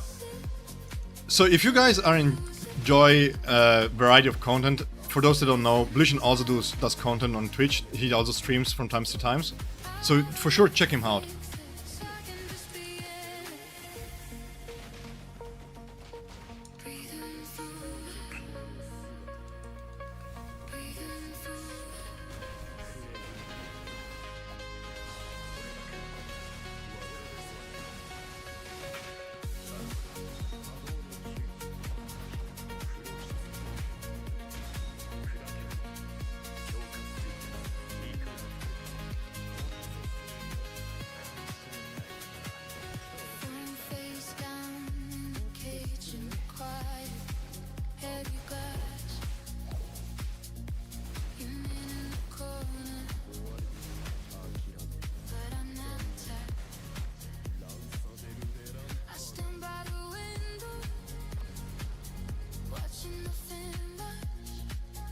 Crazy damage.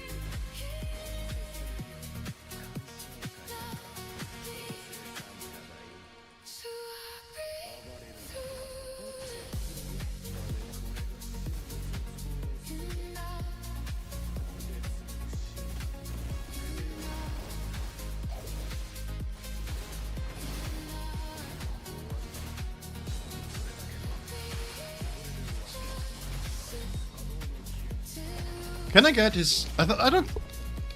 Do I? Wait.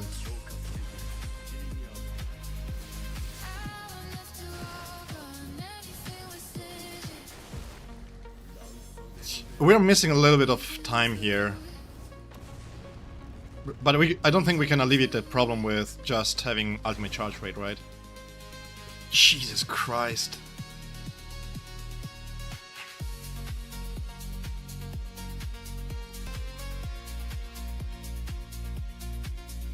Hey, I love this playlist, man. This channel is so nice.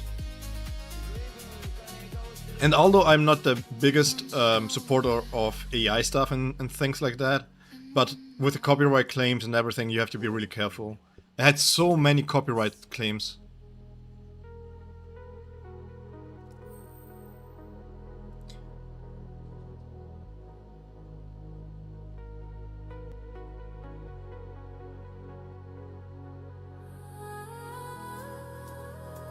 You can get 2 ults off in 1 minute, you need to do the correct rotation though. Yeah.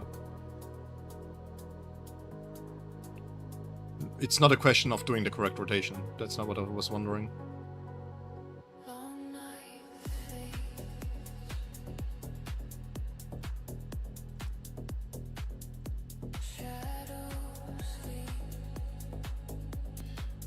The one thing that I wonder...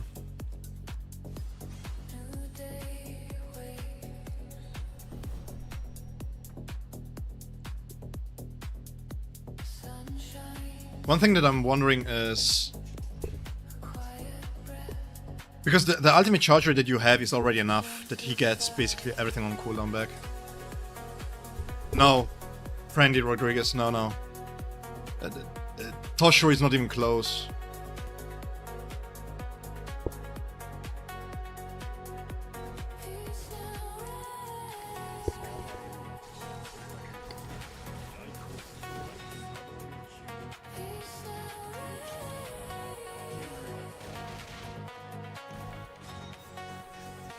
Yeah, the sad reality is that really B0 Ulquiorra, and I mean, this is above Toshiro too, right?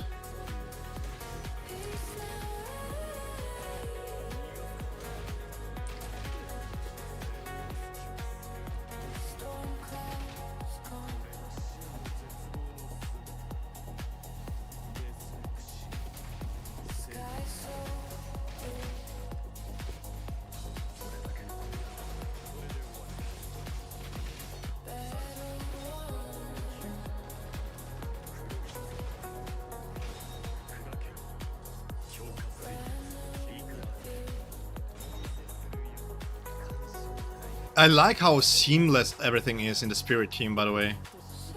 It's like there are no, basically barely any gaps in the rotations.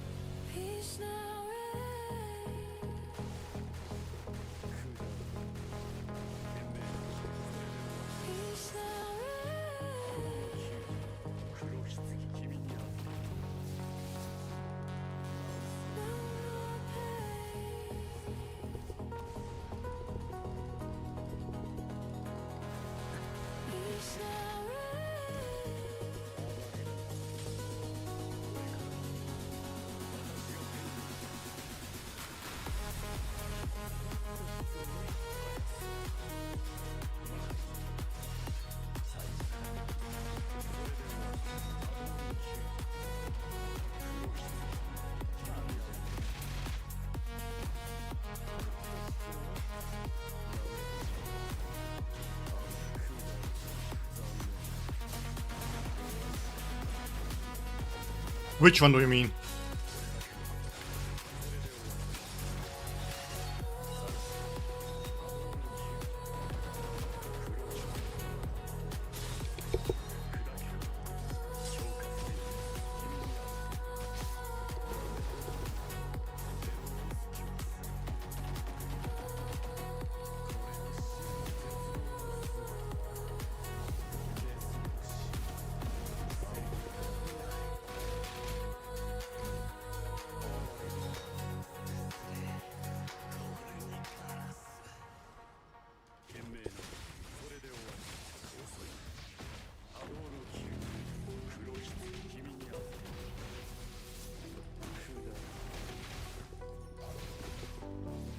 Because if you interrupt the string, it resets back.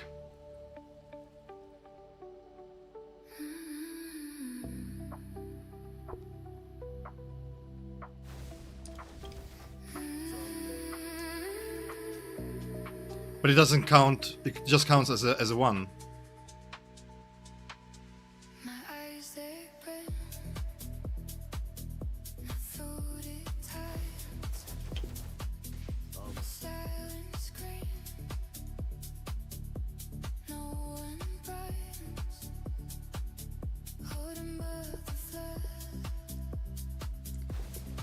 You dash forward, you do double zero, but it still only counts for 1 mark.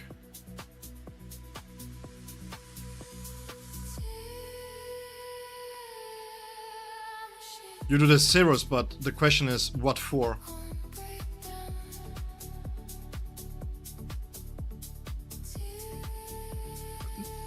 I should rephrase the question. What are the benefits of doing this, the double zero?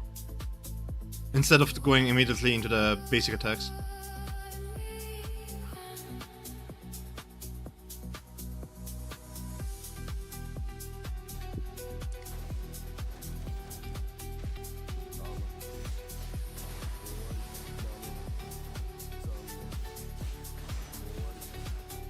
But by doing so, you're 2 seconds slower.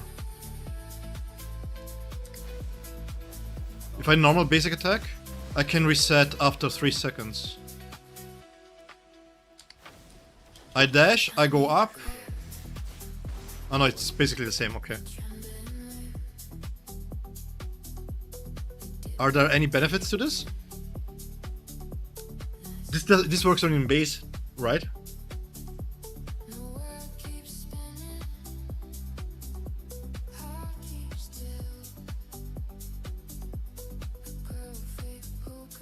I mean, you're protected during it anyways.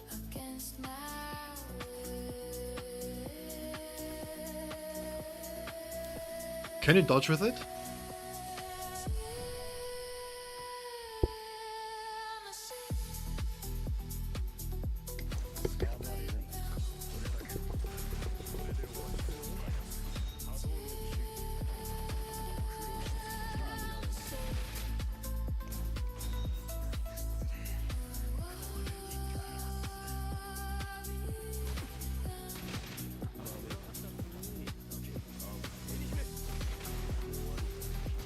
You still get hit.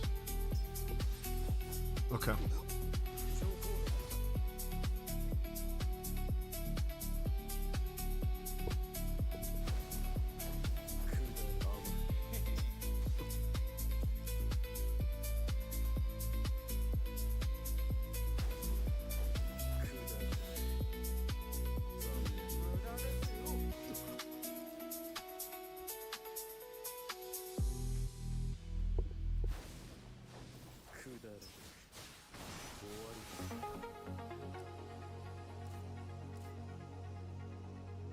Doesn't accelerate the...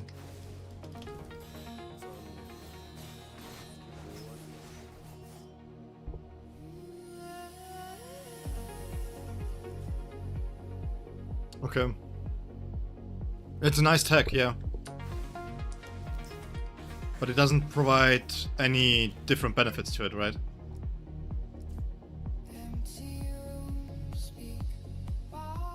And this doesn't work in Resurrection?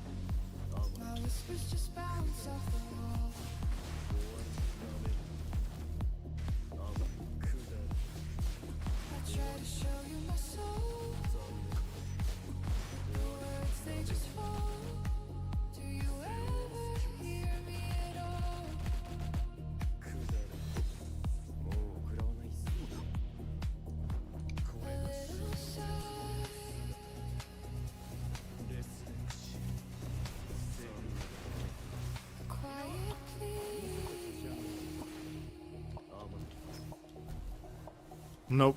No, there's nothing. It just jumps back.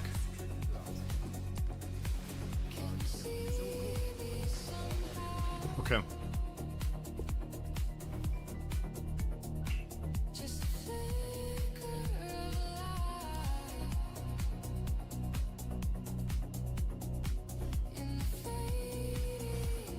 But again, the main question that I had is if it changes anything to getting the proper rotation done, you know?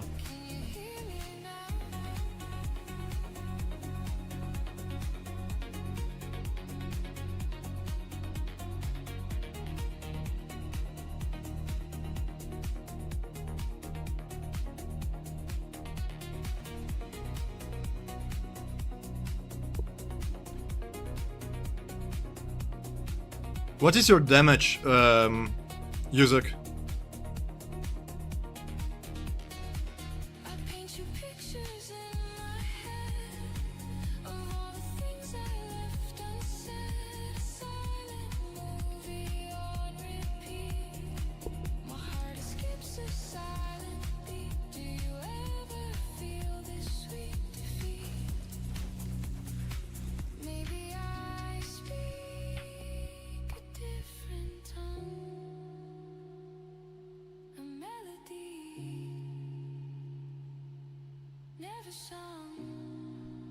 Yeah, tell me the B1 and the B2.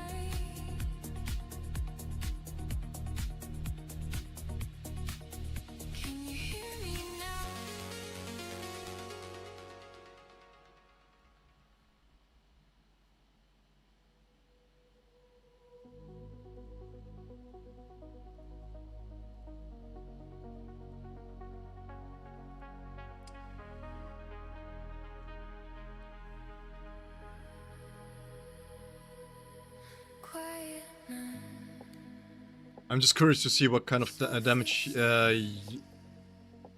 what kind of levels you had on damage there.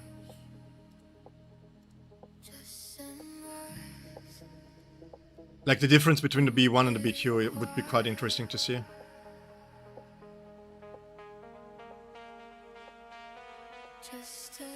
Do we have people with B0 or B1 Eisens or even B2 Eisens who have done the testing? Who wants to share their findings?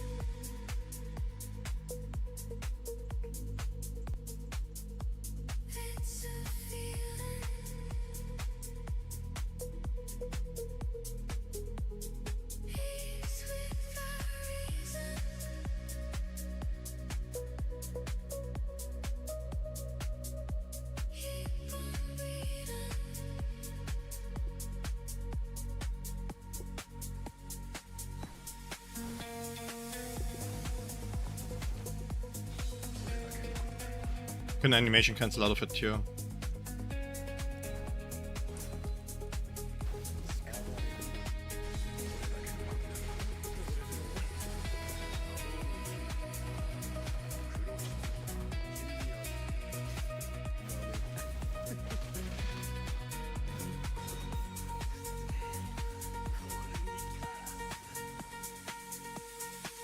See, this is the problem. You have to swap into self first.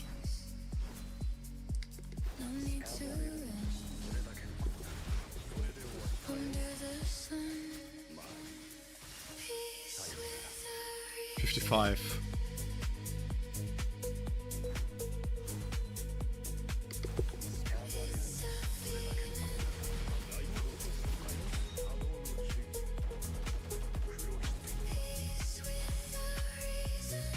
Why is his damage so low?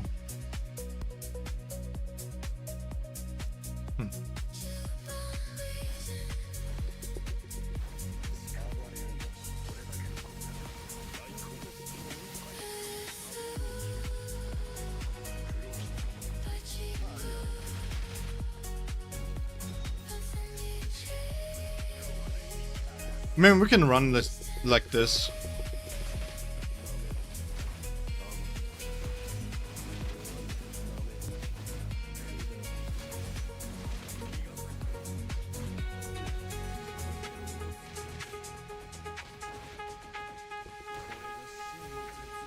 Launch this one.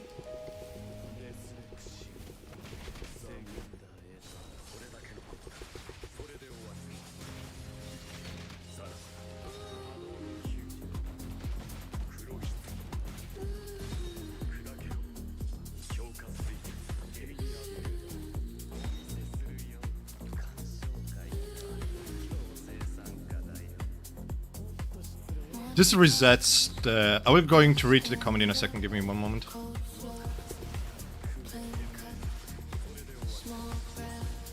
We trigger the Kuretsugi here. We're not going to stick around for the trigger here.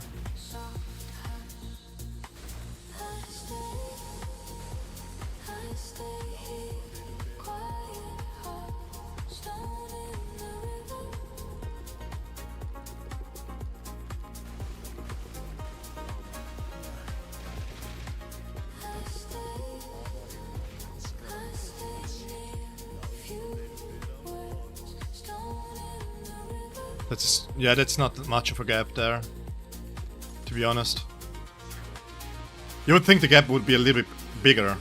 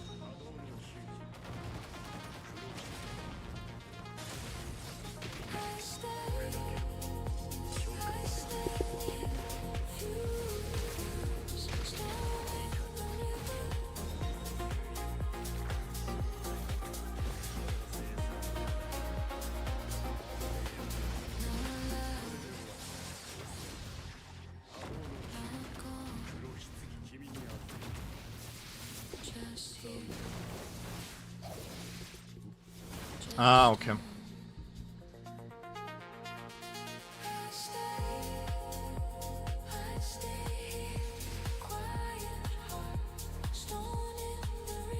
$420 in the low end. Why is there so much? Why is there a bigger discrepancy between the low end in the V2 than in the V1 then?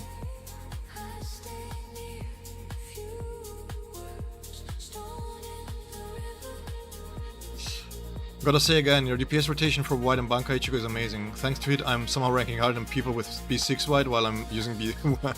Hey man, I'm happy it helps. I'm really happy it helps.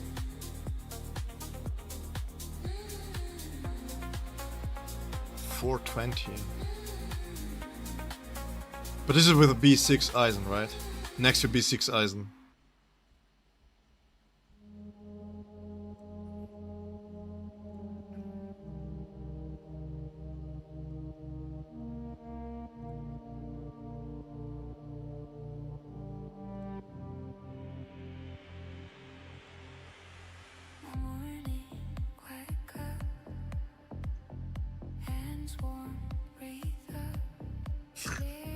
Yeah, if we don't hear from Ixen again, then that phone exploded in his hands, man.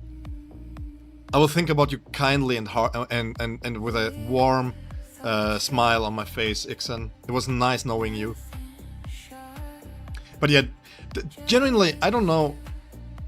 These animations, I don't know what it is. They look amazing, amazing.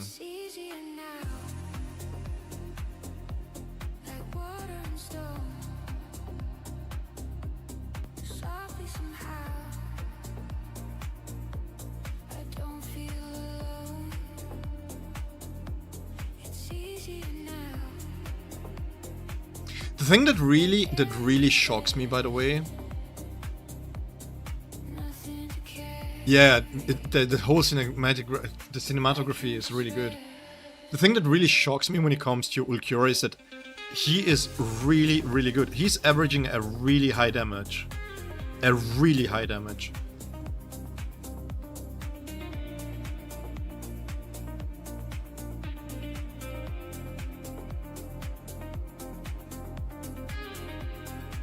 Some people won't like them though because they make your battles longer. Yeah, but you think the problem with games that have a timer is that time freezes are just too strong. You have to give full assault characters some time freezes. Ulquiorra having as many as he has makes him by none the best full assault character. Everything is protected. He plays very well in bosses. It's really hard to stop him, right? Which is quite nice. And the regeneration that he has is really nice too, because you can just face tank everything.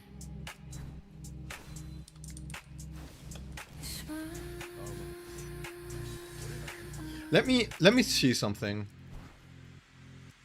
It's easy now,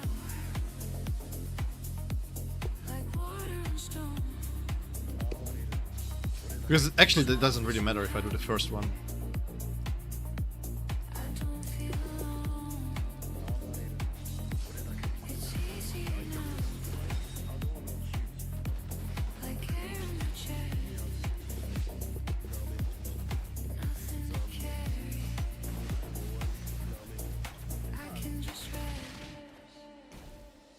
This is the only issue here. The problem, the major problem is that you kind of need to go into Style first if you go into Ultimate, because else you don't have much to do here. Because if you lose the buff here, you're going to lose a lot of damage even if you swap into Eisen for the moment, for the time being.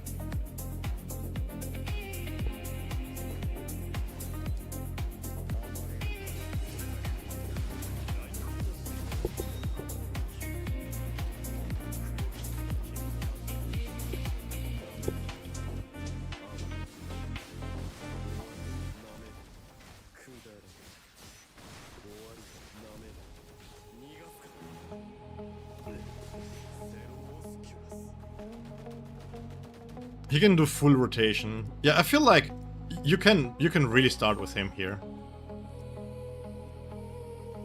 I think that this is not too bad. He's very flexible in how you want to set him. It's not too bad.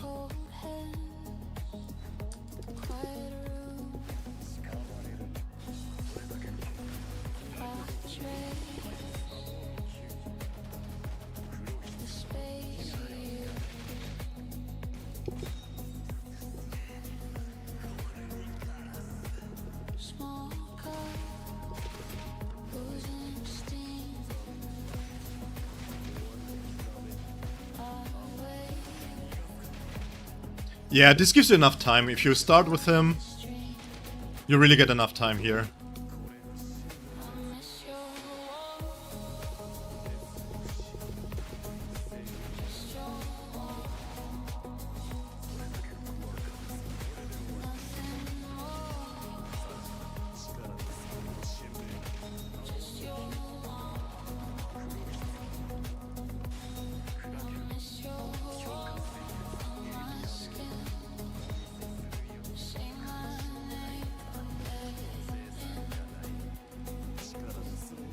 No, I messed up. Oops. I didn't connect there. My bad.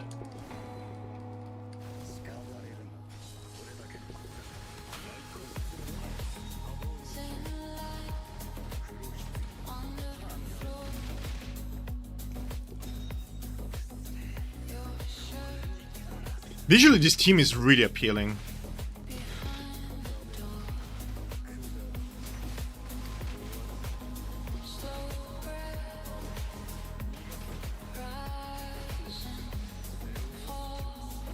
Like, this looks amazing.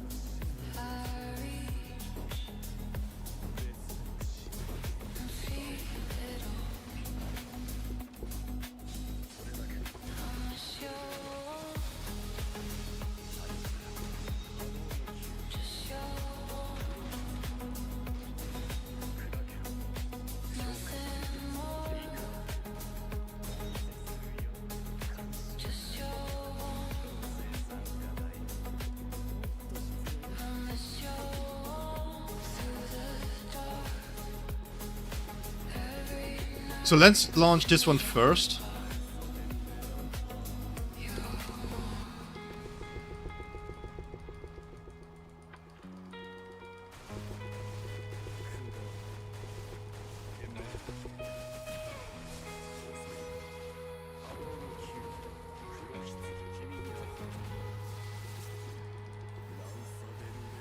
Jesus Christ, these animations, man. It makes me hard to focus, not gonna lie.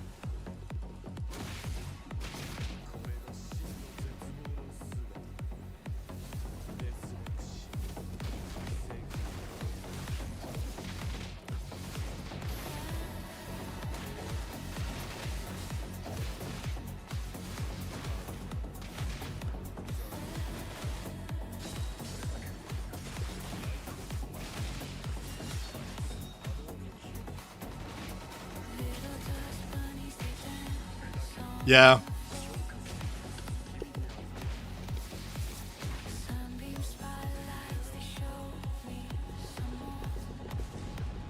How long does it take to launch 8?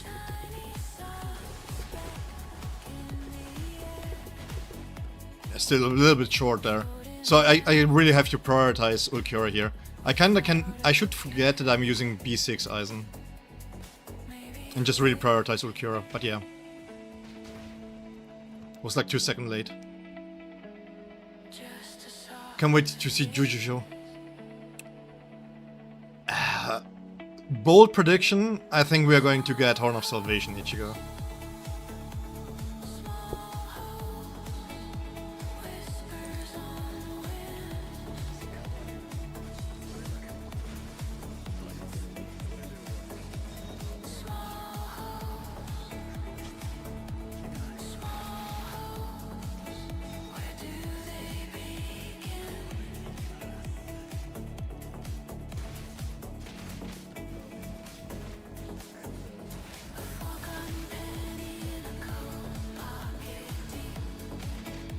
You can press the button actually for the special attack way earlier than it looks like, by the way.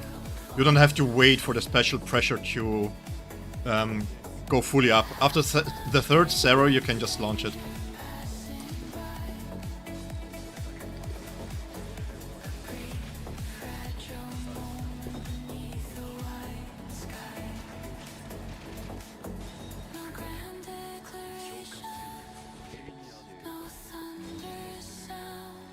Yeah, the amount of time freezes that they have is quite nice.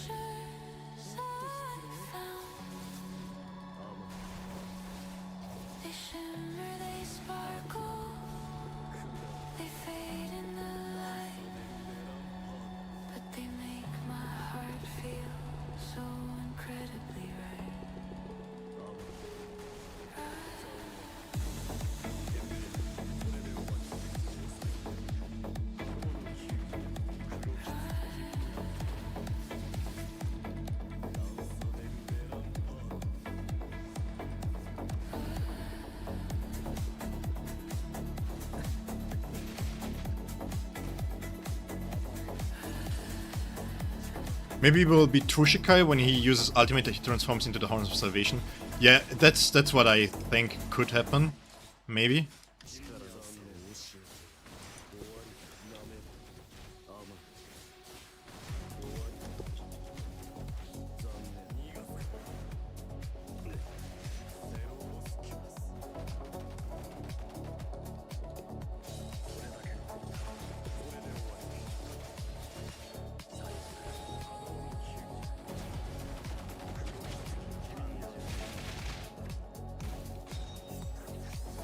So we have now 15 seconds to go through the ultimates here.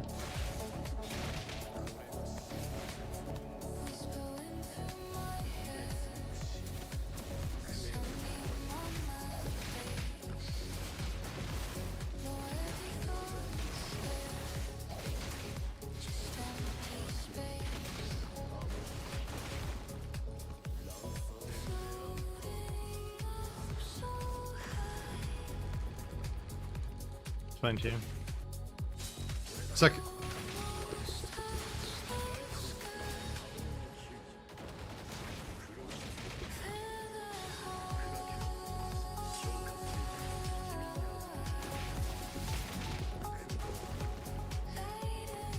Yeah, if you try to do too much with him, you're going to lose a lot of damage here. I think that's one of the major problems that you have with B6 Eisen. If you have like a B6 Eisen, then... I mean, he's doing a lot of damage. He's comparable. He's really strong at B1, actually.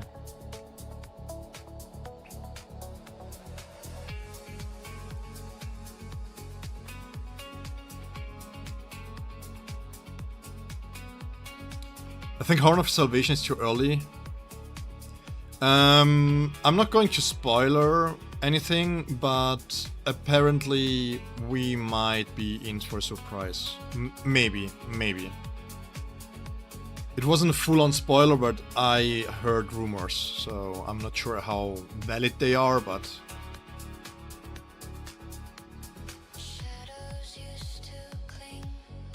In terms of anime and how the anime is paced, from what we can say from the early screening, it looks interesting, to say the least.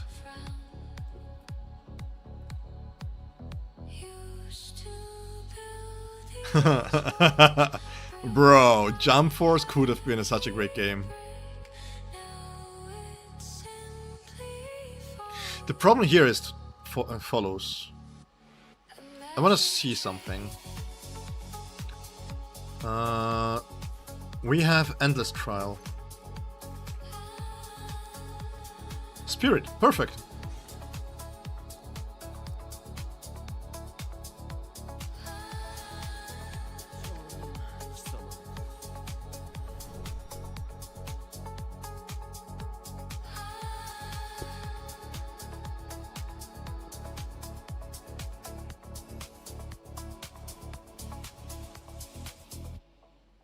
Why did I start with him?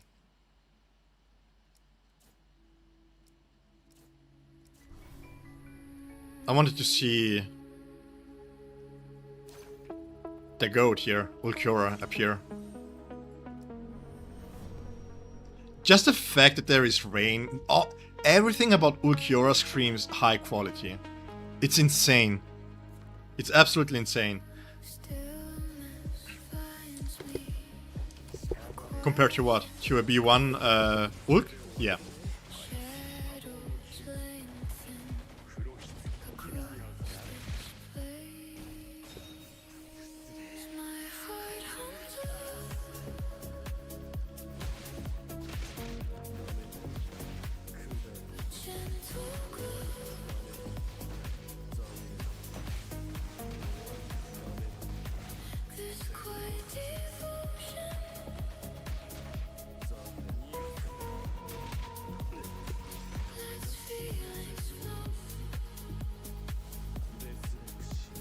Jesus. That shot is so crazy. Visually, it's just like... Yeah, so, you see, this is the problem here, right here. The problem with training dummies is that you try to enable a certain playstyle, right? Which only works if you can really hit everything. As you've seen right here, I needed to add a basic attack string here. And if you have really tight windows, like with Grimjo for example, or maybe with Ulquiorra here, then it's really easy if you don't hit, to miss those windows, right? Which you would technically hit during the training dummy. And this is one of the major problems that I have when we look only at training dummy testing. This is a problem here.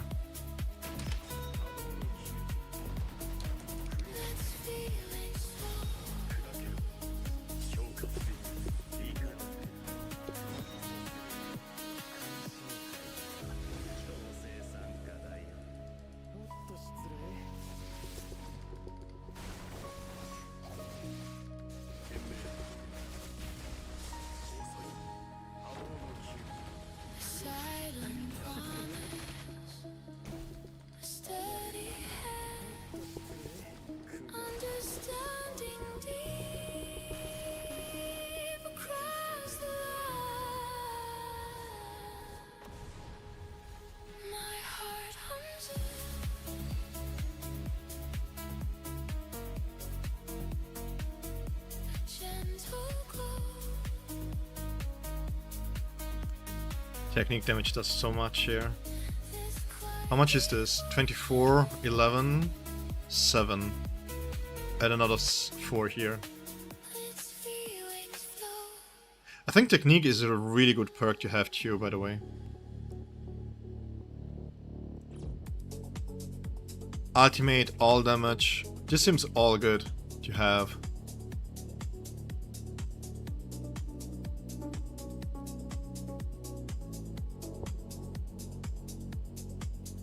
No, I will make it a full-on guide. I don't think that he's too complex, so it won't be too much. Let me see real quick. Because usually on more complex characters, I'll do quick guides to get people started, right? Let me check my schedule real quick.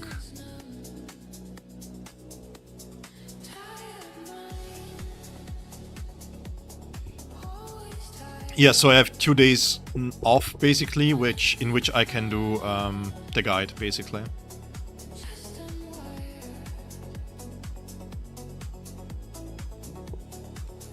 Yeah, the only thing that I want to check real quick is does ultimate charge rate makes it more comfortable to play or not? I don't have anything anymore, right? Oh no, I still have one. Let's see if I can get any luck. Jesus Christ, I burned through so much jade. God. Oh man. I burned through so much stuff, man.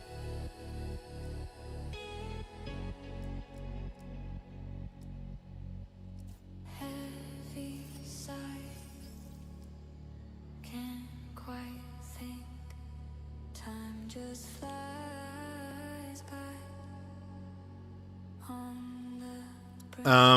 If we account for the jade that I just burned, just for crafting stuff,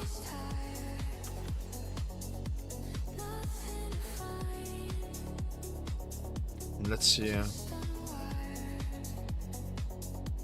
Yeah, so if we just take into account, right, the jades, this is just raw value, of course. But I spent over, now it's going to be close to 20k jades just on getting stuff gone, set stamps and everything ready, so that I can showcase the character as soon as possible in a presentable state. It's 150 bucks right there that I burned. So in total, if I'm going to take this into account, it's around $1,000 since the start of the game. Like, to be fair,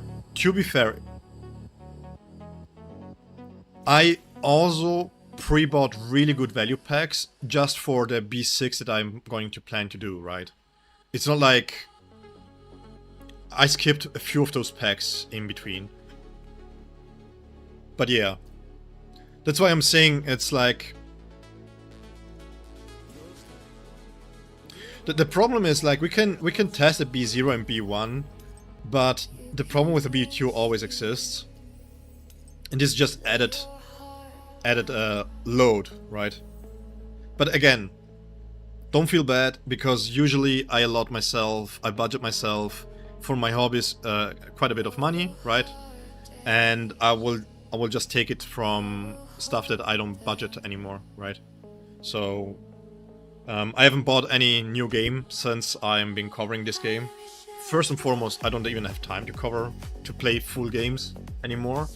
And yeah. So it's like... But if you think about this, right, this is really damning for any free-to-play game, actually. You spend $1,000, which is massive. It's a really ridiculous amount of money, if you think about this.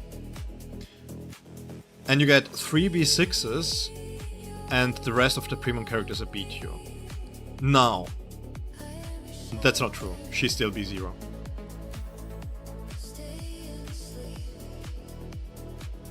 Put into perspective what you could do with $1,000. But yeah.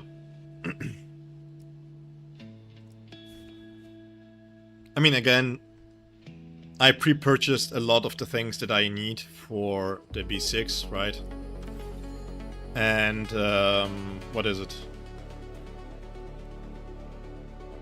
Ichigo might be a B6, maybe. B2. If you really, this is what I'm going to say. If you really like a character, then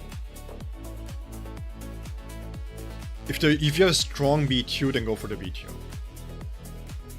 If you really like a character. If you're not convinced about a character and you're just having the character to make a team full, then don't invest in anything into it. Just have it there and slowly. Because again, I just want to make this clear. Ulquiorra is of course a big offender to this, but he at B0 out-damaged Toshiro, right? Somebody mentioned, I think Rodriguez mentioned that he was doing 150 million with a B2 Tosh. I think. I would have to scroll up and search for it. I think it was around about this parts there. And now you have a Ulquiorra at B0 that does the same.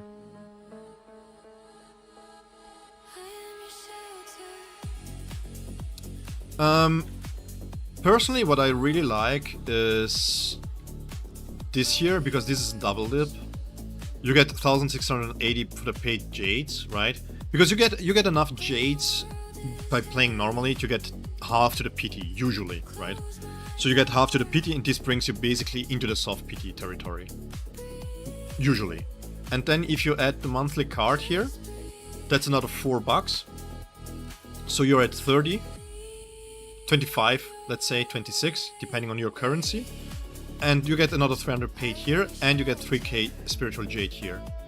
So you technically get to one full character a month with 25 pounds, and then you have leftovers. And with that jade that you just have as a paid currency here, you can buy this here twice for 10 corridor stamps, or now you can even buy this here, which alleviates a lot of the stamina problems that you will have, right? Where you don't have to spend any jades into it, or you can just farm something else, you can improve other characters, for example, or you can get your Nexus stamps here, right? So, and this is just with 25. And then, let's say you have a character in the battle pass that you really like. You maybe don't have a strike unit, you don't fancy your reach too much, then you can pick up this one here and you can guarantee yourself a B6, basically. This is one of the ways that you can do this, because then you have corridor stamps here along the ways, and you will never have stress to finish this one. I mean, I'm 6 days off and I'm already finished it, basically. So this is the best value. And then from time to time they will have like New Year's celebration stuff. They will have big spending tickets here. So the 50 bucks, you take those 50 bucks that you have, you spend only 30, and the 20 bucks you save for New Year's anniversary stuff. And they will have like limited boxes here. You buy the first one and then you unlock the second one. And those scaling things are really good value. Really good value. If you wanna... If you're just speaking about in-game value. That's what I would do as a low spender. If I would put only 30 to 50 bucks into it, I would do it like this. And then depending, if you don't need this here, for example, if you don't need the 20 tickets, it is legit also a really good question to just buy this, because you get more tickets per dollar or per buck, right? But you get less jades. So if you don't fancy those packs here, if you're like, no, I'm good, I just want to have the characters themselves as cheaply as possible, then this is good value too. Because you pay half, not half, but you pay about 2/3 of this pack here, but you just get the tickets instead. You just miss out a little bit on jades. So depending on, do you want to focus on the characters, do you want to focus on overall account progression, then the one or the other.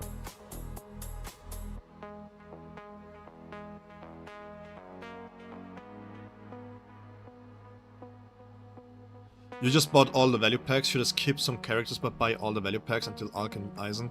So what I'm doing is, at some point I might have to grab this up too, because I'm running really low on jades. If you're looking for a B6 for your favorite characters, I would do so. I would at least buy these, right? Because, well, it's 2 multis. You do it every single month, 15 bucks here. Maybe you put this here, you have 18 bucks, 19 bucks, 20 bucks more or less. If you buy the battle pass, a little bit more.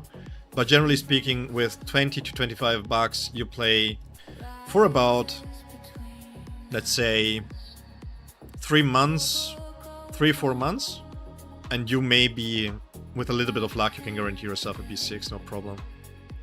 Because if you have to pay up front for a B6, it can happen that if you go to PT every single time, you pay up to 500 bucks. So,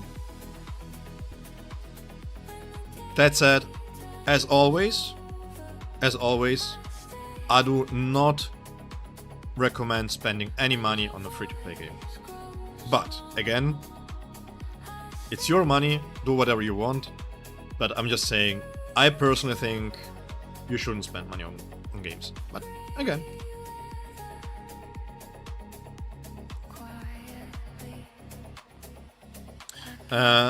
Let's see.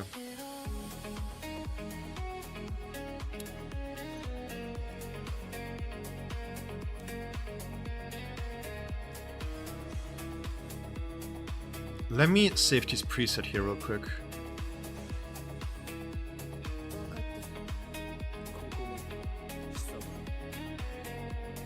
course I'm still streaming. What kind of Ulquiorra summons and gameplay stream is this if it's below 10 hours?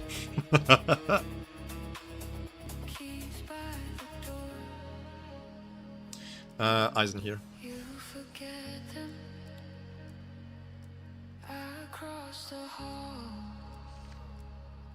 Okay, so let's go through here quickly, and then I want to rank up a little bit on the tower. Main reason why is because, well, I want to see Ulquiorra in action. If you have to walk around for like 15 to 16 miles every night. I only play one account at the moment. I was thinking about the second one, but the main problem that I have is that time. Just time. I don't have time to bring up another account.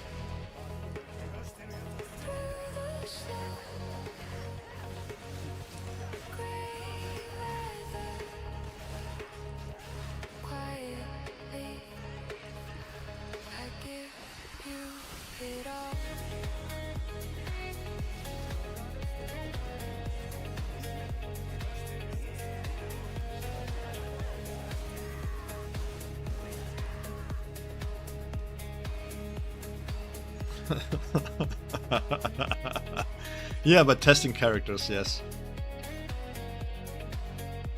I mean, if you try just to, you know, challenge yourself, there is a lot of...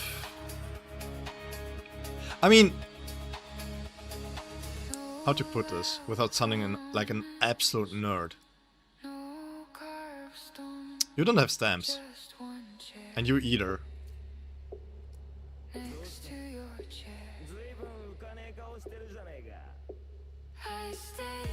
I was doing that with... I had a free-to-play account where I was just...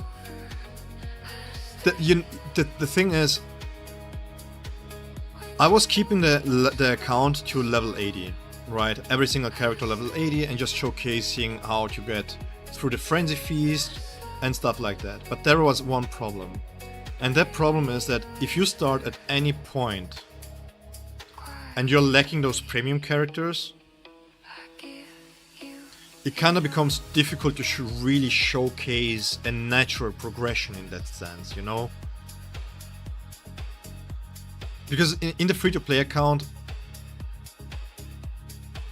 I would have to play it really casually, which is kind of hard to do. Because the thing is, if you play fairly active, and not very far. I was really busy with the content that I recorded, and I was really busy in real life. But I'm thinking about it, by the way, constantly. I'm trying to find ways how to do this. Yeah, I know, but at a certain point, the characters that you get, it's like, how to put this? As a free-to-play player, you're not having enough resources to bring up SRs, right? So when you have a free-to-play account where you have... I can log into that other account real quick, and I can showcase this. But the thing is, you have Gin, you have premium characters there. I understand where you're coming from, but it's difficult to make proper content because it's still kinda... How to put this?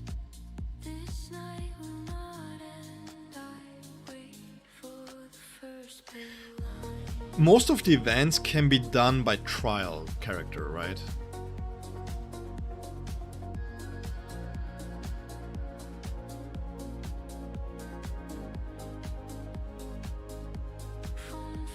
Oh yeah, I feel what you're saying.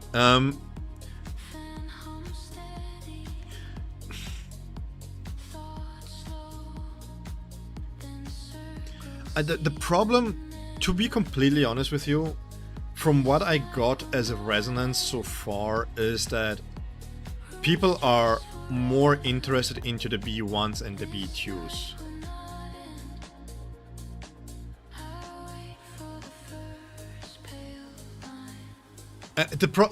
There are two major problems, right? In the beginning, I don't know what shifted with the devs. In the beginning, I was covering, for example, this one here, right? I will showcase this real quick. So now you have battle prep here. You can take trial characters, right? You take trial characters, and oh, huh? Not mine. Pick this one. No, no, no. I'm gonna. No, wait. Listen. Wait. Just wait. What I used to do in the beginning, because these events were tricky, this event weren't that easy, I was doing event guides with trial characters only, right?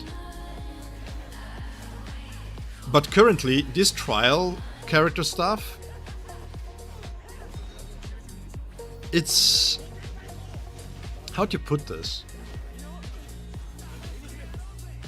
Or maybe this one could be done, because they heal up, right?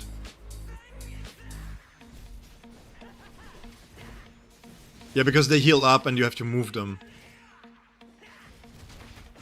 Or just straight out DPS them. But yeah, look, this is auto.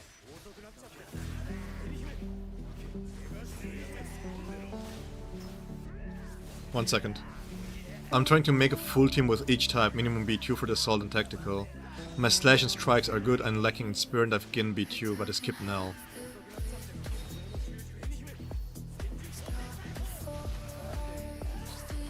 Yeah, but the thing is, you can have Gin with Tozen then. Tozen is really good. Really good. And Gin with the B2 really benefits from having been paired with Tozen a little bit more than with Naliel. Because the B1 and the B2 kind of want you to be on the field a little bit more, which you don't do with Nell. So you still have two really good teams there.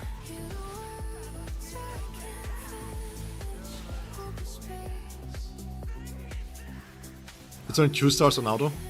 Let's see. Because if there are events where the trial characters are tricky to play or something, I will do videos on this.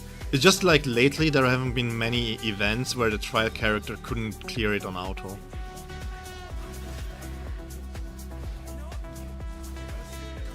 So my issue, my biggest problem is that I would like to cover as much as possible, right? But I just don't have that much time. So I really have to pick and choose what kind of content I do. You know? And this is why I also went away with the free-to-play account, it's because I just don't have time to maintain it.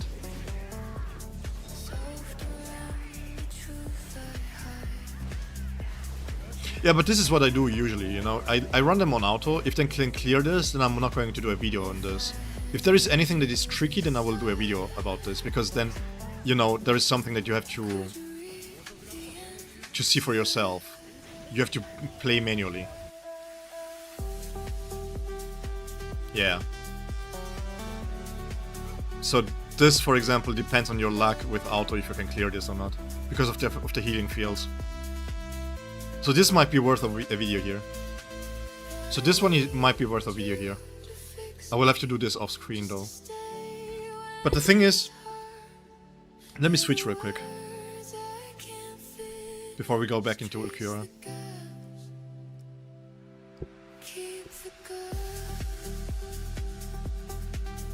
Give me one moment. I'm going to log into my...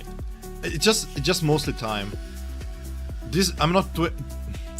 This sounds like such a cop-out, I hate this. But I'm not trying to say this as a cop-out.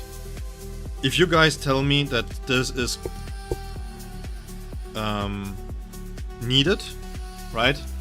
Then I will do the content, like, gladly. Dini mama.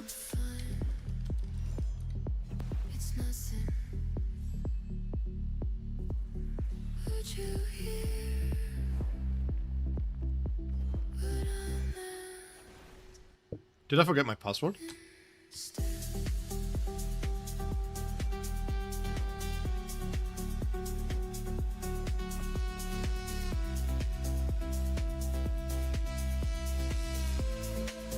Invalid password format? What? Give me 1 second. Apparently I don't remember my password anymore. Oh, there we are. I do! You should scroll down. I use 4 or 5 tag of them.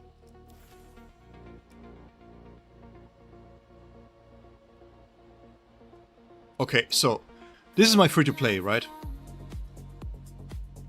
Oh, and by the way, thank you so much, Nightmare. And no, I'm halfway through Lords of Mystery. I'm halfway through. But again, the last 1.5 weeks have been really, really busy. From me having to work, then because of the educational stuff, getting admitted to the school and everything, I barely had time to do the videos that I did. I didn't have time for anything else.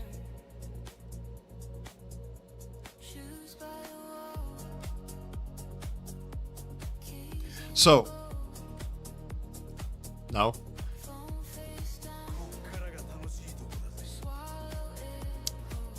oh yeah, in this I read that in the stream it doesn't matter too much. The algo needs to push you through likes and views. If it doesn't push you through likes and views, the thing is, algorithm is very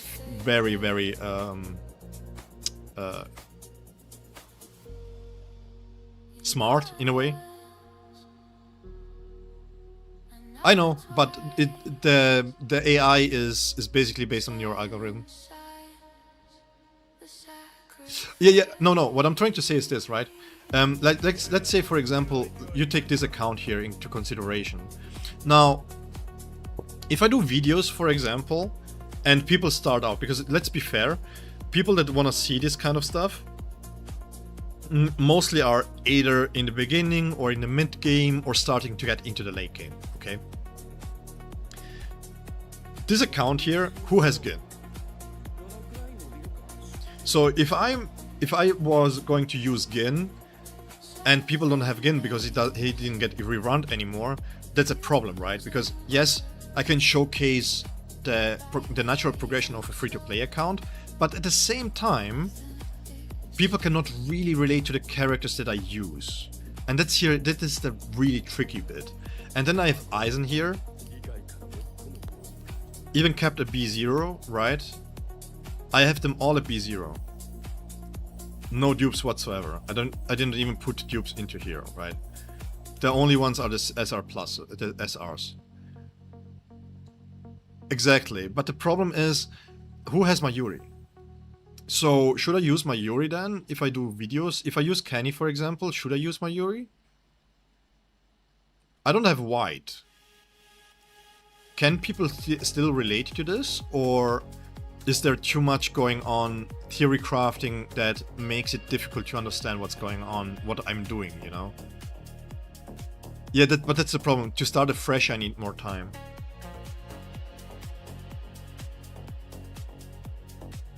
That's the problem. I was thinking, I was really thinking about starting a new account, and then I tried to log in, and just the amount of time, the 1.5 weeks that it takes you to get somewhat reasonable progress, but you still have to play a lot of time, it just wasn't feasible. So what I do instead, what I'd like to do instead, is having, as you can see, fairly lengthy streams, right, at B0, so that I can also watch them back in case that I need them to. And then I can go out and see, hey, what's going on with the B0s. I can take my time with the rotations, with the guides. What are the changes to the B0s? Can I maybe emulate the B0s if I have a B1, for example? And stuff like that, right? Because generally speaking, I would rather showcase the Frenzy Feast stuff like I did. For example, I don't know if you guys saw the Frenzy Feast stuff. I had showcased how to clear Frenzy Feast for the max rewards with just the SR characters, for example, and the 3 standard SSRs, right? How to team build, how to tackle everything related to the normal Frenzy Feast. But again, power creep, because of power creep, it becomes much easier.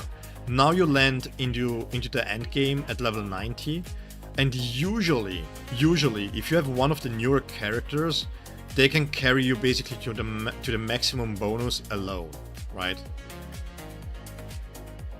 And that's a little bit the trickiness between finding enough time to really have a proper thing to showcase for.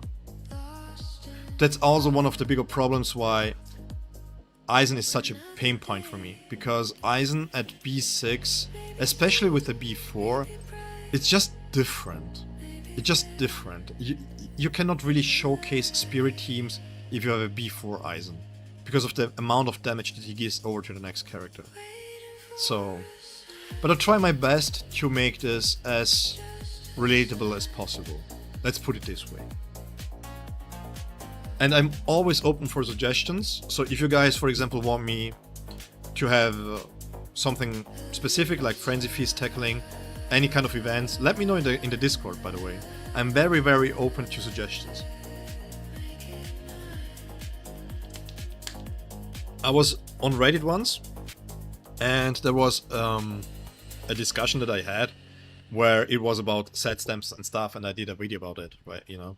So if you have specific topics, if you want to have a video guide for anything, and I can take my time to do so, I will do that, for sure. Again, I'm really open for feedback, so...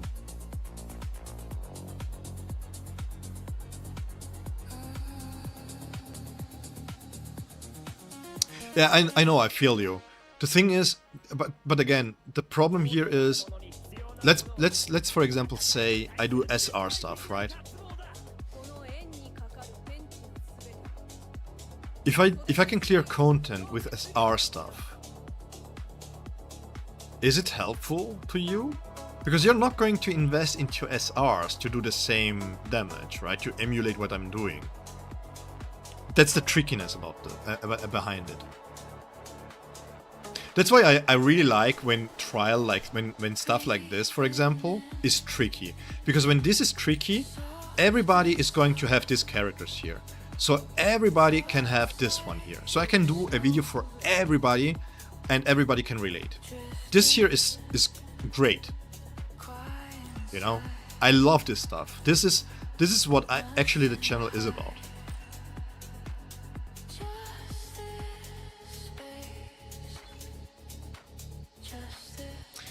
Yeah, but the thing is,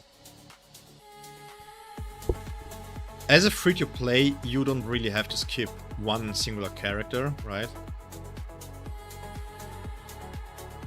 Because, well, you get enough for the current character to be able to be picked up. Like, again, I'm not trying to argue against your suggestion, by the way. Don't misunderstand. What I'm trying to say here is that time commitment to something and the time that I really have, that's what you want to see, how someone does that.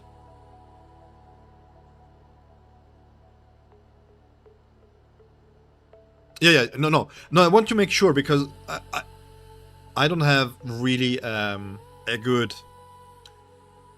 good consciousness on how I seem over stream, right? So for me, this is just a casual conversation. It's a cool conversation to have because we're exchanging ideas and stuff. So for me, this is a really good conversation. But I also know that some people don't really understand my tone. Maybe they think it's passive aggressive. I don't know. I've heard everything possible. So that I just wanted to clarify that I'm just being chill. I'm really listening to you, and it's like, I'm trying to find a middle way, you know? And it's the thing, because, again, this YouTube content here is for you guys, right? So I really want to understand, like, let's say, for example, you just gave me this suggestion, right? So maybe I'm not able to do this in this way with, let's say, the overall account progression that I have on my main account here.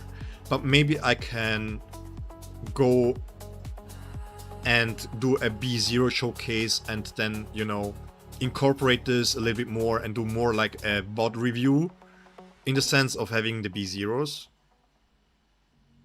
Investing into SRs is so complicated for new players, so much resources on a character that will potentially be replaced soon. Yeah, that's why I started doing, if you have seen this, I started doing the build guides for SR supports, and I try to emphasize how far you should go with those SRs, right? That's why when I do tier lists, for example, or when I talk about characters on stream, or when I mention characters here, I'm telling you guys, this here is just for me to see what is their potential at level 100, right? Is initial Ichigo better than Shika Ichigo, for example? So this is just to see, can I give a proper value in that sense?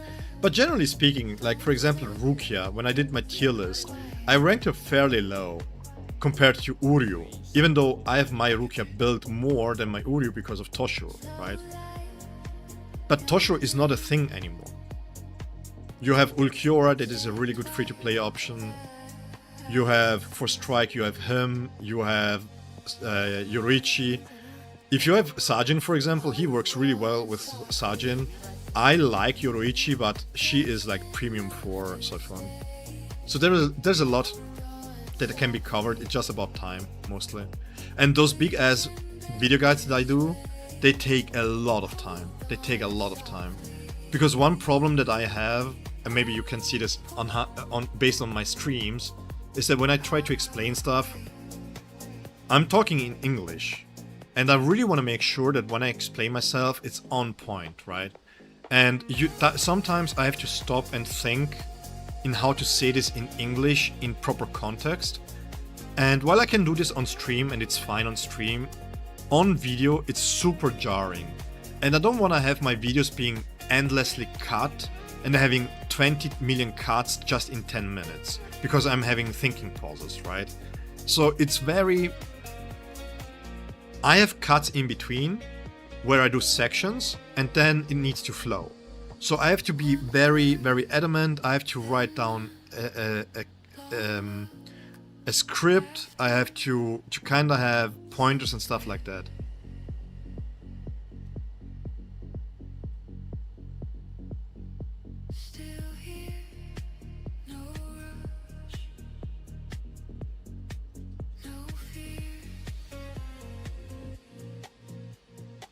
No, I get you, but the thing is, I'm not only doing showcases. I mean, you can check my I would say I did in total, when it comes to characters, I did maybe in total 5 showcases. When the character gets buffed, which is a series that I call Back in the Meta, I did a showcase for Aizen back when he was released. Right? Yeah, I'm trying to, taking from the streams.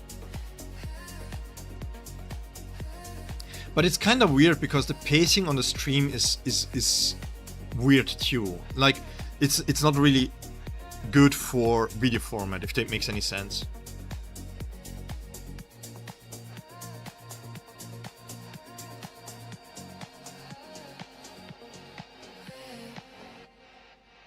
The problem with streams is that, like, these are my 2 problems that I have. The thing is, if I take videos segments from the streams, then I still have to go back and watch the stream in entirety, and most of the times it saves me time when I just do the video fresh, you know, because then I know, okay, I need to talk about this, and then it's easier. But it's tricky. It's really tricky. Content creation is a lot of headache. I'm telling you guys this, because I want to do so much more, right?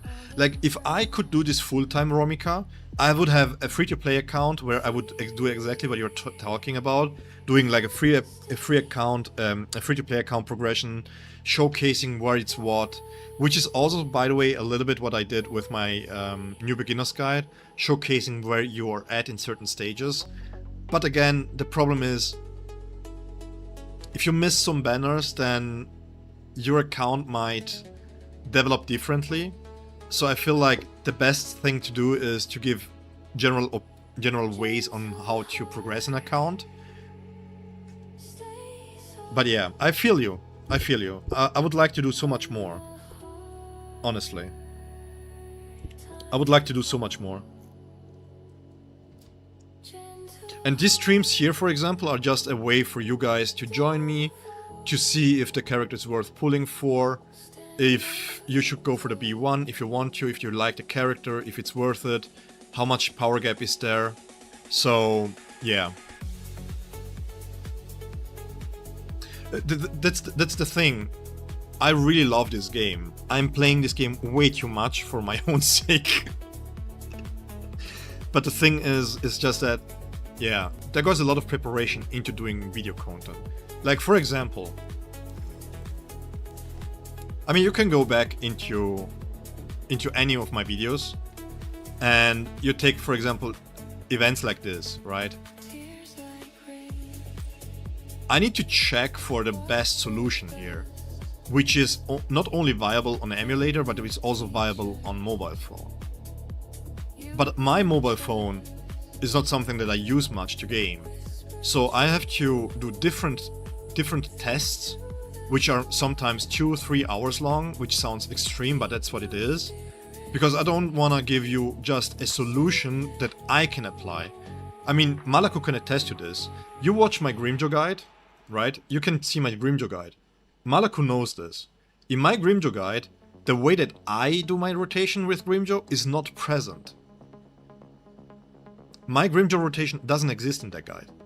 Because the way that you have to do that rotation, you have a 10% damage gain for a 2-second window, and it's just not feasible. So it's really, what do you bring into the video, and you have to test this out, and the testing part is what's really costing time. I mean, what I'm doing right now on stream is what I usually have to do off stream too, right? I'm going in here, okay, with less yapping of course. I'm going in here, I'm going to test, for example, Frenzy Feast, Towers. I'm going into here. I can showcase this actually, because they record this. Watch this. Watch these team comps here that I'm using. Right? Because I want to see how much damage do you need to clear this. Here. When do you need to start having proper teams, for example? How low can you go before it becomes just too much, right? The same here. Can I do this with double support? Yes, I can. B6 Eisen, how easy is this? No, because I'm still trying. I'm still doing. I'm preparing the footage for this. Because I'm trying. This is what I mean, right? I have. You know how many times I redid this floor here, this here, or this here. I mean, you can see. Look at what teams I run here.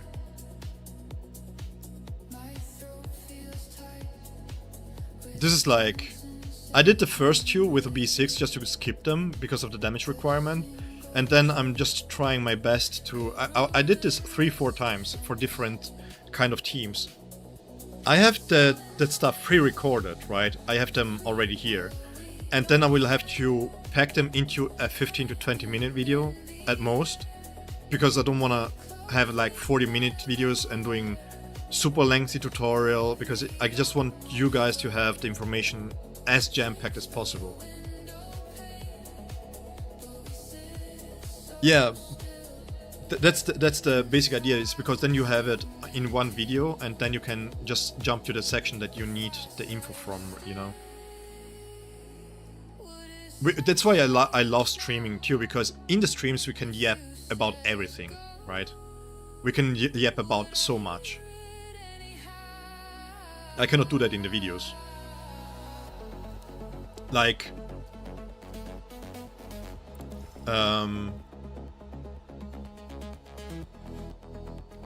something like this, for example. I can do videos on this. I would love to do videos on this, by the way. I would love to. You know, just as a fun video. But I don't have the time for this. I work 10 to 12 hours. I have night shifts. I am leading 3 teams.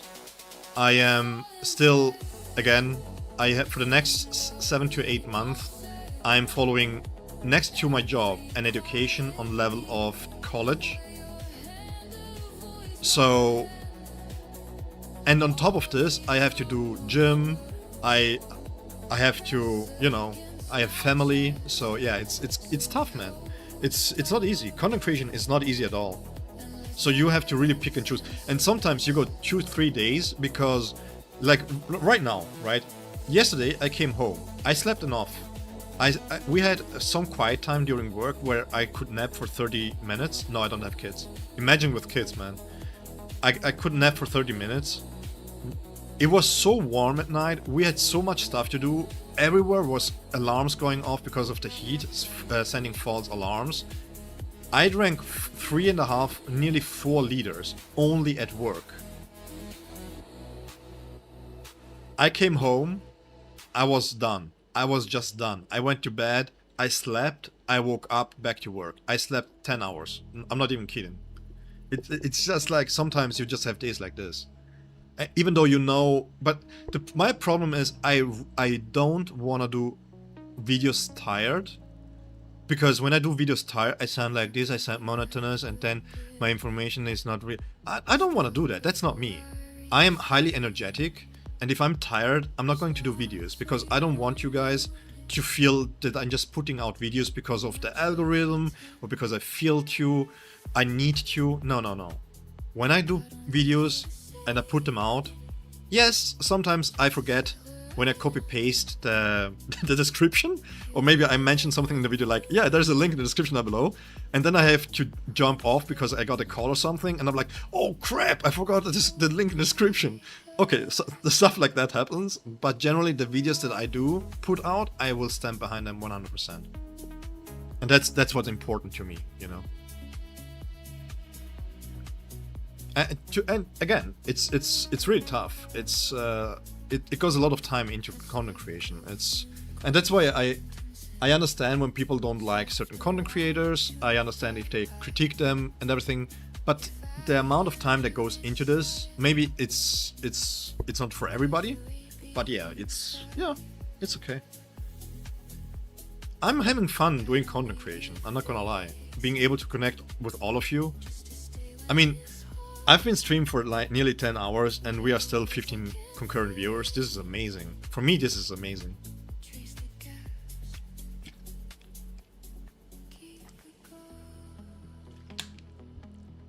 Illusio, thank you so much, man. Yeah, that's also why I want to do 1 stream per week, so that you guys get a chance to, you know, if there is anything to ask, if there is any events that you maybe want a live demonstration for, then we can do this. Because, yeah, you know, it's so resonance and chill, we talk, we exchange ideas.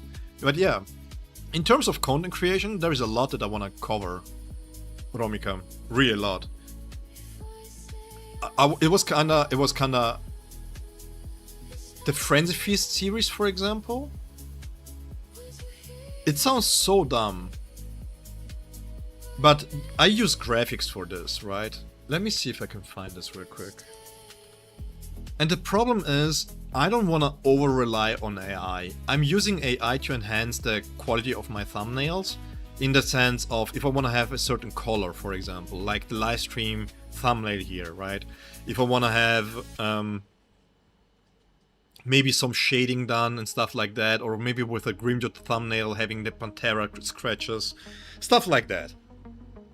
But I want to keep them close to my own creativity as possible. Let me see if I can find them.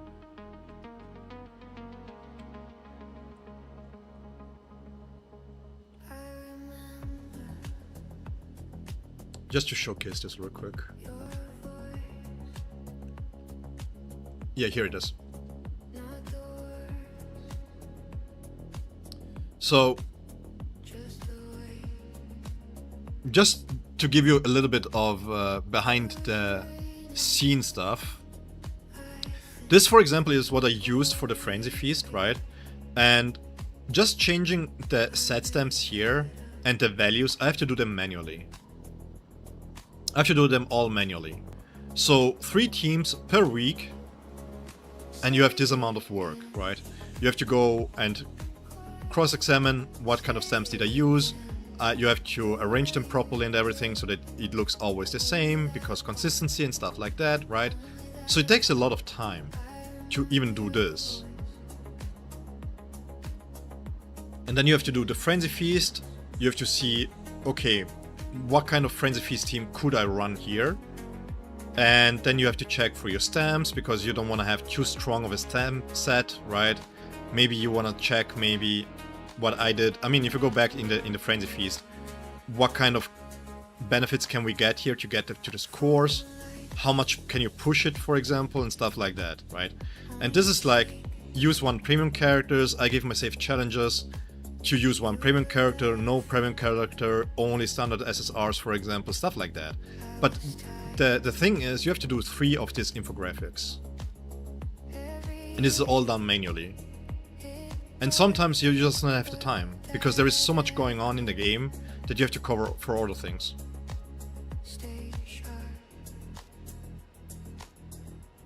Yeah, I feel you, Romika, I really feel you. And this is what I try to avoid. This is also why you barely see any news coverage from me, and like leak stuff. I don't do that kind of stuff, because by the time that I do a news video, I would rather spend the time in something different. We have great YouTubers that do news stuff, that do a lot of speculation stuff. So if you kind of want to watch that kind of content, you don't need me for that, right? Arcing back to budgeting and buying games, railing in the budget.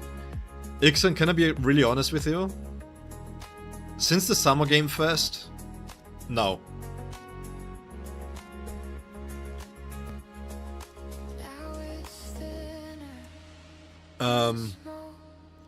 Stalker 2 DLC is coming out. Star Wars Racers, Star Wars Zero Company. Then we have Phantom Blade Zero in October. Wow. Man. Bro. So many games coming up. Yes, I'm going to... I asked this in here. People are open for variety stuff. I just have to check how I can do this properly. To be honest, because I might have to use my quote-unquote main account for as a way on YouTube. And yeah, like Phantom Blade Zero will be a Souls-like game that I'm going to play.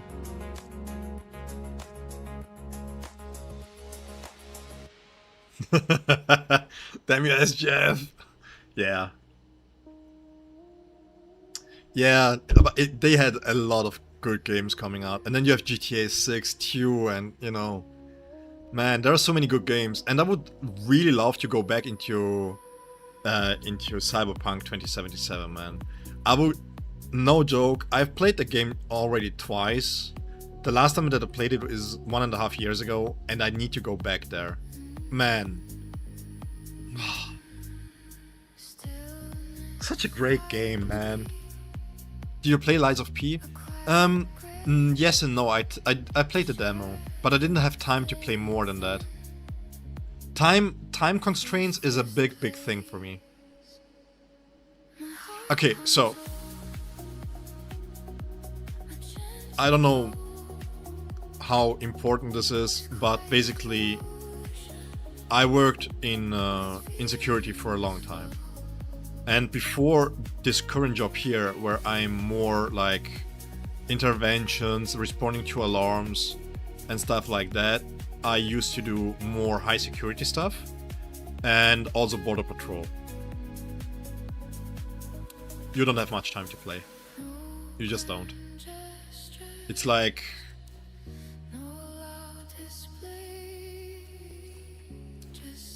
Let me auto this real quick, and then we can yap a little bit. You have been used up. You on YouTube?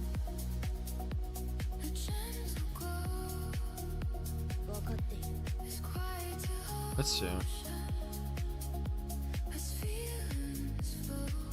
Or they've all been used up already. We can do Banka Ichigo here.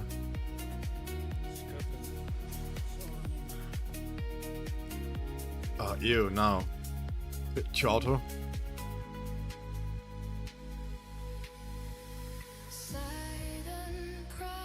Yeah, I saw Marvel Token, but it didn't really convince me. But it's not because it doesn't look good, by the way. I just want to mention this real quick. Really important. It's not because it doesn't look good. It's mostly because it's like... I don't know, Street Fighter 6 just burned me out when it comes to fighting games. Let me try and see if I can get maybe an ultimate charge rate here. We're benching at least 200. We are not doing much gym stuff. My PR was what is it in pounds? I was never that good at bench pressing, to be honest. I don't know why, but mentally I just don't fancy that exercise too much.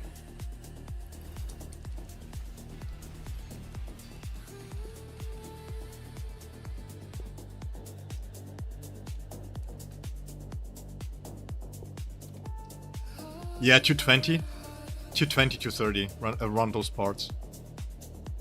But I don't enjoy 200 kilogram. No. 110. We don't do much chest there.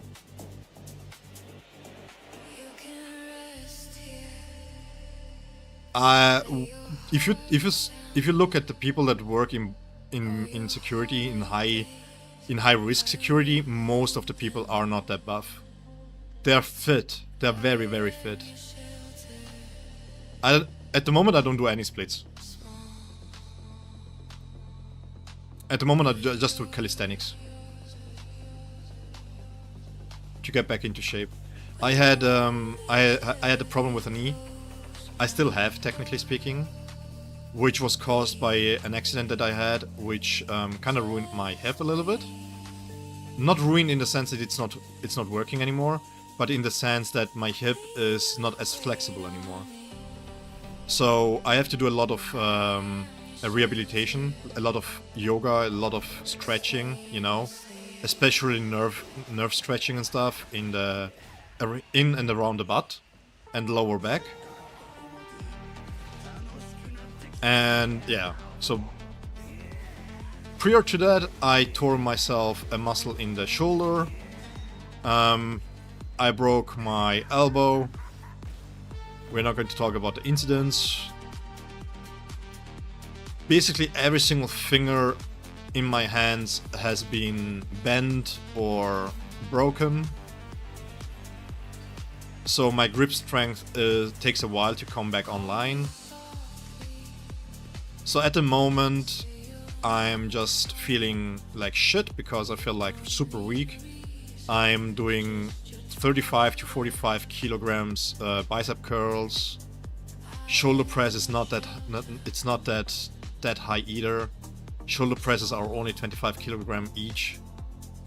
It's like at the moment I cannot really put load onto my body, and I also have to lose weight too. Because of the night shift changes, I put up a lot of weight. Crazy security story. Well, the craziest one I cannot tell because of NDAs.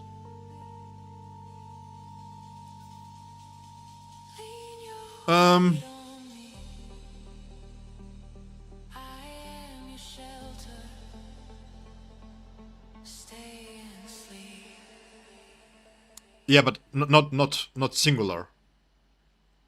With a SZ. So it's basically 20, around 70.5, 20 kilogram bicep curls. Singular. I forgot the name. I wanted to add the name. SZ-Stange. How do you call this in English? I don't even know. What is this red marker here? I wish. I was doing 32s, 8 sets. That was nice. I feel really weak, I'm not gonna lie. I feel really weak.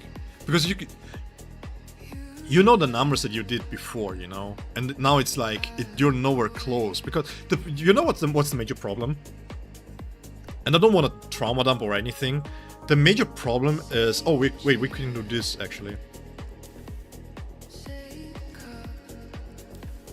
5, 6. Let me do auto this stuff here really quick. We get Nexus stamps. And let me use this team here. The problem, yeah, but you know what the problem really is? You get older.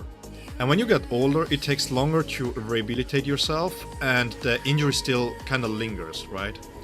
So every single time you feel something around the injury that you had, you lose confidence. So you lose confidence, and now you go down in weights because you're like, let's not risk it again. And this is just a mental block that you put yourself into. You're kenpaching yourself, you know? You're zaraking yourself. Instead of having an eye patch, you have a mental eye patch, right?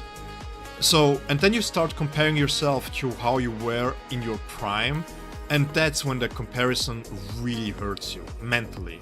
Because you're like, yeah, back then, I could do calisthenics, I could do muscle ups, I could do push-ups, I could do this and that, and I could do marches. I cannot do the same marches right now as I did back then, right? We did 20 kilometers marches, like, pretty fast. Pretty fast. So, then you get injured, and it takes so much time to get back into a shape where you're like, okay, now I'm at 30 or 40%, right? But then to get back to 80%, it feels like shit. It feels like you feel absolutely awful. You think, why are you losing so much strength? Why are you not as fit anymore? I was doing, what was it? Don't let me lie, 35 to 38 kilometers in round about an hour on the bike. In my prime. Now, I'm happy if I can do 20. You know?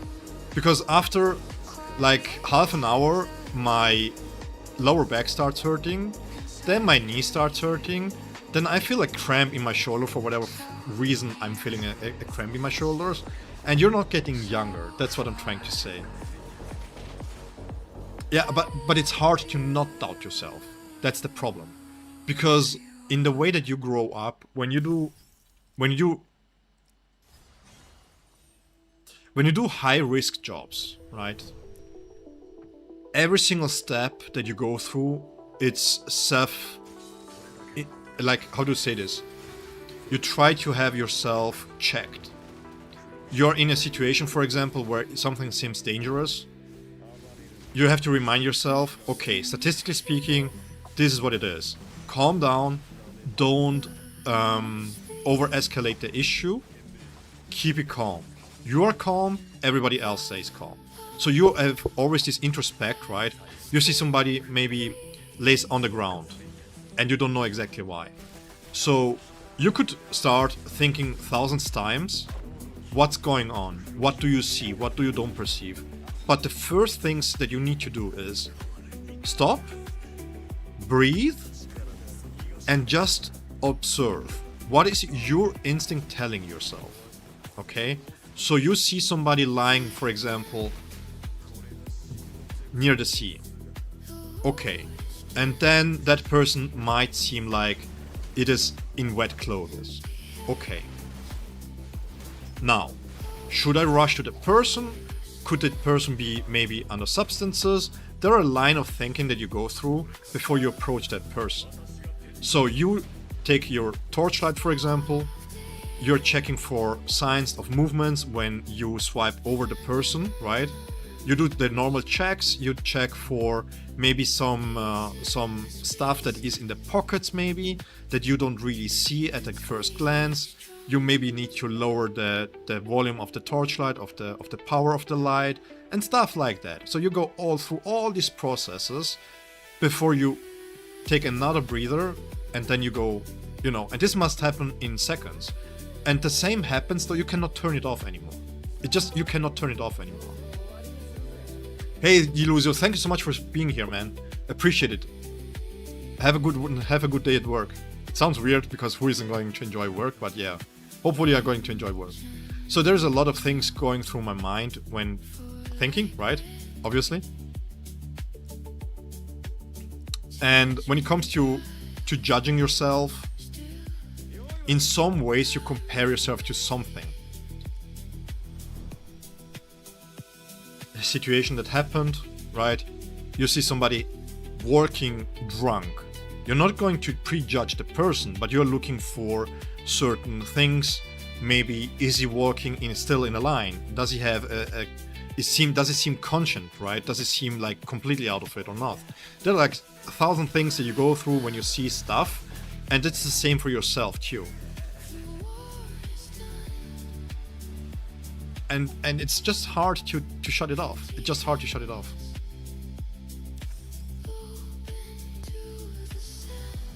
So, but yeah, I'm going to keep grinding. I'm on a good way, by the way. I lost 4 kilograms now in 2 months, which doesn't sound too much, but it's I'm not that fat, obviously, but I still have to lose some weight. So the grind is rather slow, also because of night shifts. Malaku and Illusio. Later, I love you. Okay. I didn't know you brought your significant other into the stream.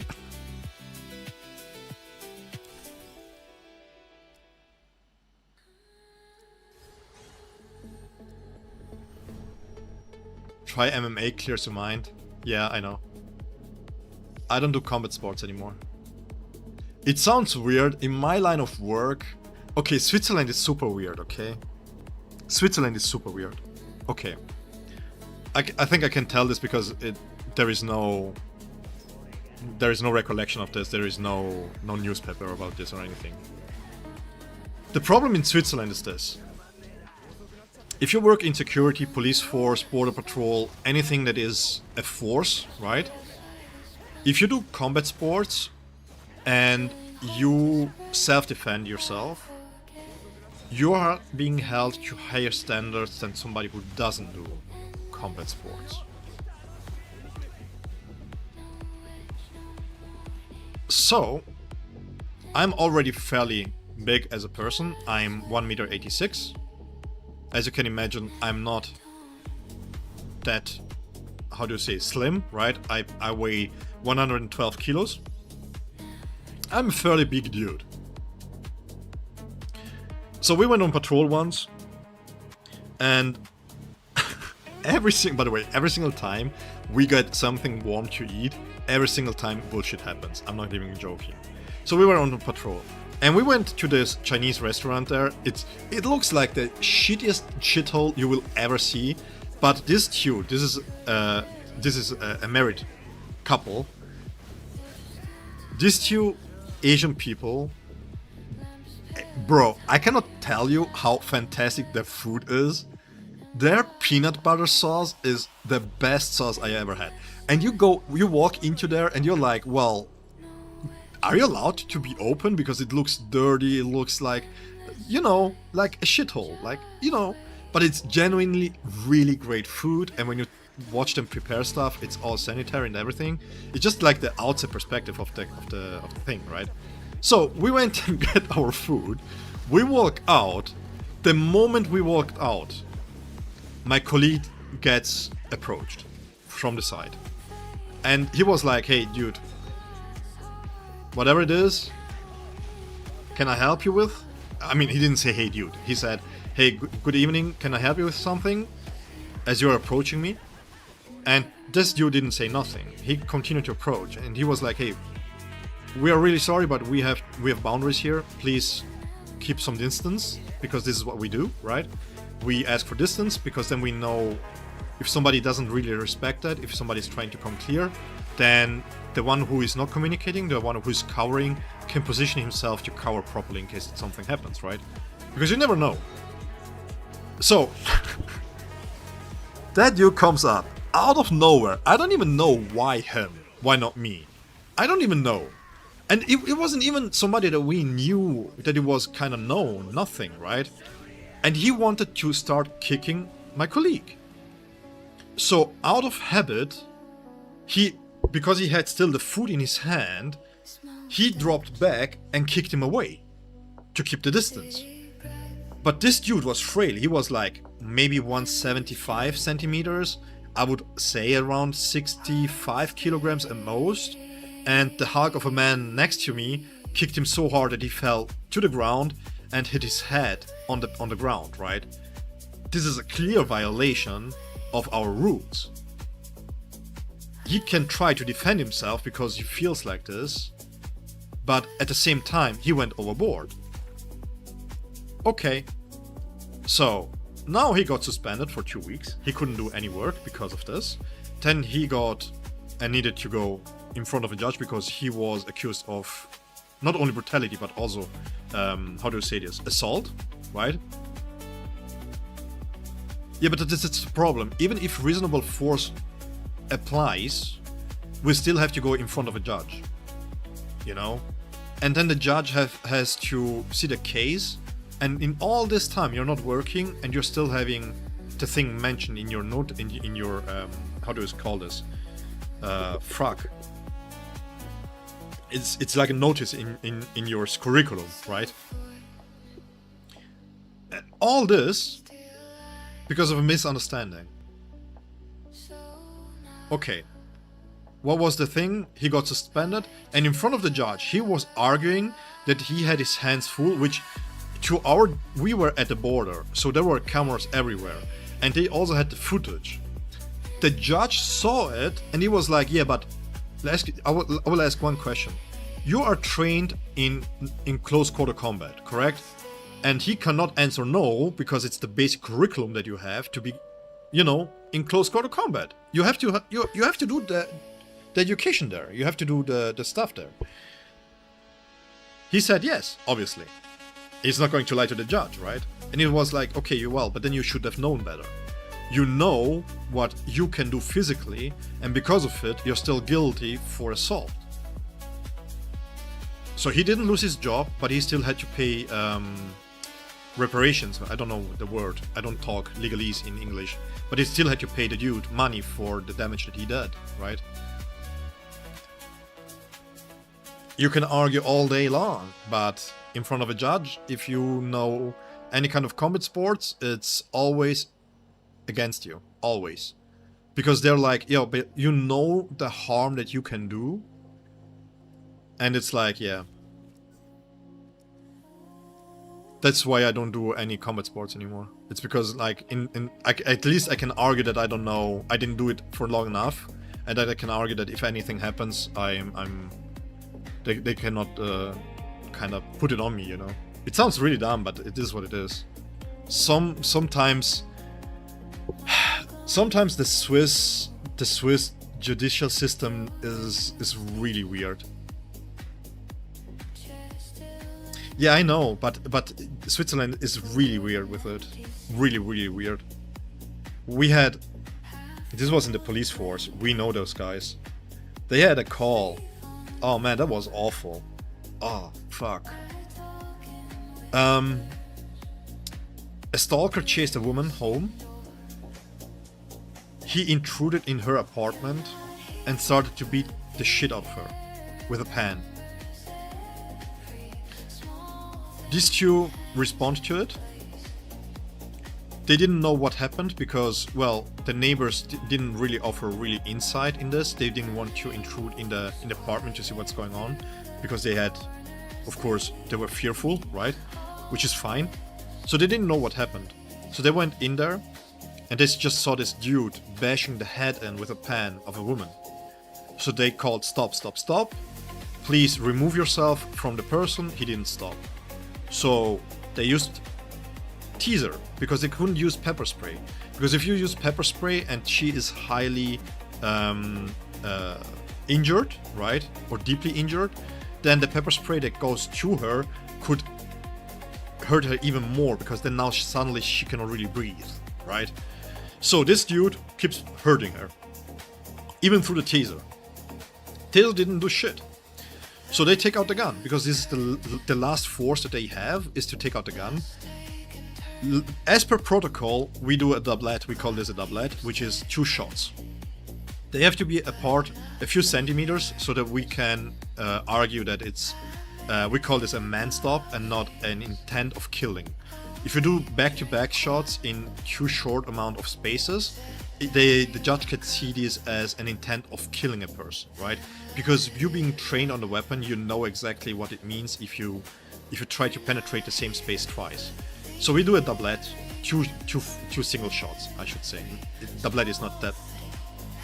Doublet, to be completely honest, if I say doublet in front of a judge, you are in big trouble. They don't want to hear this because it's not PC, okay? So it's called two single shots. You do two single shots in the upper body, and it's between the chest, the higher chest, and the stomach, basically, right? That's the idea here. Because statistically speaking, the chance of survival is much higher, 60% higher, as if you hit maybe a femoral artery in the legs or in the arms, or even worse, headshots. Headshots are prohibited here in Switzerland. If you headshot somebody, you are off. You are in jail. It doesn't really matter. There is no way as a trained firearms expert that you can justify a headshot. There is just none. So they do two single fire shots. This dude doesn't stop, still bashing the head in with a pen. Then he started to shoot twice more. At the end of the day, they had to shoot him 17 times so that he started to collapse out of bleeding out. He didn't stop. They didn't know what kind of substances he had. They just didn't know. 2 years. There were 2 years of work, unpaid, for the whole 2 years. Not even social anything, no social safety net, nothing. They had to pay this out of their own pocket until they could prove that they're innocent. After 2 years, they were cleared by the judge as free and not guilty. 2 fucking years. And one of them got divorced because of it. The one that shot got divorced because the wife was fearful that he was in a power rush in a sense, and she was fearful for her and for her kids. So yeah, again,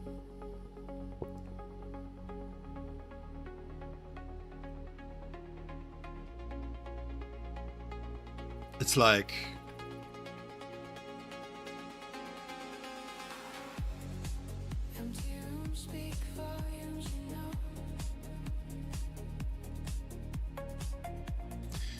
Toshiro B01 56 millions in 1 minute versus Ulquiorra B01 34 millions.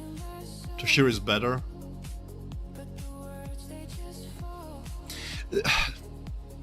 You see, you can argue that, right? But I don't think it's... The criminal is still being punished. The problem is that... How to put this? There is a very, very, very fine line between abuse of power and rule of force. A very fine line. Very, very fine line. And it's often the law and how you interpret the law in the context of what you see, if it's justified or not. You know? Let me check real quick. 1 second.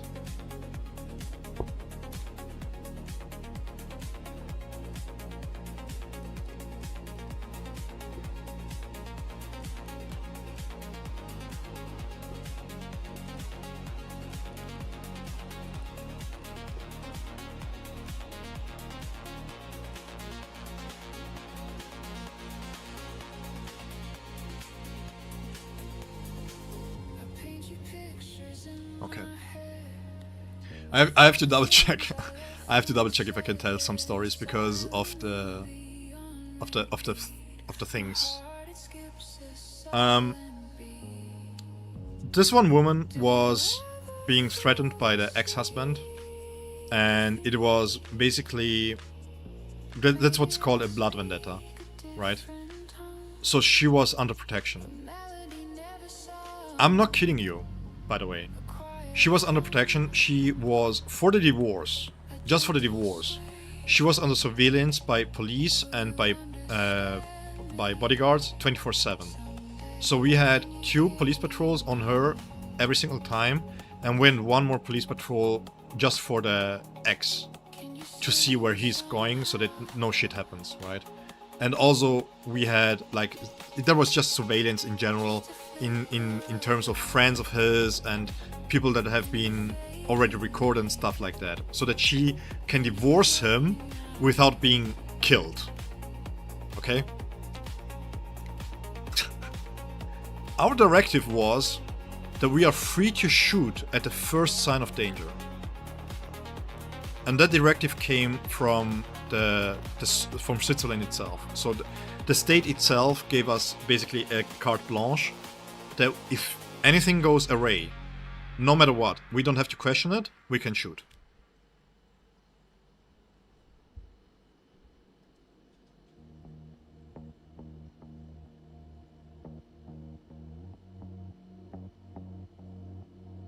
Yeah, but this is very similar. Christian, you might move to Switzerland in the next 2 to 3 years. Why?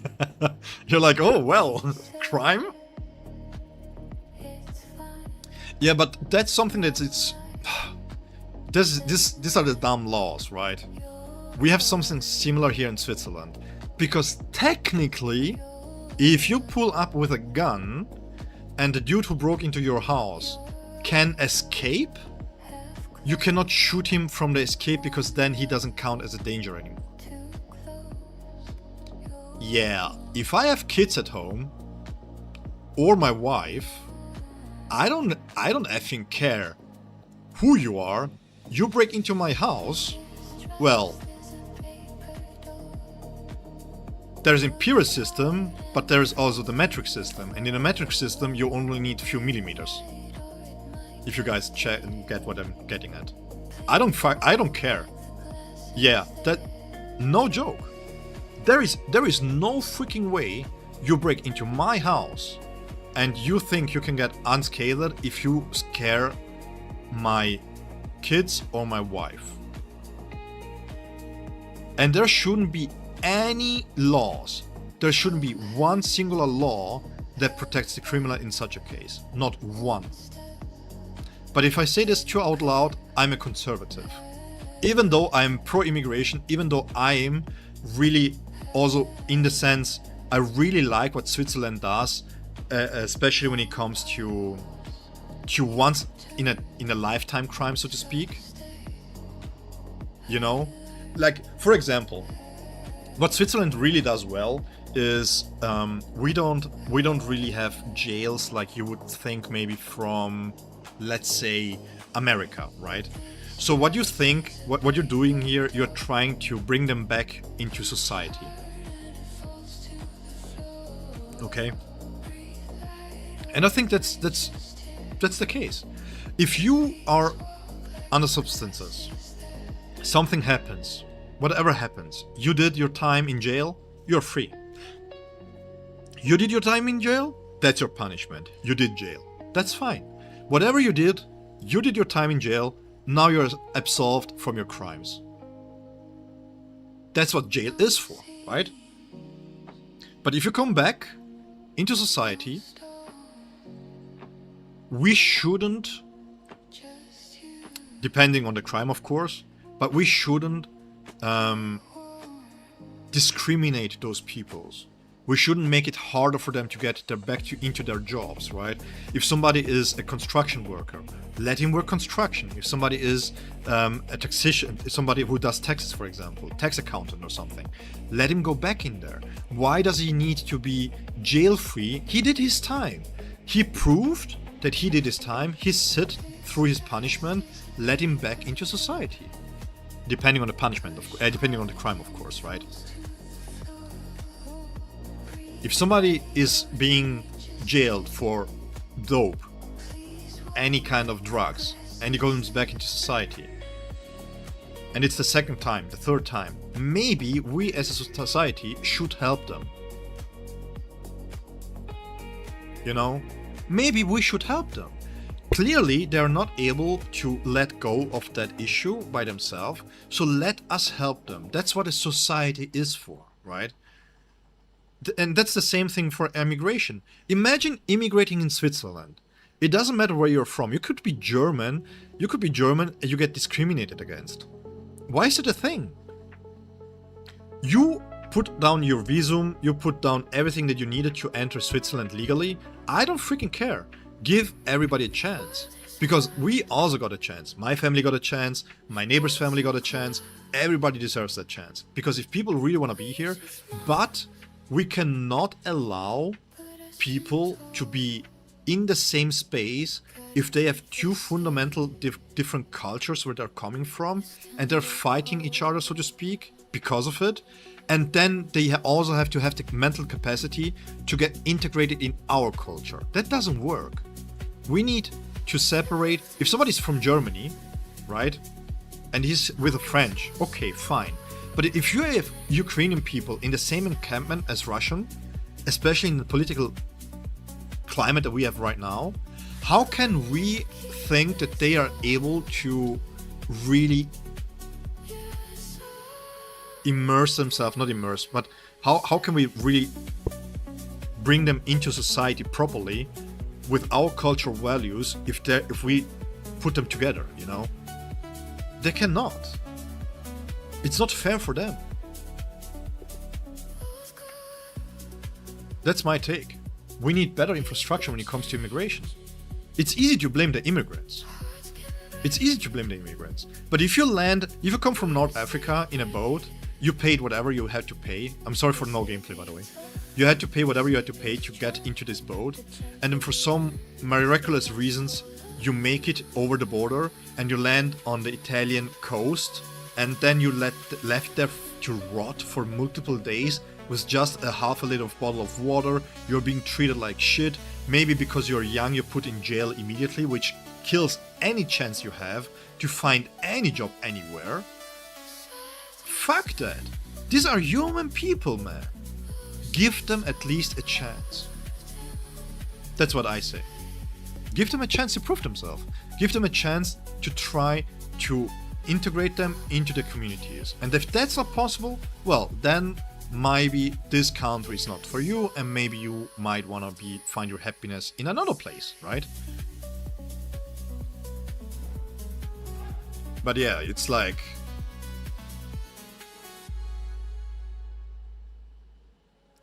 what are we going to do actually? Sorry for the sidetrack there, but I feel like it needs to be said.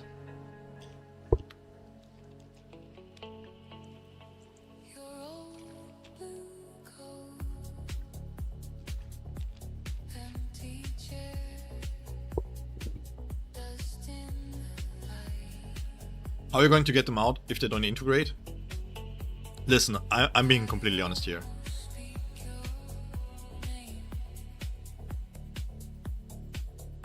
No. Don't misunderstand, guys. I'm not saying that those that don't want to integrate, that we have to give them a chance. I'm saying those who arrive and try to get the chance, we should at least give them to that. If you come into Europe, if you go into any country with no papers, you lie about your name, you lie about your age, you shouldn't get a chance, because clearly your intention is not to be here on a legal basis. You try to be here for different reasons, right? But I'm saying if somebody comes here, I will just make a cross example. Imagine this, okay? But this is what the encampments are for. This is what the whole infrastructure is for, is to find out if somebody is really willing to or not.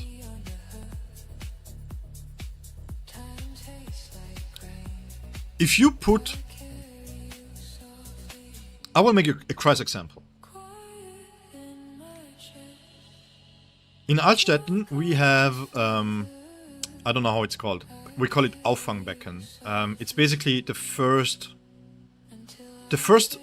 entering point in Switzerland, right?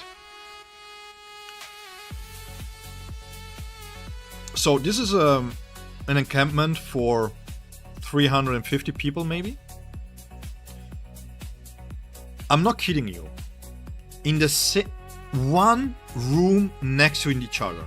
In one room, you had a mother with 2 kids and her grandmother, escaped from Ukraine, and left to her was a dude who tried to kill himself with a razor in his mouth. Guess what the kids saw?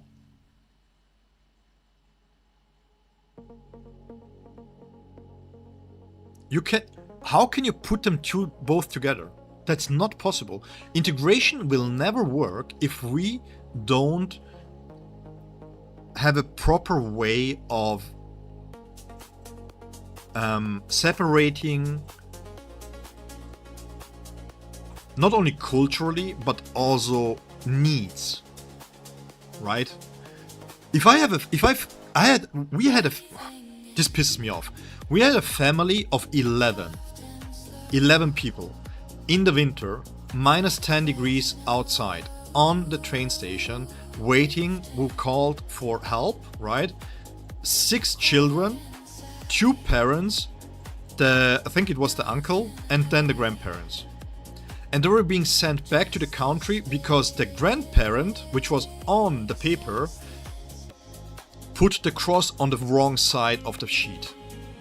Because the paper that they got was in Hebrew. The paper that they needed was in Arabic. So they just guessed what was the proper thing because nobody wanted to translate from Hebrew to Arabic. They were being sent back, and the father of all of them spoke German better than my father does, who lives here for 40 years. This whole family was sent back to where they came from with no chance whatsoever to prove themselves they want to stay here. No chance whatsoever. At the same time, we had a dude who had psychological problems, clearly, and caused in total for his stay here in Switzerland over $250,000 of damages. Not accounting for his visits in the hospitals, not accounting for his stays in the the asylums, not accounting for the whole cost every time the police had to go out and catch him, or we had to go and search for him. Nothing of that. And that dude was in Switzerland for 7 months, even though he was well known. That's not on him. That's on us. That's on us and on the politicians who cannot for the life of them just forge a plan on how to integrate. And by integration doesn't mean that integration doesn't start with entering the country and staying in the country. Integration is already what happens if you are approved or not approved, right? If you're not approved, during COVID, we had a close down time for encampments. You could not enter encampments after 10 p.m. Now, because of whatever reasons, they can go out at 2 o'clock, no surveillance, no nothing whatsoever.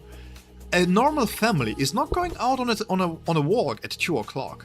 I think we can all agree, by ourselves have been young, when I was sneaking out of the house at 2 o'clock, it wasn't for gaming, okay? It wasn't for seeing my girlfriend. It was to do some bullshit, let's be honest. But you can do nothing. At a certain point, I'm not kidding you, at a certain point, they were like, yeah, we might vote for a referendum that you're not allowed to have handcuffs. Wait, what? What do you mean, not have handcuffs? Yeah, they're draconic. Hey, Wappe Puppet. Thank you so much, man. Yeah, I'm sorry, I'm taking a little break here. What do you mean? It's too draconic. It's too draconic to not have handcuffs. What do you mean? No, it's too draconic to have handcuffs. No, what I mean by integration is from the first moment that you get into the country, right? Integration starts with teaching the culture. It starts with giving them the space. If I have, for example, just as an example, this is a really, really good example actually. When the Ukraine war broke out, right, a lot of women came over and a lot of women found places here. But they didn't speak anything but Russian or Ukrainian, depending on the region that they were coming from. And most of the times they came with children, right? Now,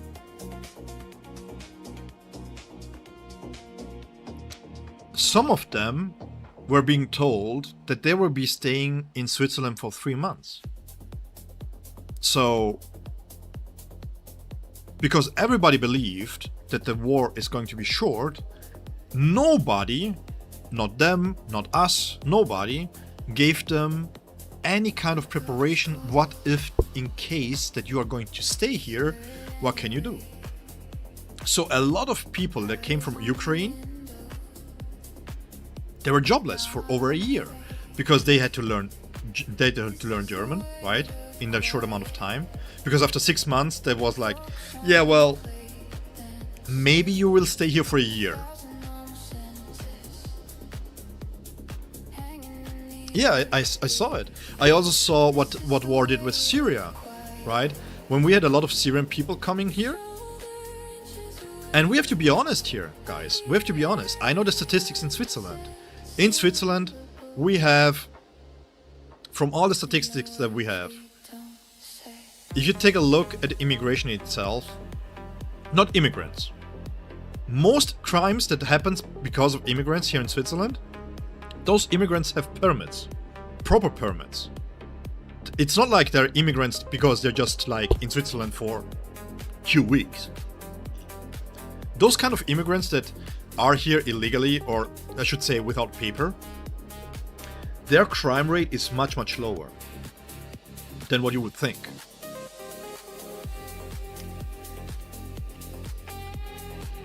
And the thing is, yeah, he was 21, yeah, well, way too young. We should send those old fucks who want to start war, they should go fight the fucking wars. Why do we have to fight the wars? Leave those poor kids alone, man. But yeah, immigration, the problem with immigration is just that as long as you have politicians who want to use immigration for votings and to keep their power, you will never change the system.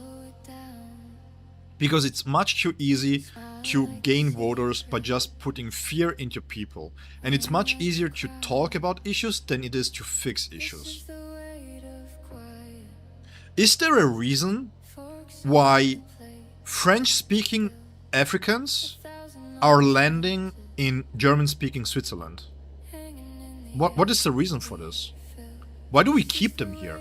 It's difficult for them to integrate, and it's difficult for us to really integrate them and also to understand each other, right? Because there's language barrier, just strictly speaking.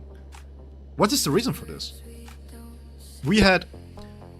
This was the worst case, by the way. He was 17. And he came from Syria, he landed in Greece, and from Greece to Austria. And he should have been brought to Germany because in Germany he had family, right? For whatever reason, in Austria they printed the documents wrongly and he was sent to Switzerland. But in Switzerland, nobody knew about the guy. So technically speaking, he was here illegally.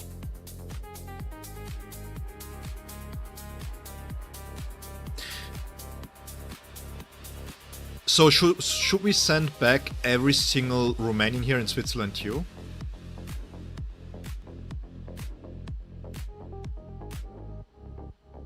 Because the Romanian and Hungarian people that come into Switzerland, they work for 25-30% less than any Swiss people would, which creates a wage dumping here that is hurting local people. And they're only working here seasonally.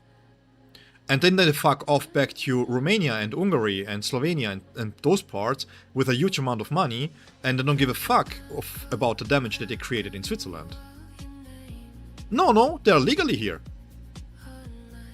But it's still hurting Switzerland. So should we stop this?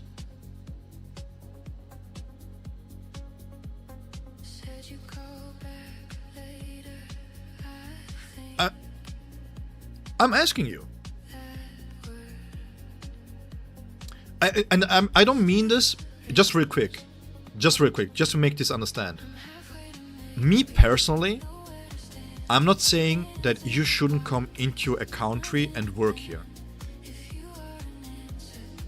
You know, I'm not saying that, by the way. I'm just saying that you coming to Switzerland, working here, creates the problem that not because you are working for less.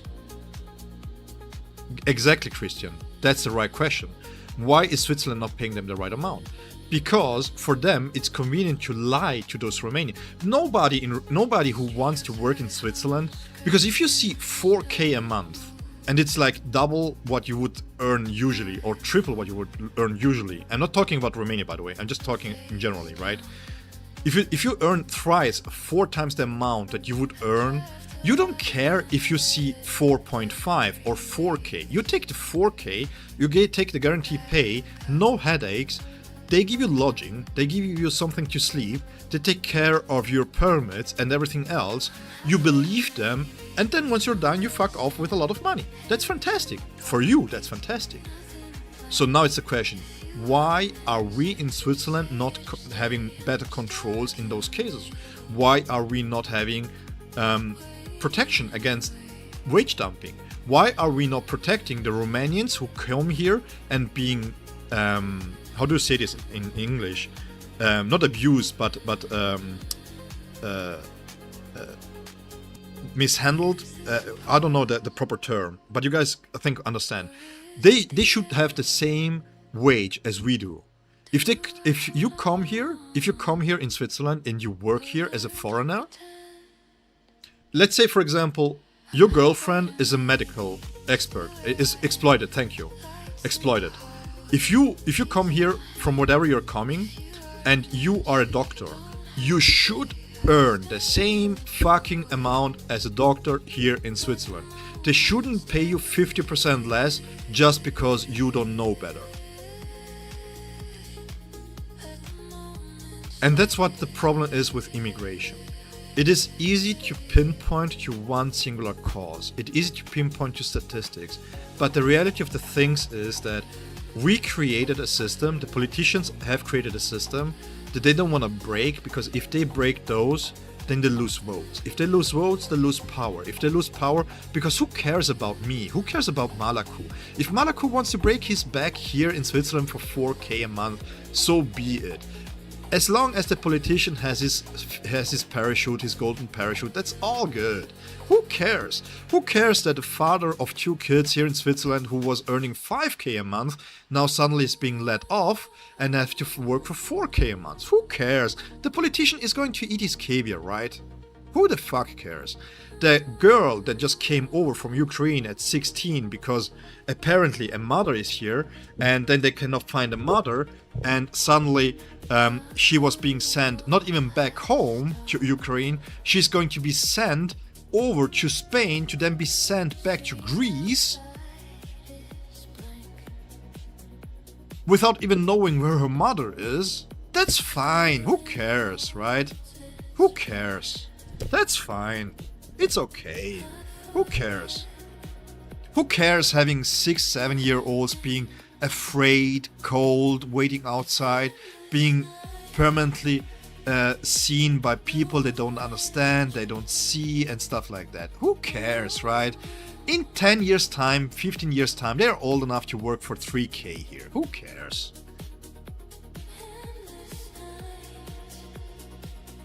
Yeah, that's a really good phrase. And that's the majority of the problems in any country. But to showcase that everybody is moral, that the politicians have a good heart, and that we accept quote-unquote everybody, right? But the thing, that the true sickness of the problems, can I be really honest with you guys? I don't care. I don't fucking care if Malaku comes to Switzerland and wants to steal a fucking perfume of Gucci for 300, 400 bucks. Yeah, do so. Steal it. You know what I care about? The mother who fainted in front of her kids because she didn't have money, and everything that she had, the last penny, went to feed the kids. Because nobody even cared that when she was being given the money wasn't enough for the kids. And now she lands in a hospital she doesn't know the language of. The kids, she doesn't even know where the kids are. It takes her 3 months to get the kids back, because apparently she's a bad mother, for whatever metric reason, right? I care about the old people who try to reach out to us to find a lodging for them, because they were being sent to encampment with just a direction and just a piece of paper, and then they have been left alone at a train station with no money, no nothing whatsoever. And then they have to call the military because the military is going to help them. That's fucked up. And this is just a light case, by the way.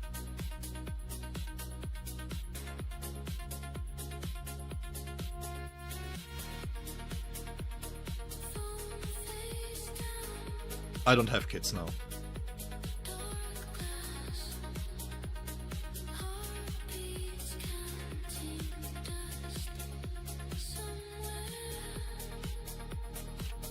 I don't have kids. I wish I had, but so far, no bueno.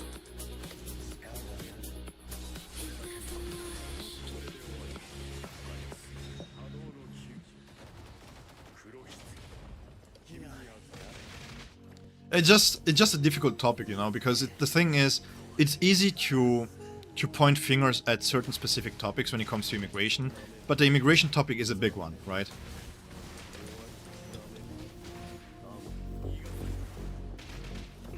I mean, if you're forced to, you don't have a choice. If you're being sent from one encampment to the other, and you are being stranded in the middle parts, and you are out there in the cold because you don't know what's going to happen, right? What can you do? You don't understand the language, you don't have nothing. Oops, that was a mistake. Like, in this specific case, just real quick, in this specific case, what happened was this. They were needed to be transferred from Altstetten to Embrach. Okay? The way that Switzerland usually deals with this is that you get a train ticket. And that train ticket is very strict in the timings. You know? So you have to be at a certain hour, you have to be there. Right? Else, if you're on another train and you get checked, this is oftentimes used as a way to find out if somebody is a straggler, if somebody is trying to flee, you know? So because then Border Patrol gets informed, hey look, this guy here has been on this train and this part's there, so that we can search for them. And everything like that. Okay, cool. In her specific case, she was sent on a wrong ticket. The ticket was for I don't remember. Let me not lie, maybe Monday or Tuesday.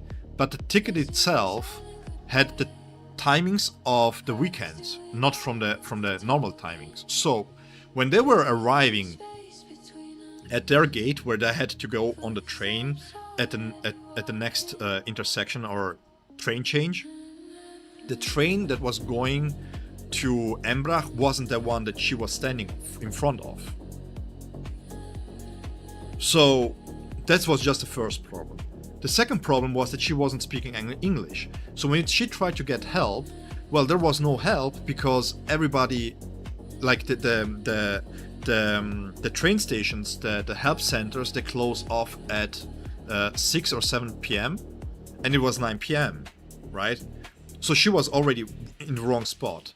So then she tried to get on a train with round about the same name, that she thought it was the same name, as the train that she was presumably having to be on, which led her to be...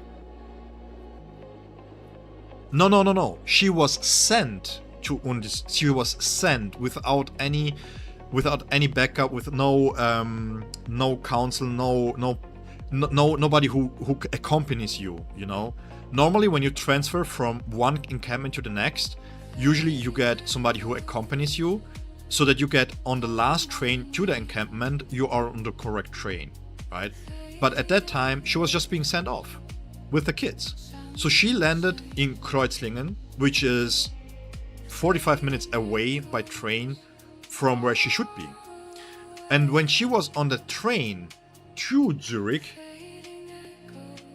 she was being picked off and she was being called on because she wasn't on the right train with the right ticket.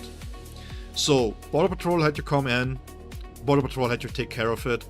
Then she was sent back to Kreuzlingen, which is an encampment for people without paper.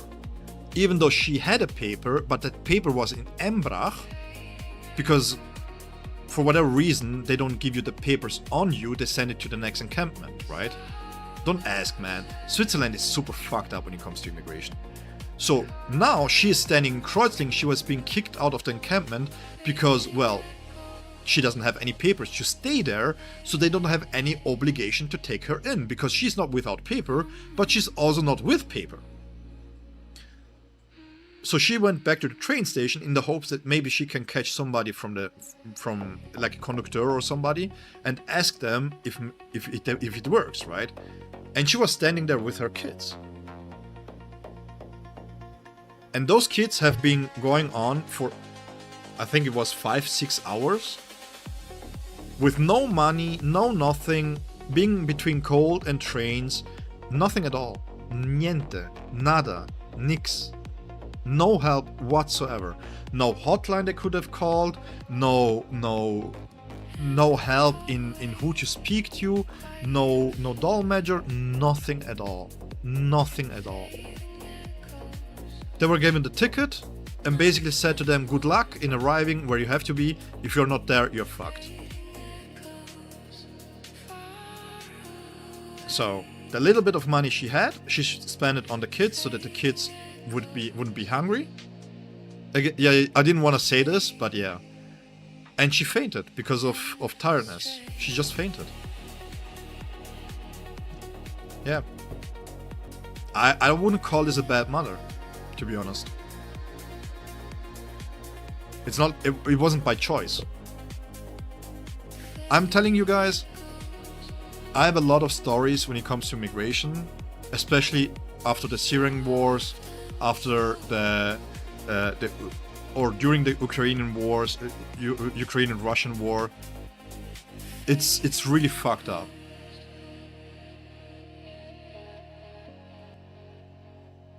You know, again, but this is a separate issue to people who are trying to, you know, abuse the systems.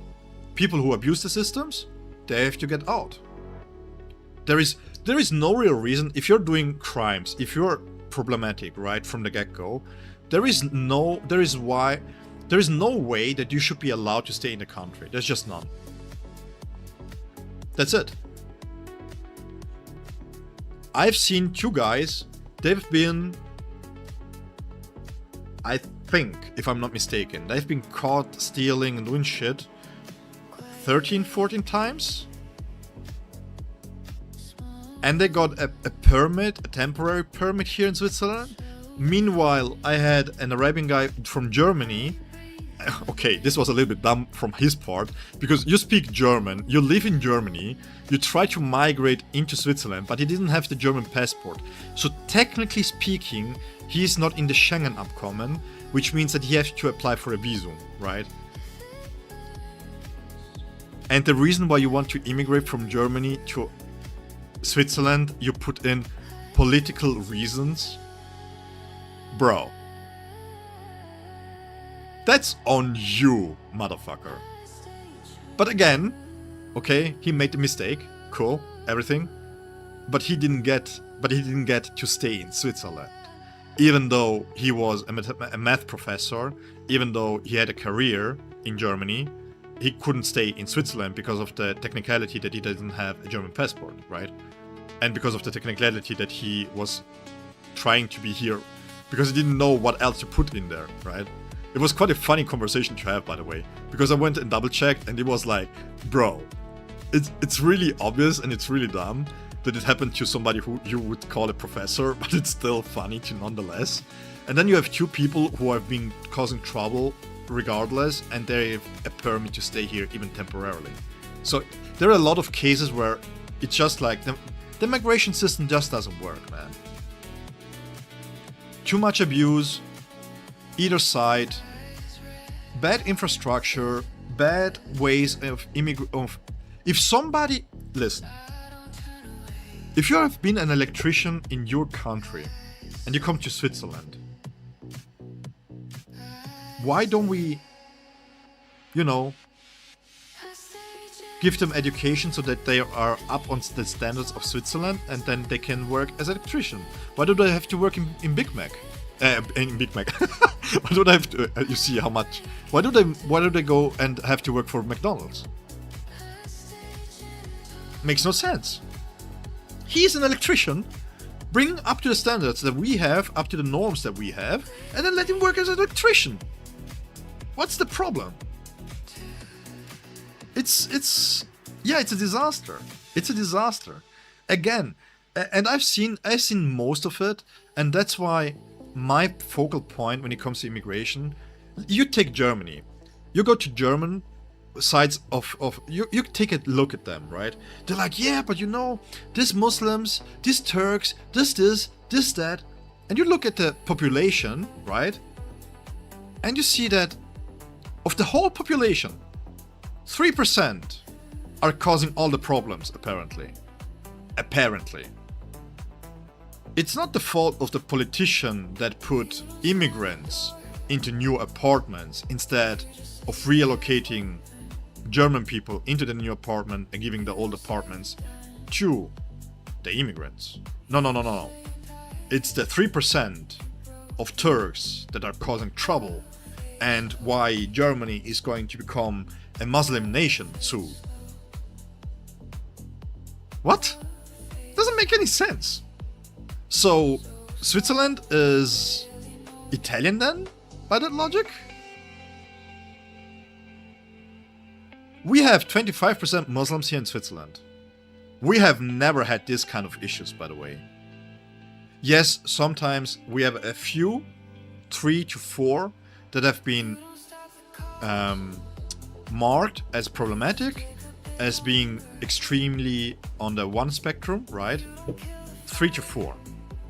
And actually, one of those 4 has been, it was even recently, he has attacked somebody with a knife. 3 people, I think. Luckily, nobody died, as far as I know. Luckily. But this dude, he was in asylum. He was left off because the dog was like, he's not problematic. 2 days later, he goes and knives somebody. So, and this was not an immigrant. This was a Swiss native born people that just converted to the Muslim religion, right? I'm sorry. I want to shit on religion all day long, but in this case, the religion is not the biggest problem that guy had. Because if you're in an asylum, right, and you get cleared by the doctor while threatening the nurse to kill her the day prior, bro, that doctor needs to lose his license. That doctor is still practicing as a doctor is not acceptable. I'm from the US, but I've heard it's bad. Like, the problem, the far north, is not that it's like... A lot of the problems that happened with immigration here in Europe mostly stem from the 2 wars that happened in Syria and in Ukraine. Because in 2020, we had to take up 5 million immigrants, which prior... I mean, the average immigrant ratio in Europe is 1 million a year. And this is sustainable, right? Because you have a lot of people outgoing again and stuff like that, so it's fine. But 5 million in 1 year. It's a ginormous stress on the whole immigration system, especially when those 5 million people is being spread out over different countries. And even though you have a European Union, the different countries handle immigration differently, which then leads to even more shitfests. It's just shit culture, to be honest. I mean, this dude converted to ISIS. He was being a piece of shit as a Swiss. He was a piece of shit from the get-go. The religious part just enabled him because he converted to ISIS. That part enabled him to give him the right to be right, you know, mentally. But he was a piece of shit before that. He was marked by police before that, way before that. I mean, I know a guy. He grew up in without parents, right? He was in those schools for orphan homes. That dude is a Swiss guy. Don't get it twisted. Swiss guy hasn't worked one day in his life. At 13, he tried to knife somebody. At 13, he was in juvenile jail for 3 months. At 14, he was in juvenile jail for another 3 months. At 15, he was in front of a jury, in front of a not jury, in front of a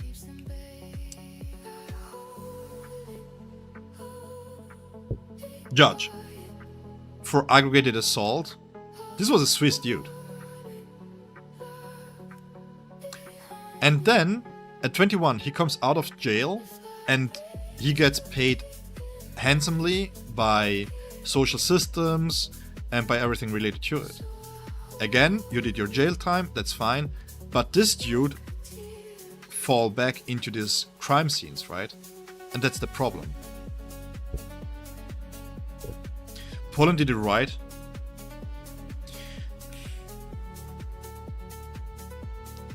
Yeah, but the problem is this.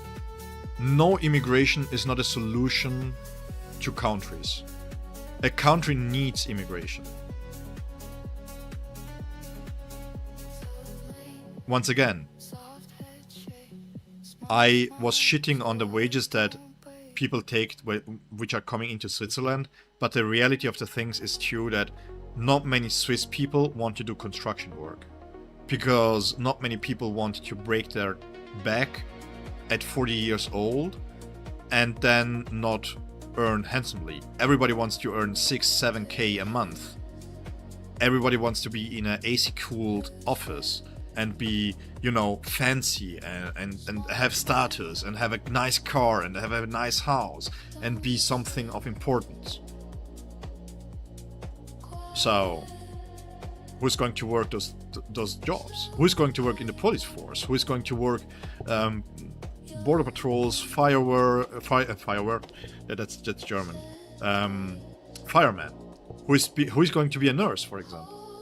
You look at Switzerland. Most of the nurses are all immigrants. Germans, Italians, doctors especially, French people, right?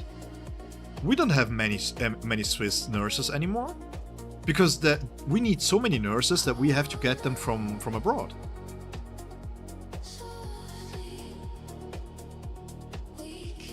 But that's what I mean, Malaku. The problem with immigration is that you have to have the infrastructure, right? People need to be able to... You need time to investigate if the people that enter the country want to be part of the culture or not. And if they don't want to be part of a culture that is your own country, then the question is, why do you want to be in this country? If I do like, I will talk. If you're like my father, who shit talks about Switzerland every single day, and then he takes his kids as an argument why he still stays here in Switzerland, even though none of his kids need him, quote unquote, because none of his kids is minor, right? That's on you, man. You can sell everything you have and you can fuck off to Italy if you want to, but you don't want to, because you know life in Switzerland is quite nice, right? But you still shit on the country. You like your bureaucracy being done nice and early. I mean, Switzerland has its perks, but you're still shitting on the country, right? I love you, even though you're my father, and I think you're a great father, but stop shitting on your country because, well, you're here. When you could abuse the system, Switzerland was awesome. When you couldn't abuse the system, Switzerland is shit. Okay. You know. Okay. Enough politics, guys.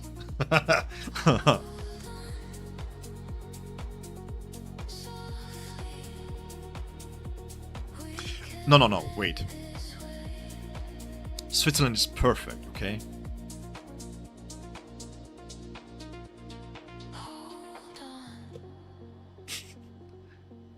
You know, I will be so frank. The one thing, if I could be in power for one day in Switzerland, and this sounds really, really dumb, okay?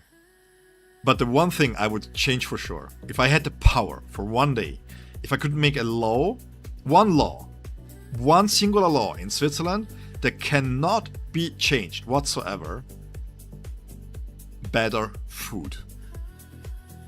Allow food to be food again. Stop being panicked about salmonellas on the eggs. Let common sense win. In my crema pasticcera, I want to have eggs, okay? I don't want to have vanillin, sugar, and vanillin concentrations, shit. I want to have eggs. Il panettone, il tiramisù needs to be with eggs. It needs to be done properly with mascarpone. It needs to be done correctly, okay? Don't give me this bullshit cream shit that doesn't even taste like tiramisu and then slap tiramisu on it, okay? When I order spice in the restaurant, you better give me spice. The shit that they present you here, that they call spice, dude, you can drink it, you don't even feel it, okay? Good night, Ixon. Ixon came here and we were just talking about... I'm so sorry, guys. It's like 12 hours of... 4 hours of not talking and not playing BSR. I'm so sorry, guys. Although I enjoyed this. I mean, why doesn't Switzerland have La Fiorentina? Why don't we have a proper paella here? You know? Why is it a crime to caramelize your paella here? Why? Where's the food? Why can swines not eat whatever they can eat? Why is the meat tasty so watery? No, there is a lot of variety here, but the problem is that the thing is Switzerland is over-regulated.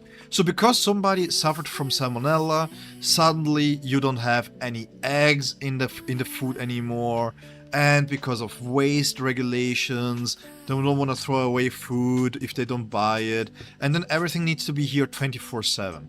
Watermelons. Who the fuck buys watermelons in January? Nobody. I want to have a watermelon that tastes good, okay? I get those watermelons, we call them anguria in Italy. They are like 5-6 kilos, they are massive. And you get them for 2-3 euros, okay? Oh, bro. I cut 2 halves, and it's like, just eating them. Delicious. It's cool. Watery. Tasteful. Oh, so much taste in 5 kilos, right? Great. Here in Switzerland, water. So what happened to the taste then? What happened? What the heck happened to the taste? When I bought a discount, was I buying discount on the taste? I thought I was buying a discount on the price.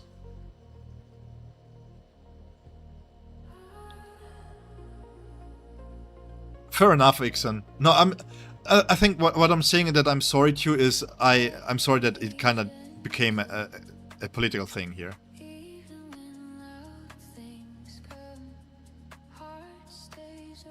Yeah, it's just more watered down. Like, no, I'm not kidding you guys. I have to buy basically a kilo of tomatoes here to have, and I have to buy tomato concentration. You know the mark where it's like a little bit more condensed stuff. I have to do so much to have the salsa. I go to my grandma, bro. I pick up 2 tomatoes, and my sauce has 10 times more taste. 10 times more taste. It's like, what happened to the tomatoes, man? Why do I need a kilo of tomato to do a salsa? Come on. I don't know. Okay. Right. A 3-in-1 multi, yeah. No, generally, if you find good food here in Switzerland, you can be sure that the quality of the food is always good. Isn't this a gaming stream? Yeah, wait, we were doing something, right? Yeah, so generally speaking, if the quality is good, it's just like, if you go to Italy, you go to Romania, goddamn, you eat Lagos, for example, with their creme fraiche that they have there. Holy crap, the creme fraiche is amazing! I don't know what they're putting in the creme fraiche, but it's fantastic, and it's street food. It's truly amazing. And then you buy here creme fraiche and it's like, what the heck? Is it a good place to settle down? It depends what you're looking for when you settle, to be completely honest. The problem here in Switzerland is that... How to put this?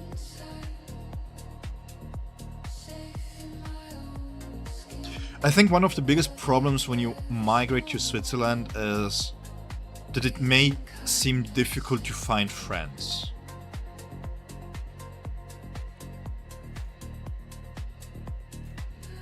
Ultimate charge rate for her.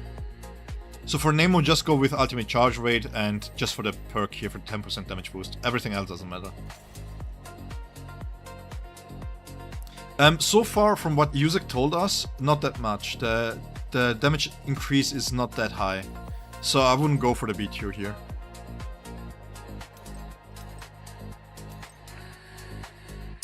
This seems like it could stack, but it's not enough. This is all you need for Zailaporo. So if you're going to migrate to Switzerland, the biggest advice that I can give is look for communities where you are from with the same culture, because those people will be able to network you through Switzerland, right? It's not colder, but they're more like, they don't care, right? You could exist next to them, but they're very, very respectful, and they don't wanna intrude into your life. So they are not trying to... Most of the times it's mistaken by coldness, but actually they just don't wanna bother you. As the moment that you start showcasing that you're interested in them and they are not bothering you and stuff like that, then it's fine. Like, people are fairly open. And it also depends a little bit on you, you know.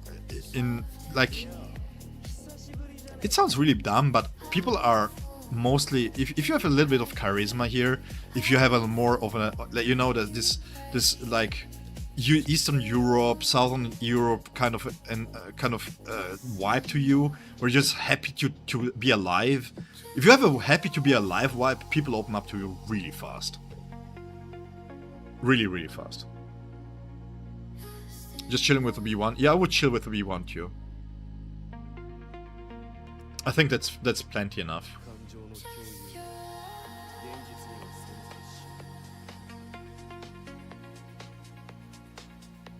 Yeah, but that's the problem. You will not earn more money because you need to learn the language first.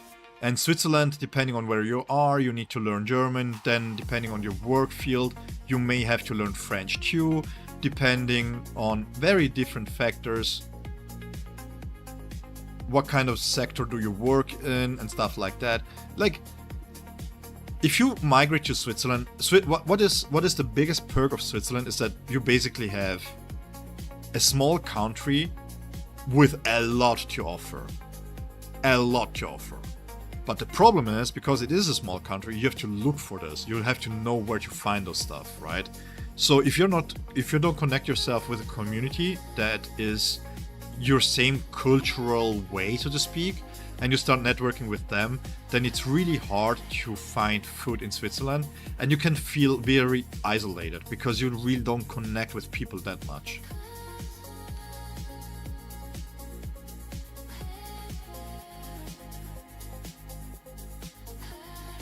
But the difference that you see from Tess is mostly from this here.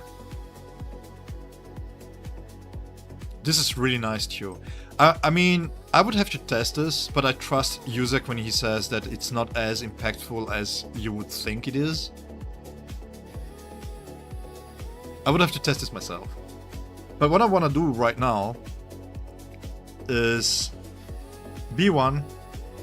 Let's see 2 ultimates.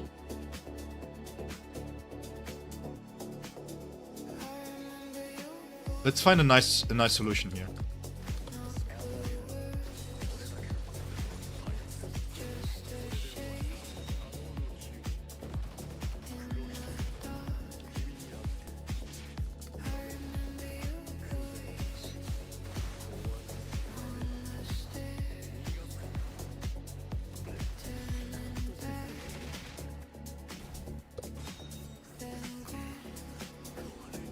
If I wait too long here, can I switch back? Yeah, I can.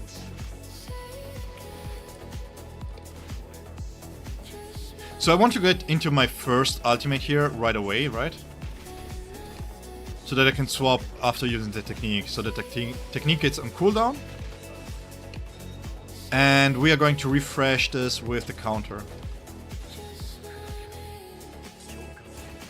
Yeah, but I'm just not looking for the maximizing. I'm just doing the standard rotation to see damage. How can I fit 2 ultimates in there properly?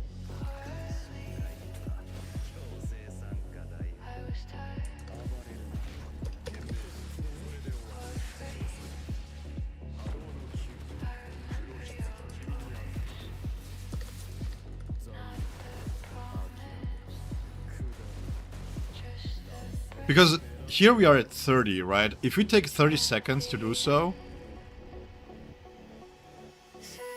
because it's 5 seconds, we are not in time here.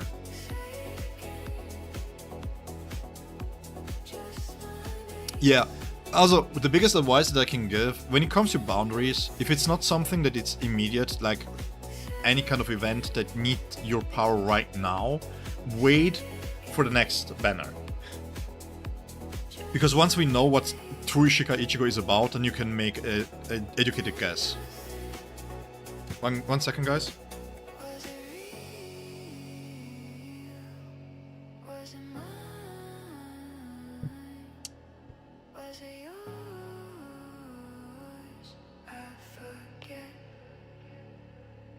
Give me just 1 second, I have to check, double check something.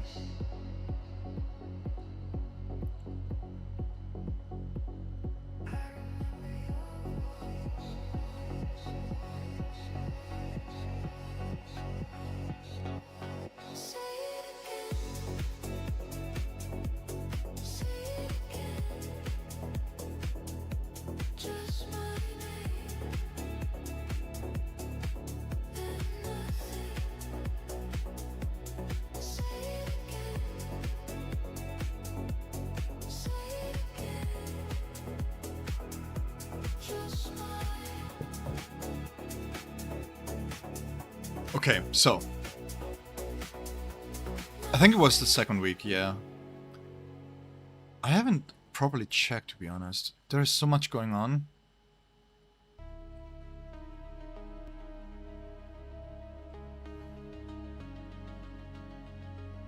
Man, it's really a shame that they don't have...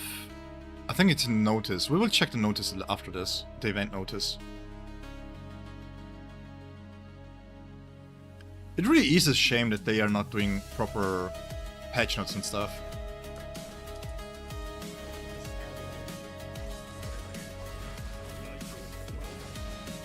So we do this, we go into Xyle, so that we have more time with Ulq.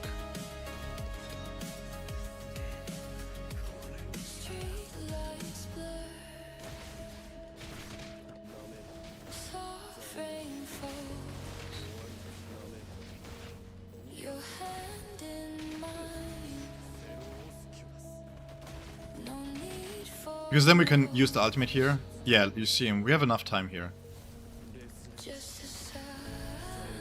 So we really have to minimize Xyle's time here. Can we get a third one in here? Yeah, we can. We get the third one. Switch over.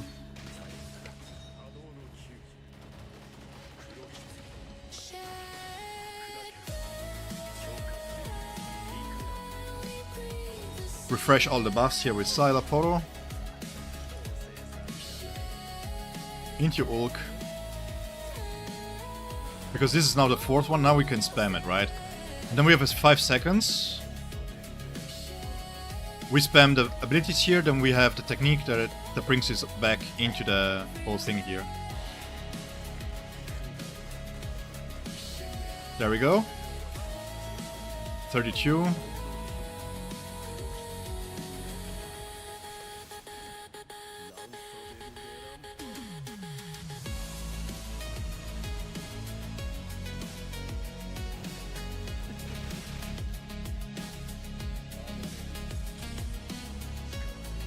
So now the question is, do we want to stick with Eisen here, or do we just want to swap back? Because we can swap back.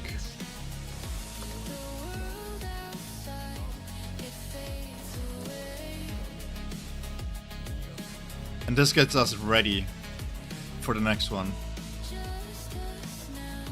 So when we come back here,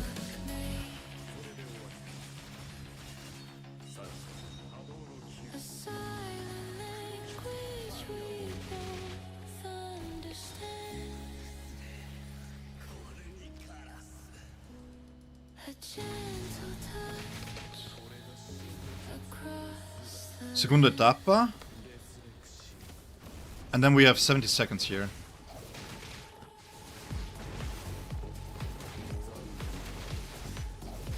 Trigger this one.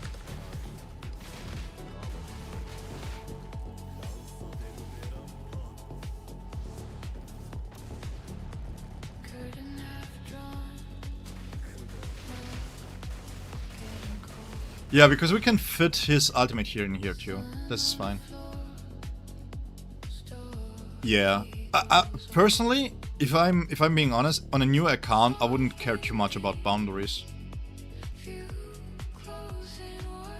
Because by the time that you get into the end game, your account will be 2 months old, maybe, to the start for the end game, and you'll be properly in the end game 3 months, maybe, in total.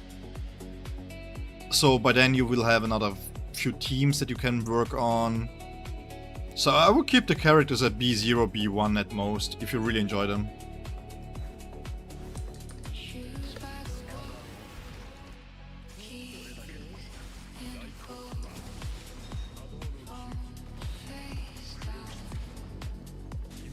Oh wait. I was being thrown off because I was like, who B6 is a Grimjo when he starts out? That's crazy.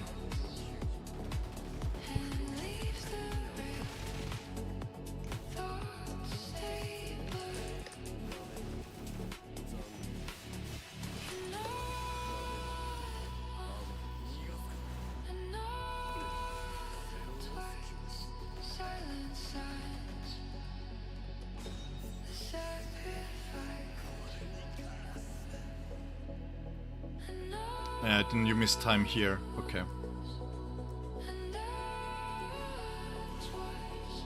I think I'm getting the gist of it.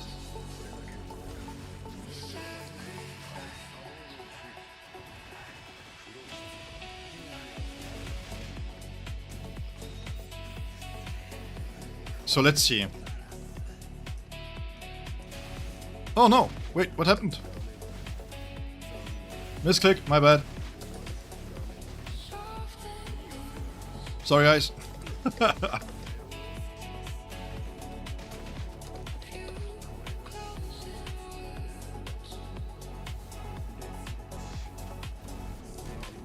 Yeah, a small one with a zero. I mean, you can play in double support, no problems whatsoever, if you want to. Eisen B1 is really strong.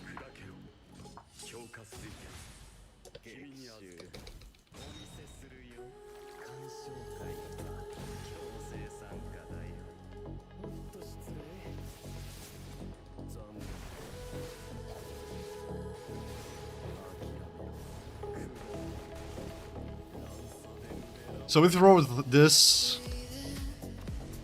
Then we have multiple lances that we can throw here.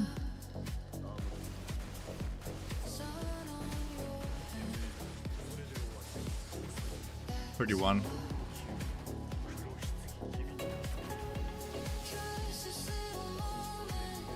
Throw this.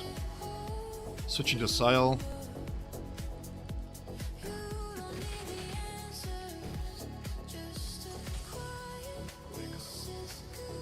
Eisen was a long time was being used as a main DPS. He's great.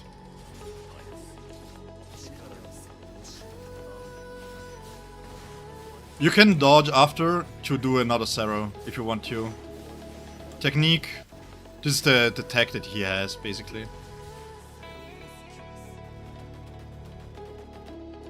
Three seconds.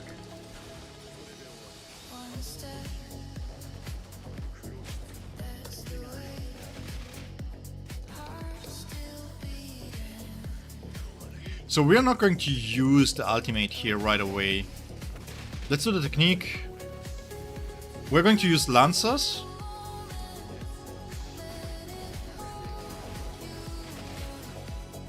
One here. 2, 3, and then we swap over. And then we can use the ultimate here.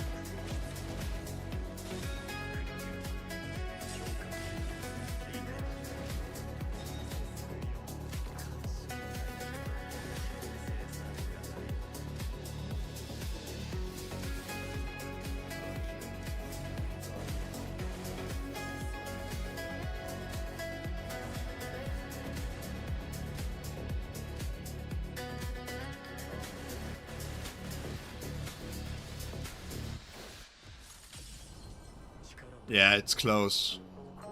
I think I can still tighten that up a little bit.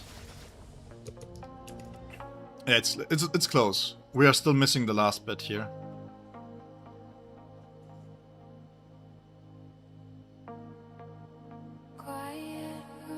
That's good damage, actually.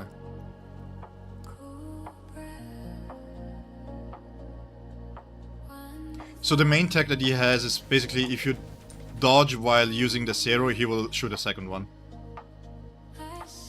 That's basically it.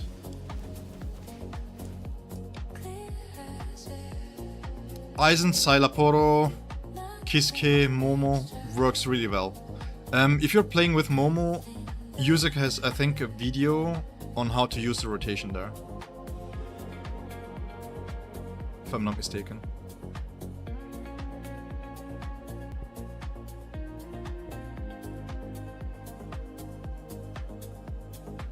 Just for his base form. As long as it's in the animation, you dodge and he will still do it. Still do one. No, he doesn't. I don't think so. I mean, you can ask him in the Discord.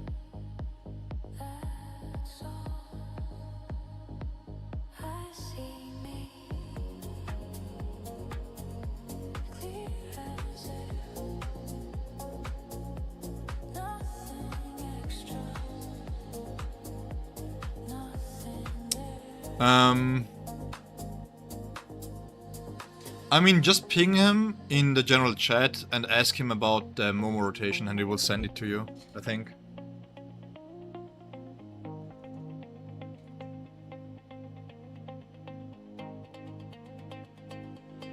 I can add the B2, yeah.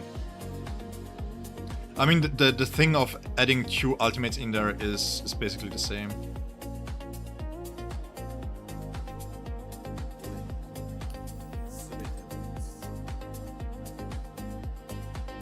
Yeah, I wonder how good this is.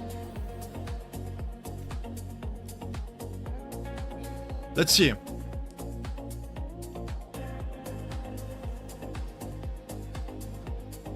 Jesus, the luck, bro. The game heard me crying about spending too many jades.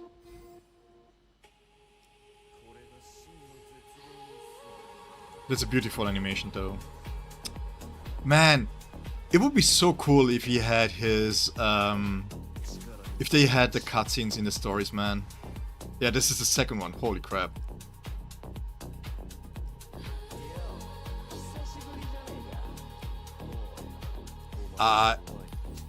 I count myself as one of the lucky ones then?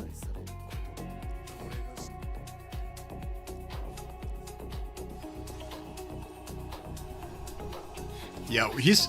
No joke. His graphical fidelity is insane. It's really, really insane.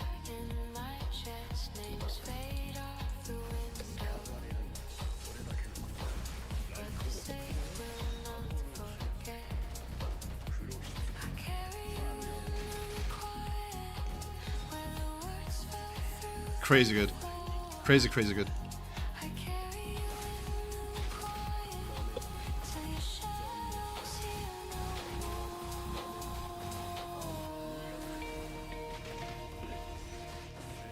Yeah, I wasn't really lucky on my auto banners though, so it's kinda... I appreciate having a little bit of luck. For the B6 for white, I had to go to PT. So, having a smattering of luck from time to time is quite nice, not gonna lie.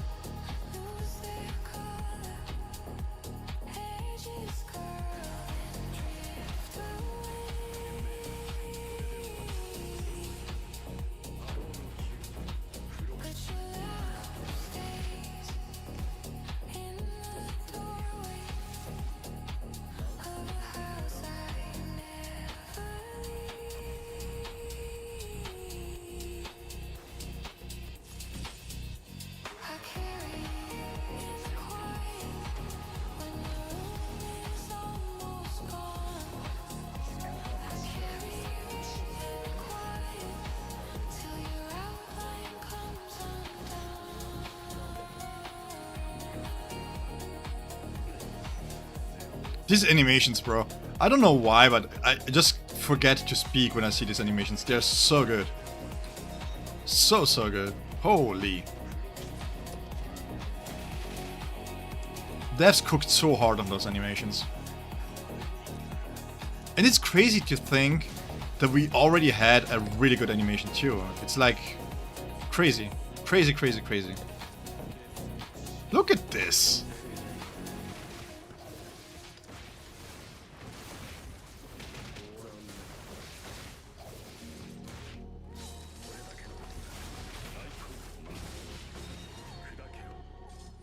Yeah, I will. But I just wanna first see if this works better here.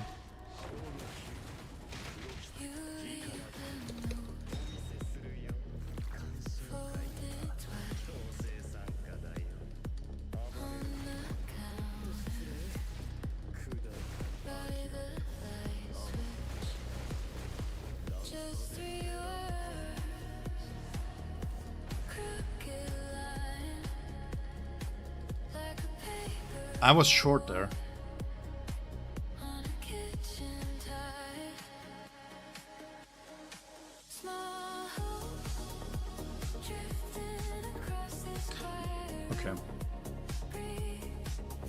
The thing is, I'm trying to juggle the B6 of Eisen a little bit too much. You really don't want to be on the field too much with them.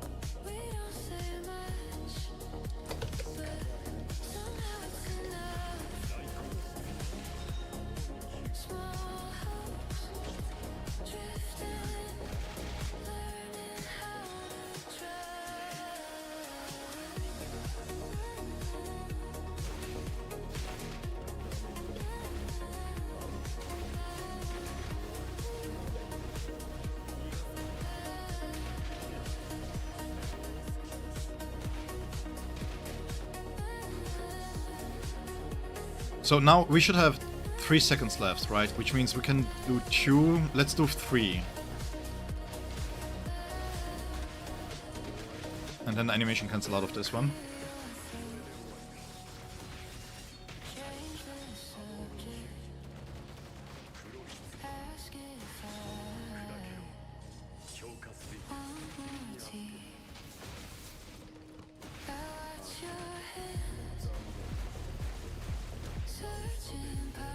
Hey, thank you so much for being here. I wish you a good night too. And yeah, have a good rest.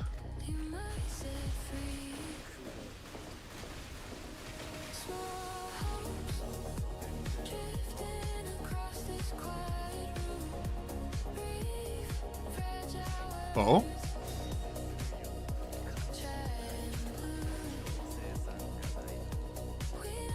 Okay, interesting. Wait, why could I do this right now so often?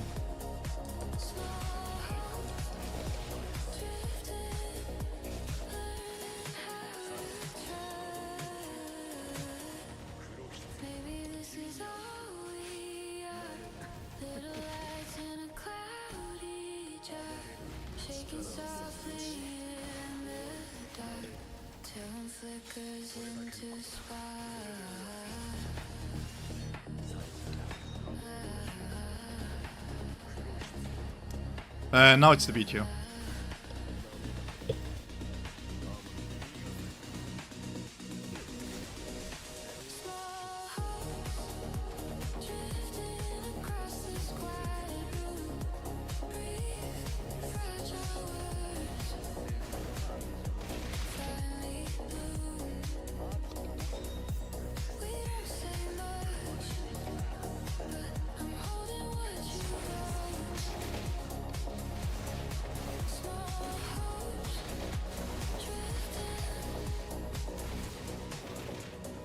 Can I permanently spam this?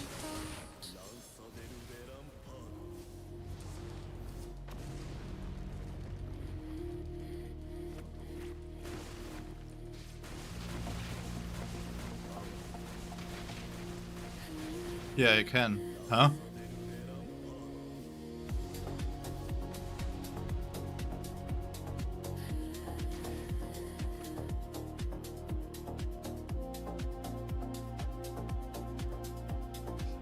Okay. I couldn't do this before. It kind of felt like you had 2 seconds left because you didn't shoot anything anymore. Interesting.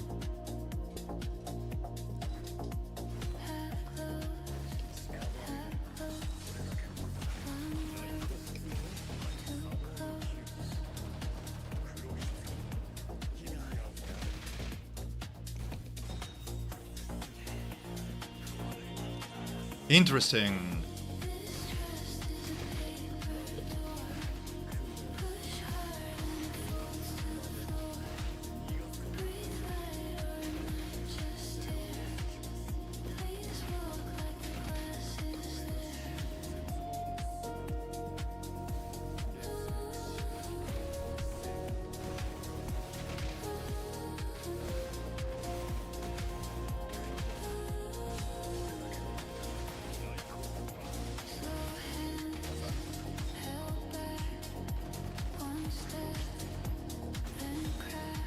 Do I even need to do this? Because I can stand just in here, right? I don't even need to use the ultimate. Just the 4th one. Now we send everything blasting.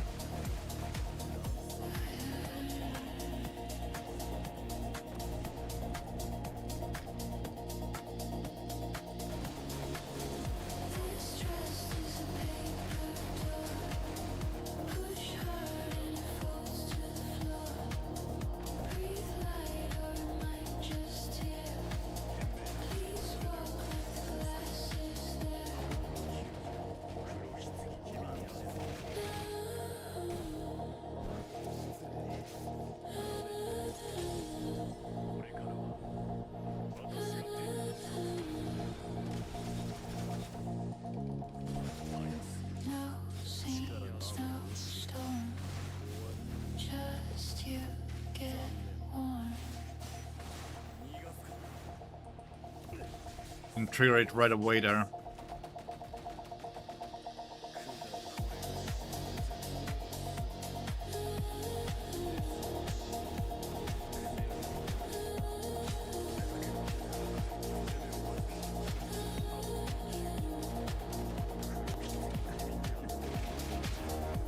This trust is a paper doll. Push hard and it falls to the floor. Breathe light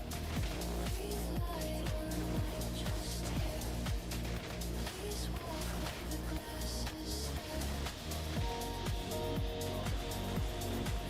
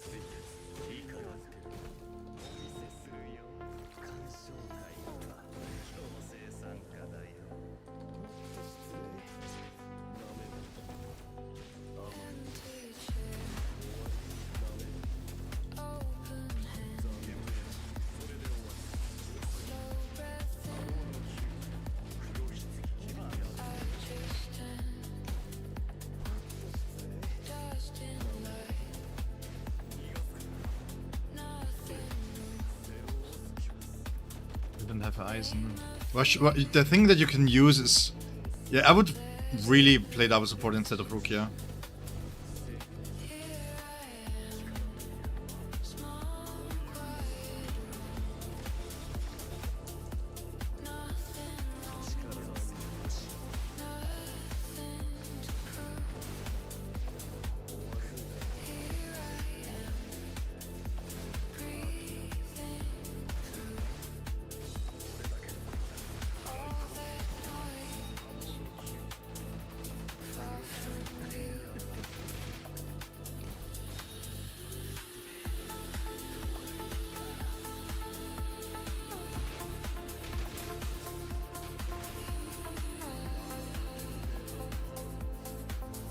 Yeah.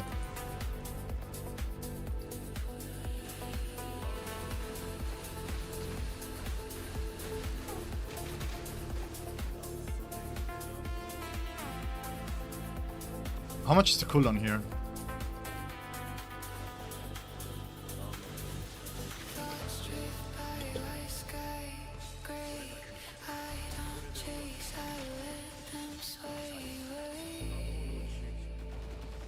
Ah, somewhat.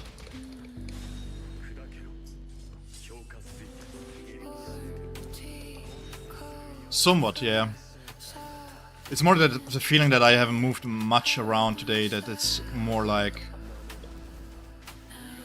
gnawing at me.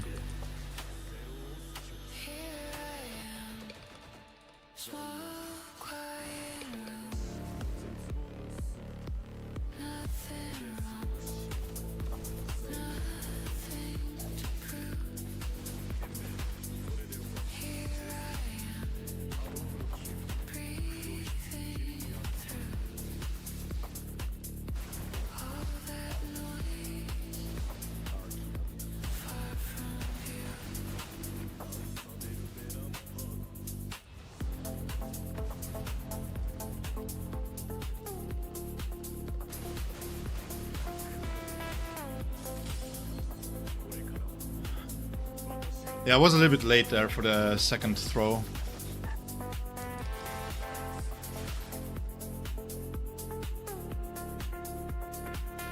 A little bit late. But this is amazing damage.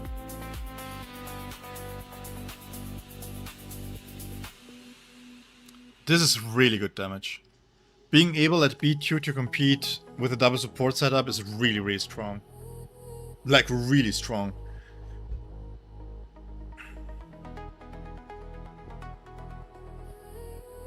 Like, in this case, in Ulquiorra's case here, because he's full assault, Normally what happens is you have to have double support, right? So you have maybe Momo or Kiske here, and then depending on what kind of event that you do, then you have something different going on in another part of the game, right? But because Ulquiorra is doing so much damage that he offsets Kiske basically, or can offset Kiske at B2, it makes it a really strong pull. So if you pull for him, it's definitely not something that you will regret anytime soon.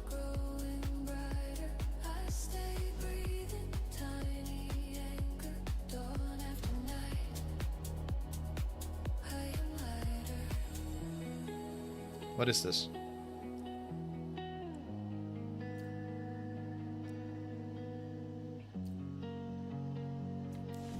Where are the bosses?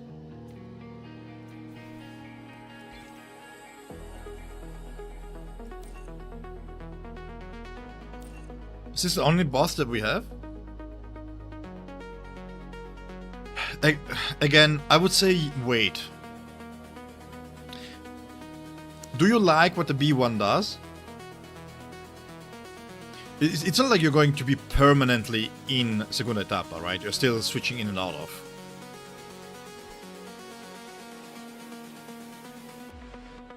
I mean, it adds a lot of damage, right?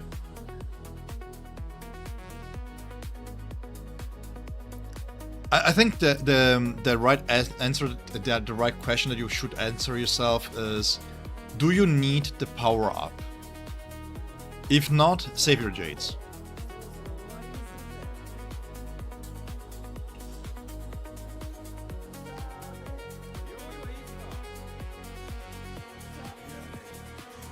So we need you to move. Let's see.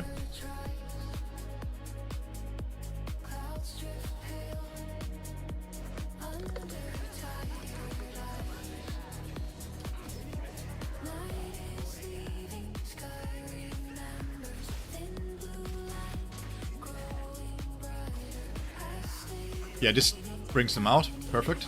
Great. Yeah, you don't need them. You just wait. By the time that you get to the end game, you will see that you will have a lot of other characters that are going to come out, and you will be happy to have skipped on them.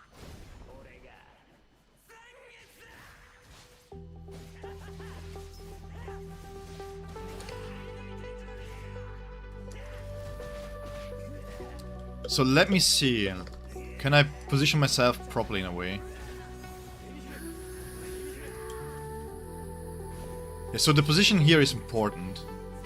Because you want to drag them out of the green zones, right?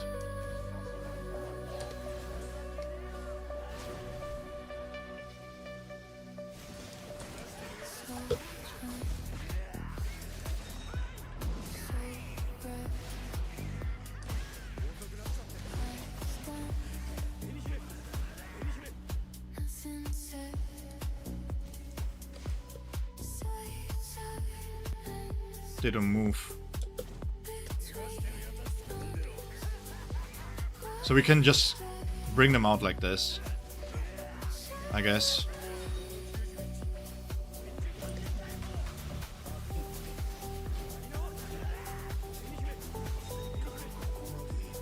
Yeah, I think this is a viable way to doing this, right? Jesus. Why is the ultimate charge rate so slow on Kenny? What is this damage?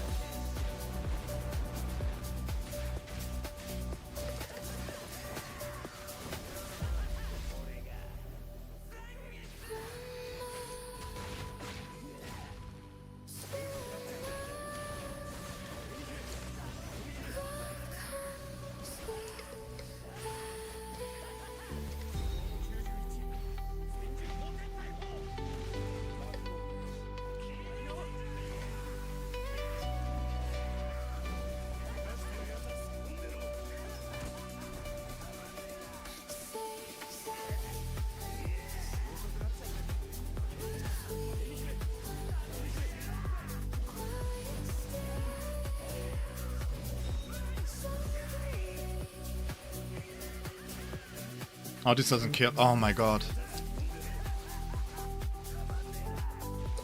Oh, it's so weird when they're lower leveled.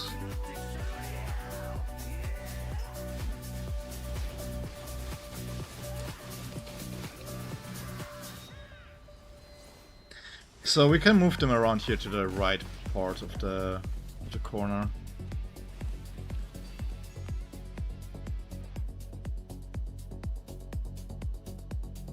So technically speaking,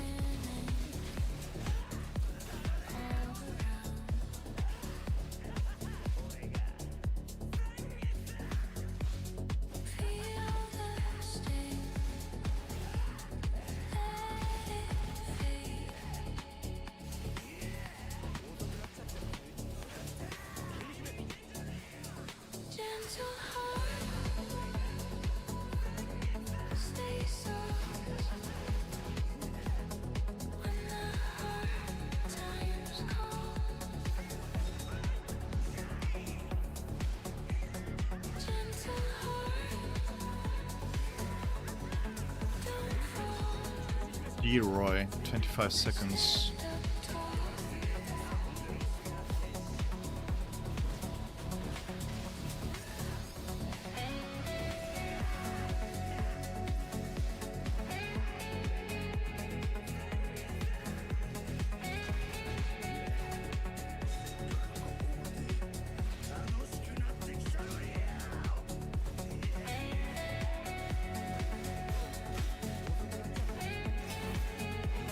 Bro. Kiske.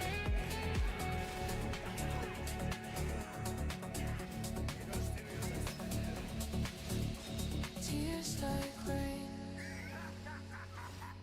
wash the dust. Pain a teacher. There you go. So yeah, this is easily possible.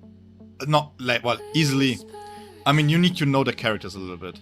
You need to know where to push them and stuff like that. But yeah, this is possible. Keep your spirit safe and warm. The problem is, if you use Kiske, then you kinda clamp up your... But you're still early game, man. In early game...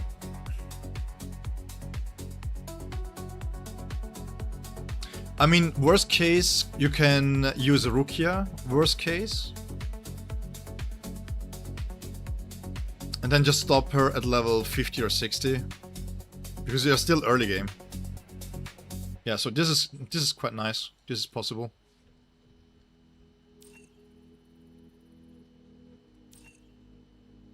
More strike damage. Certain areas on the field overflow with Reishi. Restore HP. Okay. Oh god. Why do they force Nemo on us?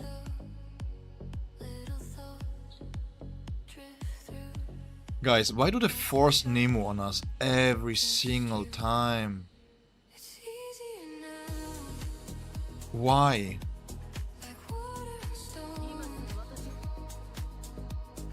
Why do they hate... Did we do something wrong? Do they hate us so much?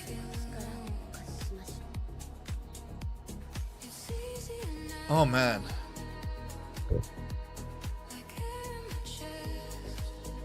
That's the only saving grace is the cheese B6. That's the only saving grace here.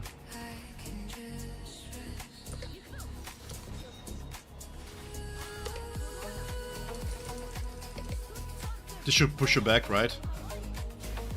No? Please move back.